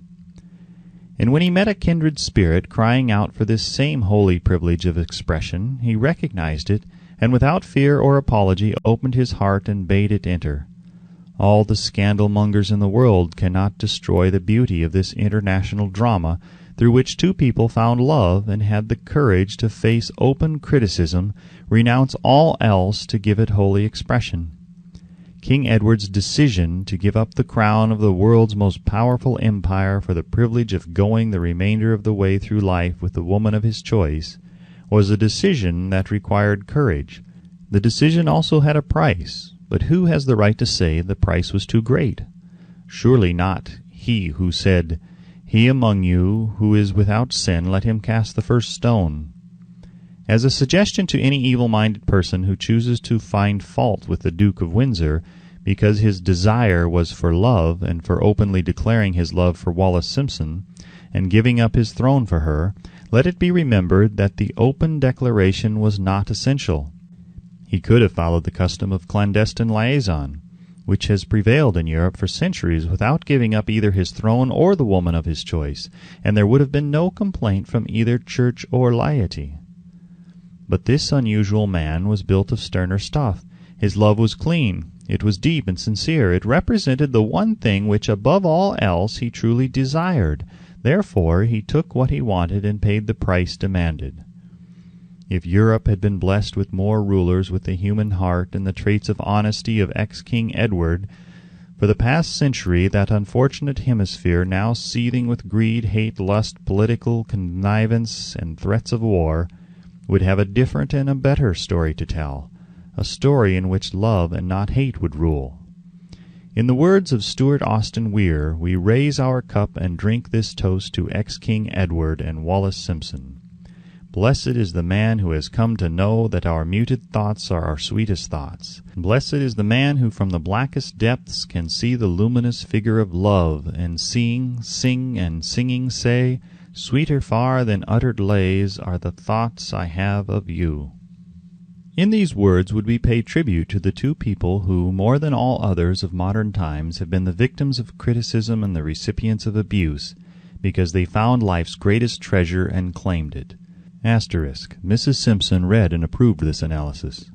Most of the world will applaud the Duke of Windsor and Wallace Simpson because of their persistence in searching until they found life's greatest reward. All of us can profit by following their example in our own search for that which we demand of life. What mystical power gives to men of persistence the capacity to master difficulties? Does the quality of persistence set up in one's mind some form of spiritual, mental, or chemical activity which gives one access to supernatural forces? Does infinite intelligence throw itself on the side of the person who still fights on after the battle has been lost, with the whole world on the opposing side? These and many other similar questions have arisen in my mind as I have observed men like Henry Ford, who started at scratch and built an industrial empire of huge proportions with little else in the way of a beginning but persistence, or Thomas A. Edison, who, with less than 3 months of schooling, became the world's leading inventor and converted persistence into the talking machine, the moving picture machine, and the incandescent light, to say nothing of 100 other useful inventions. I had the happy privilege of analyzing both Mr. Edison and Mr. Ford year by year over a long period of years, and therefore the opportunity to study them at close range, so I speak from actual knowledge when I say that I found no quality save persistence in either of them that even remotely suggested the major source of their stupendous achievements. As one makes an impartial study of the prophets, philosophers, miracle men, and religious leaders of the past, one is drawn to the inevitable conclusion that persistence, concentration of effort, and definiteness of purpose were the major sources of their achievements. Consider, for example, the strange and fascinating story of Mohammed. Analyze his life, compare him with men of achievement in this modern age of industry and finance, and observe how they have one outstanding trait in common: persistence. If you are keenly interested in studying the strange power which gives potency to persistence, read a biography of Mohammed, especially the one by Asad Bai. This brief review of that book by Thomas Sugrue in the Herald Tribune will provide a preview of the rare treat in store for those who take the time to read the entire story of one of the most astounding examples of the power of persistence known to civilization. The Last Great Prophet, reviewed by Thomas Sugrue. Mohammed was a prophet, but he never performed a miracle. He was not a mystic, he had no formal schooling, he did not begin his mission until he was 40. When he announced that he was the messenger of God, bringing the word of the true religion, he was ridiculed and labeled a lunatic. Children tripped him, and women threw filth upon him.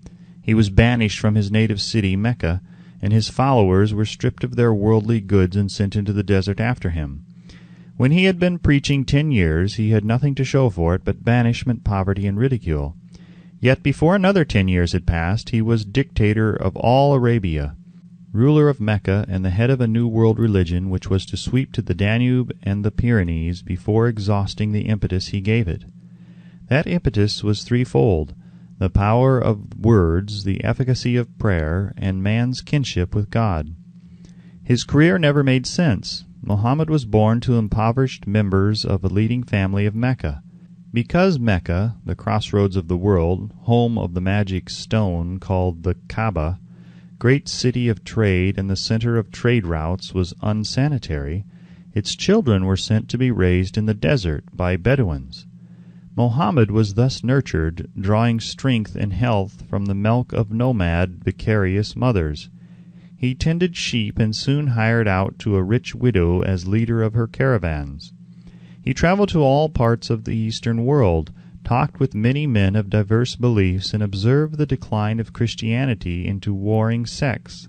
When he was 28, Khadija, the widow, looked upon him with favor and married him. Her father would have objected to such a marriage, so she got him drunk and held him up while he gave the paternal blessing. For the next 12 years Muhammad lived as a rich and respected and very shrewd trader. Then he took to wandering in the desert, and one day he returned with the first verse of the Koran and told Khadija that the archangel Gabriel had appeared to him and said that he was to be the messenger of God. The Koran, the revealed word of God, was the closest thing to a miracle in Muhammad's life. He had not been a poet, he had no gift of words. Yet the verses of the Koran, as he received them and recited them to the faithful, were better than any verses which the professional poets of the tribes could produce. This, to the Arabs, was a miracle. To them the gift of words was the greatest gift. The poet was all-powerful. In addition, the Koran said that all men were equal before God, that the world should be a democratic state. Islam. It was this political heresy, plus Muhammad's desire to destroy all the 360 idols in the courtyard of the Kaaba, which brought about his banishment. The idols brought the desert tribes to Mecca, and that meant trade, so the businessmen of Mecca, the capitalists of which he had been one, set upon Muhammad. Then he retreated to the desert and demanded sovereignty over the world. The rise of Islam began. Out of the desert came a flame which would not be extinguished, a democratic army fighting as a unit and prepared to die without wincing. Muhammad had invited the Jews and Christians to join him, for he was not building a new religion. He was calling all who believed in one God to join in a single faith. If the Jews and Christians had accepted his invitation, Islam would have conquered the world. They didn't. They would not even accept Muhammad's invitation of humane warfare. When the armies of the Prophet entered Jerusalem, not a single person was killed because of his faith. When the Crusaders entered the city centuries later, not a Muslim man, woman, or child was spared. But the Christians did accept one Muslim idea, the place of learning, the university. Chapter 10. Power of the Mastermind. The Driving Force. The ninth step towards riches. Power is essential for success in the accumulation of money. Plans are inert and useless without sufficient power to translate them into action. This chapter will describe the method by which an individual may attain and apply power. Power may be defined as organized and intelligently directed knowledge.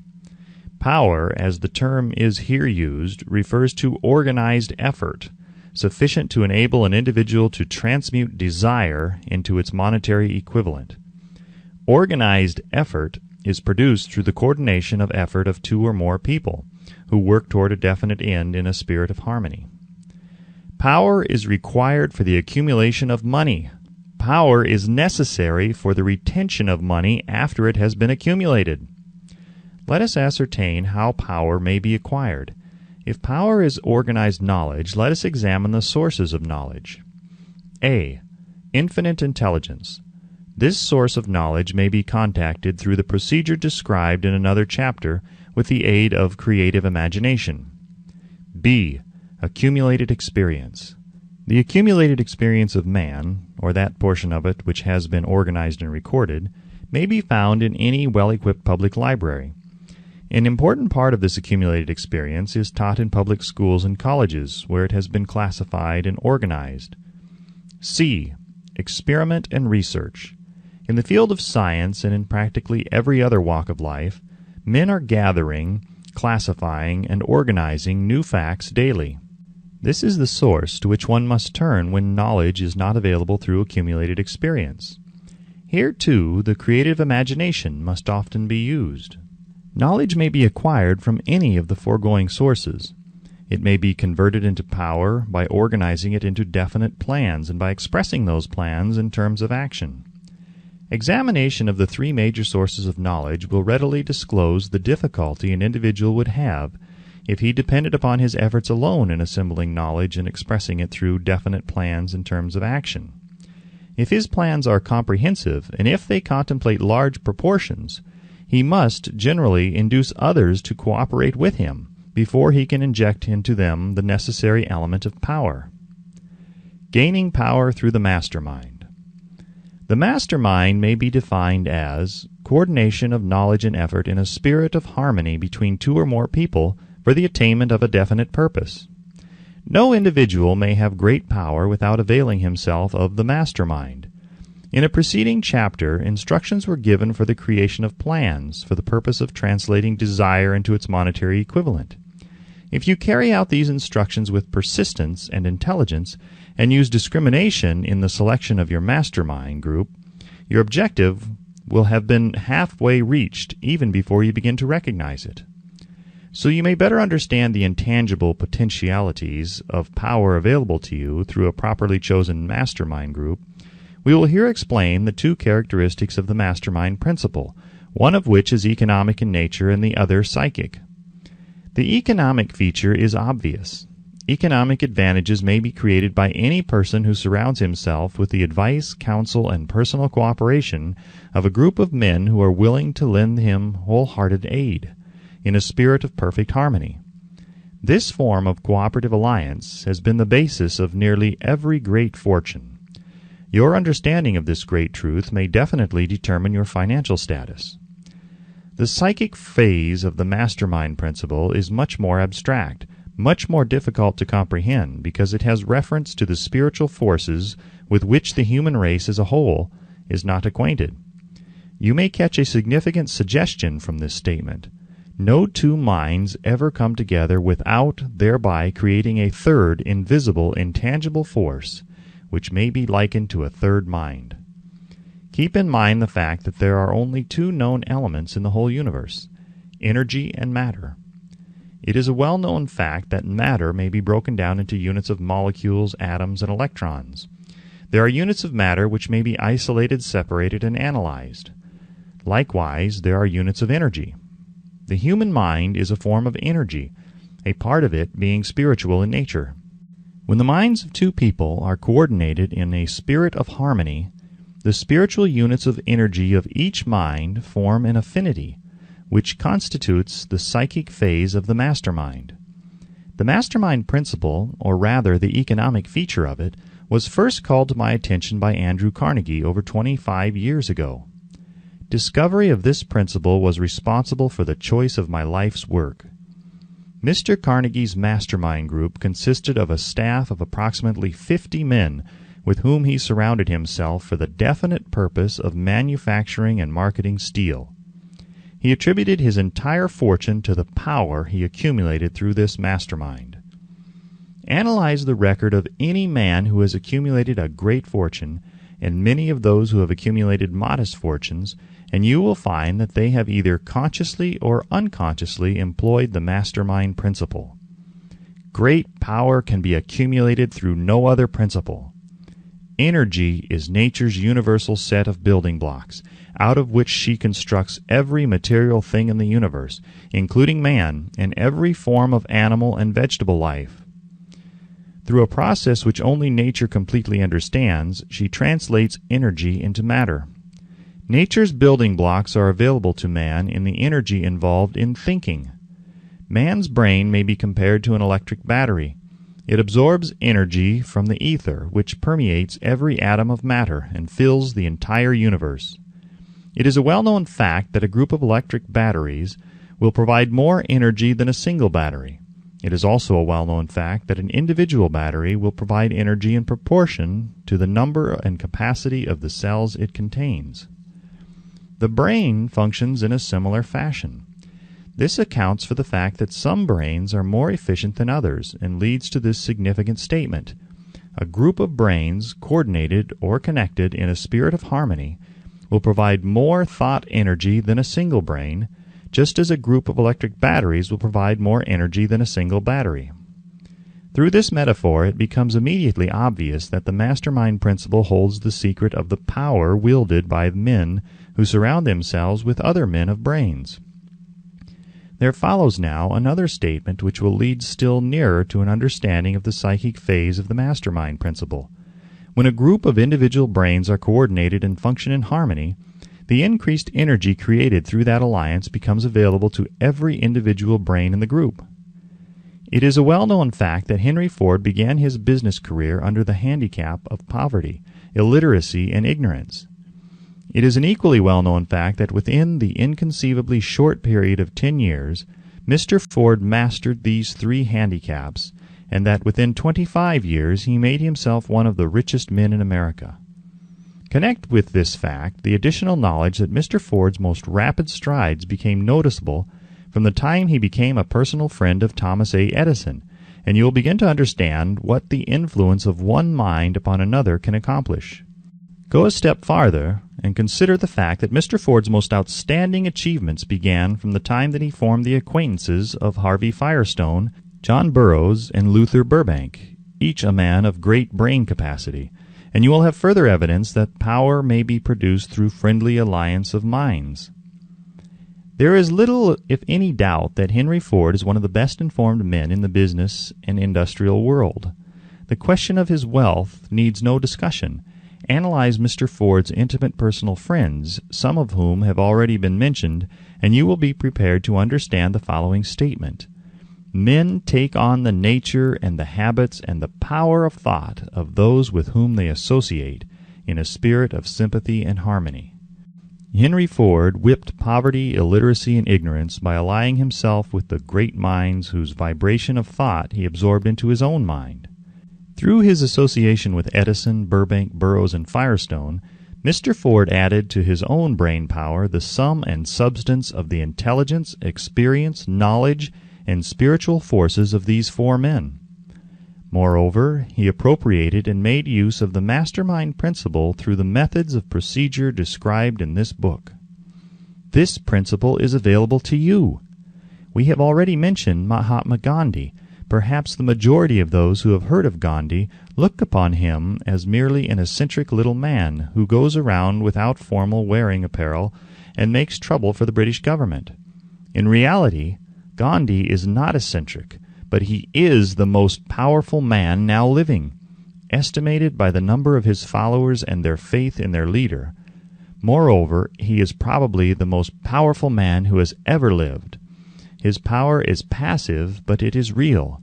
Let us study the method by which he attained his stupendous power. It may be explained in a few words.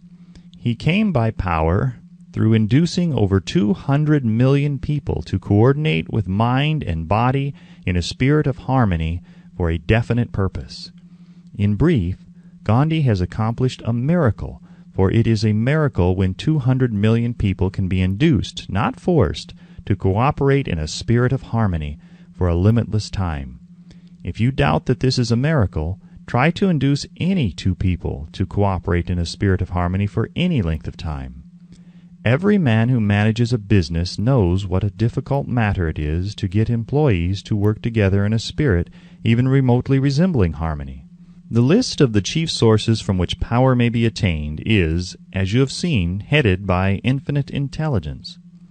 When two or more people coordinate in a spirit of harmony and work toward a definite objective, they place themselves in position through that alliance to absorb power directly from the great universal storehouse of infinite intelligence. This is the greatest of all sources of power. It is the source to which the genius turns. It is the source to which every great leader turns, whether he may be conscious of the fact or not. The other two major sources from which the knowledge necessary for the accumulation of power may be obtained are no more reliable than the five senses of man. The senses are not always reliable. Infinite intelligence does not err. In subsequent chapters, the methods by which infinite intelligence may be most readily contacted will be adequately described. This is not a course on religion, No fundamental principle described in this book should be interpreted as being intended to interfere either directly or indirectly with any man's religious habits. This book has been confined exclusively to instructing the reader how to transmute the definite purpose of desire for money into its monetary equivalent. Read, think, and meditate as you read. Soon the entire subject will unfold and you will see it in perspective. You are now seeing the detail of the individual chapters. Money is as shy and elusive as the old-time maiden. It must be wooed and won by methods not unlike those used by a determined lover in pursuit of the girl of his choice. And coincidental as it is, the power used in the wooing of money is not greatly different from that used in wooing a maiden. That power, when successfully used in the pursuit of money, must be mixed with faith. It must be mixed with desire. It must be mixed with persistence. It must be applied through a plan, and that plan must be set into action. When money comes in quantities known as the big money, it flows to the one who accumulates it as easily as water flows downhill. There exists a great unseen stream of power which may be compared to a river, except that one side flows in one direction, carrying all who get into that side of the stream onward and upward to wealth, and the other side flows in the opposite direction, carrying all those who are unfortunate enough to get into it, and not able to extricate themselves from it, downward to misery and poverty. Every man who has accumulated a great fortune has recognized the existence of this stream of life. It consists of one's thinking process. The positive emotions of thought form the side of the stream which carries one to fortune. The negative emotions form the side which carries one down to poverty. This carries a thought of stupendous importance to the person who is following this book with the object of accumulating a fortune. If you are in the side of the stream of power which leads to poverty, this may serve as an oar by which you may propel yourself over into the other side of the stream. It can serve you only through application and use. Merely reading and passing judgment on it, either one way or another, will in no way benefit you. Some people undergo the experience of alternating between the positive and negative sides of the stream, being at times on the positive side and at times on the negative side. The Wall Street crash of '29 swept millions of people from the positive to the negative side of the stream. These millions are struggling, some of them in desperation and fear, to get back into the positive side of the stream. This book was written especially for those millions. Poverty and riches often change places. The crash taught the world this truth, although the world will not long remember the lesson. Poverty may, and generally does, voluntarily take the place of riches. When riches take the place of poverty, the change is usually brought about through well-conceived and carefully executed plans. Poverty needs no plan. It needs no one to aid it, because it is bold and ruthless. Riches are shy and timid. They have to be attracted. Anybody can wish for riches, and most people do. But only a few know that a definite plan, plus a burning desire for wealth, are the only dependable means of accumulating wealth. Chapter 11. The Mystery of Sex Transmutation. The 10th Step Towards Riches. The meaning of the word transmute is, in simple language, the changing or transferring of one element or form of energy into another. The emotion of sex brings into being a state of mind.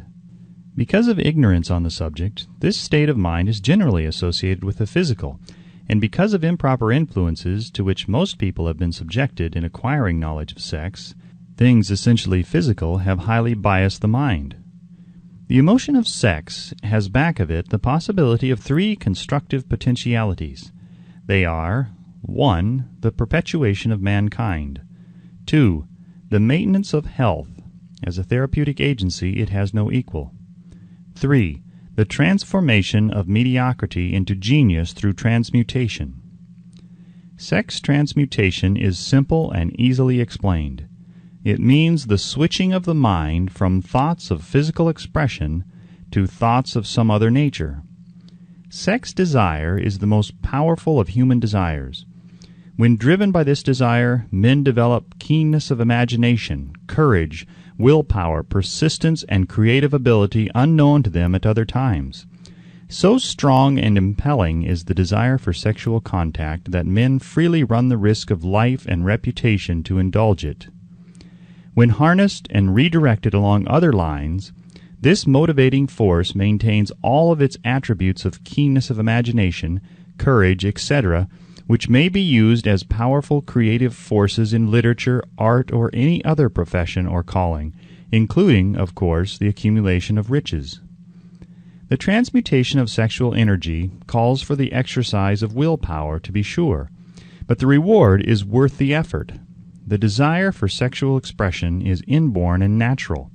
The desire cannot and should not be submerged or eliminated, but it should be given an outlet through forms of expression which enrich the body, mind, and spirit of man. If not given this form of outlet, through transmutation, it will seek outlets through purely physical channels. A river may be dammed and its water controlled for a time, but eventually it will force an outlet. The same is true of the emotion of sex. It may be submerged and controlled for a time, but its very nature causes it to be ever seeking means of expression. If it is not transmuted into some creative effort, it will find a less worthy outlet. Fortunate indeed is the person who has discovered how to give sex emotion an outlet through some form of creative effort, for he has, by that discovery, lifted himself to the status of a genius. Scientific research has disclosed these significant facts. 1. The men of greatest achievement are men with highly developed sex natures, men who have learned the art of sex transmutation. 2. The men who have accumulated great fortunes and achieved outstanding recognition in literature, art, industry, architecture, and the professions were motivated by the influence of a woman. The research from which these astounding discoveries were made went back through the pages of biography and history for more than 2,000 years. Wherever there was evidence available in connection with the lives of men and of great achievement, it indicated most convincingly that they possessed highly developed sex natures.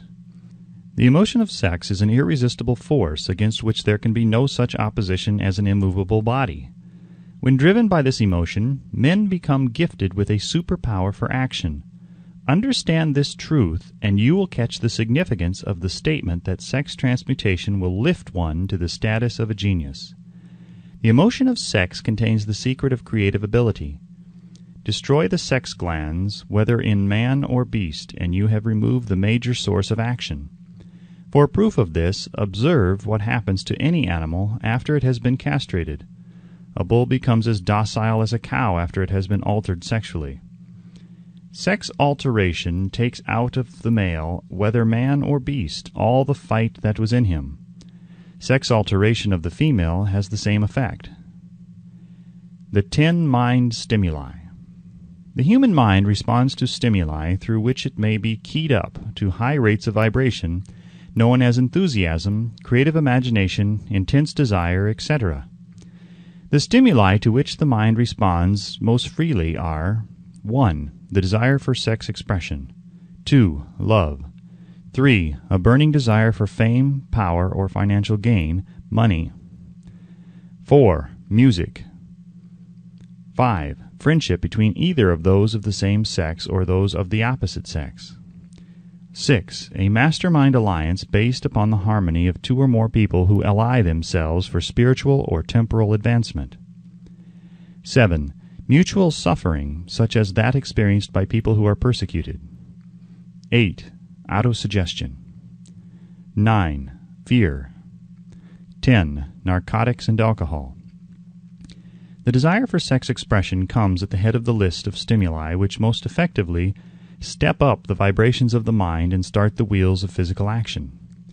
8 of these stimuli are natural and constructive, 2 are destructive. The list is here presented for the purpose of enabling you to make a comparative study of the major sources of mind stimulation. From this study, it will be readily seen that the emotion of sex is by great odds the most intense and powerful of all mind stimuli. This comparison is necessary as a foundation for proof of the statement that transmutation of sex energy may lift one to the status of a genius. Let us find out what constitutes a genius. Some wiseacre has said that a genius is a man who wears long hair, eats queer food, lives alone, and serves as a target for the joke-makers.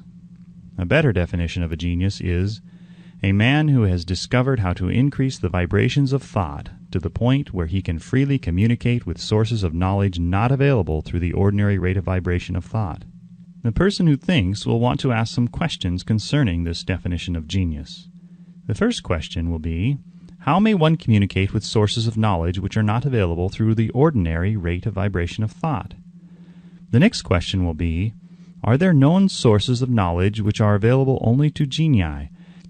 And if so, what are these sources, and exactly how may they be reached? We shall offer proof of the soundness of some of the more important statements made in this book, or at least we shall offer evidence through which you may secure your own proof through experimentation, and in doing so we shall answer both of these questions. Genius is developed through the sixth sense. The reality of the sixth sense has been fairly well established. This sixth sense is creative imagination.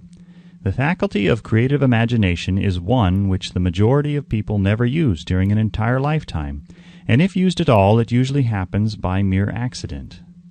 A relatively small number of people use, with deliberation and purpose aforethought, the faculty of creative imagination.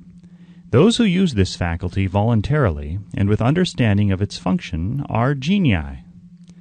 The faculty of creative imagination is the direct link between the finite mind of man and infinite intelligence.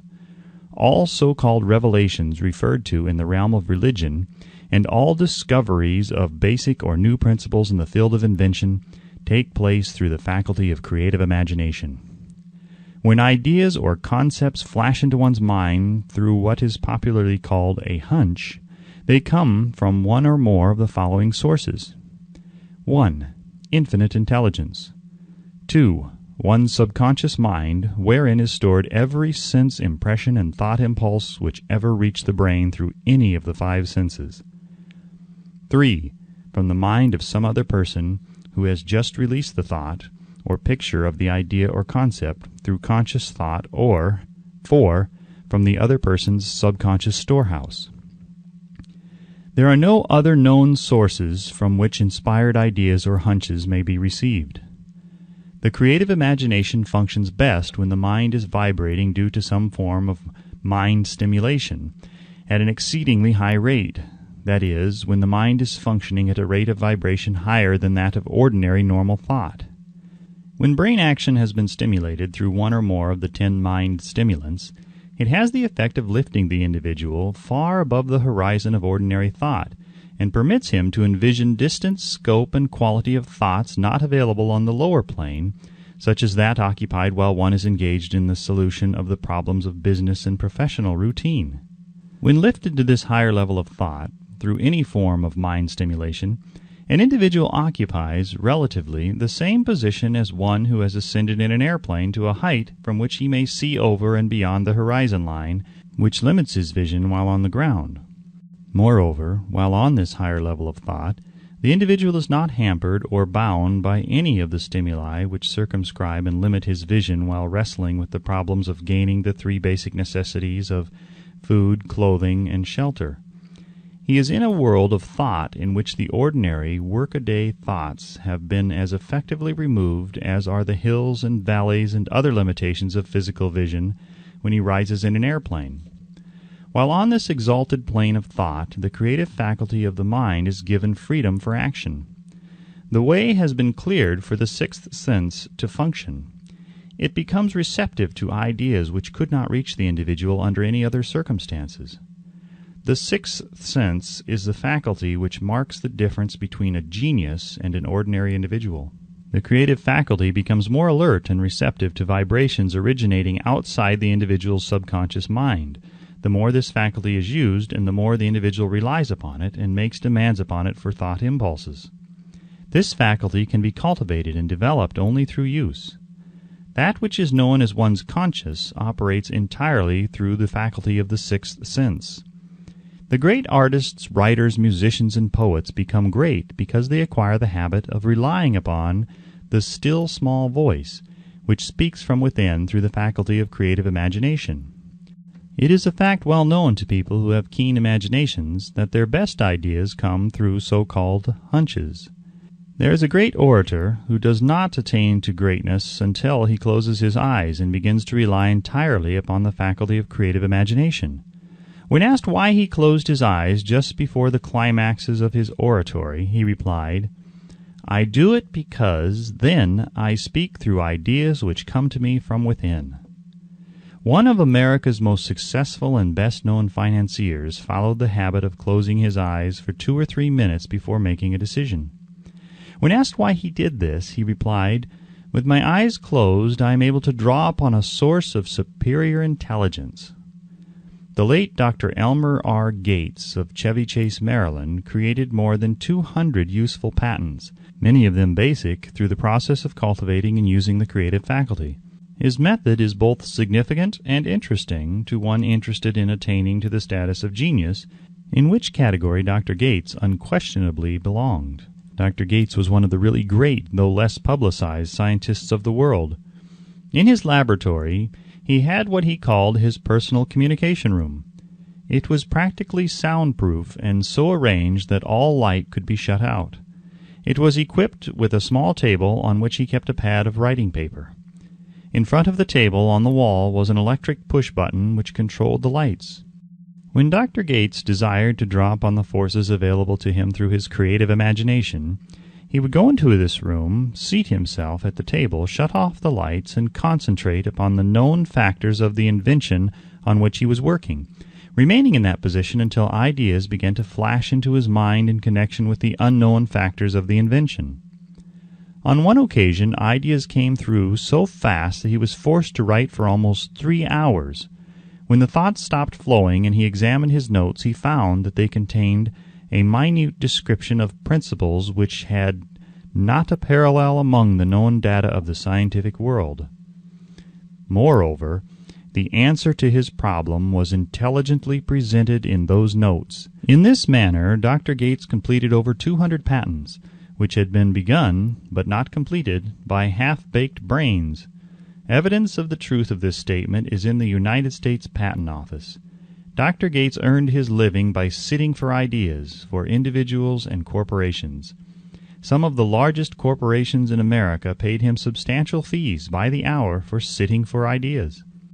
The reasoning faculty is often faulty because it is largely guided by one's accumulated experience. Not all knowledge which one accumulates through experience is accurate. Ideas received through the creative faculty are much more reliable for the reason that they come from sources more reliable than any which are available to the reasoning faculty of the mind.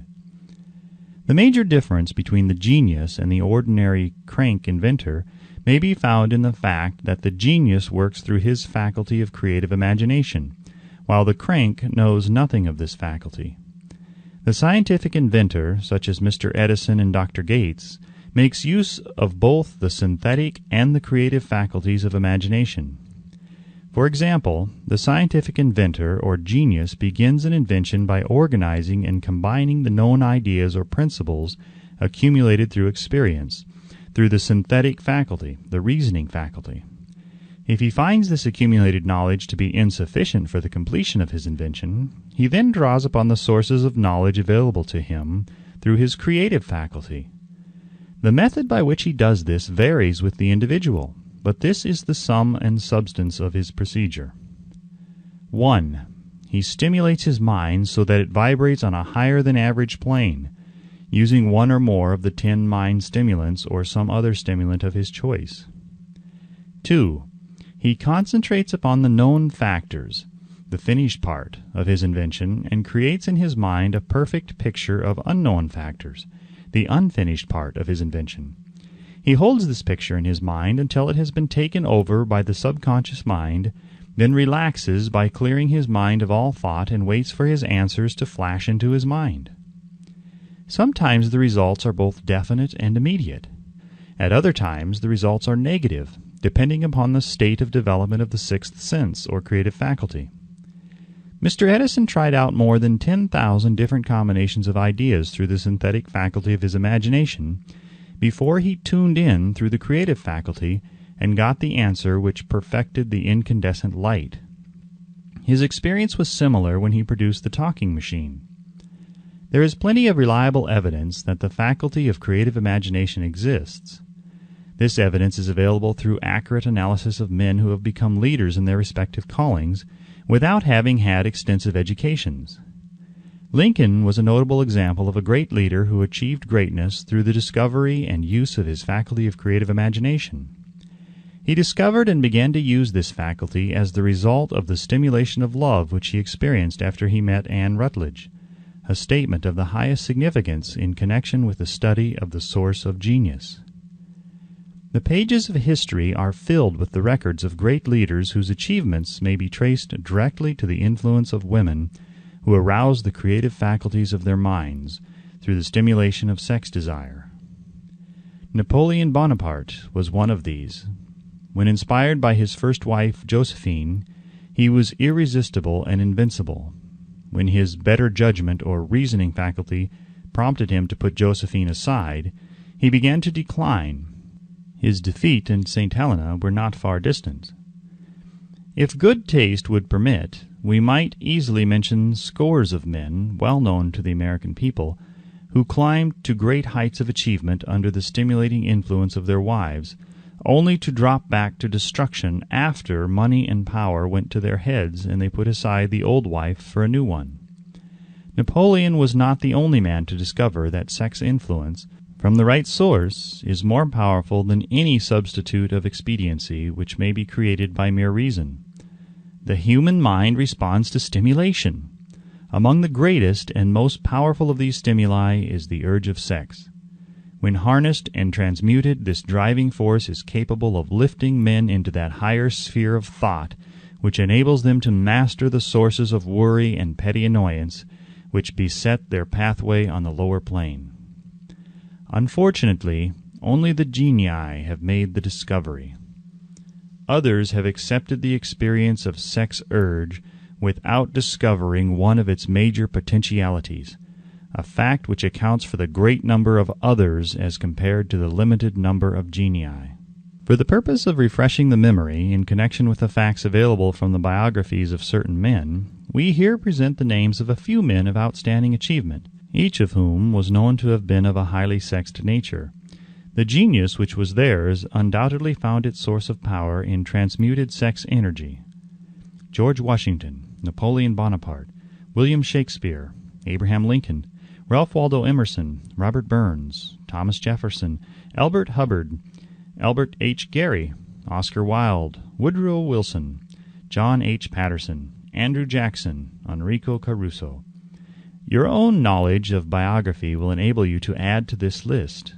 Find, if you can, a single man in all history of civilization who achieved outstanding success in any calling who was not driven by a well-developed sex nature. If you do not wish to rely upon biographies of men not now living, take inventory of those whom you know to be men of great achievement, and see if you can find one among them who is not highly sexed. Sex energy is the creative energy of all genii. There never has been and never will be a great leader, builder, or artist lacking in this driving force of sex. Surely no one will misunderstand these statements to mean that all who are highly sexed are genii. Man attains to the status of genius only when and if he stimulates his mind so that it draws upon the forces available through the creative faculty of the imagination. Chief among the stimuli with which this stepping up of the vibrations may be produced is sex energy. The mere possession of this energy is not sufficient to produce a genius. The energy must be transmuted from desire for physical contact into some other form of desire and action before it will lift one to the status of a genius. Far from becoming genii, because of great sex desires, the majority of men lower themselves through misunderstanding and misuse of this great force to the status of the lower animals. Why men seldom succeed before 40. I discovered from the analysis of over 25,000 people that men who succeed in an outstanding way seldom do so before the age of 40, and more often they do not strike their real pace until they are well beyond the age of 50. This fact was so astounding that it prompted me to go into the study of its cause most carefully, carrying the investigation over a period of more than 12 years.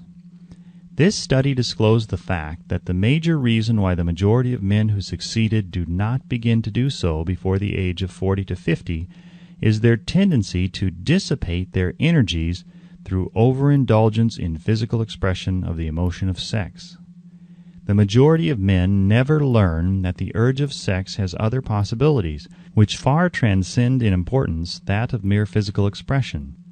The majority of those who make this discovery do so after having wasted many years at a period when the sex energy is at its height, prior to the age of 45 to 50.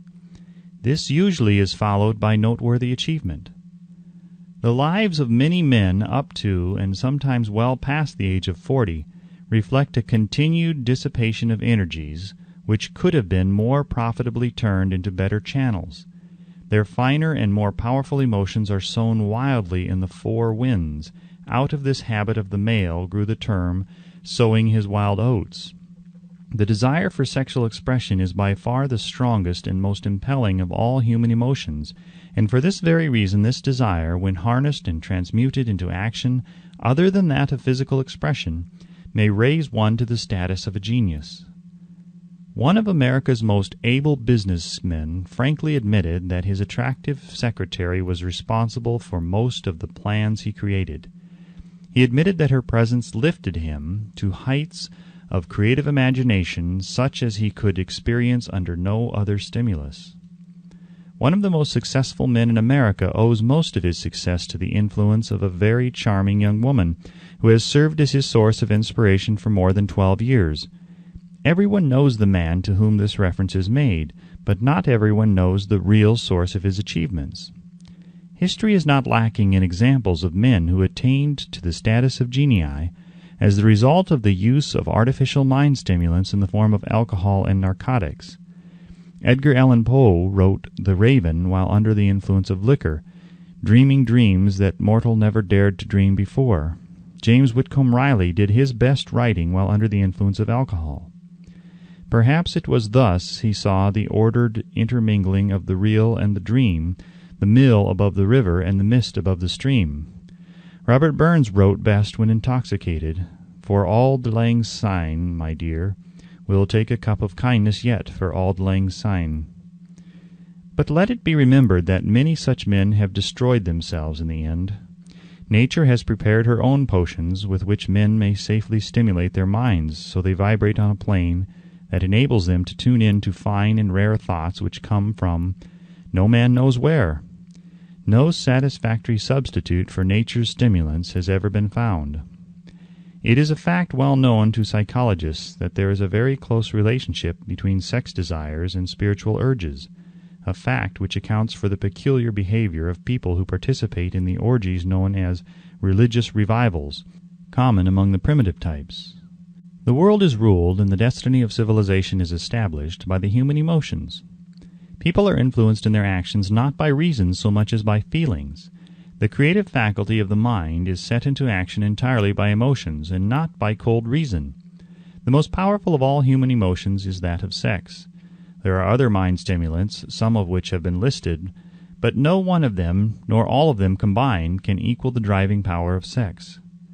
A mind stimulant is any influence which will either temporarily or permanently increase the vibrations of thought. The 10 major stimulants described are those most commonly resorted to. Through these sources one may commune with an infinite intelligence, or enter at will the storehouse of the subconscious mind, either one's own or that of another person, a procedure which is all there is of genius. A teacher who has trained and directed the efforts of more than 30,000 salespeople made the astounding discovery that highly sexed men are the most efficient salesmen. The explanation is that the factor of personality known as personal magnetism is nothing more or less than sex energy. Highly sexed people always have a plentiful supply of magnetism. Through cultivation and understanding, this vital force may be drawn upon and used to great advantage in the relationships between people. This energy may be communicated to others through the following media. 1. The handshake. The touch of the hand indicates instantly the presence of magnetism or the lack of it. 2. The tone of voice. Magnetism, or sex energy, is the factor with which the voice may be colored or made musical and charming. 3. Posture and carriage of the body. Highly sexed people move briskly and with grace and ease. 4. The vibrations of thought. Highly sexed people mix the emotion of sex with their thoughts, or may do so at will, and in that way may influence those around them. 5. Body adornment. People who are highly sexed are usually very careful about their personal appearance. They usually select clothing of a style becoming to their personality, physique, complexion, etc. When employing salesmen, the more capable sales manager looks for the quality of personal magnetism as the first requirement of a salesman. People who lack sex energy will never become enthusiastic, nor inspire others with enthusiasm, and enthusiasm is one of the most important requisites in salesmanship, no matter what one is selling. The public speaker, orator, preacher, lawyer, or salesman who is lacking in sex energy is a flop, as far as being able to influence others is concerned. Couple with this the fact that most people can be influenced only through an appeal to their emotions, and you will understand the importance of sex energy as a part of the salesman's native ability. Master salesmen attain the status of mastery in selling because they, either consciously or unconsciously, transmute the energy of sex into sales enthusiasm. In this statement may be found a very practical suggestion as to the actual meaning of sex transmutation. The salesman who knows how to take his mind off the subject of sex and direct it in sales effort with as much enthusiasm and determination as he would apply to its original purpose, has acquired the art of sex transmutation, whether he knows it or not. The majority of salesmen who transmute their sex energy do so without being in the least aware of what they are doing or how they are doing it. Transmutation of sex energy calls for more willpower than the average person cares to use for this purpose. Those who find it difficult to summon willpower sufficient for transmutation may gradually acquire this ability. Though this requires willpower, the reward for the practice is more than worth the effort. The entire subject of sex is one with which the majority of people appear to be unpardonably ignorant. The urge of sex has been grossly misunderstood, slandered, and burlesqued by the ignorant and the evil-minded for so long that the very word sex is seldom used in polite society. Men and women who are known to be blessed, yes, blessed with highly sexed natures, are usually looked upon as being people who will bear watching. Instead of being called blessed, they are usually called cursed. Millions of people, even in this age of enlightenment, have inferiority complexes which they developed because of this false belief that a highly sexed nature is a curse. These statements of the virtue of sex energy should not be construed as justification for the libertine. The emotion of sex is a virtue only when used intelligently and with discrimination. It may be misused, and often is, to such an extent that it debases instead of enriches both body and mind. The better use of this power is the burden of this chapter. It seemed quite significant to the author when he made the discovery that practically every great leader whom he had the privilege of analyzing was a man whose achievements were largely inspired by a woman. In many instances, the woman in the case was a modest, self-denying wife, of whom the public had heard but little or nothing. In a few instances, the source of inspiration has been traced to the other woman. Perhaps such cases may not be entirely unknown to you. Intemperance in sex habits is just as detrimental as intemperance in habits of drinking and eating. In this age in which we live, an age which began with the World War, intemperance in habits of sex is common. This orgy of indulgence may account for the shortage of great leaders. No man can avail himself of the forces of his creative imagination while dissipating them. Man is the only creature on earth which violates nature's purpose in this connection. Every other animal indulges its sex nature in moderation and with purpose which harmonizes with the laws of nature. Every other animal responds to the call of sex only in season. Man's inclination is to declare open season. Every intelligent person knows that stimulation in excess through alcoholic drink and narcotics is a form of intemperance which destroys the vital organs of the body, including the brain. Not every person knows, however, that overindulgence in sex expression may become a habit as destructive and as detrimental to creative effort as narcotics or liquor. A sex-mad man is not essentially different than a dope-mad man. Both have lost control over their faculties of reason and willpower. Sexual overindulgence may not only destroy reason and willpower, but it may also lead to either temporary or permanent insanity. Many cases of hypochondria, imaginary illness, grow out of habits developed in ignorance of the true function of sex. From these brief references to the subject, it may be readily seen that ignorance on the subject of sex transmutation forces stupendous penalties upon the ignorant on the one hand, and withholds from them equally stupendous benefits on the other. Widespread ignorance on the subject of sex is due to the fact that the subject has been surrounded with mystery and beclouded by dark silence. The conspiracy of mystery and silence has had the same effect upon the minds of young people that the psychology of prohibition had. The result has been increased curiosity and desire to acquire more knowledge on this verboten subject. And, to the shame of all lawmakers and most physicians, by training best qualified to educate youth on that subject, information has not been easily available. Seldom does an individual enter upon highly creative effort in any field of endeavor before the age of 40. The average man reaches the period of his greatest capacity to create between 40 and 60. These statements are based upon analysis of thousands of men and women who have been carefully observed. They should be encouraging to those who fail to arrive before the age of 40, and to those who become frightened at the approach of old age around the 40-year mark. The years between 40 and 50 are, as a rule, the most fruitful. Man should approach this age not with fear and trembling, but with hope and eager anticipation. If you want evidence that most men do not begin to do their best work before the age of 40, study the records of the most successful men known to the American people, and you will find it. Henry Ford had not hit his pace of achievement until he had passed the age of 40. Andrew Carnegie was well past 40 before he began to reap the reward of his efforts. James J. Hill was still running a telegraph key at the age of 40. His stupendous achievements took place after that age. Biographies of American industrialists and financiers are filled with evidence that the period from 40 to 60 is the most productive age of man.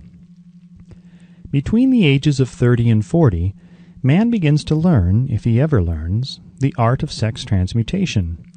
This discovery is generally accidental, and more often than otherwise, the man who makes it is totally unconscious of his discovery.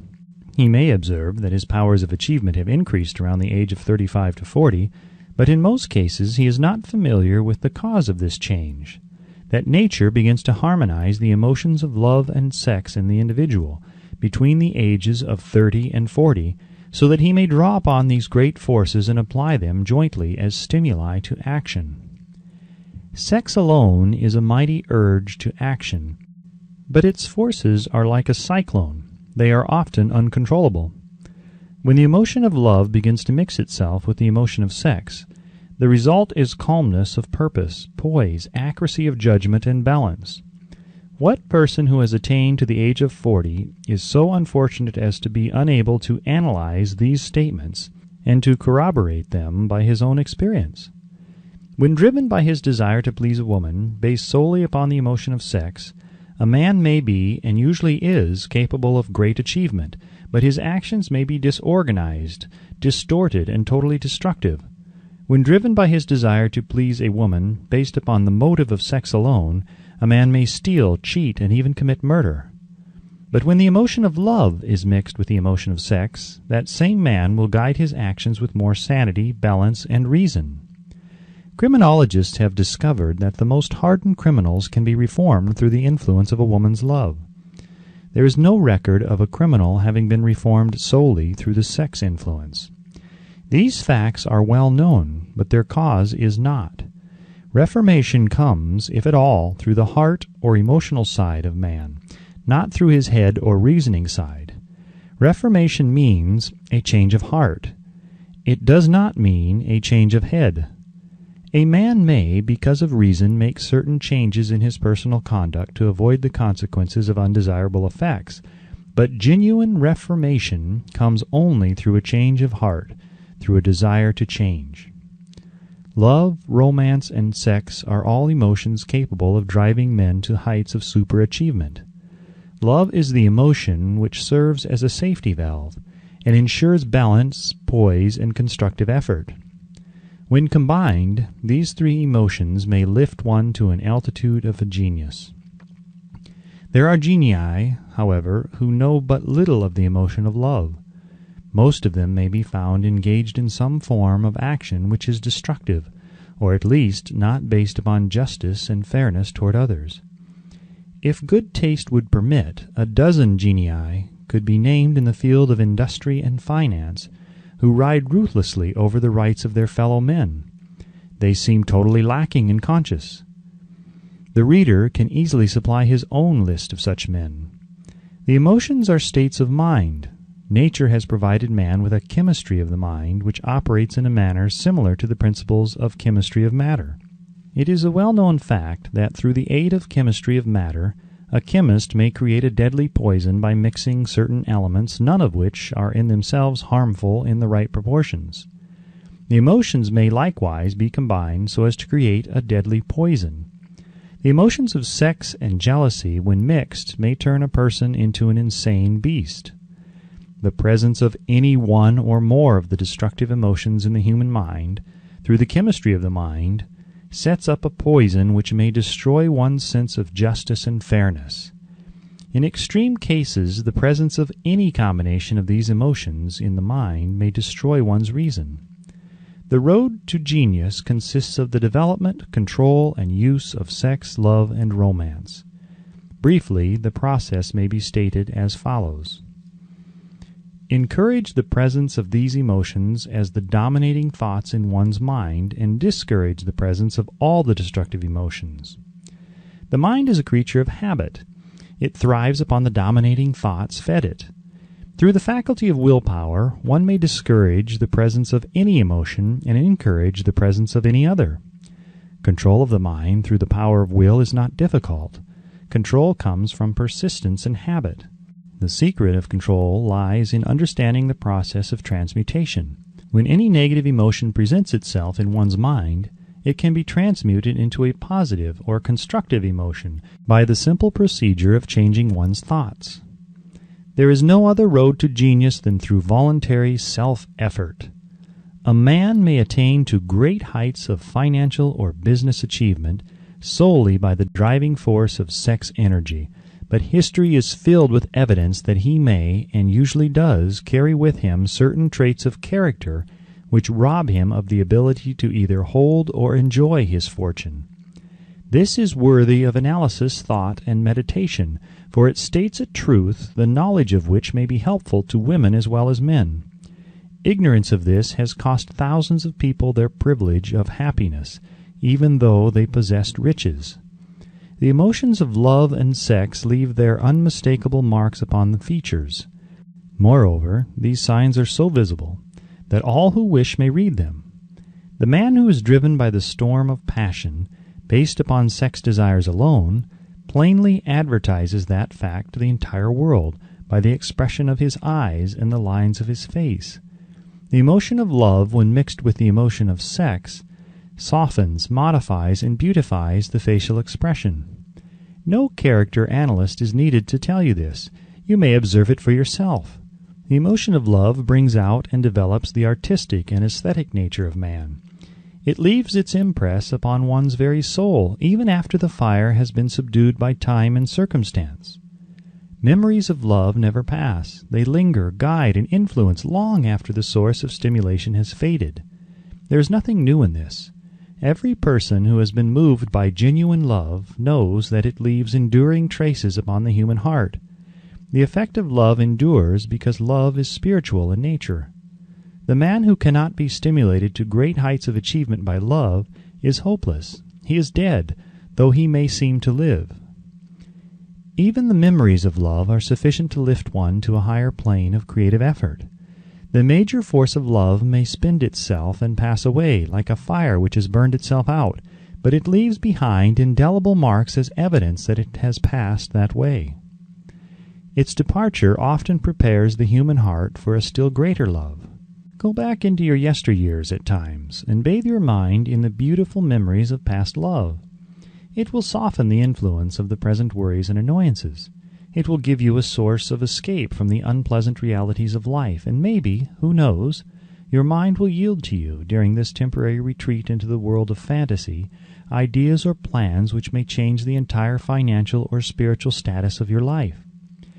If you believe yourself unfortunate because you have loved and lost, perish the thought. One who has loved truly can never lose entirely. Love is whimsical and temperamental. Its nature is ephemeral and transitory. It comes when it pleases and goes away without warning. Accept and enjoy it while it remains, but spend no time worrying about its departure. Worry will never bring it back. Dismiss also the thought that love never comes but once. Love may come and go, times without number, but there are no two love experiences which affect one in just the same way. There may be, and there usually is, one love experience which leaves a deeper imprint on the heart than all the others. But all love experiences are beneficial except to the person who becomes resentful and cynical when love makes its departure.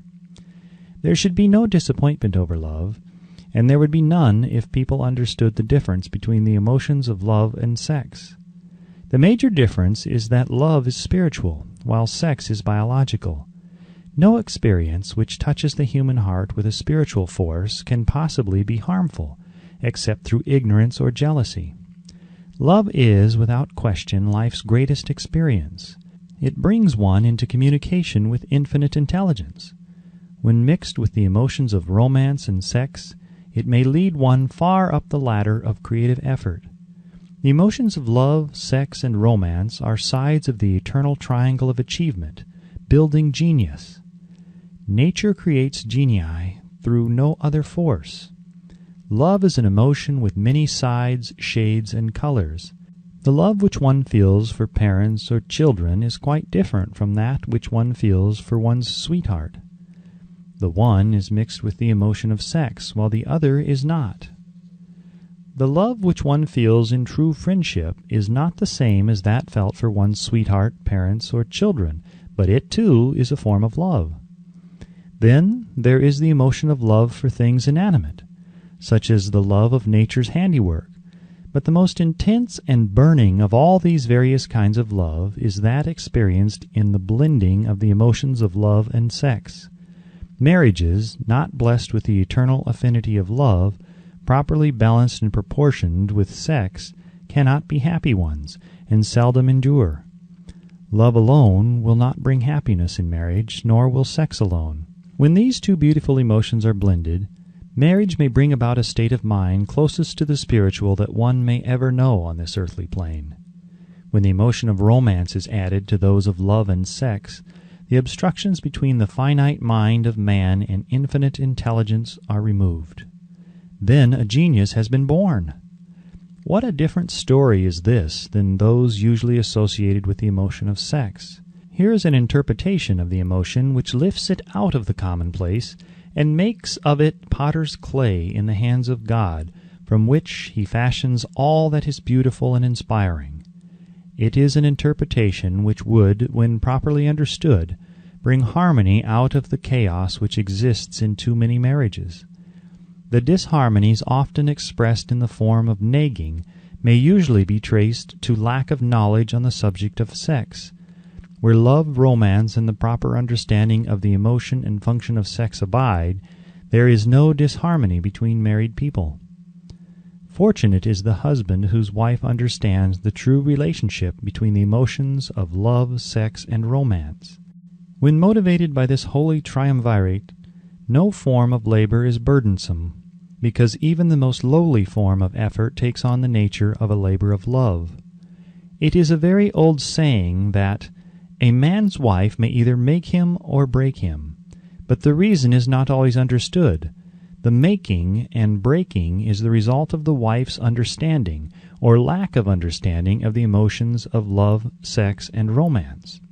Despite the fact that men are polygamous by the very nature of their biological inheritance, it is true that no woman has as great an influence on a man as his wife, unless he is married to a woman totally unsuited to his nature. If a woman permits her husband to lose interest in her and become more interested in other women, it is usually because of her ignorance or indifference toward the subjects of sex, love, and romance. This statement presupposes, of course, that genuine love once existed between a man and his wife. The facts are equally applicable to a man who permits his wife's interest in him to die. Married people often bicker over a multitude of trivialities.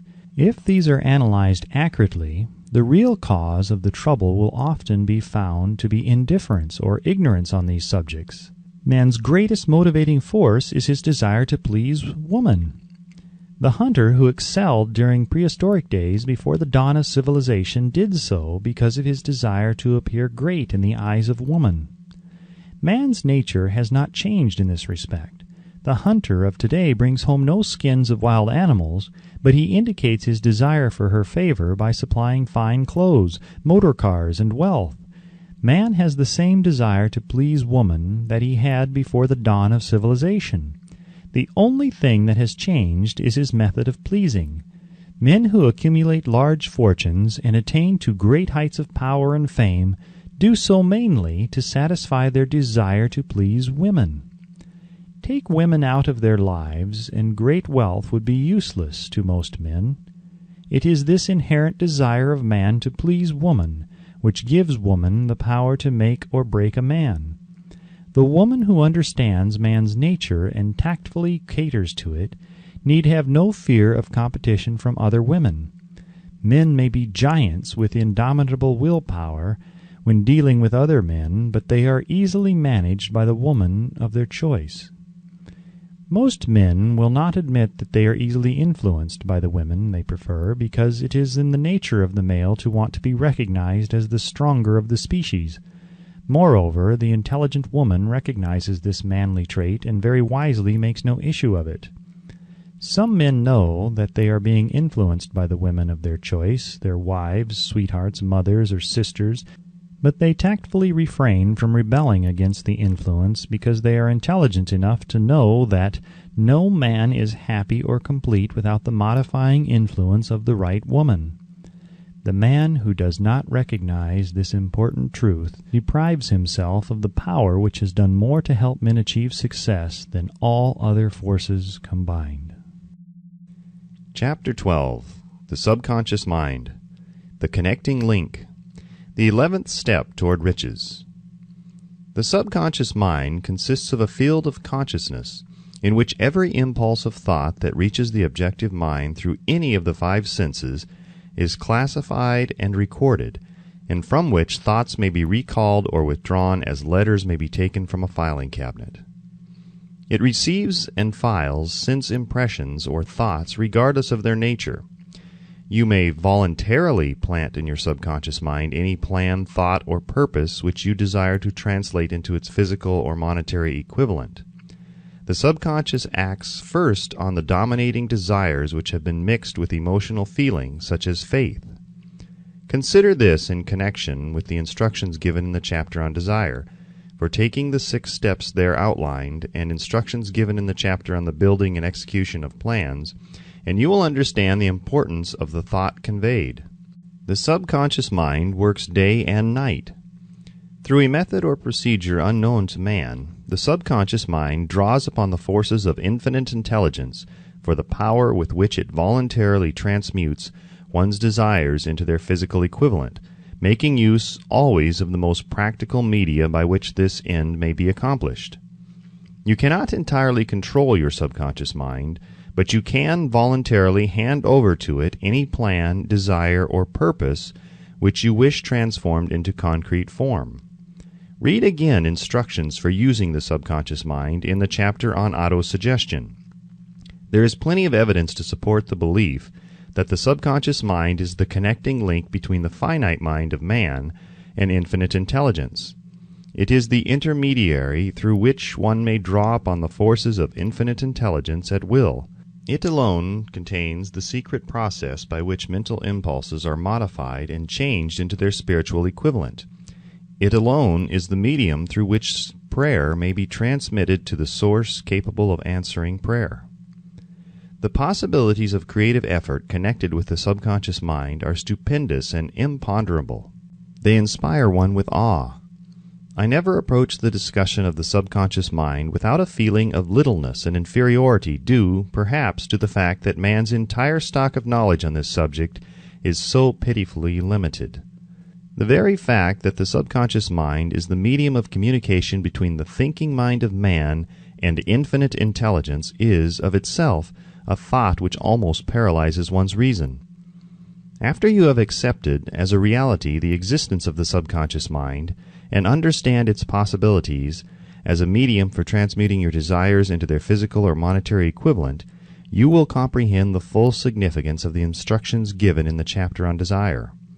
You will also understand why you have been repeatedly admonished to make your desires clear and to reduce them to writing. You will also understand the necessity of persistence in carrying out instructions. The 13 principles are the stimuli with which you acquire the ability to reach and to influence your subconscious mind. Do not become discouraged if you cannot do this upon the first attempt. Remember that the subconscious mind may be voluntarily directed only through habit, under the directions given in the chapter on faith. You have not yet had time to master faith. Be patient. Be persistent. A good many statements in the chapters on faith and autosuggestion will be repeated here, for the benefit of your subconscious mind. Remember, your subconscious mind functions voluntarily, whether you make any effort to influence it or not. This naturally suggests to you that thoughts of fear and poverty and all negative thoughts serve as stimuli to your subconscious mind unless you master these impulses and give it more desirable food upon which it may feed. The subconscious mind will not remain idle. If you fail to plant desires in your subconscious mind, it will feed upon the thoughts which reach it as the result of your neglect. We have already explained that thought impulses, both negative and positive, are reaching the subconscious mind continuously from the 4 sources which were mentioned in the chapter on sex transmutation. For the present, it is sufficient if you remember that you are living daily in the midst of all manner of thought impulses which are reaching your subconscious mind without your knowledge. Some of these impulses are negative, some are positive. You are now engaged in trying to help shut off the flow of negative impulses and to aid in voluntarily influencing your subconscious mind through positive impulses of desire. When you achieve this, you will possess the key which unlocks the door to your subconscious mind. Moreover, you will control that door so completely that no undesirable thought may influence your subconscious mind. Everything which man creates begins in the form of a thought impulse. Man can create nothing which he does not first conceive in thought. Through the aid of the imagination, thought impulses may be assembled into plans. The imagination, when under control, may be used for the creation of plans or purposes that lead to success in one's chosen occupation. All thought impulses intended for transmutation into their physical equivalent, voluntarily planted in the subconscious mind, must pass through the imagination and be mixed with faith. The mixing of faith with a plan or purpose intended for submission to the subconscious mind may be done only through the imagination. From these statements you will readily observe that voluntary use of the subconscious mind calls for coordination and application of all the principles. Ella Wheeler Wilcox gave evidence of her understanding of the power of the subconscious mind when she wrote, "You never can tell what a thought will do in bringing you hate or love, for thoughts are things, and their airy wings are swifter than carrier doves.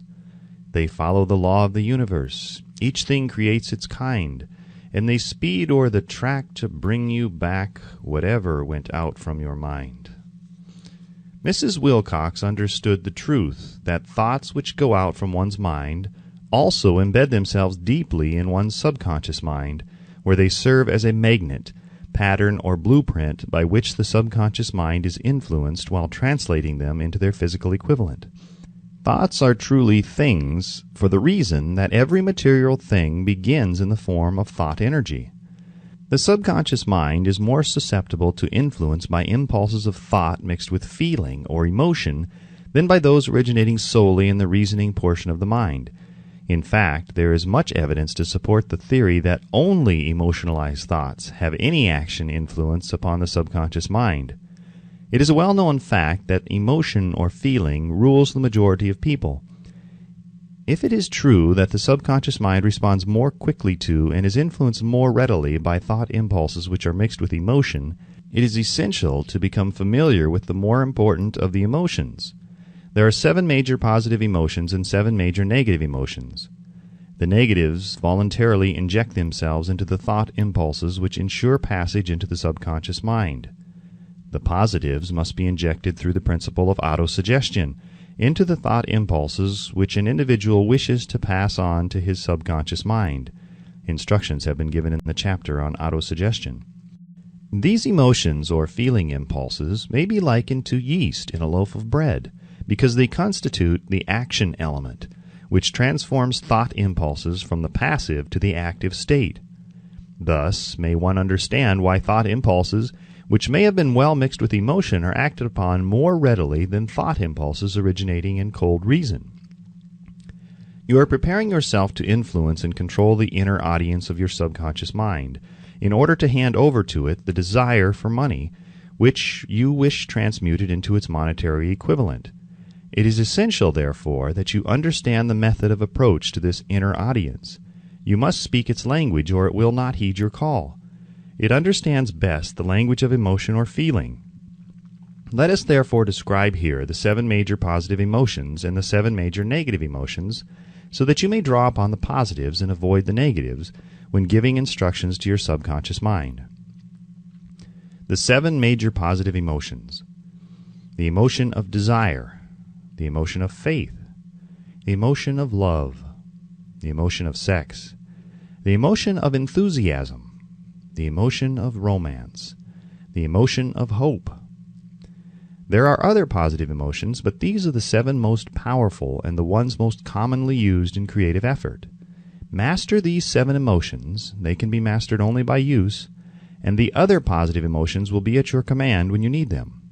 Remember in this connection that you are studying a book which is intended to help you develop a money consciousness by filling your mind with positive emotions.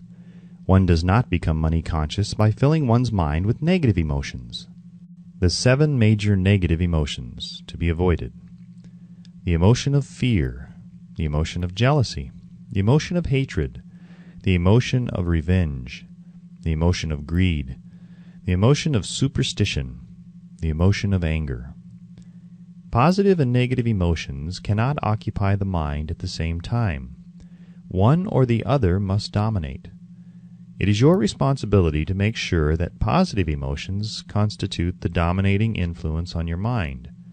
Here the law of habit will come to your aid, from the habit of applying and using the positive emotions. Eventually they will dominate your mind so completely that the negatives cannot enter it. Only by following these instructions literally and continuously can you gain control over your subconscious mind. The presence of a single negative in your conscious mind is sufficient to destroy all chances of constructive aid from your subconscious mind. If you are an observing person, you must have noticed that most people resort to prayer only after everything else has failed, or else they pray by a ritual of meaningless words. And, because it is a fact that most people who pray do so only after everything else has failed, they go to prayer with their minds filled with fear and doubt, which are the emotions the subconscious mind acts upon and passes on to infinite intelligence. Likewise, that is the emotion which infinite intelligence receives and acts upon. If you pray for a thing but have fear as you pray that you may not receive it, or that your prayer will not be acted upon by infinite intelligence, your prayer will have been in vain. Prayer does sometimes result in the realization of that for which one prays. If you have ever had the experience of receiving that for which you prayed, go back in your memory and recall your actual state of mind while you were praying, and you'll know for sure that the theory here described is more than a theory. The time will come when the schools and educational institutions of the country will teach the science of prayer. Moreover, then, prayer may be and will be reduced to a science. When that time comes, it will come as soon as mankind is ready for it and demands it. No one will approach the universal mind in a state of fear, for the very good reason that there will be no such emotion as fear. Ignorance, superstition, and false teaching will have disappeared, and man will have attained his true status as a child of infinite intelligence. A few have already attained this blessing. If you believe this prophecy is far-fetched, take a look at the human race in retrospect. Less than 100 years ago, men believed the lightning to be evidence of the wrath of God, and feared it. Now, thanks to the power of faith, men have harnessed the lightning and made it turn the wheels of industry. Much less than 100 years ago, men believed the space between the planets to be nothing but a great void, a stretch of dead nothingness. Now, thanks to this same power of faith, men know that far from being either dead or void, the space between the planets is very much alive, that it is the highest form of vibration known, excepting perhaps the vibration of thought. Moreover, men know that this living, pulsating, vibratory energy which permeates every atom of matter and fills every niche of space connects every human brain with every other human brain. What reason have men to believe that this same energy does not connect every human brain with infinite intelligence? There are no toll gates between the finite mind of man and infinite intelligence. The communication costs nothing except patience, faith, persistence, understanding, and a sincere desire to communicate. Moreover, the approach can be made only by the individual himself. Paid prayers are worthless. Infinite intelligence does no business by proxy. You either go direct or you do not communicate. You may buy prayer books and repeat them until the day of your doom without avail. Thoughts which you wish to communicate to infinite intelligence must undergo transformation, such as can be given only through your own subconscious mind. The method by which you may communicate with infinite intelligence is very similar to that through which the vibration of sound is communicated by radio. If you understand the working principle of radio, you of course know that sound cannot be communicated through the ether until it has been stepped up or changed into a rate of vibration which the human ear cannot detect. The radio sending station picks up the sound of the human voice and scrambles or modifies it by stepping up the vibration millions of times. Only in this way can the vibration of sound be communicated through the ether.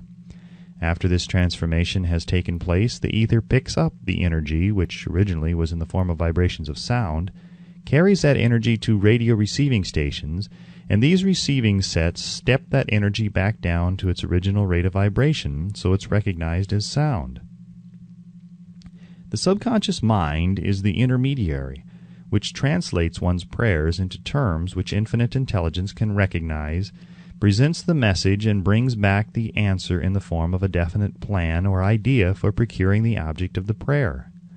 Understand this principle, and you will know why mere words read from a prayer book cannot and will never serve as an agency of communication between the mind of man and infinite intelligence. Before your prayer will reach infinite intelligence, a statement of the author's theory only, it probably is transformed from its original thought vibration into terms of spiritual vibration. Faith is the only known agency which will give your thoughts a spiritual nature. Faith and fear make poor bedfellows. Where one is found, the other cannot exist. Chapter 13. The Brain, a broadcasting and receiving station for thought. The 12th step toward riches. More than 20 years ago, the author, working in conjunction with the late Dr. Alexander Graham Bell and Dr. Elmer R. Gates, observed that every human brain is both a broadcasting and receiving station for the vibration of thought. Through the medium of the ether, in a fashion similar to that employed by the radio broadcasting principle, every human brain is capable of picking up vibrations of thought which are being released by other brains. In connection with the statement in the preceding paragraph, compare and consider the description of the creative imagination, as outlined in the chapter on imagination.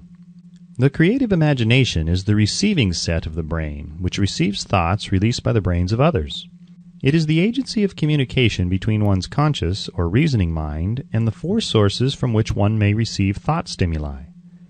When stimulated or stepped up to a high rate of vibration, the mind becomes more receptive to the vibration of thought which reaches it through the ether from outside sources. This stepping up process takes place through the positive emotions or the negative emotions. Through the emotions, the vibrations of thought may be increased. Vibrations of an exceedingly high rate are the only vibrations picked up and carried by the ether from one brain to another. Thought is energy traveling at an exceedingly high rate of vibration. Thought which has been modified or stepped up by any of the major emotions vibrates at a much higher rate than ordinary thought, and it is this type of thought which passes from one brain to another through the broadcasting machinery of the human brain. The emotion of sex stands at the head of the list of human emotions, as far as intensity and driving force are concerned. The brain, which has been stimulated by the emotion of sex, vibrates at a much more rapid rate than it does when that emotion is quiescent or absent. The result of sex transmutation is the increase of the rate of vibration of thoughts to such a pitch that the creative imagination becomes highly receptive to ideas which it picks up from the ether. On the other hand, when the brain is vibrating at a rapid rate, it not only attracts thoughts and ideas released by other brains through the medium of the ether, but it gives to one's own thoughts that feeling which is essential before those thoughts will be picked up and acted upon by one's subconscious mind. Thus you will see that the broadcasting principle is the factor through which you mix feeling or emotion with your thoughts and pass them on to your subconscious mind. The subconscious mind is the sending station of the brain through which vibrations of thought are broadcast. The creative imagination is the receiving set through which the vibrations of thought are picked up from the ether. Along with the important factors of the subconscious mind and the faculty of the creative imagination, which constitute the sending and receiving sets of your mental broadcasting machinery, consider how the principle of autosuggestion, which is the medium by which you may put into operation your broadcasting station. Through the instructions described in the chapter on autosuggestion, you are definitely informed of the method by which desire may be transmuted into its monetary equivalent. Operation of your mental broadcasting station is a comparatively simple procedure. You have but three principles to bear in mind and to apply when you wish to use your broadcasting station: the subconscious mind, creative imagination, and autosuggestion. The stimuli through which you put these three principles into action has been described. The procedure begins with desire. The greatest forces are intangible. The Depression brought the world to the very borderline of understanding of the forces which are intangible and unseen. Through the ages which have passed, man has depended too much upon his physical senses, and has limited his knowledge to physical things which he could see, touch, weigh, and measure. We are now entering the most marvelous of all ages, an age which will teach us something of the intangible forces of the world about us. Perhaps we shall learn, as we pass through this age, that the other self is more powerful than the physical self we see when we look into a mirror. Sometimes men speak lightly of the intangibles, the things which they cannot perceive through any of their five senses, and when we hear them, it should remind us that all of us are controlled by forces which are unseen and intangible. The whole of mankind has not the power to cope with nor to control the intangible force wrapped up in the rolling waves of the oceans. Man has not the capacity to understand the intangible force of gravity which keeps this little earth suspended in mid-air and keeps man from falling from it, much less the power to control that force. Man is entirely subservient to the intangible force which comes with a thunderstorm, and he is just as helpless in the presence of the intangible force of electricity. Nay, he does not even know what electricity is, where it comes from, or what is its purpose. Nor is this by any means the end of man's ignorance in connection with things unseen and intangible. He does not understand the intangible force and intelligence wrapped up in the soil of the earth, the force which provides him with every morsel of food he eats, every article of clothing he wears, every dollar he carries in his pockets. The dramatic story of the brain. Last but not least, man, with all of his boasted culture and education, understands little or nothing of the intangible force, the greatest of all the intangibles, of thought. He knows but little concerning the physical brain and its vast network of intricate machinery through which the power of thought is translated into its material equivalent, but he is now entering an age which shall yield enlightenment on the subject. Already men of science have begun to turn their attention to the study of this stupendous thing called a brain, and while they are still in the kindergarten stage of their studies, they have uncovered enough knowledge to know that the central switchboard of the human brain, the number of lines which connect the brain cells with one another, equal the figure 1, followed by 15 million ciphers. "The figure is so stupendous," said Dr. C. Judson Herrick of the University of Chicago, "that astronomical figures dealing with hundreds of millions of light years become insignificant by comparison. It has been determined that there are from 10 billion to 14 billion nerve cells in the human cerebral cortex, and we know that these are arranged in definite patterns. These arrangements are not haphazard. They are orderly. Recently developed materials of electrophysiology draw off action currents from very precisely located cells or fibers with microelectrodes, amplify them with radio tubes, and record potential differences to a millionth of a volt. It is inconceivable that such a network of intricate machinery should be in existence for the sole purpose of carrying on the physical functions incidental to growth and maintenance of the physical body. Is it not likely that the same system, which gives billions of brain cells the media for communication one with another, provides also the means of communication with other intangible forces? After this book had been written, just before the manuscript went to the publisher, there appeared in the New York Times an editorial showing that at least one great university and one intelligent investigator in the field of mental phenomena are carrying on an organized research through which conclusions have been reached that parallel many of those described in this and the following chapter. The editorial briefly analyzed the work carried on by Dr. Rhine and his associates at Duke University, vis-a-vis, what is telepathy? Quoting the editorial now, "A month ago we cited on this page some of the remarkable results achieved by Professor Rhine and his associates in Duke University from more than 100,000 tests to determine the existence of telepathy and clairvoyance. These results were summarized in the first two articles in Harper's Magazine. In the second, which has now appeared, the author E. H. Wright attempts to summarize what has been learned, or what it seems reasonable to infer regarding the exact nature of these extrasensory modes of perception. The actual existence of telepathy and clairvoyance now seems to some scientists enormously probable as the result of Rhine's experiments.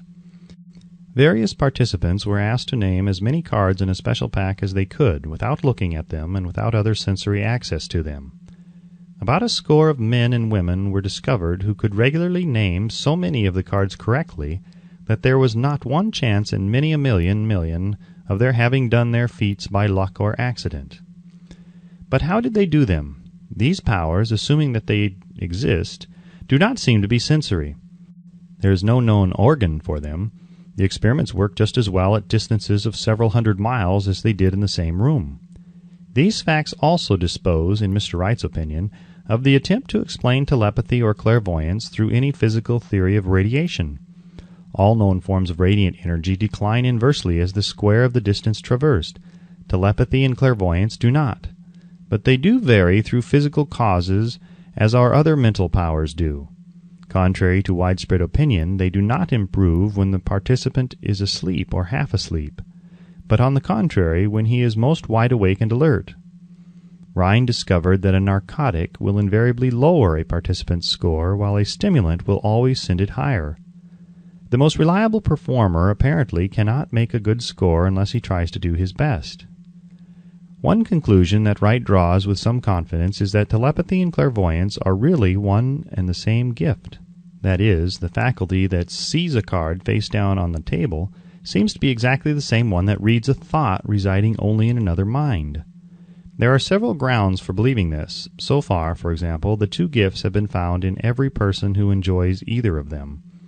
In every one so far, the two have been of equal vigor, almost exactly.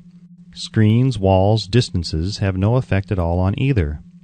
Wright advances from his conclusion to express what he puts forward as no more than the mere hunch that other extrasensory experiences, prophetic dreams, premonitions of disaster, and the like may also prove to be part of the same faculty. The reader is not asked to accept any of these conclusions unless he finds it necessary, but the evidence that Rhine has piled up must remain impressive. In view of Dr. Rhine's announcement in connection with the conditions under which the mind responds to what he terms extrasensory modes of perception, I now feel privileged to add to his testimony by stating that my associates and I have discovered what we believe to be the ideal conditions under which the mind can be stimulated so that the sixth sense described in the next chapter can be made to function in a practical way. The conditions to which I refer consist of a close working alliance between myself and 2 members of my staff. Through experimentation and practice, we have discovered how to stimulate our minds by applying the principle used in connection with the invisible counselors described in the next chapter, so that we can, by a process of blending our 3 minds into one, find the solution to a great variety of personal problems which are submitted by my clients. The procedure is very simple. We sit down at a conference table, clearly state the nature of the problem we have under consideration, then begin discussing it. Each contributes whatever thoughts that may occur.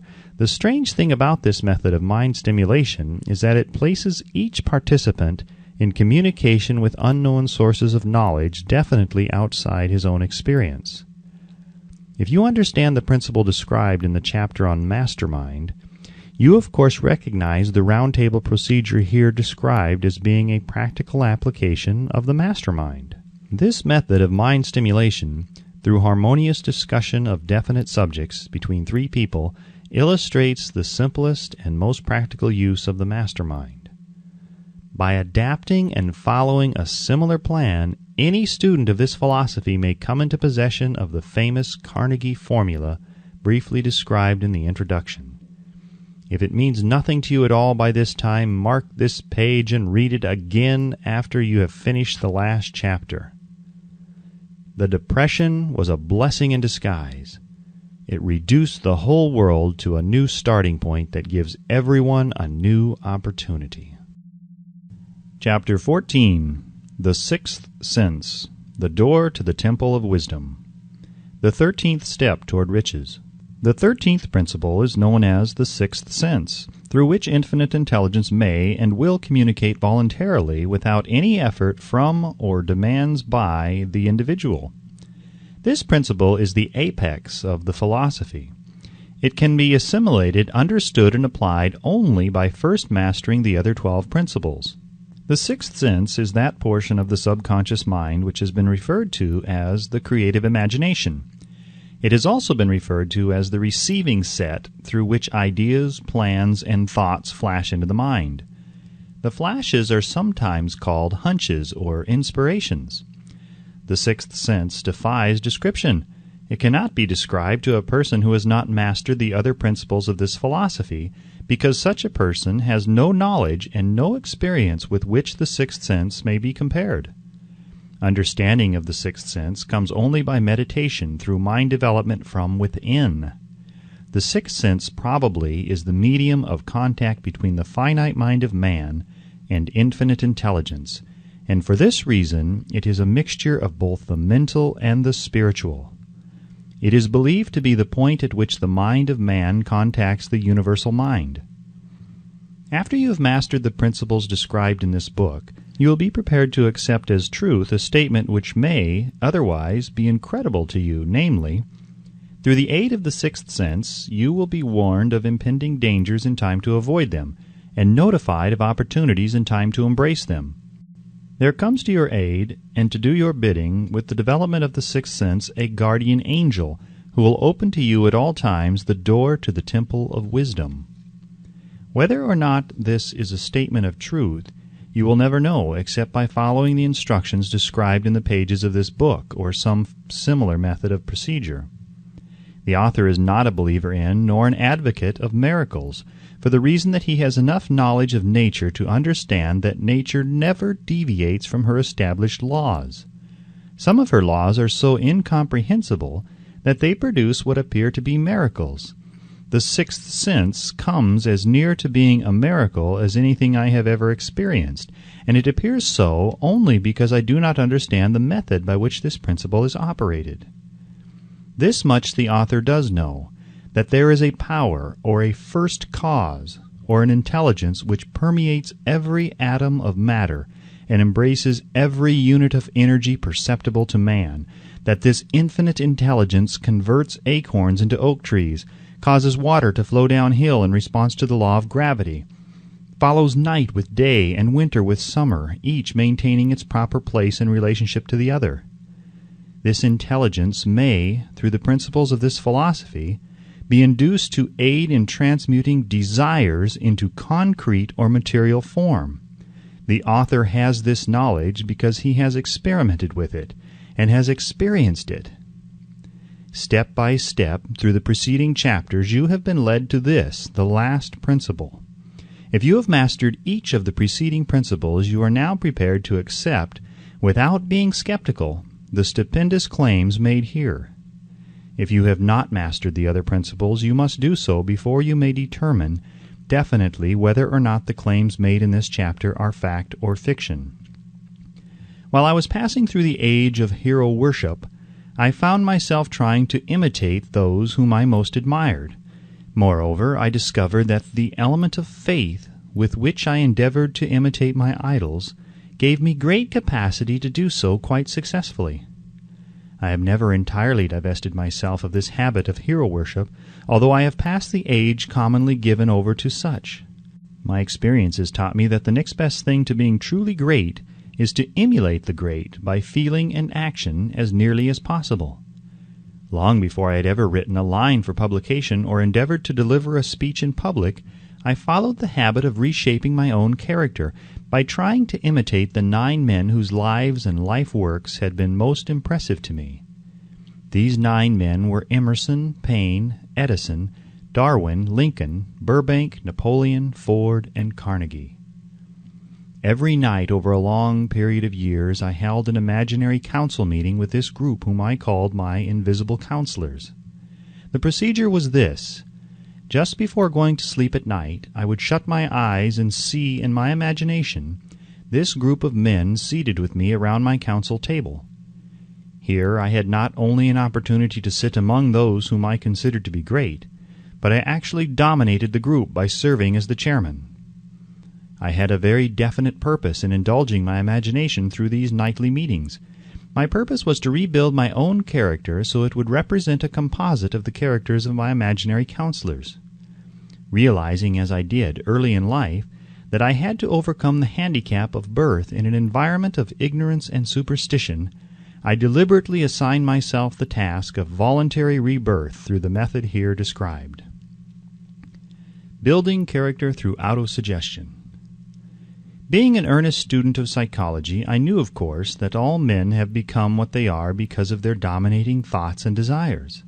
I knew that every deeply seated desire has the effect of causing one to seek outward expression through which that desire may be transmuted into reality. I knew that self-suggestion is a powerful factor in building character, that it is, in fact, the sole principle through which character is built. With this knowledge of the principles of mind operation, I was fairly well armed with the equipment needed in rebuilding my character. In these imaginary council meetings, I called on my cabinet members for the knowledge I wished each to contribute, addressing myself to each member in audible words as follows. Mr. Emerson, I desire to acquire from you the marvelous understanding of nature which distinguished your life. I ask that you make an impress upon my subconscious mind of whatever qualities you possessed which enabled you to understand and adapt yourself to the laws of nature. I ask that you assist me in reaching and drawing upon whatever sources of knowledge are available to this end. Mr. Burbank, I request that you pass on to me the knowledge which enabled you to so harmonize the laws of nature that you caused the cactus to shed its thorns and become an edible food. Give me access to the knowledge which enabled you to make 2 blades of grass grow where but 1 grew before, and helped you to blend the coloring of the flowers with more splendor and harmony, for you alone have successfully gilded the lily. Napoleon, I desire to acquire from you, by emulation, the marvelous ability you possess to inspire men and to arouse them to greater and more determined spirit of action. Also to acquire the spirit of enduring faith, which enabled you to turn defeat into victory and to surmount staggering obstacles. Emperor of fate, king of chance, man of destiny, I salute you. Mr. Payne, I desire to acquire from you the freedom of thought and the courage and clarity with which to express convictions which so distinguished you. Mr. Darwin, I wish to acquire from you the marvelous patience and ability to study cause and effect, without bias or prejudice, so exemplified by you in the field of natural science. Mr. Lincoln, I desire to build in my own character the keen sense of justice, the untiring spirit of patience, the sense of humor, the human understanding, and the tolerance which were your distinguishing characteristics. Mr. Carnegie, I am already indebted to you for my choice of life work, which has brought me great happiness and peace of mind. I wish to acquire a thorough understanding of the principles of organized effort, which you used so effectively in the building of a great industrial enterprise. Mr. Ford, you have been among the most helpful of the men who have supplied much of the material essential to my work.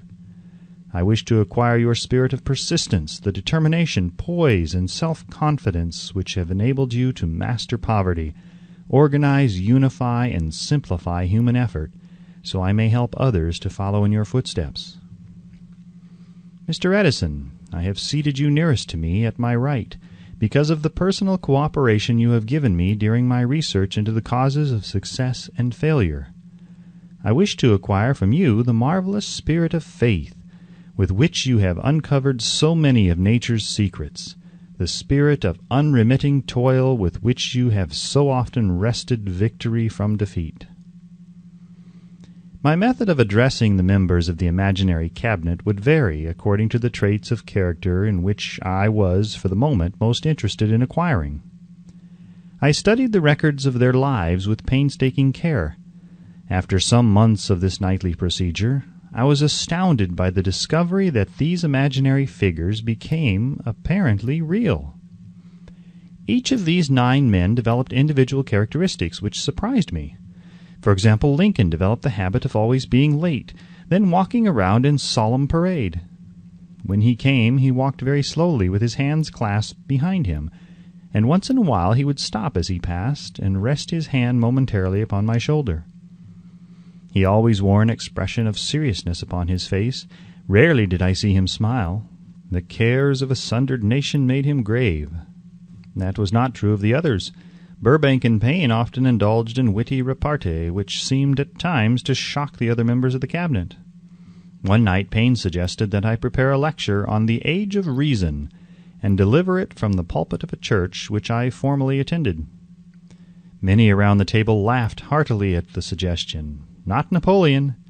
He drew his mouth down at the corners and groaned so loudly that all turned and looked at him with amazement.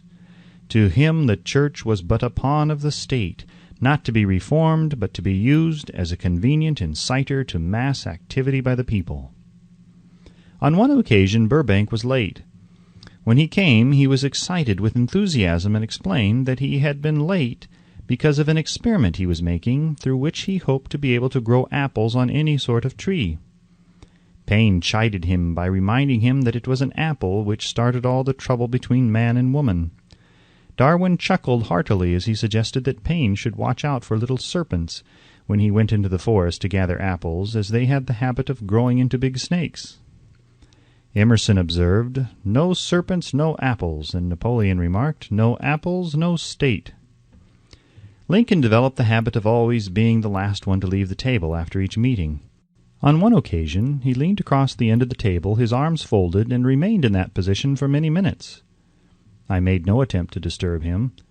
Finally he lifted his head slowly, got up and walked to the door, then turned around, came back, and laid his hand on my shoulder and said, "My boy, you will need much courage if you remain steadfast in carrying out your purpose in life. But remember, when difficulties overtake you, the common people have common sense. Adversity will develop it." One evening Edison arrived ahead of all the others. He walked over and seated himself at my left, where Emerson was accustomed to sit, and said, "You are destined to witness the discovery of the secret of life. When the time comes, you will observe that life consists of great swarms of energy or entities, each as intelligent as human beings think themselves to be. These units of life group together like hives of bees and remain together until they disintegrate through lack of harmony. These units have differences of opinion, the same as human beings, and often fight among themselves. These meetings which you are conducting will be very helpful to you. They will bring to your rescue some of the same units of life which serve the members of your cabinet during their lives. These units are eternal. They never die. Your own thoughts and desires serve as the magnet which attracts units of life from the great ocean of life out there. Only the friendly units are attracted, the ones which harmonize with the nature of your desires." The other members of the cabinet began to enter the room. Edison got up and slowly walked around to his own seat. Edison was still living when this happened. It impressed me so greatly that I went to see him and told him about the experience. He smiled broadly and said, "Your dream was more a reality than you may imagine it to have been." He added no further explanation to his statement. These meetings became so realistic that I became fearful of their consequences and discontinued them for several months. The experiences were so uncanny, I was afraid if I continued them I would lose sight of the fact that the meetings were purely experiences of my imagination. Some 6 months after I had discontinued the practice, I was awakened one night, or thought I was, when I saw Lincoln standing at my bedside. He said, "The world will soon need your services. It is about to undergo a period of chaos which will cause men and women to lose faith and become panic-stricken. Go ahead with your work and complete your philosophy. That is your mission in life. If you neglect it for any cause whatsoever, you will be reduced to a primal state and be compelled to retrace the cycles through which you have passed during thousands of years."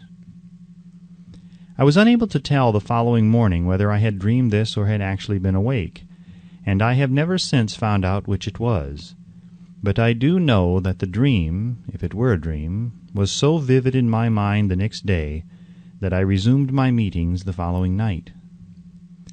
At our next meeting, the members of my cabinet all filed into the room together and stood at their accustomed places at the council table, while Lincoln raised a glass and said, "Gentlemen, let us drink a toast to a friend who has returned to the fold."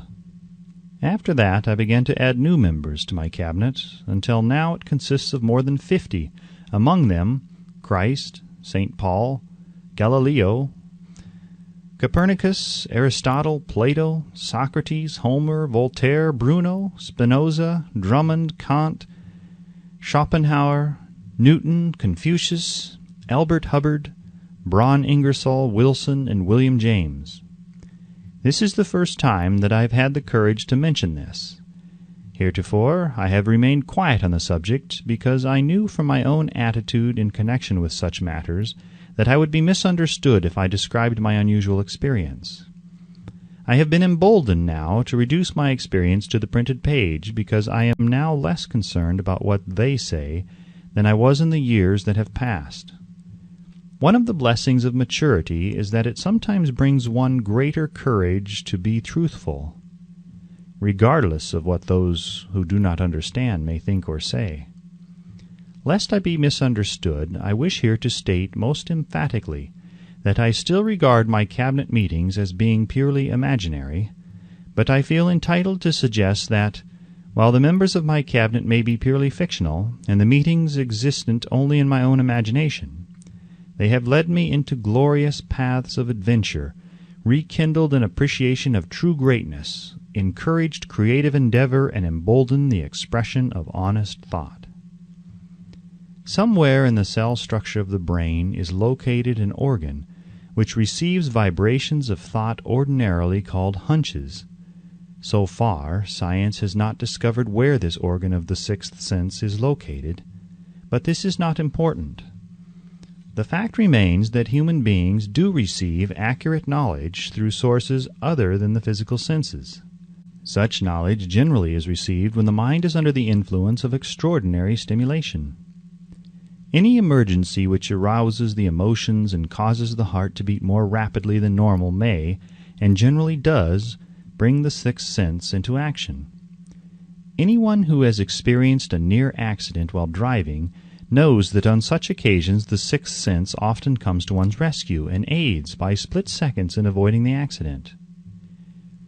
These facts are mentioned preliminary to a statement of fact which I shall now make, namely, that during my meetings with the invisible counselors, I find my mind most receptive to ideas, thoughts, and knowledge which reach me through the sixth sense. I can truthfully say that I owe entirely to my invisible counselors full credit for such ideas, facts, or knowledge as I received through inspiration. On scores of occasions when I have faced emergencies, some of them so grave that my life was in jeopardy, I have been miraculously guided past these difficulties through the influence of my invisible counselors. My original purpose in conducting council meetings with imaginary beings was solely that of impressing my own subconscious mind, through the principle of autosuggestion, with certain characteristics which I desired to acquire. In more recent years, my experimentation has taken on an entirely different trend. I now go to my imaginary counselors with every difficult problem which confronts me and my clients. The results are often astonishing, although I do not depend entirely on this form of counsel. You, of course, have recognized that this chapter covers a subject with which a majority of people are not familiar. The sixth sense is a subject that will be of great interest and benefit to the person whose aim is to accumulate vast wealth, but it need not claim the attention of those whose desires are more modest. Henry Ford undoubtedly understands and makes practical use of the sixth sense. His vast business and financial operations make it necessary for him to understand and use this principle. The late Thomas A. Edison understood and used the sixth sense in connection with the development of inventions, especially those involving basic patents, in connection with which he had no human experience and no accumulated knowledge to guide him, as was the case while he was working on the talking machine and the moving picture machine. Nearly all great leaders, such as Napoleon, Bismarck, Joan of Arc, Christ, Buddha, Confucius, and Muhammad, understood and probably made use of the sixth sense almost continuously. The major portion of their greatness consisted of their knowledge of this principle. The sixth sense is not something that one can take off and put on at will. Ability to use this great power comes slowly through application of the other principles outlined in this book. Seldom does any individual come into workable knowledge of the sixth sense before the age of 40. More often, the knowledge is not available until one is well past 50, and this for the reason that the spiritual forces with which the sixth sense is so closely related do not mature and become usable except through years of meditation, self-examination, and serious thought. No matter who you are or what may have been your purpose in reading this book, you can profit by it without understanding the principle described in this chapter. This is especially true if your major purpose is that of accumulation of money or other material things. The chapter on the sixth sense was included because the book is designed for the purpose of presenting a complete philosophy by which individuals may unerringly guide themselves in attaining whatever they ask of life. The starting point of all achievement is desire. The finishing point is that brand of knowledge which leads to understanding of self, understanding of others, understanding of the laws of nature, recognition, and understanding of happiness. This sort of understanding comes in its fullness only through familiarity with and use of the principle of the sixth sense. Hence that principle had to be included as part of this philosophy, for the benefit of those who demand more than money. Having read the chapter, you must have observed that while reading it, you were lifted to a high level of mental stimulation. Splendid! Come back to this again a month from now, read it once more, and observe that your mind will soar to a still higher level of stimulation. Repeat this experience from time to time, giving no concern as to how much or how little you learn at the time, and eventually you will find yourself in possession of a power that will enable you to throw off discouragement, master fear, overcome procrastination, and draw freely upon your imagination. Then you will have felt the touch of that unknown something which has been the moving spirit of every truly great thinker, leader, artist, musician, writer, statesman. Then you will be in position to transmute your desires into their physical or financial counterpart as easily as you may lie down and quit at the first sign of opposition. Faith versus fear. Previous chapters have described how to develop faith through autosuggestion, desire, and the subconscious. The next chapter presents detailed instructions for the mastery of fear. Here will be found a full description of the 6 fears which are the cause of all discouragement, timidity, procrastination, indifference, indecision, and the lack of ambition, self-reliance, initiative, self-control, and enthusiasm. Search yourself carefully as you study these 6 enemies, as they may exist only in your subconscious mind, where their presence will be hard to detect. Remember, too, as you analyze the 6 ghosts of fear, that they are nothing but ghosts because they exist only in one's mind. Remember also that ghosts, creations of uncontrolled imagination, have caused most of the damage people have done to their own minds. Therefore, the ghosts can be as dangerous as if they lived and walked on the earth in physical bodies. The ghost of fear of poverty, which seized the minds of millions of people in 1929, was so real that it caused the worst business depression this country has ever known. Moreover, this particular ghost still frightens some of us out of our wits. Chapter 15. How to Outwit the 6 Ghosts of Fear. Take inventory of yourself as you read this closing chapter and find out how many of the ghosts are standing in your way. Before you can put any portion of this philosophy into successful use, your mind must be prepared to receive it. The preparation is not difficult. It begins with study, analysis, and understanding of 3 enemies which you shall have to clear out. These are indecision, doubt, and fear. The 6th sense will never function while these 3 negatives or any of them remain in your mind. The members of this unholy trio are closely related. Where one is found, the other 2 are close at hand. Indecision is the seedling of fear. Remember this as you read. Indecision crystallizes into doubt. The 2 blend and become fear. The blending process often is slow. This is one reason why these 3 enemies are so dangerous. They germinate and grow without their presence being observed. The remainder of this chapter describes an end which must be attained before the philosophy as a whole can be put into practical use. It also analyzes a condition which has, but lately, reduced huge numbers of people to poverty, and it states a truth which must be understood by all who accumulate riches, whether measured in terms of money or a state of mind of far greater value than money. The purpose of this chapter is to turn the spotlight of attention upon the cause and the cure of the 6 basic fears. Before we can master an enemy, we must know its name, its habits, and its place of abode. As you read, analyze yourself carefully and determine which, if any, of the 6 common fears have attached themselves to you. Do not be deceived by the habits of these subtle enemies. Sometimes they remain hidden in the subconscious mind, where they are difficult to locate and still more difficult to eliminate. The 6 basic fears. There are 6 basic fears, with some combination of which every human suffers at one time or another. Most people are fortunate if they do not suffer from the entire 6. Named in the order of their most common appearance, they are the fear of poverty, the fear of criticism, the fear of ill health. These 3 are at the bottom of most of one's worries. The next 3 are the fear of loss of love of someone, the fear of old age, the fear of death. All other fears are of minor importance. They can be grouped under these 6 headings. The prevalence of these fears as a curse to the world runs in cycles. For almost 6 years, while the Depression was on, we floundered in the cycle of fear of poverty. During the World War, we were in the cycle of fear of death. Just following the war, we were in the cycle of fear of ill health, as evidenced by the epidemic of disease which spread itself all over the world. Fears are nothing more than states of mind. One state of mind is subject to control and direction.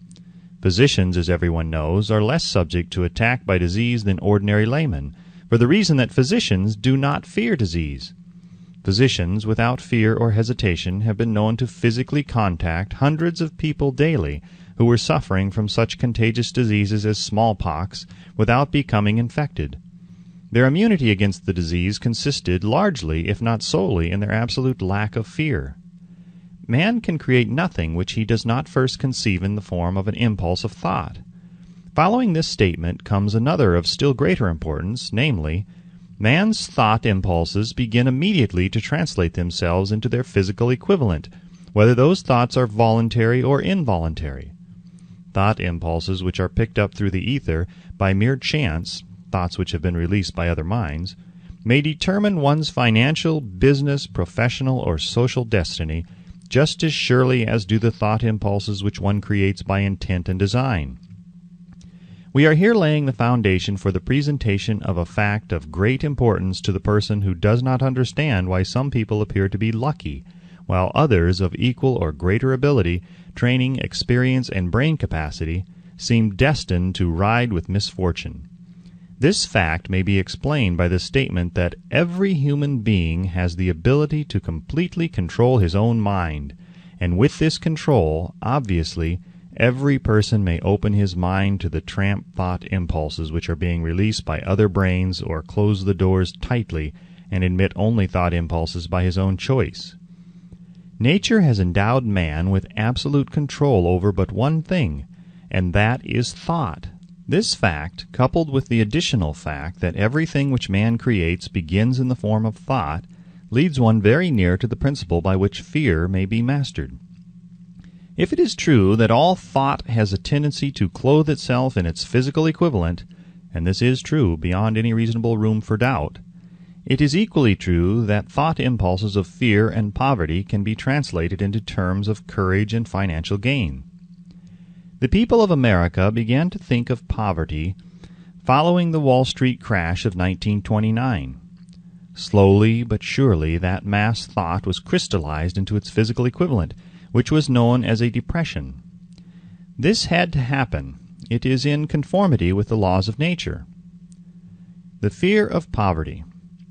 There can be no compromise between poverty and riches.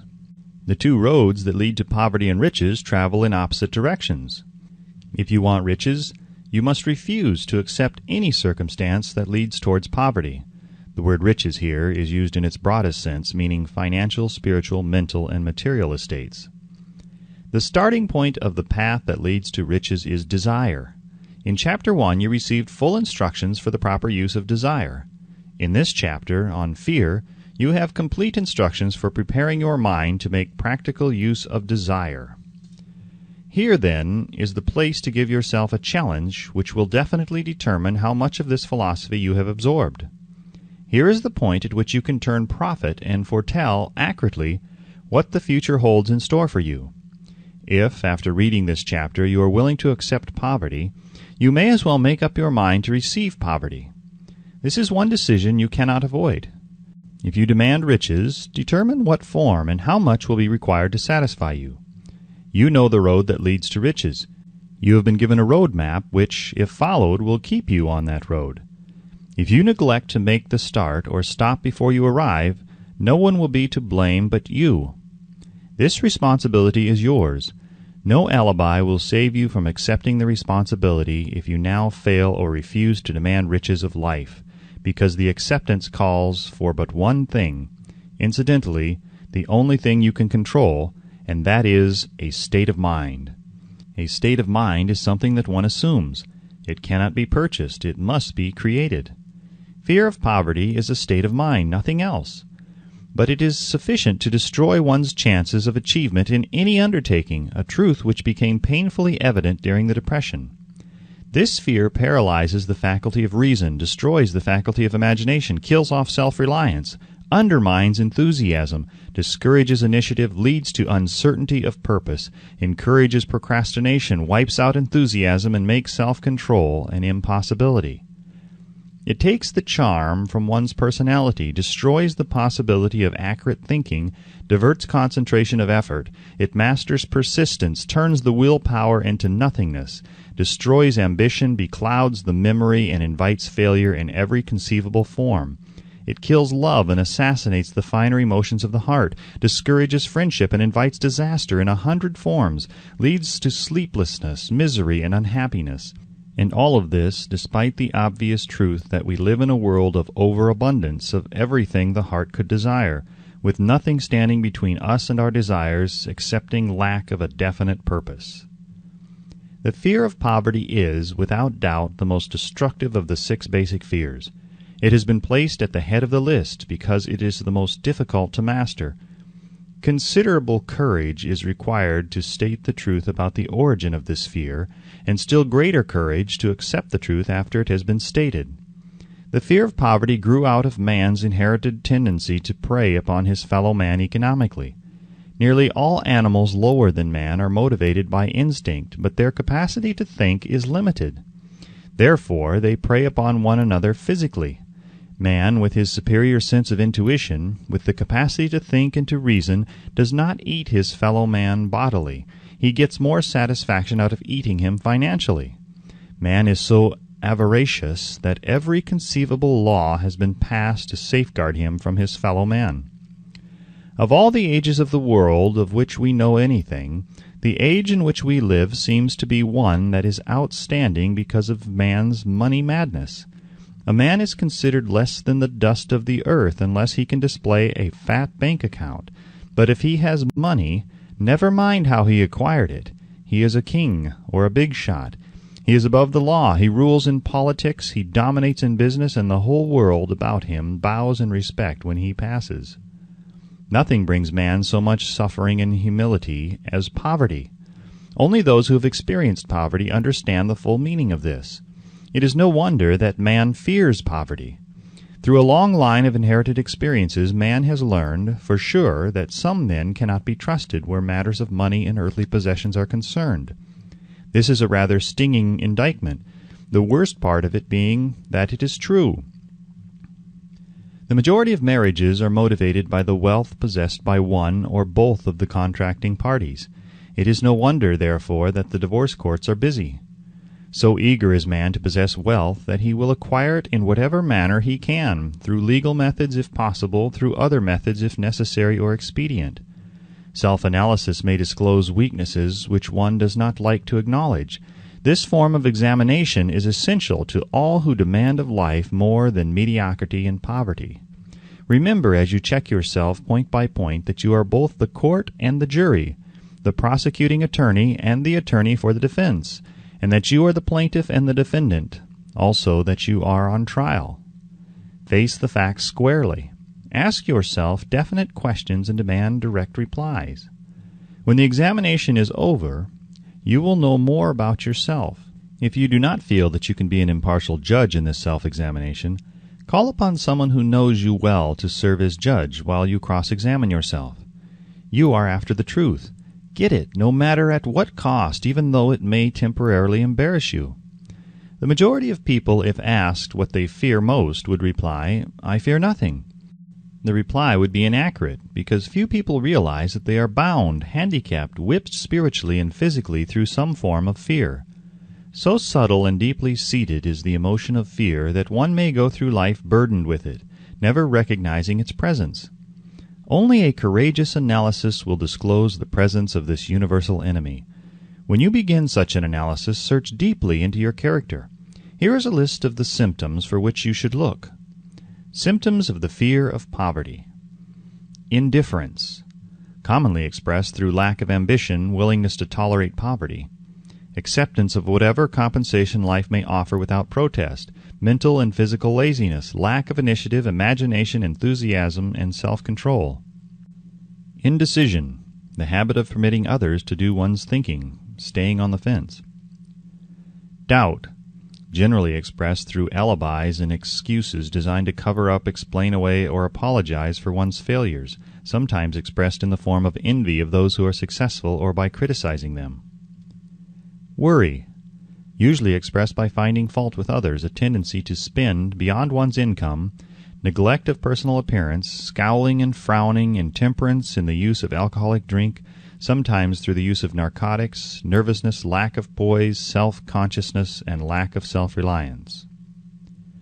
Over-caution, the habit of looking for the negative side of every circumstance, thinking and talking of possible failure instead of concentrating upon the means of succeeding, knowing all the roads to disaster but never searching for the plans to avoid failure, waiting for the right time to begin putting ideas and plans into action, until the waiting becomes a permanent habit, remembering those who have failed and forgetting those who have succeeded, seeing the hole in the donut but overlooking the donut, pessimism leading to indigestion, poor elimination, auto-intoxication, bad breath, and bad disposition. Procrastination, the habit of putting off until tomorrow that which should have been done last year, spending enough time in creating alibis and excuses to have done the job. This symptom is closely related to over-caution, doubt, and worry, refusal to accept responsibility when it can be avoided, willingness to compromise rather than put up a stiff fight, compromising with difficulties instead of harnessing and using them as stepping stones to advancement, bargaining with life for a penny instead of demanding prosperity, opulence, riches, contentment, and happiness, planning what to do if and when overtaken by failure instead of burning all bridges and making retreat impossible, weakness of and often total lack of self-confidence, definiteness of purpose, self-control, initiative, enthusiasm, ambition, thrift, and sound reasoning ability, expecting poverty instead of demanding riches, association with those who accept poverty instead of seeking the company of those who demand and receive riches. Money talks. Some will ask, why did you write a book about money? Why measure riches in dollars alone? Some will believe, and rightly so, that there are other forms of riches more desirable than money. Yes, there are riches which cannot be measured in terms of dollars, but there are millions of people who will say, give me all the money I need and I will find everything else I want. The major reason why I wrote this book on how to get money is the fact that the world has but lately passed through an experience that left millions of men and women paralyzed with the fear of poverty. What this sort of fear does to one was well described by Westbrook Pegler in the New York World Telegram as follows.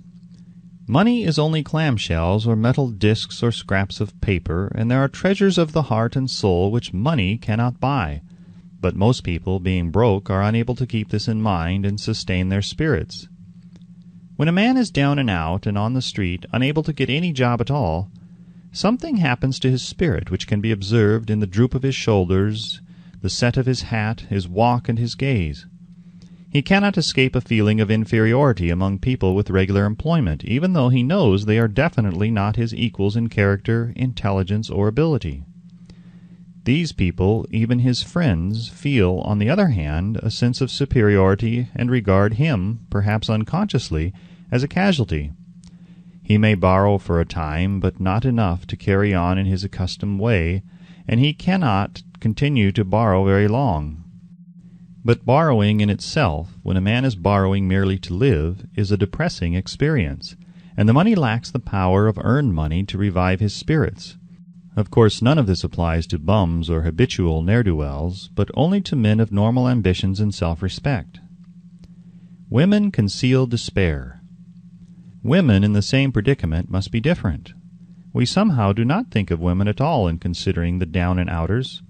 They are scarce in the bread lines, they rarely are seen begging on the streets, and they are not recognizable in crowds by the same plain signs which identify busted men.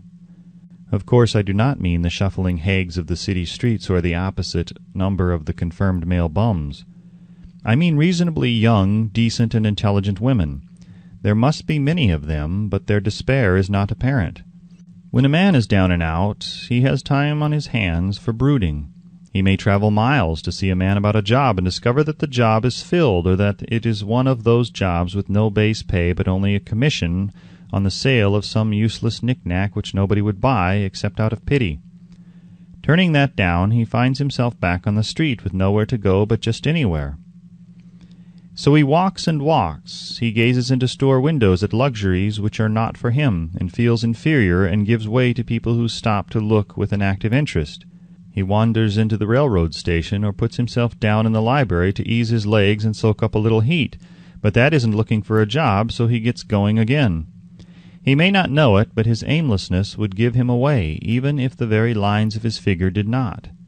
He may be well dressed in the clothes left over from the days when he had a steady job, but the clothes cannot disguise the droop. Money makes difference. He sees thousands of other people, bookkeepers or clerks or chemists or wagon hands, busy at their work, and envies them from the bottom of his soul. They have their independence, their self-respect and manhood, and he simply cannot convince himself that he is a good man too, though he argue it out and arrive at a favorable verdict hour after hour. It is just money which makes this difference in him. With a little money he would be himself again. Some employers take the most shocking advantage of people who are down and out. The agencies hang out little colored cards offering miserable wages to busted men. $12 a week, $15 a week, an $18 a week job is a plum, and anyone with a $25 a week to offer does not hang the job in front of an agency on a colored card. I have a want ad clipped from the local newspaper demanding a clerk, a good clean penman, to take telephone orders for a sandwich shop from 11 a.m. to 2 p.m. for $8 a month. Not $8 a week, but $8 a month. The ad says also, state religion. Can you imagine the brutal effrontery of anyone who demands a good clean penman for 11 cents an hour, inquiring into the victim's religion? But that is what busted people are offered. The fear of criticism. Just how man originally came by this fear no one can state definitely, but one thing is certain. He has it in a highly developed form. Some believe that this fear made its appearance about the time that politics became a profession. Others believe it can be traced to the age when women first began to concern themselves with styles in wearing apparel. The author, being neither a humorist nor a prophet, is inclined to attribute the basic fear of criticism to that part of man's inherited nature which prompts him not only to take away his fellow man's goods and wares, but to justify his action by criticism of his fellow man's character. It is a well-known fact that a thief will criticize the man from whom he steals, that politicians seek office not by displaying their own virtues and qualifications, but by attempting to besmirch their opponents. The fear of criticism takes on many forms, the majority of which are petty and trivial. Men obviously fear criticism, but it must not be supposed that women are free from this fear. If any woman claims to be superior to man with reference to this fear, ask her to walk down the street wearing a hat of the vintage of 1890. The astute manufacturers of clothing have not been slow to capitalize this basic fear of criticism, with which all mankind has been cursed. Every season the styles in many articles of wearing apparel change. Who establishes the styles? Certainly not the purchaser of clothing, but the manufacturer. Why does he change styles so often? The answer is obvious. He changes the styles so he can sell more clothes. For the same reason, the manufacturers of automobiles, with a few rare and very sensible exceptions, change styles of models every season. No man wants to drive an automobile which is not of the latest style, although the older model may actually be the better car. We have been describing the manner in which people behave under the influence of fear of criticism, as applied to the small and petty things of life. Let us now examine human behavior when this fear affects people in connection with the more important events of human relationship. Take, for example, practically any person who has reached the age of mental maturity, from 35 to 40 years of age as a general average, and if you could read the secret thoughts of his mind, you would find a very decided disbelief in most of the fables taught by the majority of the dogmatists and theologians of a few decades back. Not often, however, you will find a person who has the courage to openly state his belief on this subject. Most people will, if pressed far enough, tell a lie rather than admit that they do not believe the stories associated with that form of religion which held people in bondage prior to the age of scientific discovery and education. Why does the average person, even in this day of enlightenment, shy away from denying his belief in the fables which were the basis of most of the religions a few decades ago? The answer is because of the fear of criticism. Men and women have been burned at the stake for daring to express disbelief in ghosts. It is no wonder we have inherited a consciousness which makes us fear criticism. The time was, and not so far in the past, when criticism carried severe punishments. It still does in some countries. The fear of criticism robs man of his initiative, destroys his power of imagination, limits his individuality, takes away his self-reliance, and does him damage in 100 other ways. Parents often do their children irreparable injury by criticizing them. The mother of one of my boyhood chums used to punish him with a switch almost daily, always completing the job with the statement, "You'll land in the penitentiary before you are 20. He was sent to a reformatory at the age of 17. Criticism is one form of service of which everyone has too much. Everyone has a stock of it which is handed out gratis, whether called for or not. One's nearest relatives often are the worst offenders. It should be recognized as a crime. In reality, it is a crime of the worst nature. For any parent to build inferiority complexes in the mind of a child through unnecessary criticism. Employers who understand human nature get the best there is in men, not by criticism, but by constructive suggestion. Parents may accomplish the same results with their children. Criticism will plant fear in the human heart or resentment, but it will not build love or affection. Symptoms of the fear of criticism. This fear is almost as universal as the fear of poverty, and its effects are just as fatal to personal achievement, mainly because this fear destroys initiative and discourages the use of imagination.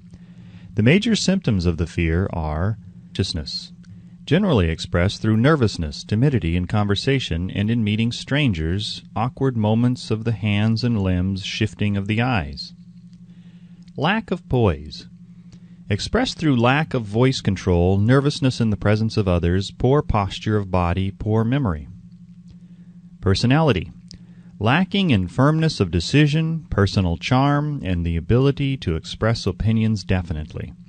The habit of sidestepping issues instead of meeting them squarely, agreeing with others without careful examination of their opinions. Inferiority complex, the habit of expressing self-approval by word of mouth and by actions as a means of covering up a feeling of inferiority. Using big words to impress others, often without knowing the real meaning of the words. Imitating others in dress, speech, and manners. Boasting of imaginary achievements. This sometimes gives a surface appearance of a feeling of superiority. Extravagance, the habit of trying to keep up with the Joneses, spending beyond one's income. Lack of initiative, failure to embrace opportunities for self-advancement, fear to express opinions, lack of confidence in one's own ideas, giving evasive answers to questions asked by superiors, hesitancy of manner and speech, deceit in both words and deeds. Lack of ambition, mental and physical laziness, lack of self-assertion, slowness in reaching decisions, easily influenced by others, the habit of criticizing others behind their backs and flattering them to their faces, the habit of accepting defeat without protest, quitting an undertaking when opposed by others, suspicious of other people without cause, lacking in tactfulness of manner and speech, unwillingness to accept the blame for mistakes.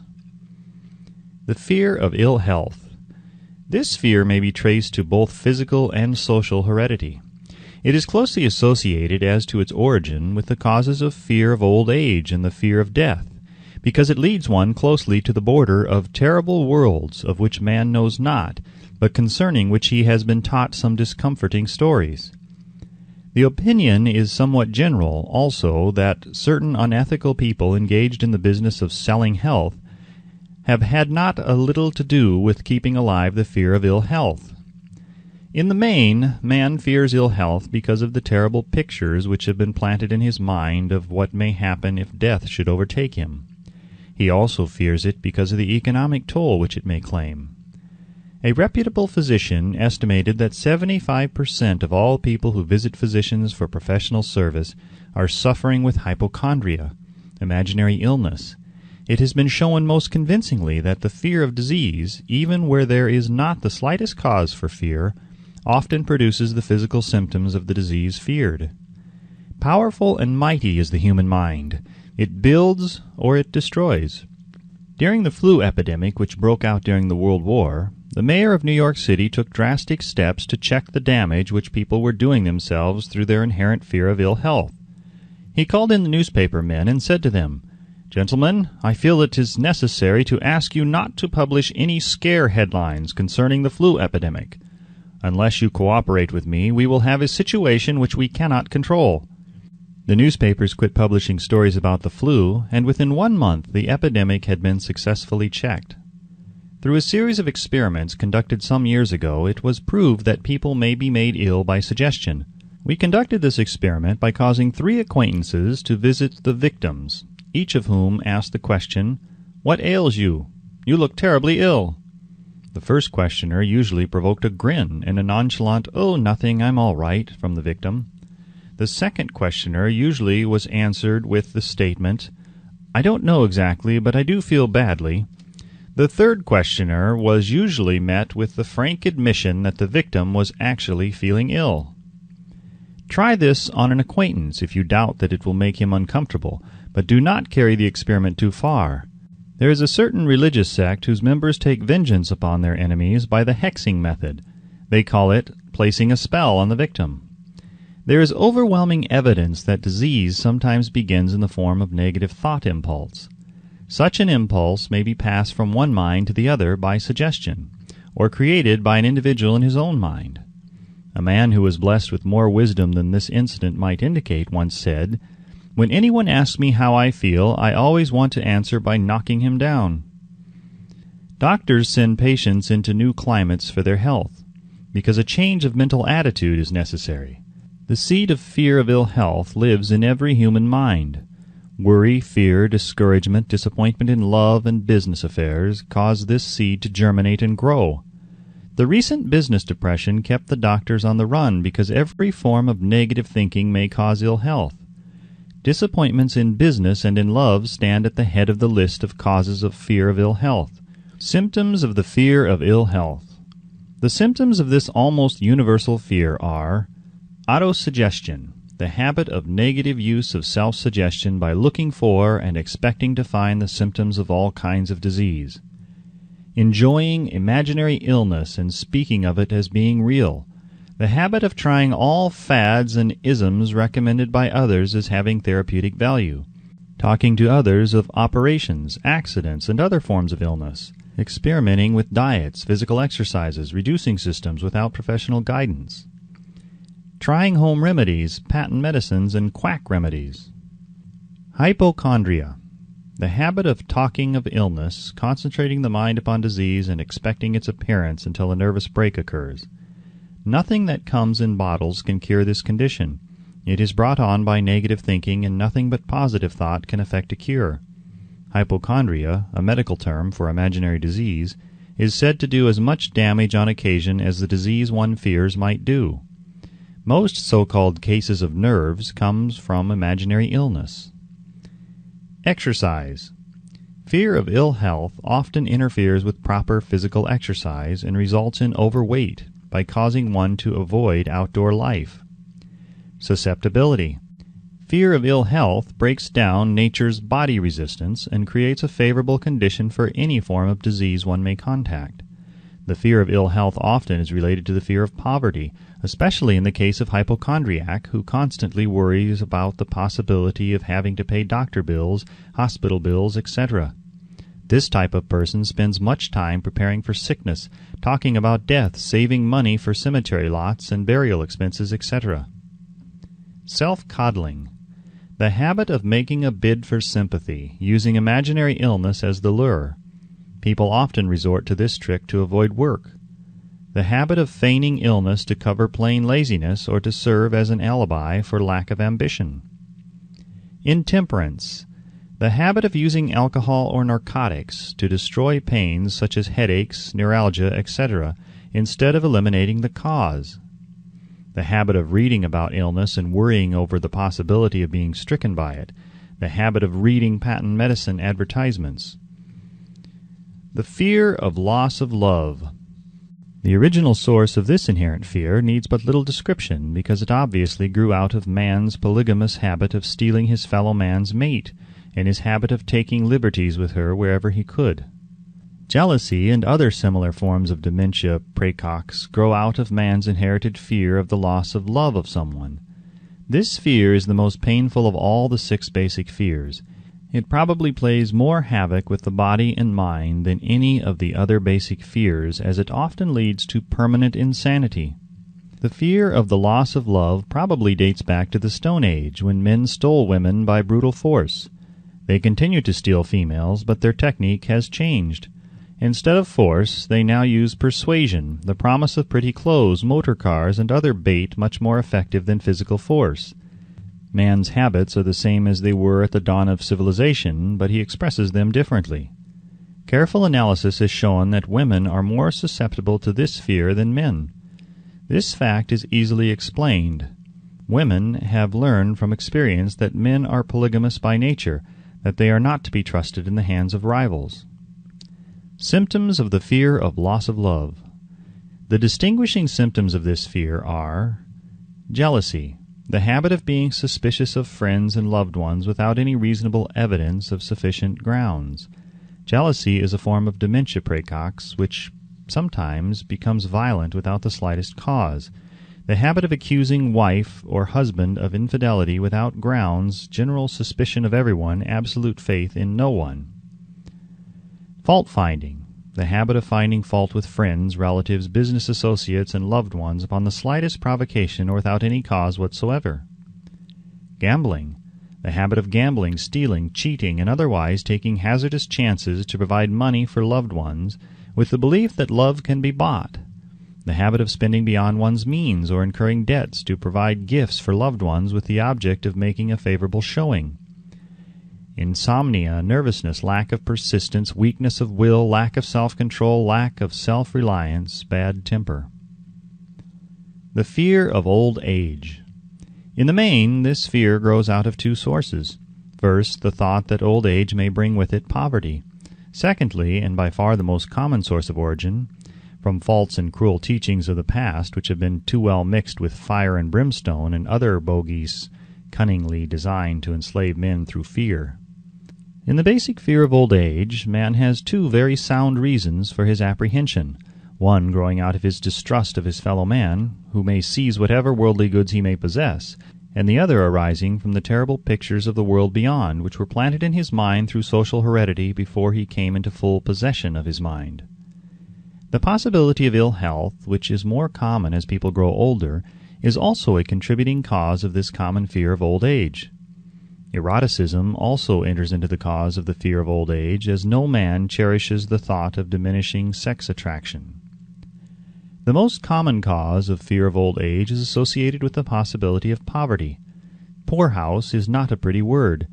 It throws a chill into the mind of every person who faces the possibility of having to spend his declining years on a poor farm.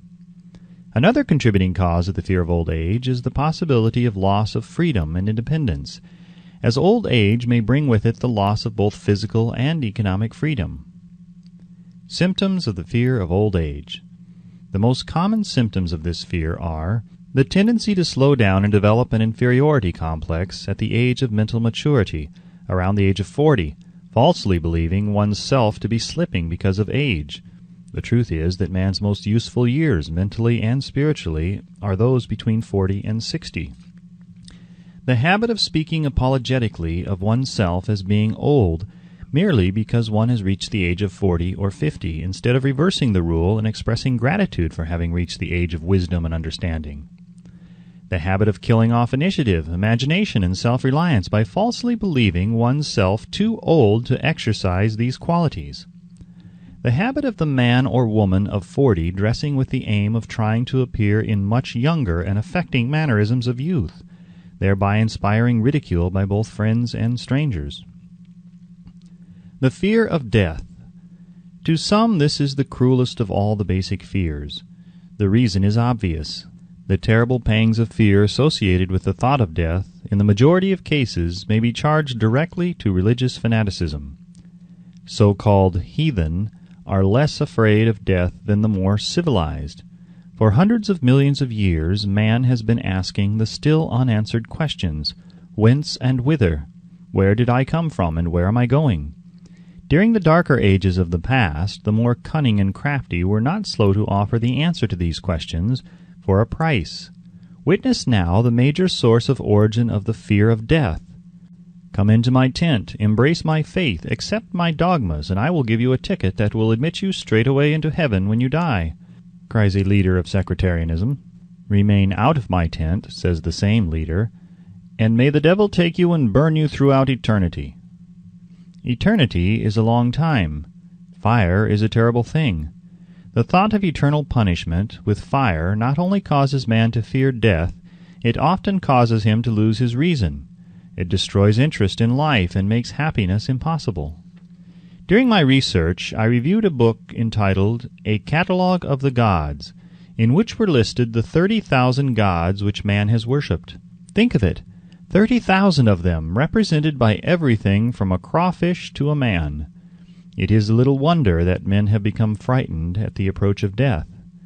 While the religious leader may not be able to provide safe conduct into heaven, nor by lack of such provision allow the unfortunate to descend into hell, the possibility of the latter seems so terrible that the very thought of it lays hold of the imagination in such a realistic way that it paralyzes reason and sets up the fear of death. In truth, no man knows, and no man has ever known what heaven or hell is like, nor does any man know if either place actually exists.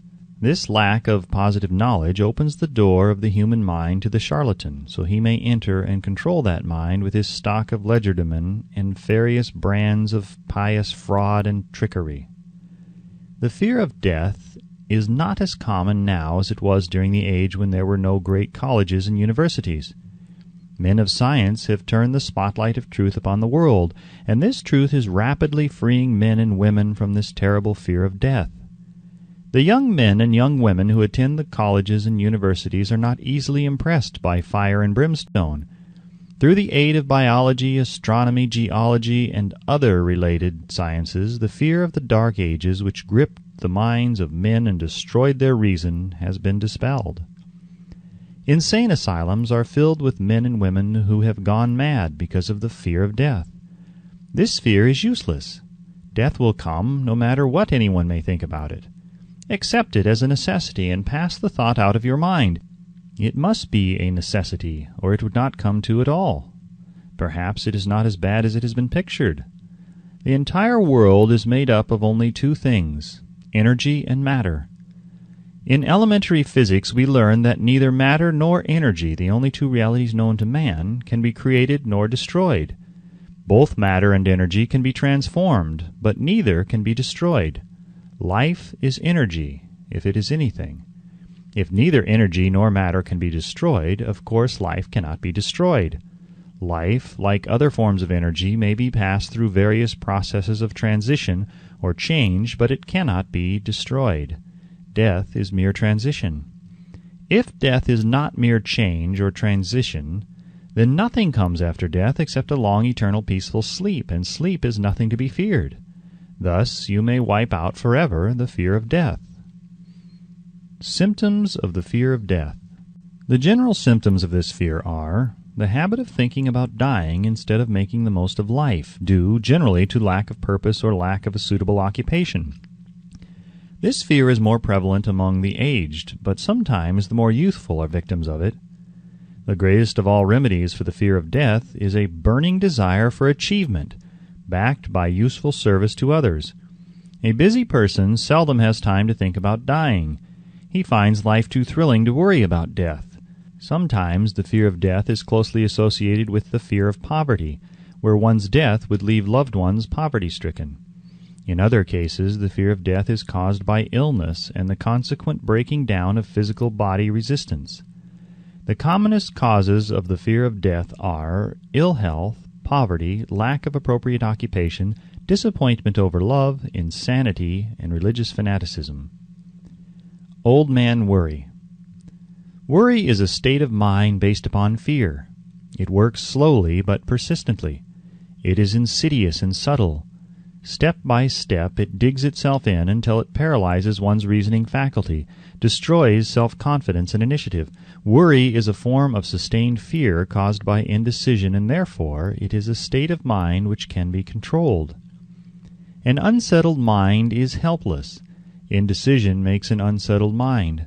Most individuals lack the willpower to reach decisions promptly and to stand by them after they have been made, even during normal business conditions. During periods of economic unrest, such as the world recently experienced, the individual is handicapped not alone by his inherent nature to be slow at reaching decisions, but he is influenced by the indecision of others around him who have created a state of mass indecision. During the Depression, the whole atmosphere all over the world was filled with pharynxa and worryitis, the two mental disease germs which began to spread themselves after the Wall Street frenzy in 1929. There is only one known antidote for these germs. It is the habit of prompt and firm decision. Moreover, it is an antidote which every individual must apply for himself. We do not worry over conditions once we have reached a decision to follow a definite line of action. I once interviewed a man who was to be electrocuted 2 hours later. The condemned man was the calmest of some 8 men who were in the death cell with him. His calmness prompted me to ask him how it felt to know that he was going into eternity in a short while. With a smile of confidence on his face, he said, "It feels fine. Just think, brother, my troubles will soon be over. I have had nothing but trouble all my life. It has been a hardship to get food and clothing. Soon I will not need these things. I have felt fine ever since I learned for certain that I must die. I made up my mind then to accept my fate in good spirit." As he spoke, he devoured a dinner of proportions sufficient for 3 men, eating every mouthful of the food brought to him, and apparently enjoying it as much as if no disaster awaited him. Decision gave this man resignation to his fate. Decision can also prevent one's acceptance of undesired circumstances. The 6 basic fears become translated into a state of worry through indecision. Relieve yourself forever of the fear of death by reaching a decision to accept death as an inescapable event. Whip the fear of poverty by reaching a decision to get along with whatever wealth you can accumulate without worry. Put your foot upon the neck of the fear of criticism by reaching a decision not to worry about what other people think, do, or say. Eliminate the fear of old age by reaching a decision to accept it, not as a handicap, but as a great blessing which carries with it wisdom, self-control, and understanding not known to youth. Acquit yourself of the fear of ill health by the decision to forget symptoms. Master the fear of loss of love by reaching a decision to get along without love, if that is necessary. Kill the habit of worry in all its forms by reaching a general blanket decision that nothing which life has to offer is worth the price of worry. With this decision will come poise, peace of mind, and calmness of thought, which will bring happiness. A man whose mind is filled with fear not only destroys his own chances of intelligent action, but he transmits these destructive vibrations to the minds of all who come into contact with him, and destroys also their chances. Even a dog or a horse knows when its master lacks courage. Moreover, a dog or horse will pick up the vibrations of fear thrown off by its master and behave accordingly. Lower down the line of intelligence in the animal kingdom, one finds the same capacity to pick up the vibrations of fear. A honeybee immediately senses fear in the mind of a person for reasons unknown. A bee will sting the person whose mind is releasing vibrations of fear much more readily than it will molest the person whose mind registers no fear. The vibrations of fear pass from one mind to another just as quickly and surely as the sound of the human voice passes from the broadcasting station to the receiving set of a radio, and by the selfsame medium. Mental telepathy is a reality. Thoughts pass from one mind to another voluntarily, whether or not this fact is recognized by either the person releasing the thoughts or the persons who pick up these thoughts. The person who gives expression by word of mouth to negative or destructive thoughts is practically certain to experience the results of those words in the form of a destructive kickback. The release of destructive thought impulses alone, without the aid of words, produces also a kickback, in more ways than one.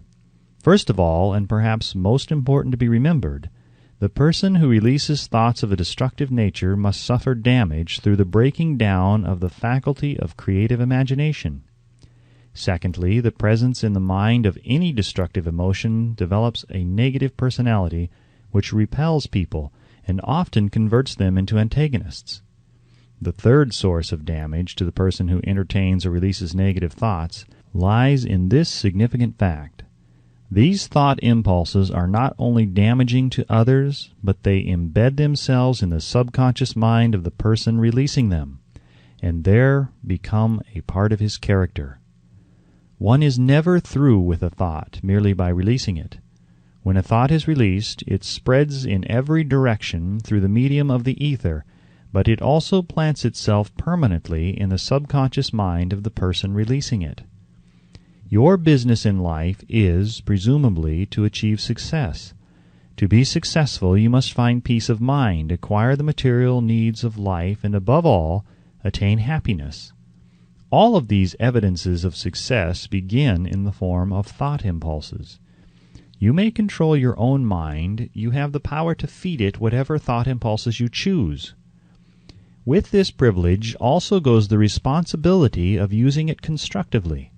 You are the master of your own earthly destiny just as surely as you have the power to control your own thoughts. You may influence, direct, and eventually control your own environment, making your life what you want it to be. Or you may neglect to exercise the privilege which is yours, to make your life to order, thus casting yourself upon the broad sea of circumstance, where you will be tossed hither and yon like a chip on the waves of the ocean. The Devil's Workshop, the seventh basic evil. In addition to the 6 basic fears, there is another evil by which people suffer. It constitutes a rich soil in which the seeds of failure grow abundantly. It is so subtle that its presence often is not detected. This affliction cannot properly be classed as a fear. It is more deeply seated and more often fatal than all of the 6 fears. For want of a better name, let us call this evil susceptibility to negative influences. Men who accumulate great riches always protect themselves against this evil. The poverty-stricken never do. Those who succeed in any calling must prepare their minds to resist the evil. If you are reading this philosophy for the purpose of accumulating riches, you should examine yourself very carefully to determine whether you are susceptible to negative influences. If you neglect this self-analysis, you will forfeit your right to attain the object of your desires. Make the analysis searching. After you read the questions prepared for this self-analysis, hold yourself to a strict accounting in your answers. Go at the task as carefully as you would search for any other enemy you knew to be awaiting you in ambush, and deal with your own faults as you would with a more tangible enemy. You can easily protect yourself against highway robbers because the law provides organized cooperation for your benefit. But the 7th basic evil is more difficult to master because it strikes when you are not aware of its presence, when you are asleep and while you are awake. Moreover, its weapon is intangible because it consists of merely a state of mind. This evil is also dangerous because it strikes in as many different forms as there are human experiences. Sometimes it enters the mind through the well-meant words of one's own relatives. At other times it bores from within through one's own mental attitude. Always it is as deadly as poison, even though it may not kill as quickly. How to protect yourself against negative influences. To protect yourself against negative influences, whether of your own making or the result of the activities of negative people around you, recognize that you have a willpower and put it to constant use until it builds a wall of immunity against negative influences in your own mind. Recognize the fact that you and every other human being are by nature lazy, indifferent, and susceptible to all suggestions which harmonize with your weaknesses. Recognize that you are, by nature, susceptible to all the 6 basic fears, and set up habits for the purpose of counteracting all these fears. Recognize that negative influences often work on you through your subconscious mind. Therefore, they are difficult to detect, and keep your mind closed against all people who depress or discourage you in any way. Clean out your medicine chest. Throw away all pill bottles that have not been prescribed by doctors, and stop pandering to colds, aches, pains, and imaginary illness. Deliberately seek the company of people who influence you to think and act for yourself. Do not expect troubles, as they have a tendency not to disappoint. Without doubt, the most common weakness of all human beings is the habit of leaving their minds open to the negative influence of other people. This weakness is all the more damaging because most people do not recognize that they are cursed by it, and many who acknowledge it neglect or refuse to correct the evil until it becomes an uncontrollable part of their daily habits. To aid those who wish to see themselves as they really are, the following list of questions has been prepared. Read the questions and state your answers aloud, so you can hear your own voice. This will make it easier for you to be truthful with yourself. Self-analysis test questions. Do you complain often of feeling bad, and if so, what is the cause? Do you find fault with other people at the slightest provocation? Do you frequently make mistakes in your work, and if so, why? Are you sarcastic and offensive in your conversation? Do you deliberately avoid the association of anyone, and if so, why? Do you suffer frequently with indigestion? If so, what is the cause? Does life seem futile, and the future hopeless to you? If so, why? Do you like your occupation? If not, why? Do you often feel self-pity, and if so, why? Are you envious of those who excel you? To which do you devote most time, thinking of success or of failure? Are you gaining or losing self-confidence as you grow older? Do you learn something of value from all mistakes? Are you permitting some relative or acquaintance to worry you? If so, why? Are you sometimes in the clouds and at other times in the depths of despondency? Who has the most inspiring influence upon you? What is the cause? Do you tolerate negative or discouraging influences which you can avoid? Are you careless of your personal appearance? If so, when and why? Have you learned how to drown your troubles by being too busy to be annoyed by them? Would you call yourself a spineless weakling if you permitted others to do your thinking for you? Do you neglect internal bathing until auto-intoxication makes you ill-tempered and irritable? How many preventable disturbances annoy you, and why do you tolerate them? Do you resort to liquor, narcotics, or cigarettes to quiet your nerves? If so, why do you not try willpower instead? Does anyone nag you, and if so, for what reason? Do you have a definite major purpose, and if so, what is it, and what plan have you for achieving it? Do you suffer from any of the 6 basic fears? If so, which ones? Have you a method by which you can shield yourself against the negative influences of others? Do you make deliberate use of autosuggestion to make your mind positive? Which do you value most, your material possessions or your privilege of controlling your own thoughts? Are you easily influenced by others against your own judgment? Has today added anything of value to your stock of knowledge or state of mind? Do you face squarely the circumstances which make you unhappy or sidestep the responsibility? Do you analyze all mistakes and failures and try to profit by them, or do you take the attitude that this is not your duty? Can you name 3 of your most damaging weaknesses? What are you doing to correct them? Do you encourage other people to bring their worries to you for sympathy?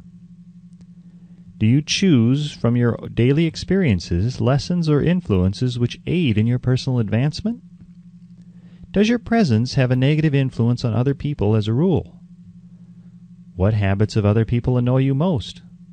Do you form your own opinions or permit yourself to be influenced by other people? Have you learned how to create a mental state of mind with which you can shield yourself against all discouraging influences? Does your occupation inspire you with faith and hope? Are you conscious of possessing spiritual forces of sufficient power to enable you to keep your mind free from all forms of fear?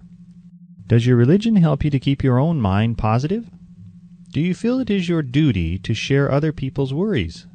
If so, why? If you believe that birds of a feather flock together, what have you learned about yourself by studying the friends whom you attract? What connection, if any, do you see between the people with whom you associate most closely and any unhappiness you may experience? Could it be possible that some person whom you consider to be a friend is, in reality, your worst enemy because of his negative influence on your mind? By what rules do you judge who is helpful and who is damaging to you? Are your intimate associates mentally superior or inferior to you?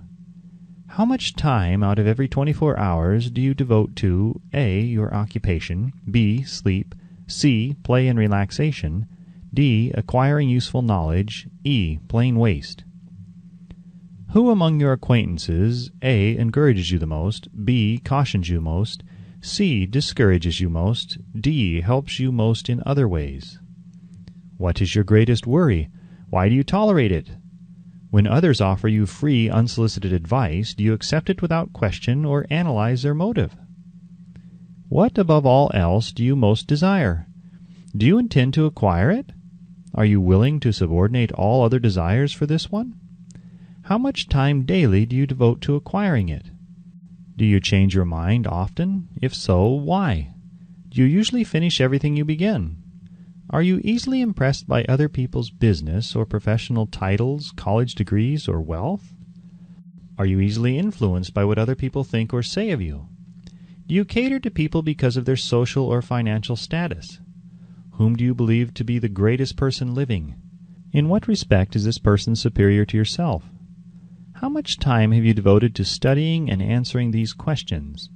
At least one day is necessary for the analysis and the answering of the entire list. If you have answered all these questions truthfully, you know more about yourself than the majority of people. Study the questions carefully, come back to them once each week for several months, and be astounded at the amount of additional knowledge of great value to yourself you will have gained by the simple method of answering the questions truthfully. If you are not certain concerning the answers to some of the questions, seek the counsel of those you know well, especially those who have no motive in flattering you, and see yourself through their eyes. The experience will be astonishing. You have absolute control over but one thing, and that is your thoughts. This is the most significant and inspiring of all facts known to man. It reflects man's divine nature. This divine prerogative is the sole means by which you may control your own destiny. If you fail to control your own mind, you may be sure you will control nothing else. If you must be careless with your possessions, let it be in connection with material things. Your mind is your spiritual estate. Protect and use it with the care to which divine royalty is entitled. You were given a willpower for this purpose. Unfortunately, there is no legal protection against those who, either by design or ignorance, poison the minds of others by negative suggestion. This form of destruction should be punishable by heavy legal penalties, because it may and often does destroy one's chances of acquiring material things which are protected by law. Men with negative minds tried to convince Thomas A. Edison that he could not build a machine that would record and reproduce the human voice, because, they said, no one else had ever produced such a machine. Edison did not believe them. He knew that the mind could produce anything the mind could conceive and believe, and that knowledge was the thing that lifted the great Edison above the common herd.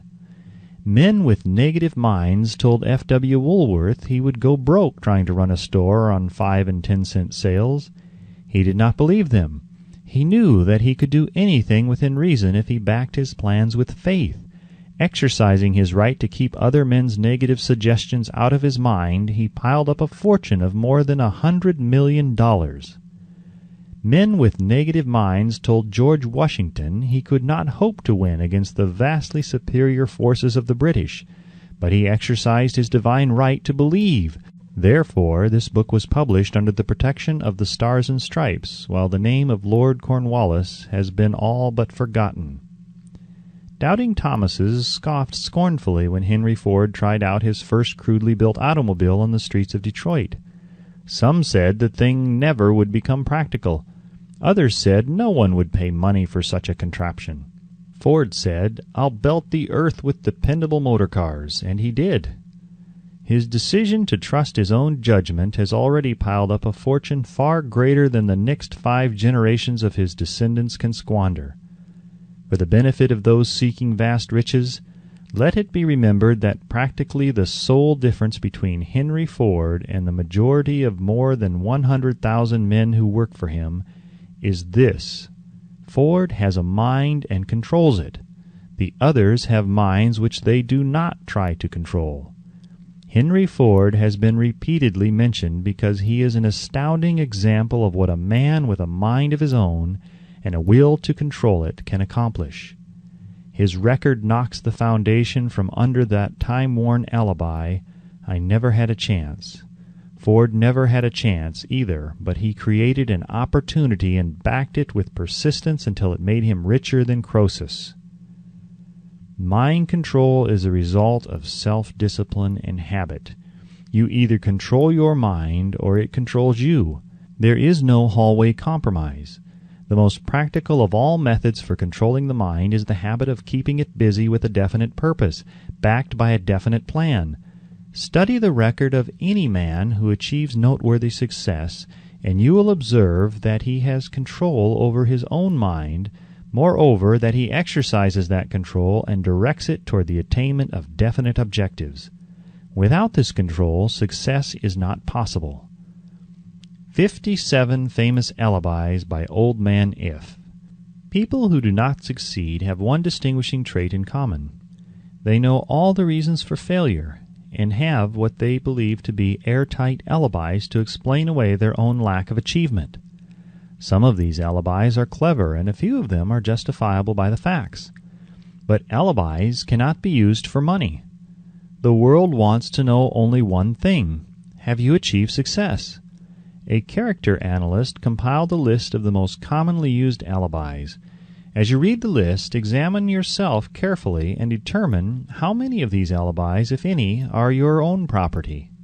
Remember, too, the philosophy presented in this book makes every one of these alibis obsolete. If I didn't have a wife and family, if I had enough pull, if I had money, if I had a good education, if I could get a job, if I had good health, if only I had time, if times were better, if other people understood me, if conditions around me were only different, if I could live my life over again, if I did not fear what they would say, if I had been given a chance, if I now had a chance, if other people didn't have it in for me, if nothing happens to stop me, if I were only younger, if I could only do what I want, if I had been born rich, if I could meet the right people, if I had the talent that some people have, if I dared assert myself, if I only had embraced past opportunities, if people didn't get on my nerves, if I didn't have to keep house and look after the children, if I could save money, if the boss only appreciated me, if I only had somebody to help me, if my family understood me, if I lived in a big city, if I could just get started, if I were only free, if I had the personality of some people, if I were not so fat, if my talents were known, if I could just get a break, if I could only get out of debt, if I hadn't failed, if I only knew how, if everybody didn't oppose me, if I didn't have so many worries, if I could marry the right person, if people weren't so dumb, if my family were not so extravagant, if I were sure of myself, if luck were not against me, if I had not been born under the wrong star, if it were not true that what is to be will be, if I did not have to work so hard, if I hadn't lost my money, if I lived in a different neighborhood, if I didn't have a past, if I only had a business of my own, if other people would only listen to me, if, and this is the greatest of all of them, I had the courage to see myself as I really am, I would find out what is wrong with me and correct it. Then I might have a chance to profit by my mistakes and learn something from the experience of others. For I know that there is something wrong with me, or I would now be where I would have been if I had spent more time analyzing my weaknesses and less time building alibis to cover them. Building alibis with which to explain away failure is a national pastime. The habit is as old as the human race and is fatal to success. Why do people cling to their pet alibis? The answer is obvious. They defend their alibis because they create them. A man's alibi is the child of his own imagination. It is human nature to defend one's own brainchild. Building alibis is a deeply rooted habit. Habits are difficult to break, especially when they provide justification for something we do. Plato had this truth in mind when he said, "The first and best victory is to conquer self. To be conquered by self is, of all things, the most shameful and vile. Another philosopher had the same thought in mind when he said, "It was a great surprise to me when I discovered that most of the ugliness I saw in others was but a reflection of my own nature." "It has always been a mystery to me," said Elbert Hubbard, "why people spend so much time deliberately fooling themselves by creating alibis to cover their weaknesses. If used differently, this same time would be sufficient to cure the weakness, and then no alibis would be needed. In parting, I would remind you that life is a checkerboard, and the player opposite you is time.